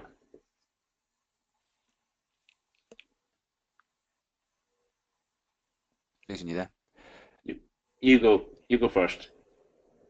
No, I was going to say, I think it's important that the mindset is something that you craft over time. I'd love to be able to sit here and say that traders get their mindset right, but if I'm sat on a plane for 6 hours talking to other traders that have been in the game very successfully for as long as me, and we're talking about little challenges and little times where our mindset's tested, that just proves that it's something that as a trader you're going to work on over time. And what we do at Trader Support Clubs, we get traders to relish that rather than be afraid of that. And we help them, and there are frameworks, but it's different for each one. So we like to be able to do what we can for the people that are really committed to working on that. That's fantastic. Now, people have noticed that you were using ETX Capital yes. as your broker. Is there any particular reason you choose them? Any particular features? Yeah. For me, the reason I like ETX is that well, I think it's an element of comfortableness as well, because I've been using them for a long period of time. I was considering moving away from them, but partly because of spreads, but they've tightened their spreads up, and I also partly use it because it means that I can be on a similar level to our members. The majority of our members use ETX. We don't say to them you have to. I say to people, brokers is a very personal thing. Kerry, for example, who you saw earlier on the example, she uses IG.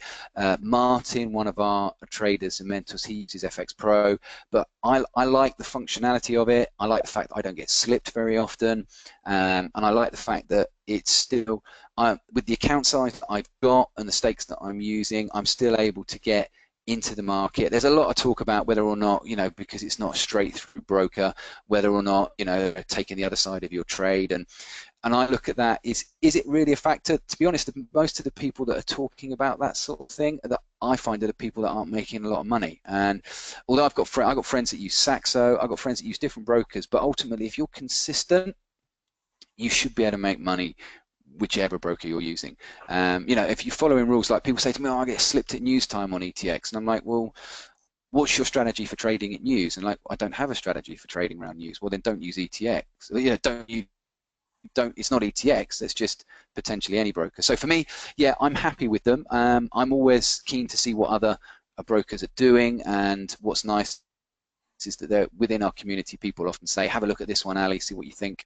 I'm interested in having a look at FX Pro, but I like the Trader Pro platform as opposed to the MT4 platform. For me, I find it less clunky. So it works for me. But brokers are a bit like cars. You go to a Peugeot dealer and he'll turn around and say, "Oh, don't buy a Peugeot." So quite often, it's a personal thing, and somebody else will not like ETX. And there's always someone with a faster one that's going to pull up beside you at the lights, because whatever you like. Okay. Yeah. Listen, Alistair, thank you so much for coming on and giving us a full hour of great content. Everybody, I'm sure, will be going back and watching the recording of this event. We'll make that available to everybody just as soon as we can process it. And of course, I hope people sign up, take advantage of the offer for the free trial, to come and have a look, come and do a few weeks with you, see if it's a good match. And it's all good. Really appreciate you coming along. We're just on 4 o'clock, so I'm going to have to take the microphone back, if that's okay. And no worries. We're going to be moving on to another speaker. Thank you very much again. Bye bye for now. Great talking to everyone. Thank you again, Simon. I'll catch up with you soon. All the best, everyone. Bye bye for now.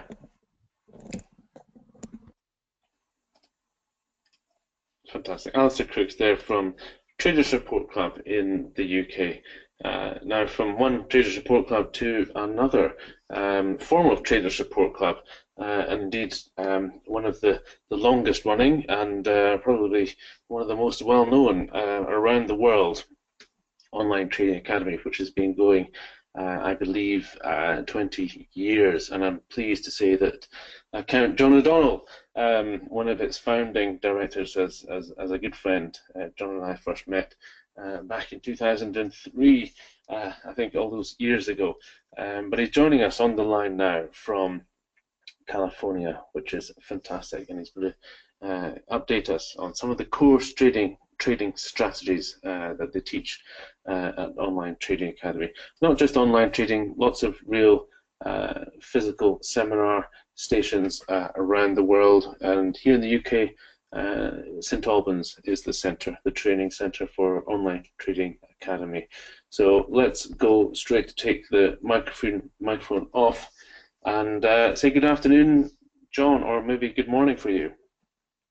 Oh, good afternoon, good morning, good evening, wherever you are in the world. Hello, Simon. How are you doing? I'm very well, thank you. It's good to hear your voice. It's been a while since we had the pleasure of your company. Yes, it has. We should need to do this more often. I'm excited about participating in your round-the-clock events, and I want to compliment you for being forthright in putting out this kind of content to your community of users, literally all over the world, and you're providing a great service and need for the investing, trading public to become financially self-sufficient. And you're right, we've been at this for over 20 years, and we bought into the same mission statement that you have, which is to educate the world and encourage them to take responsibility for their own financial affairs. and I think congratulations. And I know you've been at this for quite a while.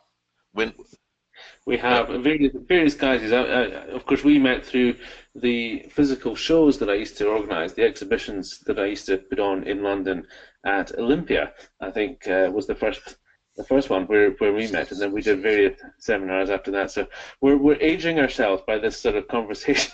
We're certainly aging ourselves. Let me tell you, if we hadn't have done that IX Expo with you in London, X number of almost a decade ago, I would guess now, we would not have a center. Matter of fact, we now have 40 centers across the world, and one of the very first centers that we opened was in St. Albans. And if you hadn't invited us to come to London and participate in your IX Expo experiences, I assure you that certainly that London facility would not exist, and it successfully turned out a tremendous amount of OTA graduates over the decade, and so you had a lot to do with that. I feel good about that. I feel good about that. Well, we get nothing but good feedback from people that have come through the OTA system, and you differ from some of the other. I suppose there's a busy area, a busy market for education suppliers, but OTA really has its own proprietary educational systems and strategies. I think that's what you're going to talk to us about today. Yes, what we do is very unique. As a matter of fact, it's patented, and it is very unique, and it was developed. The methodology was developed on the floor by Sam Seiden at the Chicago Mercantile Exchange.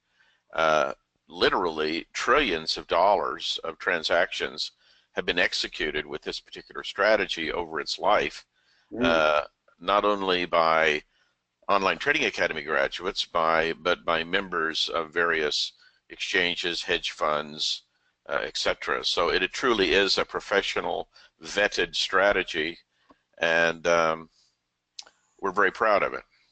Fantastic. John, I've just passed you over the offer to become a presenter now, so that we can see your screen. So you should have a button asking you to confirm you would like to become the presenter. Sure, I'd like to do that. I see that button. What do I do? Just click. Just close it. Just click OK. It should be up. You should have a button saying. Where would it say OK? Not ready. Close. I'm ready. Where does it say OK? It should be just come up right on the top window. Maybe it's behind another window. What can I ask? What you're looking at the moment? You're seeing a Union Jack. Maybe it's here. Auto view 100%. How about that? That help? I'm not seeing your screen, I'm afraid. Let's try this. Can you see my screen now?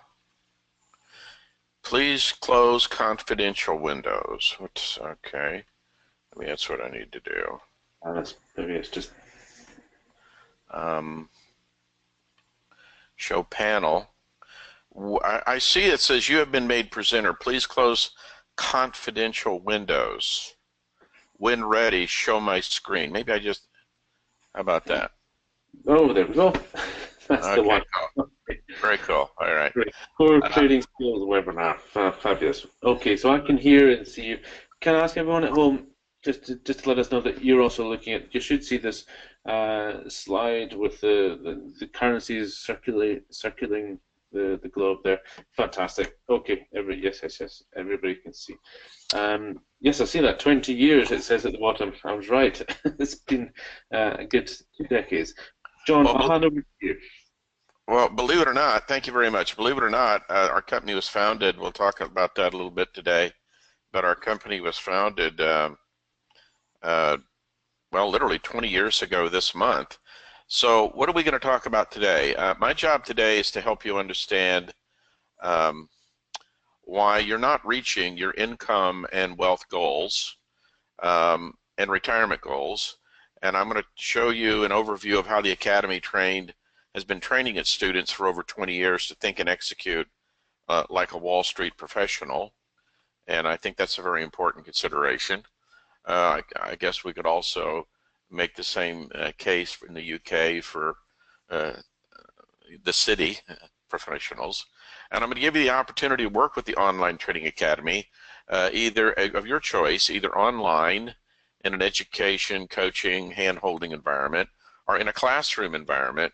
And we have about 40 classrooms all over the world, and this will help you customize our tools to fit your financial requirements. So I think what's important for you to think about is, why are you here today participating in this webinar? What's going on in your life? What would you like to accomplish by participation in this webinar sponsored by Simon's Group? Are you here for supplemental income? Are you here to generate primary income for your family? We are not advocates, by the way, that you give up your primary source of income. I'm going to show you today a methodology where you can fit this into your lifestyle. There's no reason that you can't fit this into your lifestyle, because many of the tools that the industry has developed involves automation, the automation of your entries and exits. Many of the markets that we trade 24 hours a day, 5 days a week, and you can fit this into your lifestyle, and we've helped tens of thousands of people to do that. Are you here because you primarily want to get better returns for what we call your wealth bucket? We recommend you divide your capital into 2 buckets. Bucket A would be an income bucket, where you specialize, have a small amount of capital exposed to the market for short-term, regular income, either on a daily, weekly, or monthly basis, that complements your primary source of income.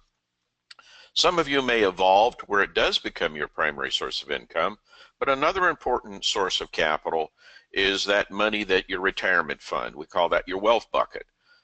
You need to protect it. Protect it against what? Well, inflation, deflation, coming uncertainty in the world. God knows that's still with us, and the UK has certainly seen recently its share of events, and unfortunately they're going to probably go on for some period of time. But you can use your accumulated wealth bucket to generate what we call passive income, literally for life. Now, if you're new to trading and investing, you need to compare the opportunity to what we call job security. Given the state of the gig economy, given the state of the internet's capability to source labor, capital all over the world, job security in the United States and probably the UK or the developed world is not what it was 20 plus years ago, 25 years ago. And then life choices. The beauty of choices is that you have the opportunity to determine when and where you want to be engaged. The nice thing about trading is it is a mobile skill. You can put this on a laptop. You can literally travel the world, and as long as you can find some cheap, affordable, decent bandwidth, you can be engaged literally 24 hours a day, 5 days a week if you desire. A short background on Online Trading Academy. As Simon suggested, we were started literally in June of '97. I joined the team. The founder of our company is A.L. Shahar. That's him pictured there on the left in the striped shirt. I joined the company in first quarter of '98. So I'm not the founder of the company, but I'm certainly considered one of the pioneers of the company that helped develop the business model. Now, we were founded as an equities broker-dealer. It was known then as a direct access trading broker. This is our trading floor that we opened up to the general public to participate in the equity markets. But that's all we were doing in the '97 literally to 2001 era. So this is our 20th year in operation. Believe it or not, 2 weeks before 9/11, we converted our model from being a broker-dealer into being a for education, private deliverer of education only. That's all we do. We're not a broker-dealer. We have no account you can open with us. You can trade with a broker-dealer of your choice.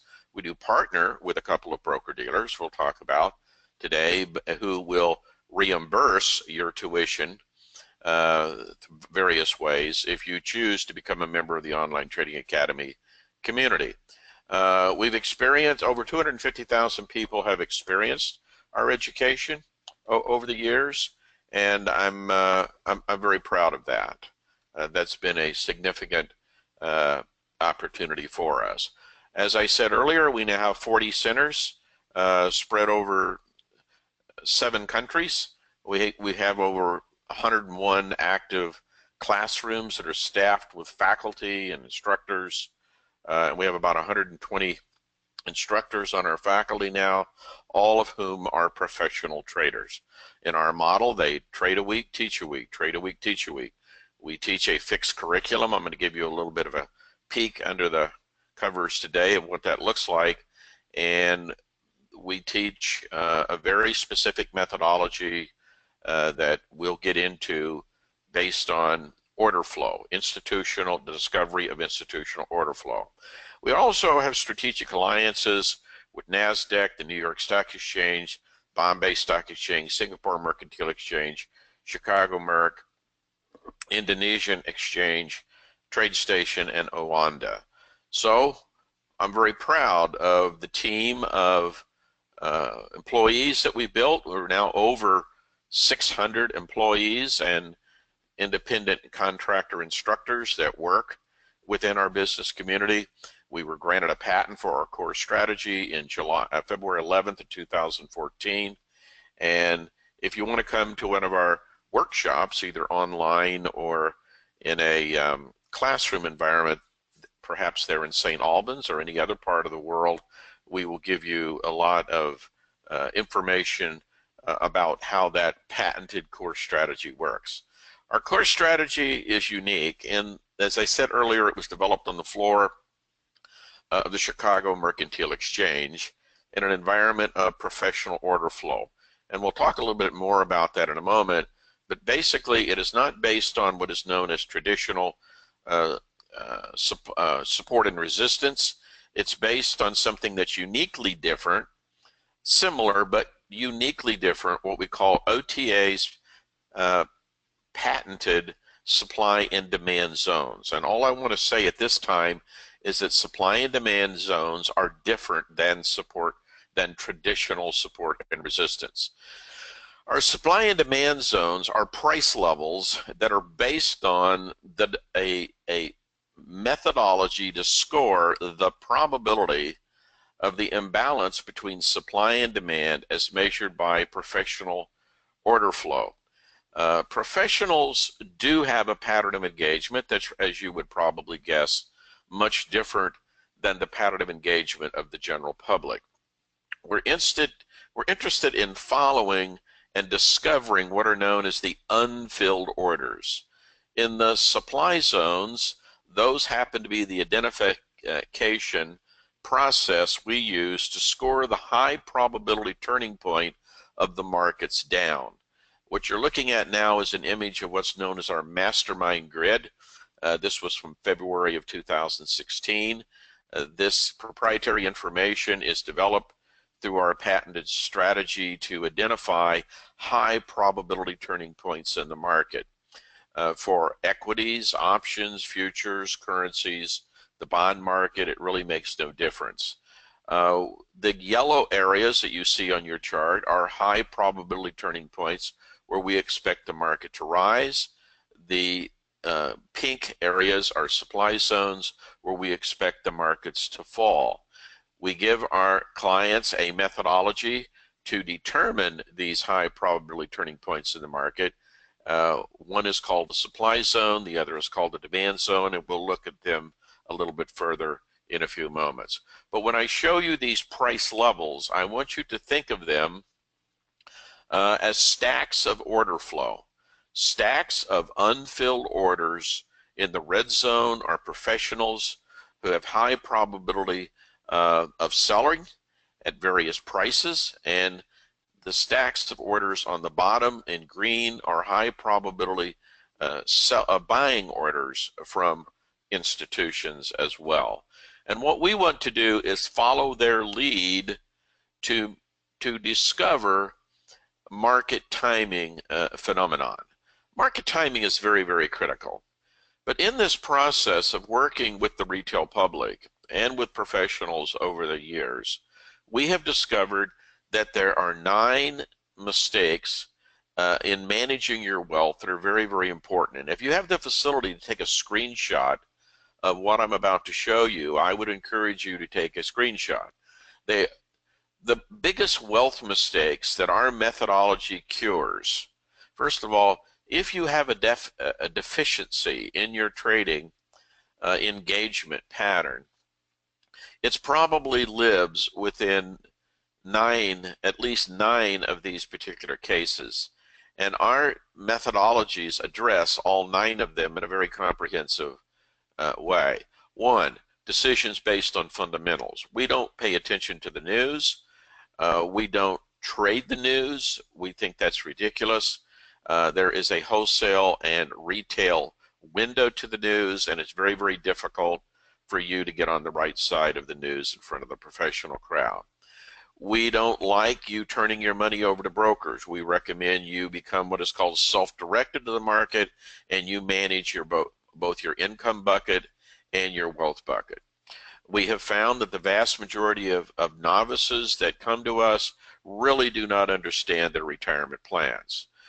Many of them believe that Social Security will support them in that chapter of their life.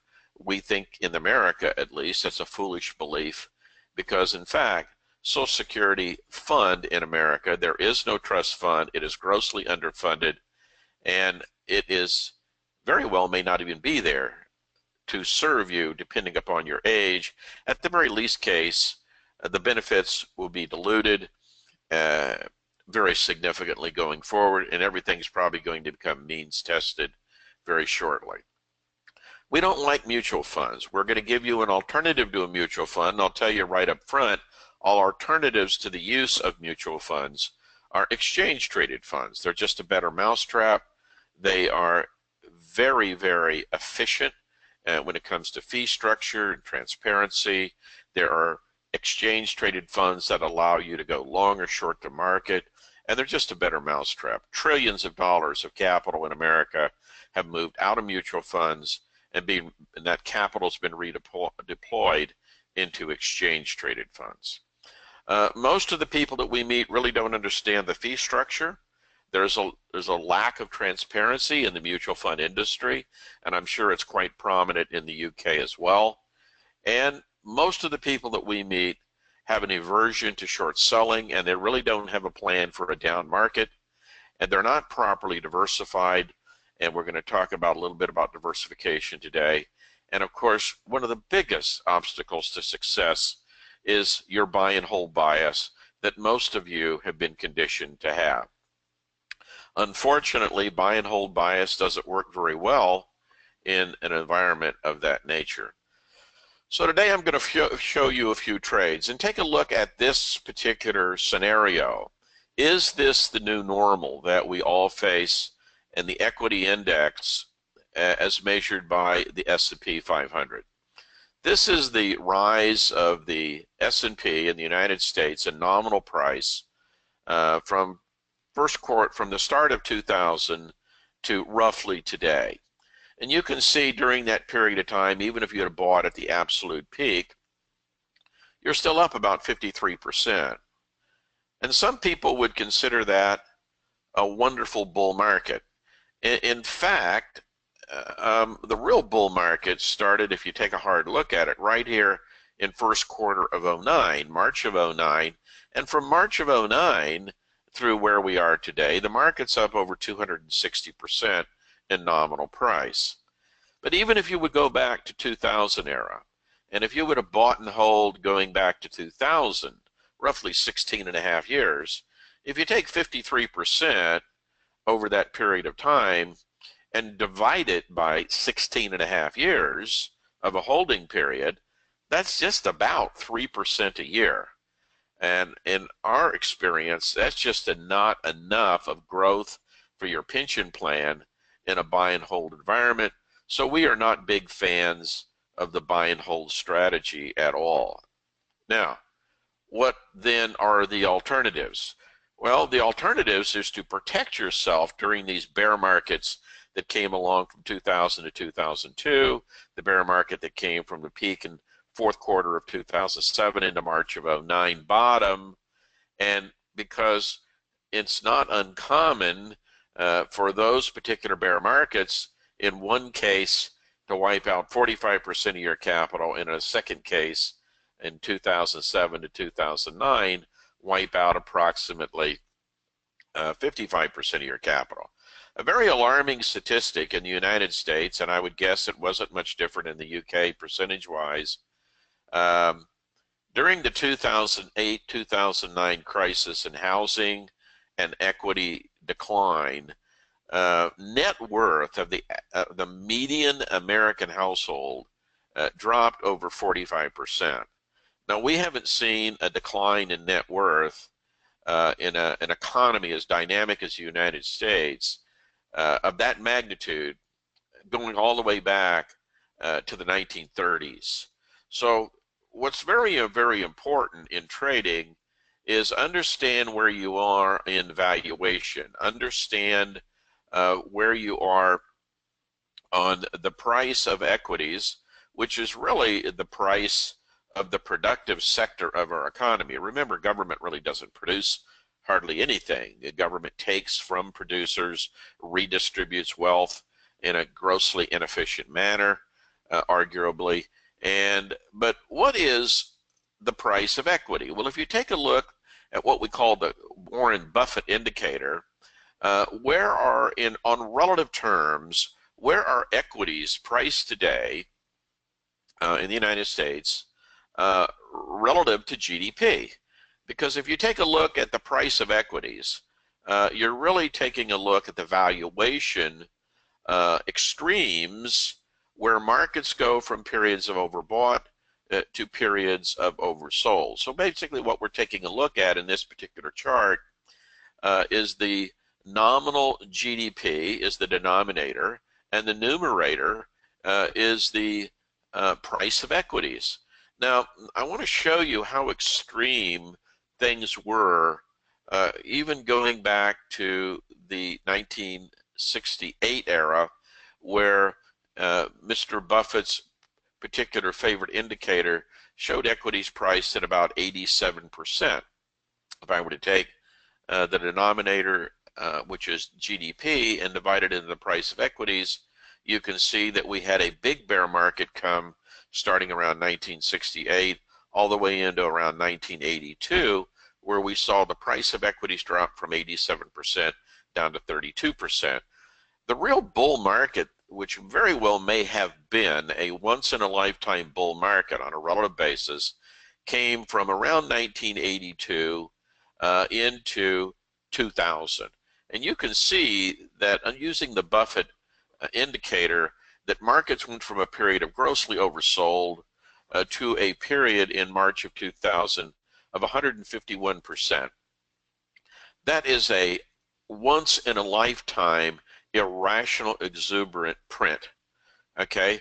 Only to see markets fall to an extreme oversold condition into 2009, where the market goes from 151% down to roughly 59%. And of course, we've had that nice bull market from March of 2009 bottom to where we are today. And you can see on a relative basis how extreme the valuations were. And let's go a little bit further and see if we can bring a little more color to that, because my position today is that markets are grossly overvalued, fully valued, and there really aren't hardly any bargains in the market today if you have a long buy and hold bias. So let me show you what I mean by that. This is a ratio developed by Professor Schiller at Yale University, and it's known as the PE10 ratio. And basically what we are measuring are standard deviation extremes of overbought and oversold from a mean. Now notice that the mean going all the way back to 1880, which is taking the average price to earnings ratio over a 10-year period of time and creating a price model that shows you going from the mean, which is roughly this red line right here where I'm drawing my cursor. You can see that there have been periods of time where the market will go as far as one standard deviation to an extreme, which turns out to be unsustainable, only fall from 51% here in 1900 to 71% here in 1920, only go to the bull market extreme of over 2 standard deviations at the peak in 1929, only crash into the 1930s down to 67%, etc., etc., etc. Anytime, where are we today? To show you in perspective, going back to 1982, how oversold the market was, we were down here at a minus 60% from the mean, only to rise to an irrational exuberant peak of 164% in 2000. Notice that all of these extremes, especially as you get above 1 standard deviation, and obviously you're much more overvalued at 2 standard deviations, and you're in crazy territory at over 3 standard deviations, that none of these extremes have either oversold down here below the mean or oversold as much as 3 standard deviations above the mean, or even 2 standard deviations above the mean, have ever remained sustainable. There's always been a correction. Now, obviously, since 1880, we've had a very dynamic economy. Political leaders come and go. Inflation, deflation periods show themselves. The currency has gone from a period of a gold-backed currency to a fiat-based currency to Bitcoin. And, of course, we've seen all kinds of technologies that emerge. Some survive. Some evolve to what's next, and life goes on. Let's take a look at where we are today.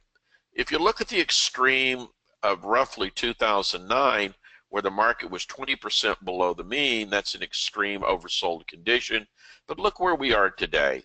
Where we are today is getting ready to bump up. We're at 73% above the mean. We are starting to bump up against 2 standard deviations. And in my estimation, we are grossly overvalued, and we are due for, as most would tell you, a very substantial correction. And part of our methodology at Online Trading Academy is to give you a professional methodology to time high probability turning points in the market. Now, there are no trading strategies that are perfect. I didn't say a perfect methodology to time turning points in the market, but I said high probability turning points in the market, and we're at one of those periods right now. We are at a period where there is high probability that we're going to have a substantial correction, and the Online Trading Academy strategy I'm going to show you here in a moment is going to give you a pretty good idea of how to get on the right side of the timing of that event. This, to go along with the Buffett indicator and the PE10 indicator, is what's known as the Q ratio. It's another important variable that you need to take into consideration. And the Q ratio basically looks at the price of assets today on the balance sheets of major corporations, and it determines where they are priced relative to replacement cost. In other words, if you take a look at all the assets of Google, Facebook, General Electric, IBM, Coca-Cola, if you take a look at their balance sheet and you measure what those assets are valued on their balance sheet for, which is known as book value, how they were booked and depreciated, how are they trading today relative to the replacement value? In other words, what would it take? Well, you can see in this particular ratio, and the mean being somewhere in the vicinity right here of about 70, you can see that there are periods of time going back to 1900 where assets, as measured by the Q ratio, have entered into periods of grossly overbought conditions, and 108, 105, 108, 98, 161, and then they only to transition to periods of oversold. And you can see in this particular case that we're seeing oversold conditions of 0.30, 0.30, 0.32, 0.28, and the mean, of course, is somewhere in the vicinity here of about 70. Where are we today? Well, again, let's confirm how oversold things were in 82, and notice in all these charts, last three charts I've showed you, never have these markets not had a serious pivot and move in the other direction from a period of overbought to a period of oversold. I think that's a very important, and it happens in virtually all economic cycles, regardless of the presidential candidate's leadership. So let's take a look at where we are today. Well, obviously, the 2000 extreme of 161 would turn out to be unsustainable, but look at the percentage drop from 161% overvalued down to 0.54%. And then here's where we are today. Again, we're back to the 100 level, and notice in 1, 2, 3, 4, 5, 6 cases, every time we've breached the 100 level, we've had a very serious response on the other direction. So, how do you protect your capital in this environment? Well, who's really making money in an environment like this? Are the retail investors making money? In fact, the retail investing community is struggling at best, primarily because the retail public has no real strategy that's been vetted to time the market. They have no real written trading plan that's focused and designed to their risk management capabilities that fits their lifestyle, and unfortunately they're alone, and they need to be part of a support system. So the retail community is grossly underprepared to participate in an environment like this, but yet the banks and institutions are outrageously profitable. How do we know this? We know this because we have almost all these major banks and financial institutions like UBS, Bank of America, Citibank, Barclays, etc., publish audited financial statements, and we can see their operating statements. And regardless if we're in a bull market trend or a bear market trend, they seem to do remarkably well.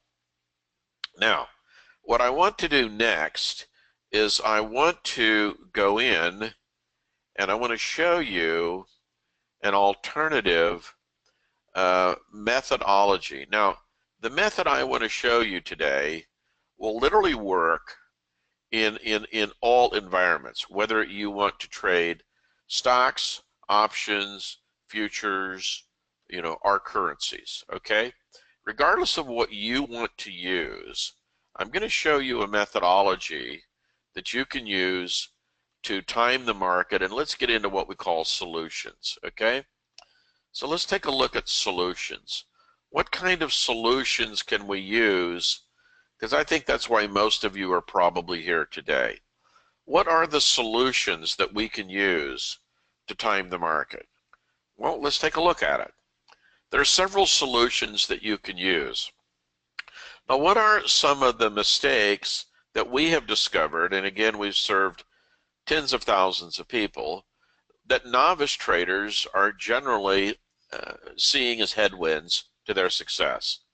Well, what we have discovered is that the average novice trader doesn't really understand how to prudently use leverage assets like futures, options, currencies.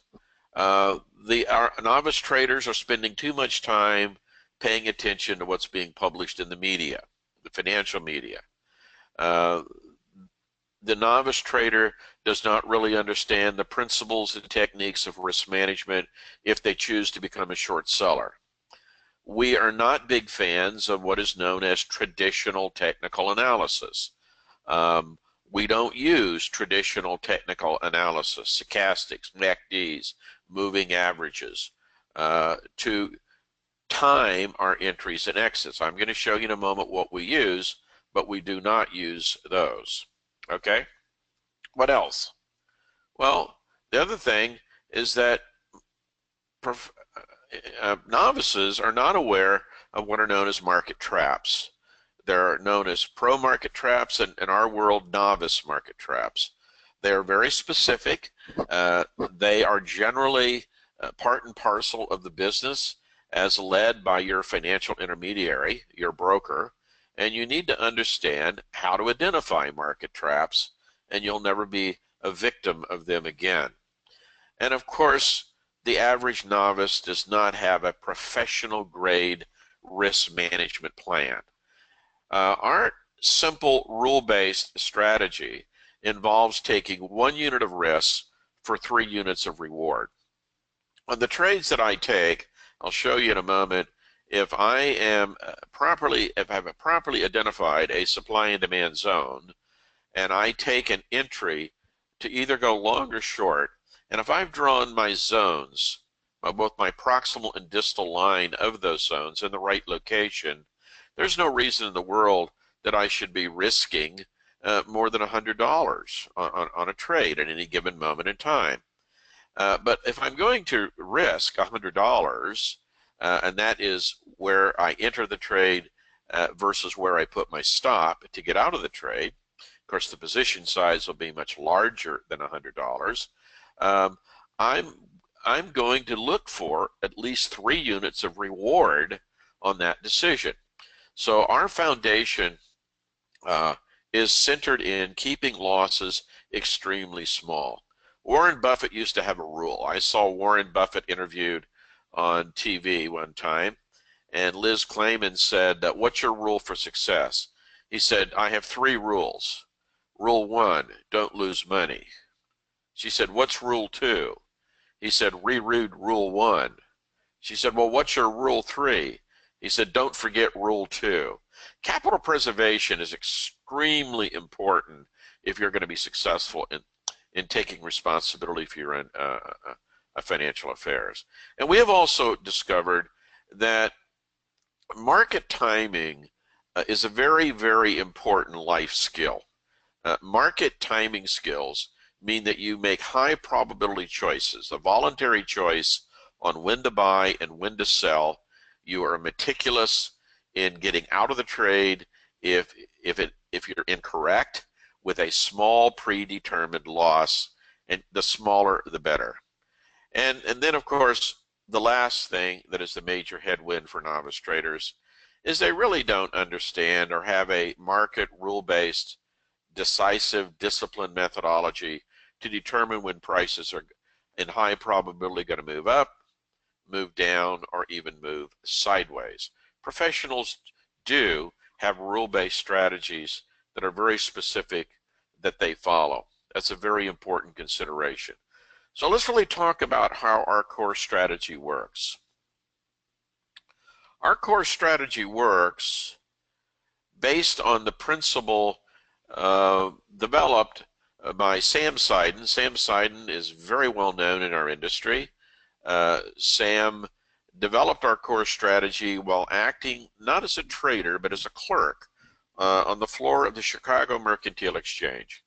He was an employee of the exchange, and let's make this image a metaphor for Sam's trading desk, where his job would be to aggregate and give order to institutional order flow. So the desk that he ran as an employee of the exchange had a big security barrier around it, and he was given the responsibility, when buy orders would come in, he would put them in stacks on the left side of his desk, both by size and price. Notice that there's a lot more people willing to buy at $10 a unit than $40 a unit. He would take all the sell orders that came to his desk, and he would put them in stacks and size as well. And notice that there's a lot more people willing to sell, to buy at a lower price sell at a higher price versus a lower price. Well, one day, let's say that a big wind came through and blew all those orders off on the floor. And what was left was a eureka moment for Sam Seiden. And what was left was the concept of what are candles relative to stacks of order flow. Well, the stacks of order flow are what we call unfilled orders. The sellers are institutional buyers in red. The our institutional sellers are in red. Notice that we got a lot more willing selling at 80 than we have at 50, and the buyers are unfilled orders of institutional buyers in green. At the end of the day, prices are nothing but filled or unfilled orders. In our world, there's only two kinds of orders. An unfilled order comes to the market either by a retail client or an institution. We're going to pay attention to the institution because they have, in their ability to trade size, much bigger opportunity to move price. The candles that you see on the left are indications of filled orders. You see, once a buyer and a seller comes together, an unfilled order comes to the market with the goal to become a filled order, to meet a counterparty, to be the other side of the trading decision. So what we see are patterns of price movement.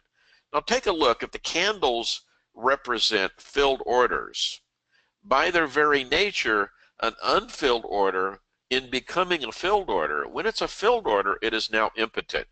It got its goal, its ambition to find a counterparty filled. So what we're looking are very specific price patterns to give us an indication in looking at the filled orders in a candlestick environment are where are the unfilled orders. In other words, it's the unfilled order that has the capacity to create the next price change. When a buyer and a seller comes together in this environment, an unfilled buyer and unfilled seller come together, shake hands, agree on size, agree on price. They become the next tick on the candle, on the hard right edge. Think about that for a moment. Now, in our core strategy, we're not trying to make money on the initial price move here on the left.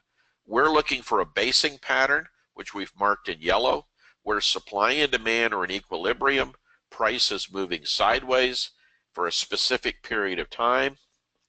We're going to give, and if price, we're going to, using the metric of how price enters that zone, how price leaves that zone, we're going to give this zone a score. We're going to give it a score between 1 and 10. We're only going to take trades that score 7 through 10. And 10s are quite rare. 7s, 8s, and 9s are quite common, or can be quite common. But the zones that score 1 through 6 do not warrant us to take action. We're not trying to make money on the initial move here on the left. This initial move on the left for us is the trade setup. What we're going to do is patiently wait, perhaps through an automated entry, for price to return to the demand zone where there are high probability of unfilled orders that miss this initial price move on the left. What caused this initial price move on the left, as defined by these 3 expanded range candles? We don't really know. It very well could have been a news event. We might not even discovered this trade until it had already peaked here at 1500 and is starting to move back into the direction of retracement back to the origin of the move, which in this case we call the demand zone. We're going to buy if and when price comes back, retests the demand zone. We're going to put our stop when price, even if it wicks past the proximal line of this demand zone, we're going to put our stop snug against the distal line of this demand zone, which means that the distance between these two lines is our pre-agreed upon amount of risk on the trade. Now, by adjusting my size of the trade, I can adjust how much wrongness I can afford on this decision. But I need to see that there's enough possibility for price to come out of this small risk. Let's call this small risk in this particular example $100. And I need to see that there's 1, 2, 3, 4, perhaps 5 units of reward on this particular trade. So it's a very decisive. We teach and counsel the people that come to us a very important principle. Trading and investing is not for everybody. I mean, we accept that. But you need to have 3 characteristics if you want to have the probability of success in our environment and as a member of our community. you need to first of all be coachable. If you don't have a coachable mindset, your probability of success in learning this skill, quite frankly, is not very good. Number two, if you do come to the experience with a coachable mindset, which is accepting of instruction, some professionals who've mastered the skill that you would like to learn, then you need to learn to be, and you will learn to become, very decisive. Where do I enter the trade? Where do I get out of the trade if I'm wrong? And then what is my target to get out of the trade if I'm right? You need to be very decisive about that. And then number three, can you execute a disciplined strategy so that you build consistency? That's one of the biggest barriers that the novices face, and the Online Trading Academy rigid rule-based model builds those two characteristics very nicely. So let's take a look at a typical trade. This happens to be, and this is an interesting thought experiment on what is the difference between a trading decision to buy or sell on a speculative basis versus what is the mindset you have when you go shopping, you know, at your favorite, shall we say, consumer electronics store. During periods of the holiday, perhaps, where goods may go on sale at an attractive price points. We believe that our mind treats these two concepts differently. Let me give you an example. On the left, we see that the euro is trading. It has formed what we call a demand zone here on the left, marked in yellow. And we've seen an aggressive, fast movement in price out of that demand zone. We don't really care what caused that aggressive movement in price. We just want to see that it happens at a speedy rate. And we see that it happened at a relative speedy rate because look at the size of the three green candles. We're not trying to make money again on this initial move. This is only the setup to tell us that this left this zone so quickly. The origin of the move is that there's unfilled orders of institutions in high probability in that zone. See, the public naively believes that when price comes into or out of a zone quickly, and the zone, of course, in yellow represents the period of time where supply and demand were in equilibrium. That's why you have small sideways movements. That the public believes when price moves in or out of a zone quickly is that all of the institutions got their orders filled. Well, why would you think that? Well, you wouldn't have any other reason to think that unless you had run a trade desk like Sam Seiden did, and you got to observe the behavior that institutions do not get all their orders filled. An example, he gives an example. Let's assume that Merrill Lynch had taken an order from an institutional client and they wanted to buy 500 units of the euro.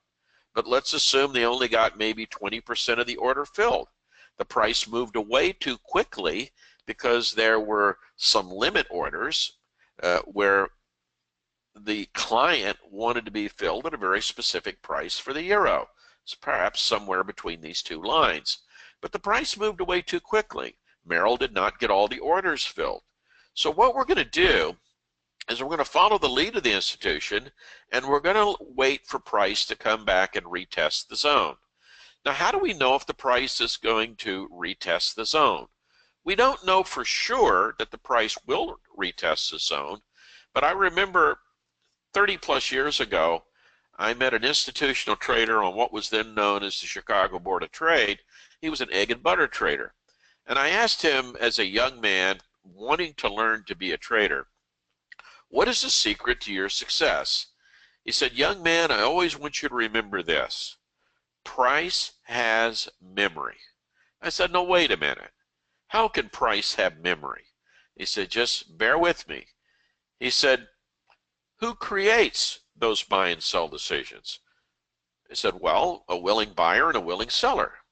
A buyer has a preference to buy, a seller has a preference to sell. They agree on price. He said, then prices are made by human beings. Human beings have memory. He said, I never want you to forget that. I really didn't comprehend what he was telling me 30 years ago. But when Sam Seiden came to Online Trading Academy and introduced his formula to our community and ecosystem, I asked Sam, I said, Sam, how do you know that price is going to come back and retest this demand zone? He said, John, it's very common knowledge that price has memory. Well, that filled the gap for me. I never really understood that process until Sam, I never connected the dots. And I've been at this business for a long time. I never connected the dots until Sam joined our team and shared with us this core strategy to identify high probability turning points in the market. Now, how does that differ from your real life experience of going out and buying a flat screen TV that goes on sale at your local retailer, shall we say, during the holidays? See, the left side of our brain treats the real life buying at discount as very common. But on the other hand, what does the public do when price is declining in the face of bad news? The public cowers in fear.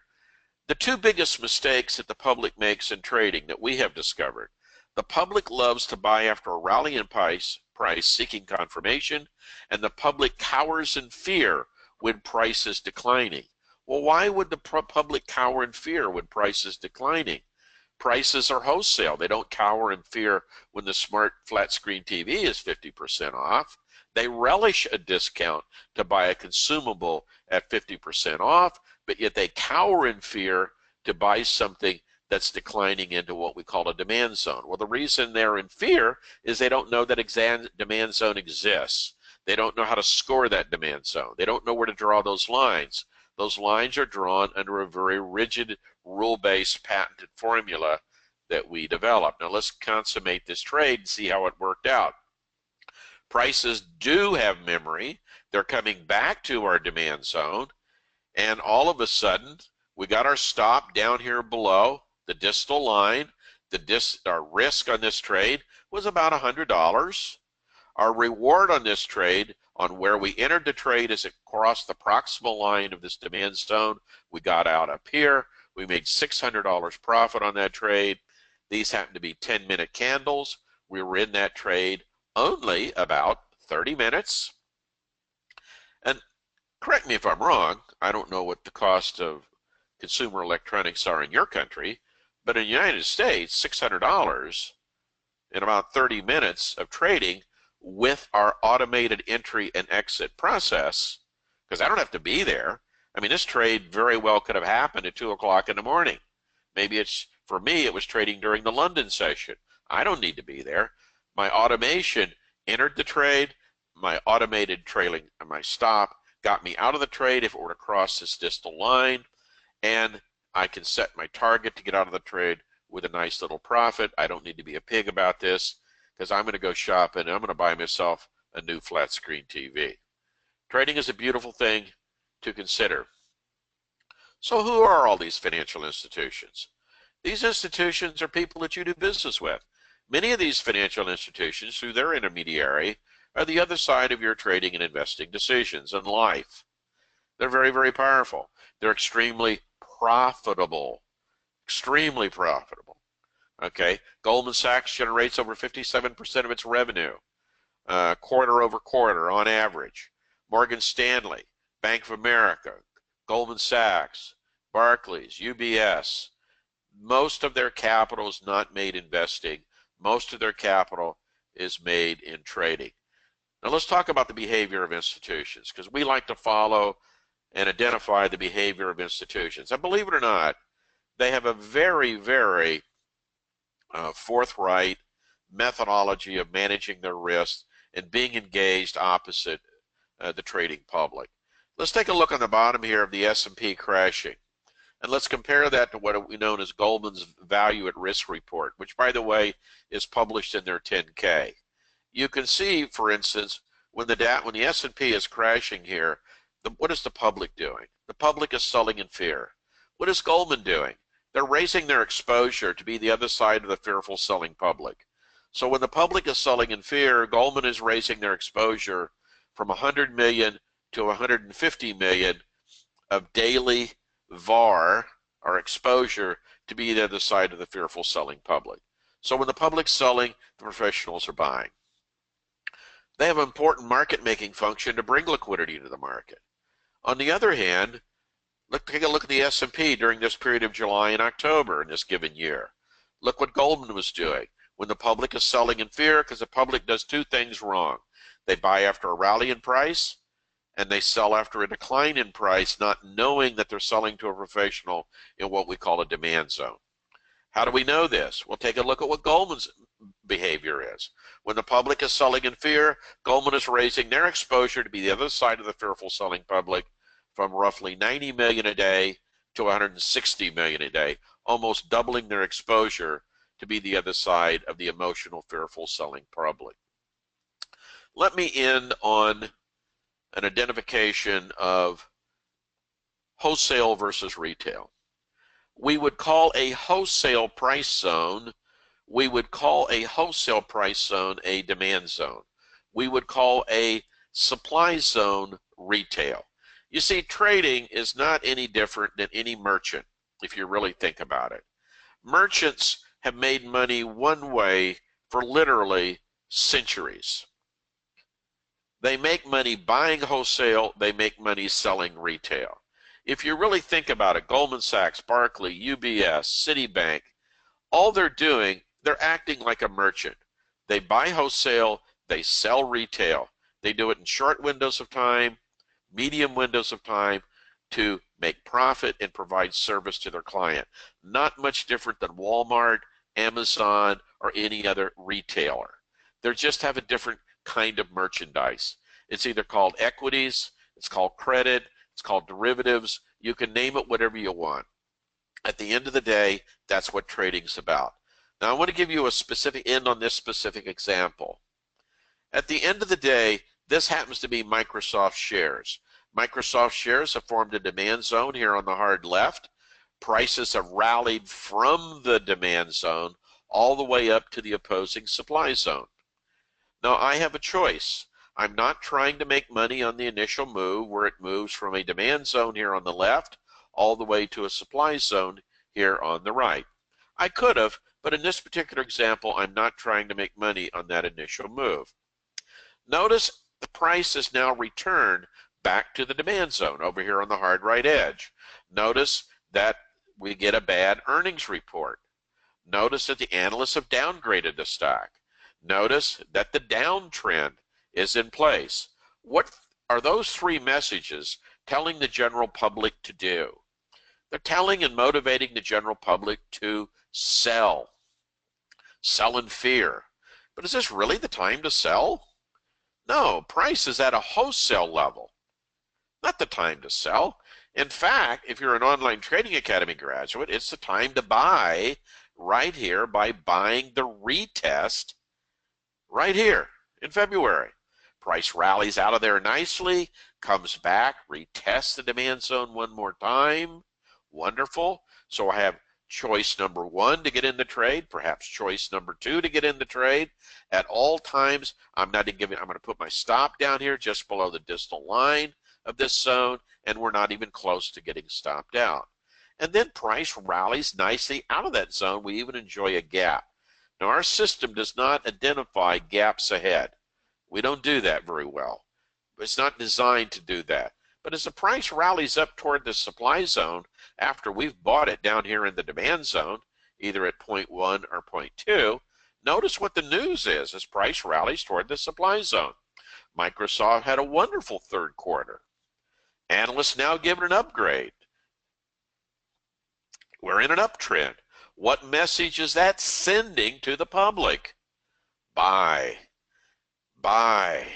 Well, is this really the time to buy? No, this is not the time to buy in a supply zone. The time to buy was when we were in a demand zone and the news was terrible. And think about this. With the price up here, aren't we closer to retail? Yeah, that's the retail level. But even in the face of all that good news, look what happens to price. Price comes out of that zone. Why? The Online Trading Academy answer to that is When price left this supply zone on its initial move, right up here on the left, not all the sellers got their orders filled. How many did not get their orders filled? We don't know for sure, but given the size that you and I trade in, there's enough unfilled orders of institutional sellers left in that zone. I call them orphan unfilled institutional sellers, that when price does get back to that zone, they want to get those orders filled, because remember, an institution like UBS, Merrill Lynch, and Goldman Sachs, they don't get their commission until they get their client's order filled, or they might even be trading as a principal. So no, this is not the time to buy. Now, why is the public buying here?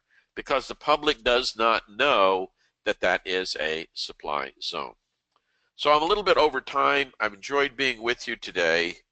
I would encourage you to visit Online Trading Academy. We do have a center in the UK in St. Albans.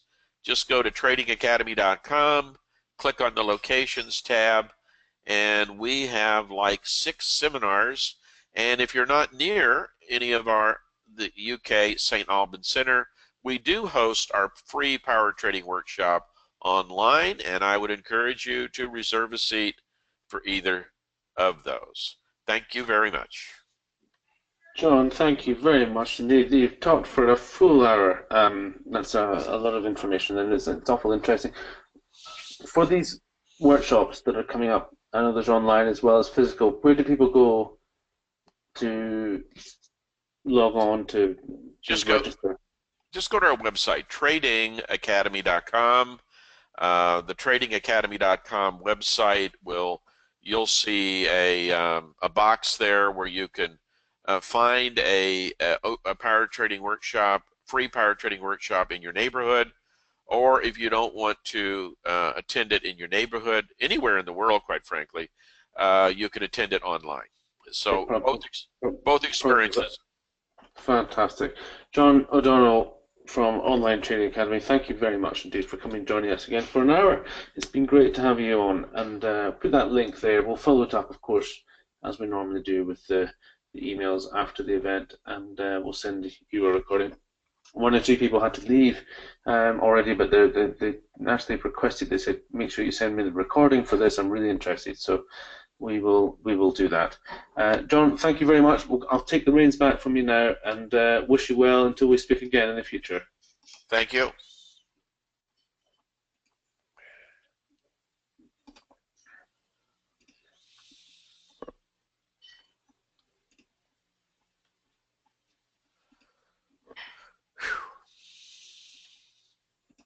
Okay, so John O'Donnell, thank you very much. And we are going straight across to our next speaker, Bo Yoder, who should be in the room. Bo, are you able to hear me? Simon, how are you? Can you hear me? Oh, very well, thank you. Sorry to keep you waiting there. We stole just a few minutes of your time, but thank you for coming and joining us. We're at the end, or towards the end. We've got one other speaker after yourself. Also in the US, but of course we're coming to the end of a heat wave that we've been enjoying in the UK for the last week. I've been hearing about that. It's been all over the place. It was actually so hot that the air was so rarefied, and I think it was Phoenix, Arizona, that airplanes couldn't take off. So we are definitely in a scorching situation. It has been. Well, yeah. The only reason I mention that is that I see we've lost quite a few people just in the last hour, and I'm guessing it's because they're going out to enjoy the last of the evening sunshine. Very likely. Because the rain is on its way. The rain is forecast. We've got storms and thunder to look forward to. So I guess I can forgive people for wanting to make the most of the sunny evening, because it might be the last for a while. But having said that, we still do have a super number in the room, and if you are one of these people still with us, thank you. The sun will be shining another time, I'm sure, as well. Bo, you have been trading for a long time. Again, like John O'Donnell, who we just heard from, we have known each other almost 20 years. Indeed. Time flies by. But you have a fascinating strategy. It revolves around, I believe, what you call the 3D apex failure system. the probability analysis layer. So, what I wanted to talk about today, I try to keep this different. I try not to repeat the same presentation. Sometimes I'll just take questions. Sometimes we'll go ahead and look at charts. But a little bit of a preamble into what I want to get into today. Like everybody else, I was a statistical trader. And what does that mean? That means that you go out, you figure out some theory that you believe may be a repeatable behavior in the market, and you go out and test it. You measure it. You find out, if this certain behavior happens. It could be price behavior, it could be indicator behavior, or what have you. Is there a percentage chance that that's going to produce a measurable outcome? And so for the first probably 15, 16 years of my trading experience, that's who I was and what I did. And my big innovation, if I can claim it, you can read about it in my book, Optimize Your Trading Edge, was the concept of the payout payback cycle. Because what I learned was that when you trade a statistical trading strategy, which is what 95% of the market does, and probably most of your presenters and pretty much everyone out there, there is a market condition and season in which that particular strategy shines, and then there's one in which it's just horrible. So your experience tends to be very, very cyclical.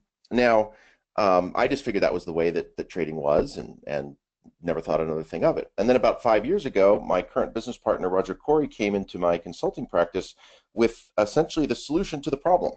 So I wanted to talk a little bit about that today and kind of maybe help people make a little bit of a paradigm shift in their approach to the markets and the way they think about odds in the markets.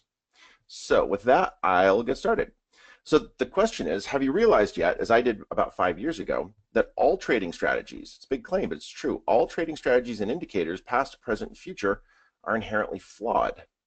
Okay, so now think about that. It should give you a little bit of an aha moment, because if they're flawed, doesn't that answer the question as to why you've been stuck continually looking for one thing, the best indicator, the different setup, the special pattern or price action that's going to give you the confidence you need, and more importantly, the kind of results that you're looking for with reliability and consistency, which are usually what's missing. All right, so now this is actually the underlying reason why you and everybody else, including myself up until about 5 years ago when I made a major shift in my trading style, experiences inconsistency. And this includes everyone, the trading professionals, and have you also noticed how the educators that you learn from always have to go back into the lab to produce new and updated ways to trade in order to keep up with changing market conditions? Have you noticed that? Well, that was actually one of my big edges in the market, as I was faster and better at going out, foreseeing the shifts in the market, foreseeing the payout payback cycles, and knowing what strategy to trade in what market condition. Well, 5 years ago that ended. I literally haven't traded anything more than 4 simple patterns: double tops, double bottoms, head and shoulders, inverse head and shoulders. My stress levels have basically vanished. I have a much stronger sense for where the market's likely to go, and it's much simpler and easier. So it's essentially what Roger's created with the probability analysis layer is what I call a user interface on top of the market. So think about getting into a car. Now, unless you're, as in the States we call a gearhead, if you're a hobbyist, you probably don't understand all of the different reasons why the car works and how it works and the mechanics behind that. But you do understand the user interface. You sit in, you turn it on, there's either a button or a knob you turn, with your key. You've got an accelerator, you've got a brake pedal. That is the user interface into this unbelievably complex system that is your automobile. Same thing with your phone. You don't necessarily understand how your phone works, but you understand the interface that it takes to access the information on that phone, make calls, look things up on the internet, etc. Well, that's what Roger's created. It's an odds-based, very objective user interface on the market. So it's what's going to allow you to get away from that constant chasing, that never-ending loop of trying to keep up with market conditions. And the proof is really in my experience and the experience of our clients over the last 5 years. So once you realize that fundamental truth, that there is a payout payback cycle that I just shared with you, now you kind of have a responsibility to figure out another way to trade. Otherwise, you're doomed to keep repeating the same mistakes and going after the wrong thing, which guarantees you're going to stay right where you are and not end up moving forward in the kind of steady and consistent financial progress you want. Right? You're going to take 2 steps forward and 1 step back, which is a very common experience. So why is this? Why is it really possible to break away from the payout payback cycle? Because every strategy or indicator that's ever been created or ever will be developed into the future is always going to depend on some specific set of conditions that must exist in order for the strategy to work as advertised. So that's what we call a market season or a market condition. Now, what happens when that strategy moves into a condition or a season when it's different than the development cycle? Well, the statistical odds are likely to drift. The strategy will begin to perform poorly, inconsistently, or it might actually have a negative edge and you just end up consistently losing money. So a way to think about this is to think about the weather. Let's say you have a rigid lifestyle strategy of always wearing shorts and a t-shirt or a tank top and sandals, okay? So you're wearing hot weather clothes. Well, isn't that strategy going to be dependent, your comfort in that strategy, on having warm or hot weather? It's going to be great if it's hot, but how successful will that strategy be when the weather changes and it's cold or freezing? And it's going to be a very cyclical strategy. It'll be great in the summer and terrible in the winter. That's the analogy for what the majority of market participants have experienced. And so just like changing your clothes to adapt to the conditions outside, people change their strategies. I'm saying that I can break you free from that, break you away from that payback cycle. So you can just do one thing that will be self-adapting and dynamic and change with the markets. And you could be doing it 5 years from now, the way it has been for me, or 10 or 15, whatever. It's a pretty exciting concept. So this is what I'm trying to explain to you. The reason that this market independent analysis structure exists is because it's based on universal principles. And principles are like gravity. You know, they don't change based on the season or the circumstance.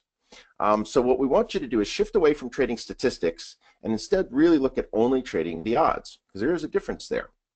And there are really only two reasons why traders aren't confidently in control over their trading and don't have the kind of positive experience that we want for them, and I'm sure you want for yourself, to generate meaningful returns with consistency. Either you don't know when the market is shifting its direction, and when the odds are not reflecting a very favorable low-risk environment, which is what we'd always choose to seek, or you've somehow learned to identify when it's not favorable for you to trade, and that you don't have an unemotional approach, a proven process with objective rules of engagement to help guide your decisions. That takes the brain out and the emotions out. You know, the heart and the gut are wonderful in life, but not in trading. It's very much a scientific, mechanical business process. So let's address that first problem. Okay, so we're going to only trade the odds. I want you to shift away from thinking that you have to trade moves. You're never going to simply trade moves. You're never just trading opportunity for money. You're always trading the odds, whether you're aware of it or not. Hoping and guessing, a lot of people end up doing, it's not a strategy, but probability analysis is. Big paradigm shift there. You see, the odds, whether they're in your favor or stacked against you, are always being expressed. Your job is to measure and know when those odds are being stacked for or against you before you commit. It's almost like being an insurance agency. You know, knowing whether a particular trade, I mean, if you think about it, isn't that what every trade is? Aren't you insuring the person who sells that position to you against loss? 100% insurance, right? They've just given their position to you. They have no more market exposure. You're taking that exposure. So if you think of yourself as a tiny little insurance agency, wouldn't you want to make sure that you're only insuring the best possible risks at the best possible times when the odds are in your favor? You know, you want to be the life insurance company that only insures the life for, you know, non-smoking fit triathletes. You'd make a lot of money that way. Okay, so believe it or not, and I assume you probably are beginning to get this here, knowing the odds before you commit to any trade and to actually take a position and potentially get stuck is the only way to reliably achieve your goals and do it so with consistency. And for that reason, people who trade the odds outperform not only the market, but also their peers with a lot more dependability than people who don't, because the others out there are lost in this cycle of payout and payback. And of course, it's much easier to hit your income goals when you're trading with the odds in over 80% of your favor, rather than the odds randomly falling in or out of your favor based on where the market condition or season is, okay? So is that starting to make sense for you? It's literally going to be the missing factor in all of your trading if you're struggling right now. So let me just see if I've got everybody's attention. Can you give me a yes? Just react a little bit, see if this is interesting to you, if you're kind of getting this concept, because it's a little bit of a switch in people's brains. This is what's so exciting, though. Yeah. If you make the shift, yeah, go ahead. Yes, sorry, I'm relaying to you the comments that are coming in, Bill. Awesome. Yep, very interesting, says Casley. Yes, James. Sounds good, says Marvino. Yep, obviously. Really, beautiful. Gene. Great. So thank you, Bill. Yeah, and I'm I know I'm going fast. I'm trying to rush through this a little bit because I really want to leave time for questions. So no, that you're getting through. Absolutely, we appreciate that. Thank you very much. Right. Yeah, you bet. And also too, don't forget this is being recorded too, so you can go back and watch this again at your leisure in the future. But this little preamble I've been taking you to is so important because your success can be luck-based, which is very conditional, as we've just spoken of, on season, market condition, and therefore random, because any particular day you sit down, it's kind of random as to what that particular season would be. Or you can shift to an odds-based approach where you're really looking only at probabilities, not statistics, and your success can then be deliberate and consistent. And it's all into how well you can analyze and harness the odds. So if you can get that picture, we're going to get into the most important fundamental engine for this kind of success, which is what we call odds stacking. And once you understand this, you literally get to choose the kind of experience you want. You become the architect for your experience in the market. Do you want to trade a lot? Do you want to trade very infrequently? How many hours a week would you like to be trading? What kind of income goals do you have? What kind of performance goals do you have? You begin to see the market as these little levers, just like business. You can have a very low price point, like a Walmart in the United States, where you sell a lot of things, but you don't make that much on them. Or you could be like a Versace bag company, where you have a very high-end market. You don't sell that many bags, but when you do, you make a lot of money. These levers, just like in business, are now available to you in your trading, and you can really architect your own experience. So that should be exciting for you, and I want to empower you to understand how to make those goals deliberately happen for you in the future, and everything can change for you today if you let it. So that's what's exciting for me when I share this info, and hopefully it's the same for you. All right, so let's get into the meat here. The odds rule. So let's talk about how we can stack the odds in your favor.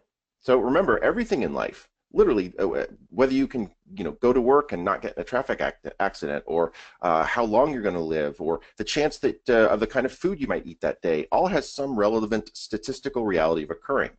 In other words, we could measure your sleep. We could have a statistical model on how long you're going to sleep tomorrow, and it would be pretty accurate. Now, whether we realize it or not, the odds are always in play, and the odds are what rule everything. So if you believe that's the case, to me that's absolutely the fact, but come with me on this. If that's the case, we should work to stack the odds deliberately in our favor. Yes? Okay, so to understand how to do that, I want to switch away from the market and use an example to more clearly illustrate this super critical point. Okay, let's say we wanted to flip a coin. Everybody knows by doing that, we have a clear set of odds within to work, correct? All right, so if we flip a coin, we have two possible outcomes, and we can either have heads or tails, right? So two possible outcomes. The chance of either a head or a tail coming up is 50-50, 50%. We all know that, right? Okay, good. Now, follow me here. Let's not think about this little coin as a piece of metal with two sides, but instead as an engine, a little probability engine that can produce a reliable, repeatable outcome 50% of the time. Okay, I want to really think about that, right? It's reliable, it's repeatable. It's only got two outcomes, and it's reliable at a 50% win rate if you're going to be betting on heads or betting on tails. Because if I flip that coin, I have absolute confidence that 50% of the time I'll get heads and win, 50% of the time I'll flip tails and lose. And I know this with total clarity because I know the odds. All right? Very important to understand. So 50-50. Now, knowing that the odds are 50% is great, but I want to win a lot more than 50% of the time, right? I don't want it to be just like literally, as we say that metaphorically, a coin flip. So if you follow me here in this little thought experiment, and you think of every coin flip as a minor little probability engine, then let's look at what happens when we stack the odds. And let's assume that 50% is mediocre, right? Because I want to get a lot better than that. 60-65% win rates are very possible within the statistical trading strategies. So, but 50 is low, so you're going to see the kind of power that odd stacking can offer to you here. So if you understand that each coin flip is a probability engine, then let's look at what happens when we stack this up and get the benefit of more than one probability engine pushing the odds up, up, up in my favor, so that I have the confidence that I'm going to get at least one coin to land heads and win for me. Okay, if instead of one coin, what if we deliberately structure this? Big important word. We structure this so that I get to flip 3 coins all at the same time. Well, if the first coin comes up tails, that's okay, because there are 2 more coins left out in the air that could still come up heads and help me win. 2 more probability engines. If the second coin comes up tails, that's still okay, because now I have 1 more coin that can come up heads and win for me. So I would have to flip tails on all 3 coins in order to lose. And the odds of that happening is only 12.5%. Okay, so you see by putting multiple probability engines in parallel, let's go down here, yes, I can actually transform my odds from 50% by deliberately structuring those odds so that they're in a stacked manner. So I'm not going to win just 50% of the time, but in reality, the odds for me to win that structured bet would be 87.5% of the time. Massive, massive difference in experience, massive, massive difference in profitability, massive difference in your ability to compound a small amount of money to a big amount of money. You know, the high probability aspect of trading cannot be overstated. It has so many different benefits in terms of experience, how long you're going to stick with it, not getting frustrated and quitting, not getting frustrated and breaking rules. It increases discipline because you're having a great time. It decreases stress. It's the best thing you can possibly do to and for yourself in your trading. So can you understand now what I've done here? I've eliminated the situation where I only need one single factor to work out for me to make my goal of flipping at least one heads as my intended outcome. I'm not going to put all my eggs in one basket relying on the flip of a single coin or the outcome of a single price pattern or the outcome of a single indicator strategy. And in doing so, by stacking the odds, I'm making it much harder for me to lose by how I structured the odds and harnessed the power of multiple probability engines so that even if only one coin comes up heads, I would win. Now, with the tools that allow me to implement this concept of odds stacking simply and easily, it's kind of like having an airplane with 3 engines instead of just one. Now, if 1 or 2 engines fail while you're out flying around, it may be hard to maneuver and you might not be able to fly as fast, but you're still going to have enough power left with just 1 engine to land the plane without the likelihood of a catastrophic crash. So in a sense, with 3 engines, you've tripled the chance that no matter how bad things get, the odds are that you'll have at least 1 working engine to get you to your desired outcome. All right, so that's a profound comment. So think about it this way. Let's pretend that we have a daily resistance level. Let's do support. So we're buying. We have a daily support level.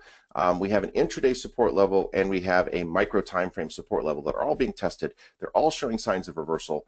Whatever strategy or setup you like to use, that's the beauty of this. This is mathematical. This is probability theory. This is not based on a strategy or an indicator. So ironically, you can actually take some of the old strategies that you liked to trade in the past that maybe are dealing with a payback cycle right now, and through this kind of probability analysis layer, you can actually reboot and revitalize strategies that are sort of old and stale and bring them back to the fold, which is really exciting and very, very cool.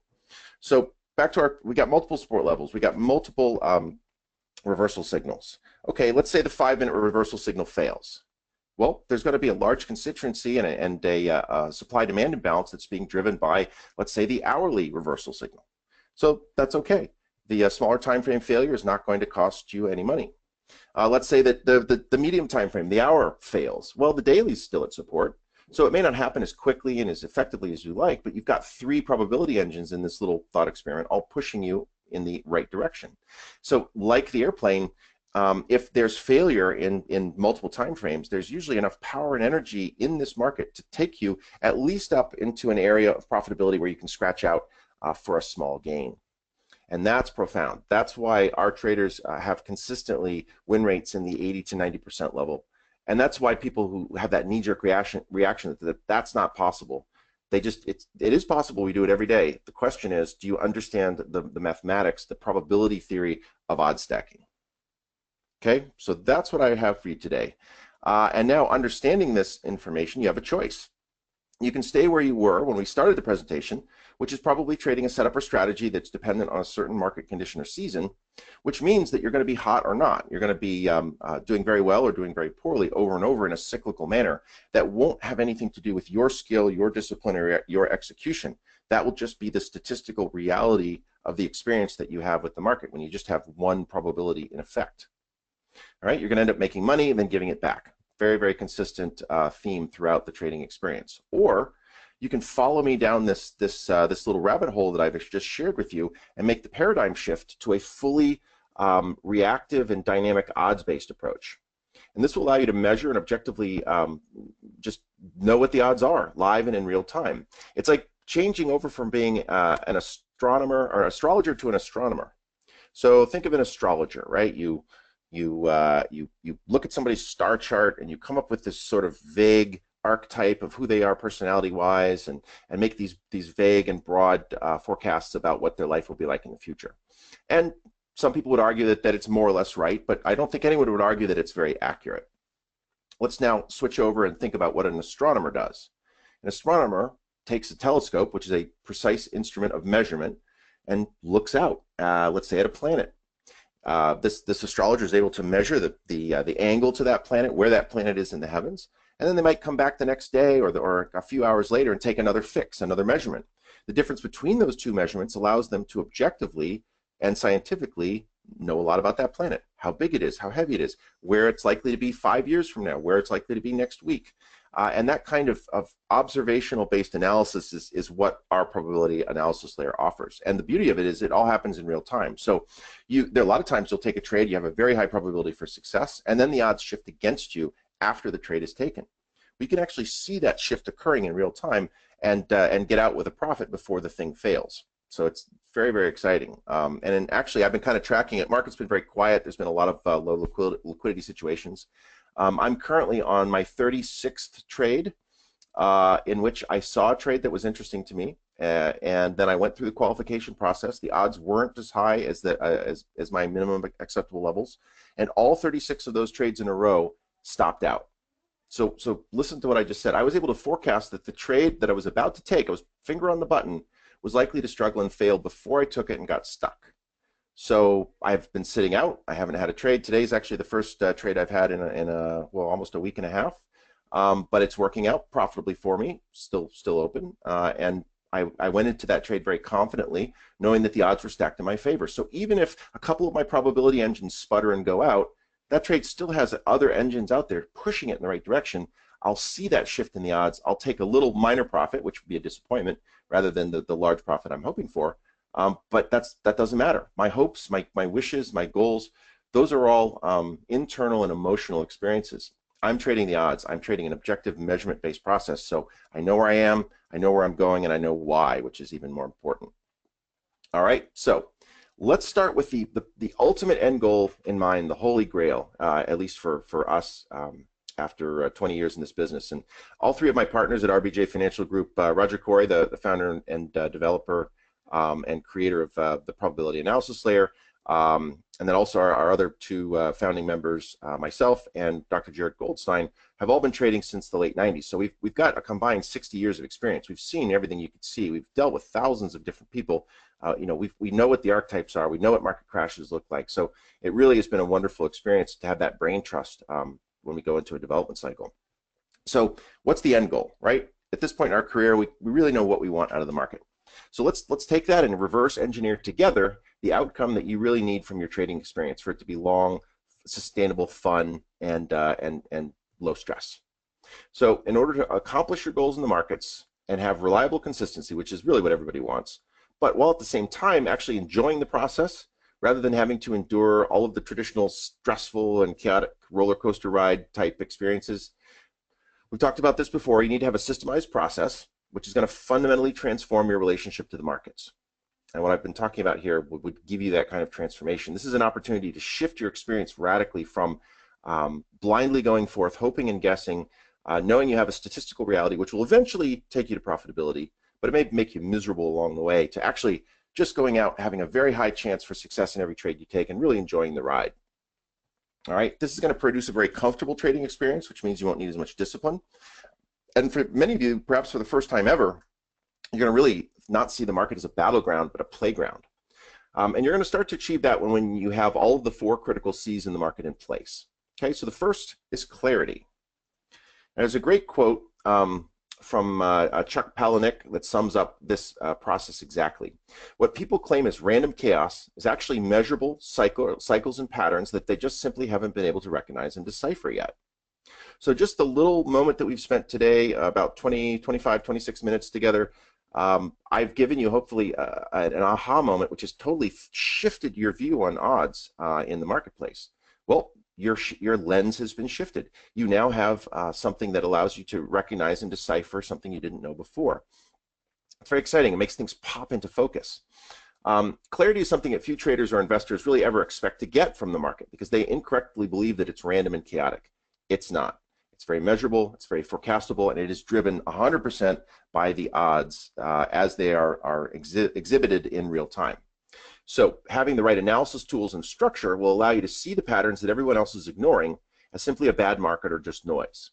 So I want you to think about that for a second. It's impossible to be unclear. It's impossible when you have a set of tools that provides you with the clarity you need so that you're never stuck wondering what the markets are doing or where they're likely to go next. Right? They're driven by the odds. If you know the odds, you know what's likely to occur. It's kind of like when you open up a book and instead of words, there's just a bunch of smeary black and white until you put on your glasses and bang, you see the words and images on that page very clearly and in detail, and all that information then goes directly into your mind and you can utilize it. The second C is confidence. Now this systemized set of tools that Roger developed and that I use and we all use here at RBJ needs to provide you with not just clarity about the indications that you're analyzing, but it also must provide you with an understanding of what those indications and their context actually mean to you and your trading at that exact moment in time, in real time. Because context is everything. Without proper context, whatever indications you have can often be misleading. So I love analogies and stories to make these sort of esoteric technical points. So imagine needing to walk down a dark alley late at night. You peer into the gloom and you can just make out a dumpster and a parked car about halfway down. Well, that's a little scary. You don't have the information to know if there's a danger there. Is there a mugger waiting for you? You don't have the confidence to walk past them. Even though you can see them, you know that they're there. But what if the alley was very well lit with streetlights? And you could clearly see that there was nobody hiding down by the dumpster in the car. It's just an empty alley. Well, then you would walk down the alley without fear and with total confidence because you had the information, you had the ability to see with a level of clarity and context that you needed in order to have the confidence you needed to walk down that alley without fear. All right, the third C is control. Now, when you have a dependable analysis process that eliminates emotion and subjectivity, it's going to give you clarity and confidence in your analysis. This clear perspective on the markets is going to eliminate the sense of gamble, uncertainty, hoping and guessing, as we talked about before, that unfortunately is really a part of most traders and investors' experience with the markets. And so for the first time, for almost all of you, you're going to have total control over your interaction with the markets. You become the architect of your experience. You control how conservative or aggressive you want to be. You control the risk you assume. You control how much time you want to spend on your trading.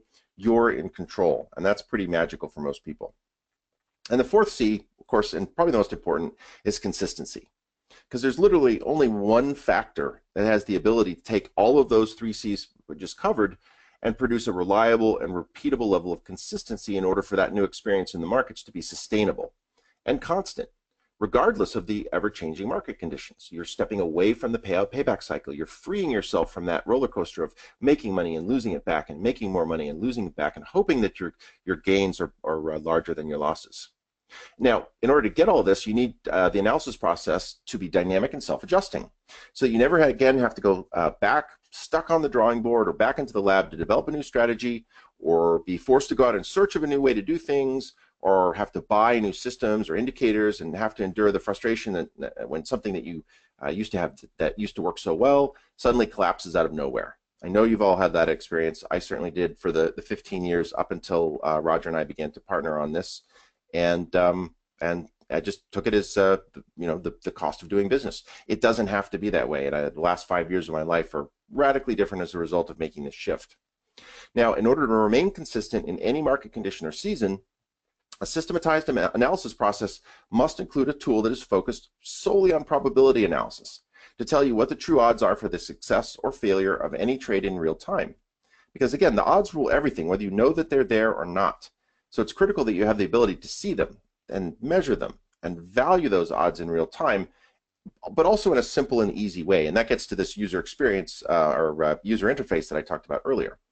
It's great to have this sort of theoretically in your mind, but you actually have to go and do it every day. And it has to be simple and easy, or people just won't do that work and end up drifting off to try to find something that is easier, even though it might not work as well.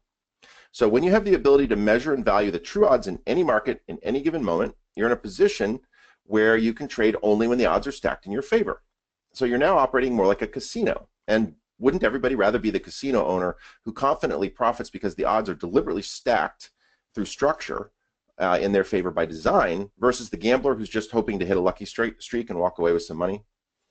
Now, everything that I've just shared with you today may kind of blow your mind a little bit, maybe may take a little bit of time for you to come around to this way of thinking because it's a very challenging and different way to approach the market. But it does offer you the opportunity to experience that total transformation that I talked about and really promised to you, which is what you truly need versus what you've been unwittingly going after. Okay, so how can we help? Love to answer questions. I want to leave some time here for that, so I think we do. We have the technology, the probability analysis layer, and we'd love to talk with you about sharing that. We have a webinar available if you'd like to learn some more at profitsondemand.com. If you become involved with us, we've got an online training curriculum. We've got a very robust mentoring and live interaction format where we get together in order to answer questions, show examples, and really help take the theory that you might get from a training video and put it into real-world application. We feel that synergy between structured learning and then real-time interaction is really critical, and it's one of the big reasons why we succeed. We'd love to teach you step by step all about this process that I've been describing with all the details into how to apply it correctly. And the beauty of this is because it's principle based, you can trade and have all these 4 C's in your life, in your trading, in any market, any asset class, any strategy, in any time frame. So it's a principle based approach. So it has universal application, which is very exciting. So once again, if you'd like to learn more, go to profitsondemand.com. Go through the process there. I would love to have you join us. This is something that we've offered out in the past, as I'm sure you've probably seen me do these presentations before. We're trying something a little bit different this time, so I'll be interested to hear your reaction as you go through the website there at profitsondemand.com. Look forward to having some of you come on board and start working with you. So with that, I think I'll throw it back over to Simon. Any questions there that I can answer? Okay, thank you, Bo. Now, I think the first question might be for me. Website does not work. Perhaps I've typed the website in wrong when I put it into the chat box. Profitsondemand.com. No, I think technology is never perfect. So let me go look at that myself. We've designed this website so the tech guys say to be super robust, but I suppose there could be enough traffic to break it here if everybody goes at once. I'm getting through to it all seems to be working for me. Yeah. All right, so looking good on my second monitor, so I think we're good. Yeah, Fitzroy, I think maybe just copy it and paste it and try again. I think maybe just your browser was not working for that. You could also just refresh the page, maybe and have it work as well. Okay, so Fitzroy, I think you need some more information about that. We'll probably be logging onto that webinar with those. And you could also reach out to me directly, info@rbjfinancialgroup.com if you can't get it working for some reason or need some tech help. I'd be happy to help you out with that. Okay. So, okay. Well, we're getting one or two issues of HTTP or HTTPS. It might need an S after the P. Some people. Yeah, both should work. Both should work, but yes, if you want the secure site, there's a registration process, so we put that on the secure site so that there's no chance people can steal information or hack in, which in this world is very important. Okay, fantastic, great. Does anybody have any questions for Bo relating to the strategies that he's been talking about? Yeah, it's interesting. People are always looking for a thing which is going to make their life better. I call it a wiggle. I want the green wiggle, and the green wiggle is going to make my trading work. Well, what they don't understand is that the reason the green wiggle worked ever and made it useful enough that somebody would actually develop it and either offer it for sale or share it in some way is because it had a statistical probability for success. So once you understand that, and then you start looking at how you can stack these different probabilities so that you have the odds firmly in your favor, everything changes. It's really not about the wiggle. It's not about the setup. Clearly people probably learned about double tops, double bottoms, head and shoulders, inverse head and shoulders, probably in the first month or week even of learning how to trade. Those are fundamental patterns. Pretty much everybody knows them who's ever done any technical analysis work. So why would I do anything more complex when I can just odd stack those different setups and end up with a 80 to 90% chance that I'm going to get at least 1-to-1 out of a trade. So Gasley's asking, is this software or training that you're offering? It's training. Yep. So Roger and Jared and I believe really emphatically, both for our selfish needs and also just because we think it's the right thing to do. We've designed our trading strategy so that they are independent of any particular platform, software, broker, what have you, because markets change. Some of the brokers come and go. Some of the software platforms that I used to use in the past don't exist anymore. The charting programs. So everything that we do is available on. We use a particular charting platform just because it's handy and it gives us the ability to have consistency in our business. But we're not dependent on that. If that company went away, we could within a day be working on another platform. So the quick answer is no, it's not a piece of software. It's a training based approach, and it is a series of training videos delivered in an online format, so you can go through those training materials anytime that's convenient for you. And then we do have a live sort of question and answer mentoring training phase that we also put everybody through so that they have a chance to interact with us directly as you're doing now. Because people get stuck, they go through training materials, they don't understand something perhaps, and then they get stuck and maybe a little embarrassed. We have a very supportive community of people who've already been through this process. Pretty much everybody can speak to the different experiences and the different stumbling blocks. So we get everybody to the end game. So it's kind of a neat little statistic. In 5 years in this business, really this is the first time now with Profits on Demand that we've pushed this out to the general public. We've really only ever done this either by invitation or by speaking to special groups that we kind of know who they're where they're coming from, like the folks here with Simon that have always been a very diligent group. We really, our time is very precious, and we really want to work with people who aren't out there just trying things, hoping something will work. They don't have the get-rich-quick mentality. They actually treat trading as a business, and they're serious about their results. Because if they're serious about the results, we can deliver. In 5 years, we've never had any single person fail, and that seems ridiculous. Well, it's not. It's math. If I teach you how to multiply two numbers, are you going to fail at that? Is anybody truly going to fail at that once they understand that process? The answer is no. So that's a great statistic, one I'm very proud of. The other is we've never had anybody ask for a refund in 5 years, and I don't know if anyone can claim that in our industry. So if you're interested, if this is a good fit for you, I really believe in the magnetic appeal of ideas.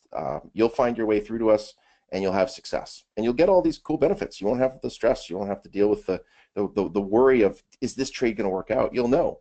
And when they don't work out, because obviously there's no 100%, trades fail constantly, you'll actually be able to see that most of the time and weasel out, as I say, before you actually end up taking the big loss. So it's a wonderful experience. I'd love to have a few of you who are passionate and excited about transforming your relationship to the markets join us. So that's why I'm here. Great. So can you give us an insight into the costs? Yes. So in the past, so we've gone through 3 different phases. All right, and maybe I should talk a little bit about our arc as a firm. So our goal originally, we only shared this originally with friends, family, so it was by invitation only. It was a cool breakthrough skill that was very closely held. Just because we were focused on trading in-house and building our proprietary trading desk. Then we realized that there's so much opportunity in the markets, especially in the Forex market. You got a 24-hour market.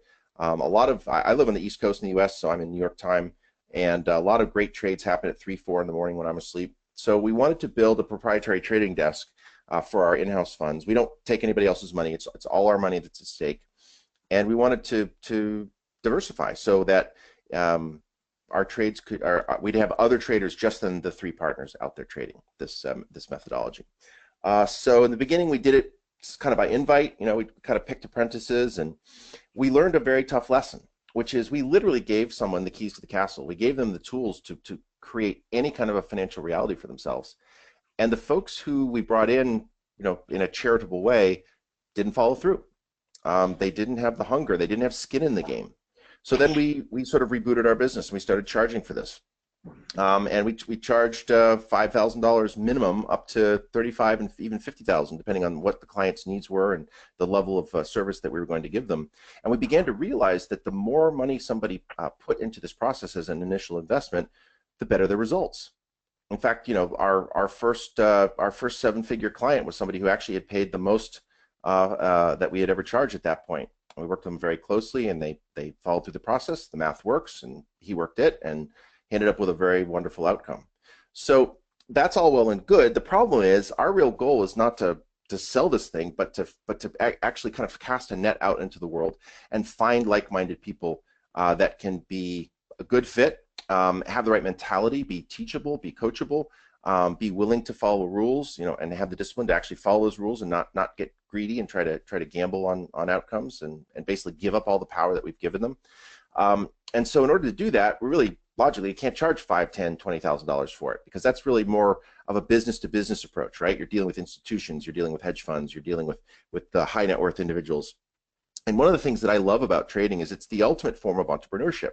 You can literally bootstrap yourself with a small amount of money, and in a couple of years end up with a lifetime of income. So we've been trying to figure out how to architect this and bring it down. One of our biggest problems is we do spend a lot of time with people, and we're trying to figure out ways to communicate this effectively in a larger format. So we got some advice on that, which was really great from people who are professional educators, and that's where we are today. So the cost is currently $697. So we've decided to blow out all the other price points. As you know, most traders charge $2,000, $1,500, $1,000, somewhere in that zone for their things.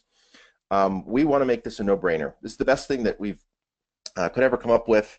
It's the best thing I've seen in my experience, and you can say that until you're blue in the face. Only about 5 or 10% of the people will take action. So what we wanted to do was just lower the barrier so that money isn't the object, but desire and follow through is. And so that's where we are. Thank you, Bo. Ian's asking about your mentors. Who would you name as your mentors that got you trading? Well, that's a great question. I started on the research side when I was about 16, 17. Very much a sort of Warren Buffett inspired investment experience, and I quickly learned in the 90s, of course it was the bubble era, that perception is reality in the markets, and this particularly was the stock market, where I sort of birthed myself in the stock market. Now I tend to trade futures and forex because of some of the tax implications as a U.S. citizen, but stock market's a great market. So I started off in stocks, and I learned very quickly that perception is reality, and there were these ludicrous companies that made no sense from an economic standpoint, but their stock was just flying. And so that's really what brought me into the trading world. I began to realize that these are just assets to be bought and sold. The story is just part of it. It's not really, it's a little bit like, you know, there are some high class items out there that go for a high price point, let's say in the fashion world, the quality isn't really all that great. But it's the feeling, it's the brand recognition, it's the perception of value that they deliver that people are really buying. Same thing in the stock market. So once I made that transition to trading, it was very lonely. It was just, you know, you and a computer screen. So I ended up talking with people on the internet. This is way before the ability to share screens or use voice, you know, so it was all text-based. And I was pretty good at what I did. And that sort of organically grew a following. And quite frankly, I looked out there at some of the gurus who were running these businesses, teaching people to trade, and I could tell that they either didn't have skin in the game or they really didn't know what they were doing. They were just, you know, in fact, some of them were literally the people who were teaching no money down real estate one month, and then they went suddenly magically to markets the next month. And that really irritated me because I was boots on the ground. I had my blood on the line every single day, and I knew what I was doing. You know, the reality isn't as sexy as the marketing hype. Gonna be real honest right there, but it is reality. So that having gotten a pretty good following, I thought, okay, well, these yahoos are charging for it. Why don't I?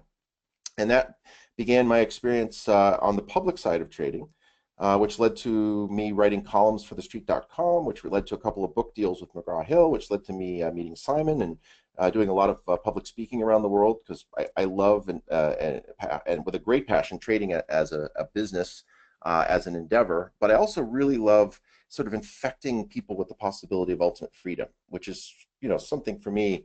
Well, as American, as folks from the UK, we have a unique sense of freedom that other countries may not have enjoyed. And for me, the ultimate freedom is total personal independence. You can make all the money you want and not really have any other partners except for your broker, and in our world, the tax man. So it's a fantastic thing. I love to sort of spread the gospel of trading entrepreneurship, and that gave me the opportunity to reach a much larger audience. So that was very, very cool. And I got to travel around the world and see how different cultures approach trading and what cultural differences existed in success, and what were the universal. And it was just a really, really unique and wonderful experience. So during that time, I met a lot of folks who became friends, mentors. I'm pretty much self-taught, so honestly, they helped me a lot more in the mental game and the psychology side and everything else. I pretty much had my strategy already set. But my mentors were really Alan Farley from the Hard Right Edge, Mark Cook, who not many people have heard of, is an amazing trader, Buzzy Schwartz, Linda Raschke, people who had been trading for 20, 30 years when I met them. Tony Oz is a very good friend. People like that. You may not actually know their names because they're sort of from a different era, but those are the people who were my mastermind, so to speak, my team that had more experience and more time in the saddle I could go to if I had questions or problems. Great question. Fantastic. Yeah, great. And of course, on all your global travels, London was naturally your favorite stop off, wasn't it? I love London. Yeah, I'm a total Anglophile. I live in New England. Love British television, British comedy. I've always had a great affinity for it, and I always look forward to coming out and being there physically with you. It's so easy now to put on a headset, and here I am along with you. And I'm sure you have folks not only from the UK but other countries as well who joined in to this presentation. And thank you for those of you who stayed with me here. I know it's a little bit later in the day for you. We will try to get you back. It'd be lovely to see you over in London. We do these round the clock trader live conferences now. That'd be fun. The next one will be in November, so hopefully we can get you over for that. That would be tremendous. I remember the last time you were over, we had a trip on the DLR in from Excel, and we had a nice pizza in the Dickens Inn, if I remember rightly. Absolutely, yep. It's still there. It's still there today. So great stuff. Thank you, Bo. We're just a few minutes away from the top of the hour. I think we've. Well, I'll just really interesting and enjoyable. Yeah, I appreciate it. I just sum up with one very simple truth that I really believe, which is when you're ready, the mentor, the teacher, whatever word you'd like to use will appear. So hopefully for some of you, that's me. If so, I really look forward to meeting you and working with you, and Roger and Jared as well. So you'll meet Roger if you go to the profitsondemand.com website. He does a lot of our webinars. I'm head of trading operations, so I'm pretty much in the saddle most of the workday, and we'll take it from there. So thanks again, Simon. Really look forward to seeing you all next month. Fantastic. Many thanks, Bill. Take care. Yep. Thanks. Cheers. Bye-bye.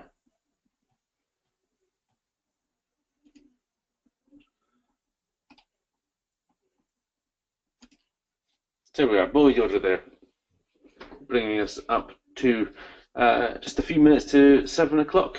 And incredibly, we are just about to welcome our final speaker of the day. We're going to stay in America. We're welcoming back Christian Fromhertz from the Tribeca Trade Group to finish up our round-the-clock trader for June and tell us what's been going on in the US option ETF markets. So I can see that Christian's already in the room. We'll go over and say hello and see if we can just get started a couple of minutes early. So it's good afternoon, Christian. Are you there? Good. How's it going, Simon? How are you? I'm very well, thank you. Very well, thank you. Good to hear your voice. Thank you for joining us again. Yes, absolutely. Always a pleasure. Thank you very much for having me. I hear you. You're having this same hot weather, Britain, that we've been sweltering away in the UK with a heat wave. We're not used to it. But both just there saying it's been just as hot over there. So it's not just ourselves. Right. Yeah, absolutely. I'm just trying to figure out how to share my screen again, which I always. I will do for you. Just give you the. Oh, there we go. There we go. Right. Cool. Great. So again, it's been good. We've had you as a, sort of a regular fixture for the last few months, coming in to tell us just Yes. sort of a view from the US, like. Yeah, absolutely, and it's I notice so I've got the last slot today, so that means I could talk my usual 2 to 3 hours because I've got the last position, the anchor position, right? Absolutely, absolutely. I can't guarantee everybody will still be there at the end of it. That's the. Is that I've got to think of a creative way I do like going last because it actually fits my schedule, so I'm not going to complain. But Okay. I was going to make a joke about how I can get away from the last spot of the day, but no, I actually like it. Okay, this is like a new corporate brand that you have. Yes, so yeah, a little new branding, a little bit of a different symbol. So it's a different logo for us. So yeah, we're moving on to bigger and better things. So thanks. So I guess you can see my screen, okay? I can see your screen. So for those that perhaps this is your first time on Round the Clock Trader, if you're just attending for the first time, Christian Fromhertz is the CEO of the Tribeca Trade Group, which again, like some of the other speakers we've had today, is a community of real traders who contribute to a daily live trading room, in addition to other products and services that you offer. I think with the aim of helping retail traders to maximize in the markets. So I'll let you make a much better explanation of what you do than I can. That was actually really good. I appreciate that. I'm getting tired. Well, listen, we can see your risk disclaimer. I'll hand over to you and let you get started and let you do what you do, and then we can maybe take some questions towards the end. Yeah, perfect. Yeah, and I love when these webinars are as interactive as possible. I feel like when people are asking questions, that's they're interested and so forth. So any questions at all, please go ahead and interrupt me as I go through the presentation. I will keep it short. I was joking about the 2 to 3 hours, and yeah, it's a risk disclaimer. Everything, of course, for information purposes, which I know Simon has mentioned. Again, I've been on a couple times, and I love coming on for these webinars that Simon holds. But yeah, in case you're not familiar with me or you haven't heard me on past webinars, I've been trading for a long time. I love it. I've been trading on my own for now a few years. I started my career way back when, a long time ago, before it was Morgan Stanley. I worked for a brokerage shop called Dean Witter. Dean Witter was later bought by Morgan Stanley, and you don't even hear the name in Dean Witter anymore. But I started way back when as a financial advisor. Then I moved over to Merrill Lynch. I wanted to get into institutional trading, and I did that for a number of years. So some of the spots that I held or positions that I held, I was a director of on the Delta One trading team, which you hear that phrase a lot. A lot of people always say, well, what is Delta One exactly? It's just for optionality purposes. It's another product, or it's another wrapper wrapped around other things. So equities, so for instance, indices have a delta of 1. That's basically what Delta One products are. They're ETFs, they're customized indices, they're futures. All of these things are kind of wrapped into Delta One. So for a number of years, I worked on a Delta One trading desk, and then mostly on an ETF trading desk. I was one of the 2 senior traders that ran all of the institutional flow for Merrill Lynch. So all the risk markets for your big hedge funds and institutions. That was basically me and another guy who did all the market making. So really kind of dovetails into what I do now. Is I look at all markets globally. It's one of the things that I really love about ETFs. Is that they touch every part of the market. There's always there's debate every day that almost every day anyway, about passive versus active. I really don't get involved in that. The ETF product, I really have made arguments over time that it's not a passive product, which is a whole nother subject, because without ETFs, I wouldn't be able to get into emerging markets. I wouldn't be able to get into European equities. I wouldn't be able to get into Indonesia. I wouldn't be able to get into gold. I wouldn't be able to get into currencies as easy as I do. So they really allow the retail investor to get into every nook and cranny of the market that you couldn't used to do when I started in the business. It was mainly professional traders and institutional traders who were trading things other than their home country equities. So, you know, it is really gives you a lot of flexibility to be a macro trader and to pick up on trends. So any trend that's moving in the global arena, you can capitalize on with ETFs. So that's why I got into that type of side of the business, and that's why I do a lot of trading in that type of business, because it really, if something's moving, I want to be in it. So, so that's my institutional background, and then I left the institutional world a couple years ago and started trading money on my own, and you know, just have been having a great time running my own business and running my own trading room, and I love educating retail investors and kind of bringing them up to speed. I was doing a lot of educating last week, was quadruple witching in the U.S., and as a Delta One trader, you know, that was the busiest time of year for people, and a lot of people, you know, you heard on financial media, you heard a lot of like, oh, it's a big rotation going on out of tech stocks and into some other areas of the market, banks, you know, and I kind of told a lot of my subscribers and clients, hey, this is a 1 week type of thing. This is, you know, when all these major indices have to be rebalanced as they were last week, such as the S&P 500, the Qs, what has to naturally happen is for market cap weighted indices, such as the S&P, the names that have run up, you know, your Apple, your Google, your Amazon, they have to be put back to their benchmark weights. So they, by default, have to be sold, and the losers, or the smaller, you know, names in an indice have to be bought. So, you know, we saw that, and there was a couple other things that were going on last week that caused tech to sell off, or tech to kind of take a breather last week. There was a fund that was out there that was had some big redemptions. That was a big tech fund, but mainly, you know, we were on top of this, and we capitalized pretty well with going along some things that got a bit oversold into some support. You know, I love things that get oversold in an uptrend. So just a little bit about what we did last week, and how we've had really a hell of a week this week in terms of profits. I think our whole trading room has done extremely well with kind of capitalizing on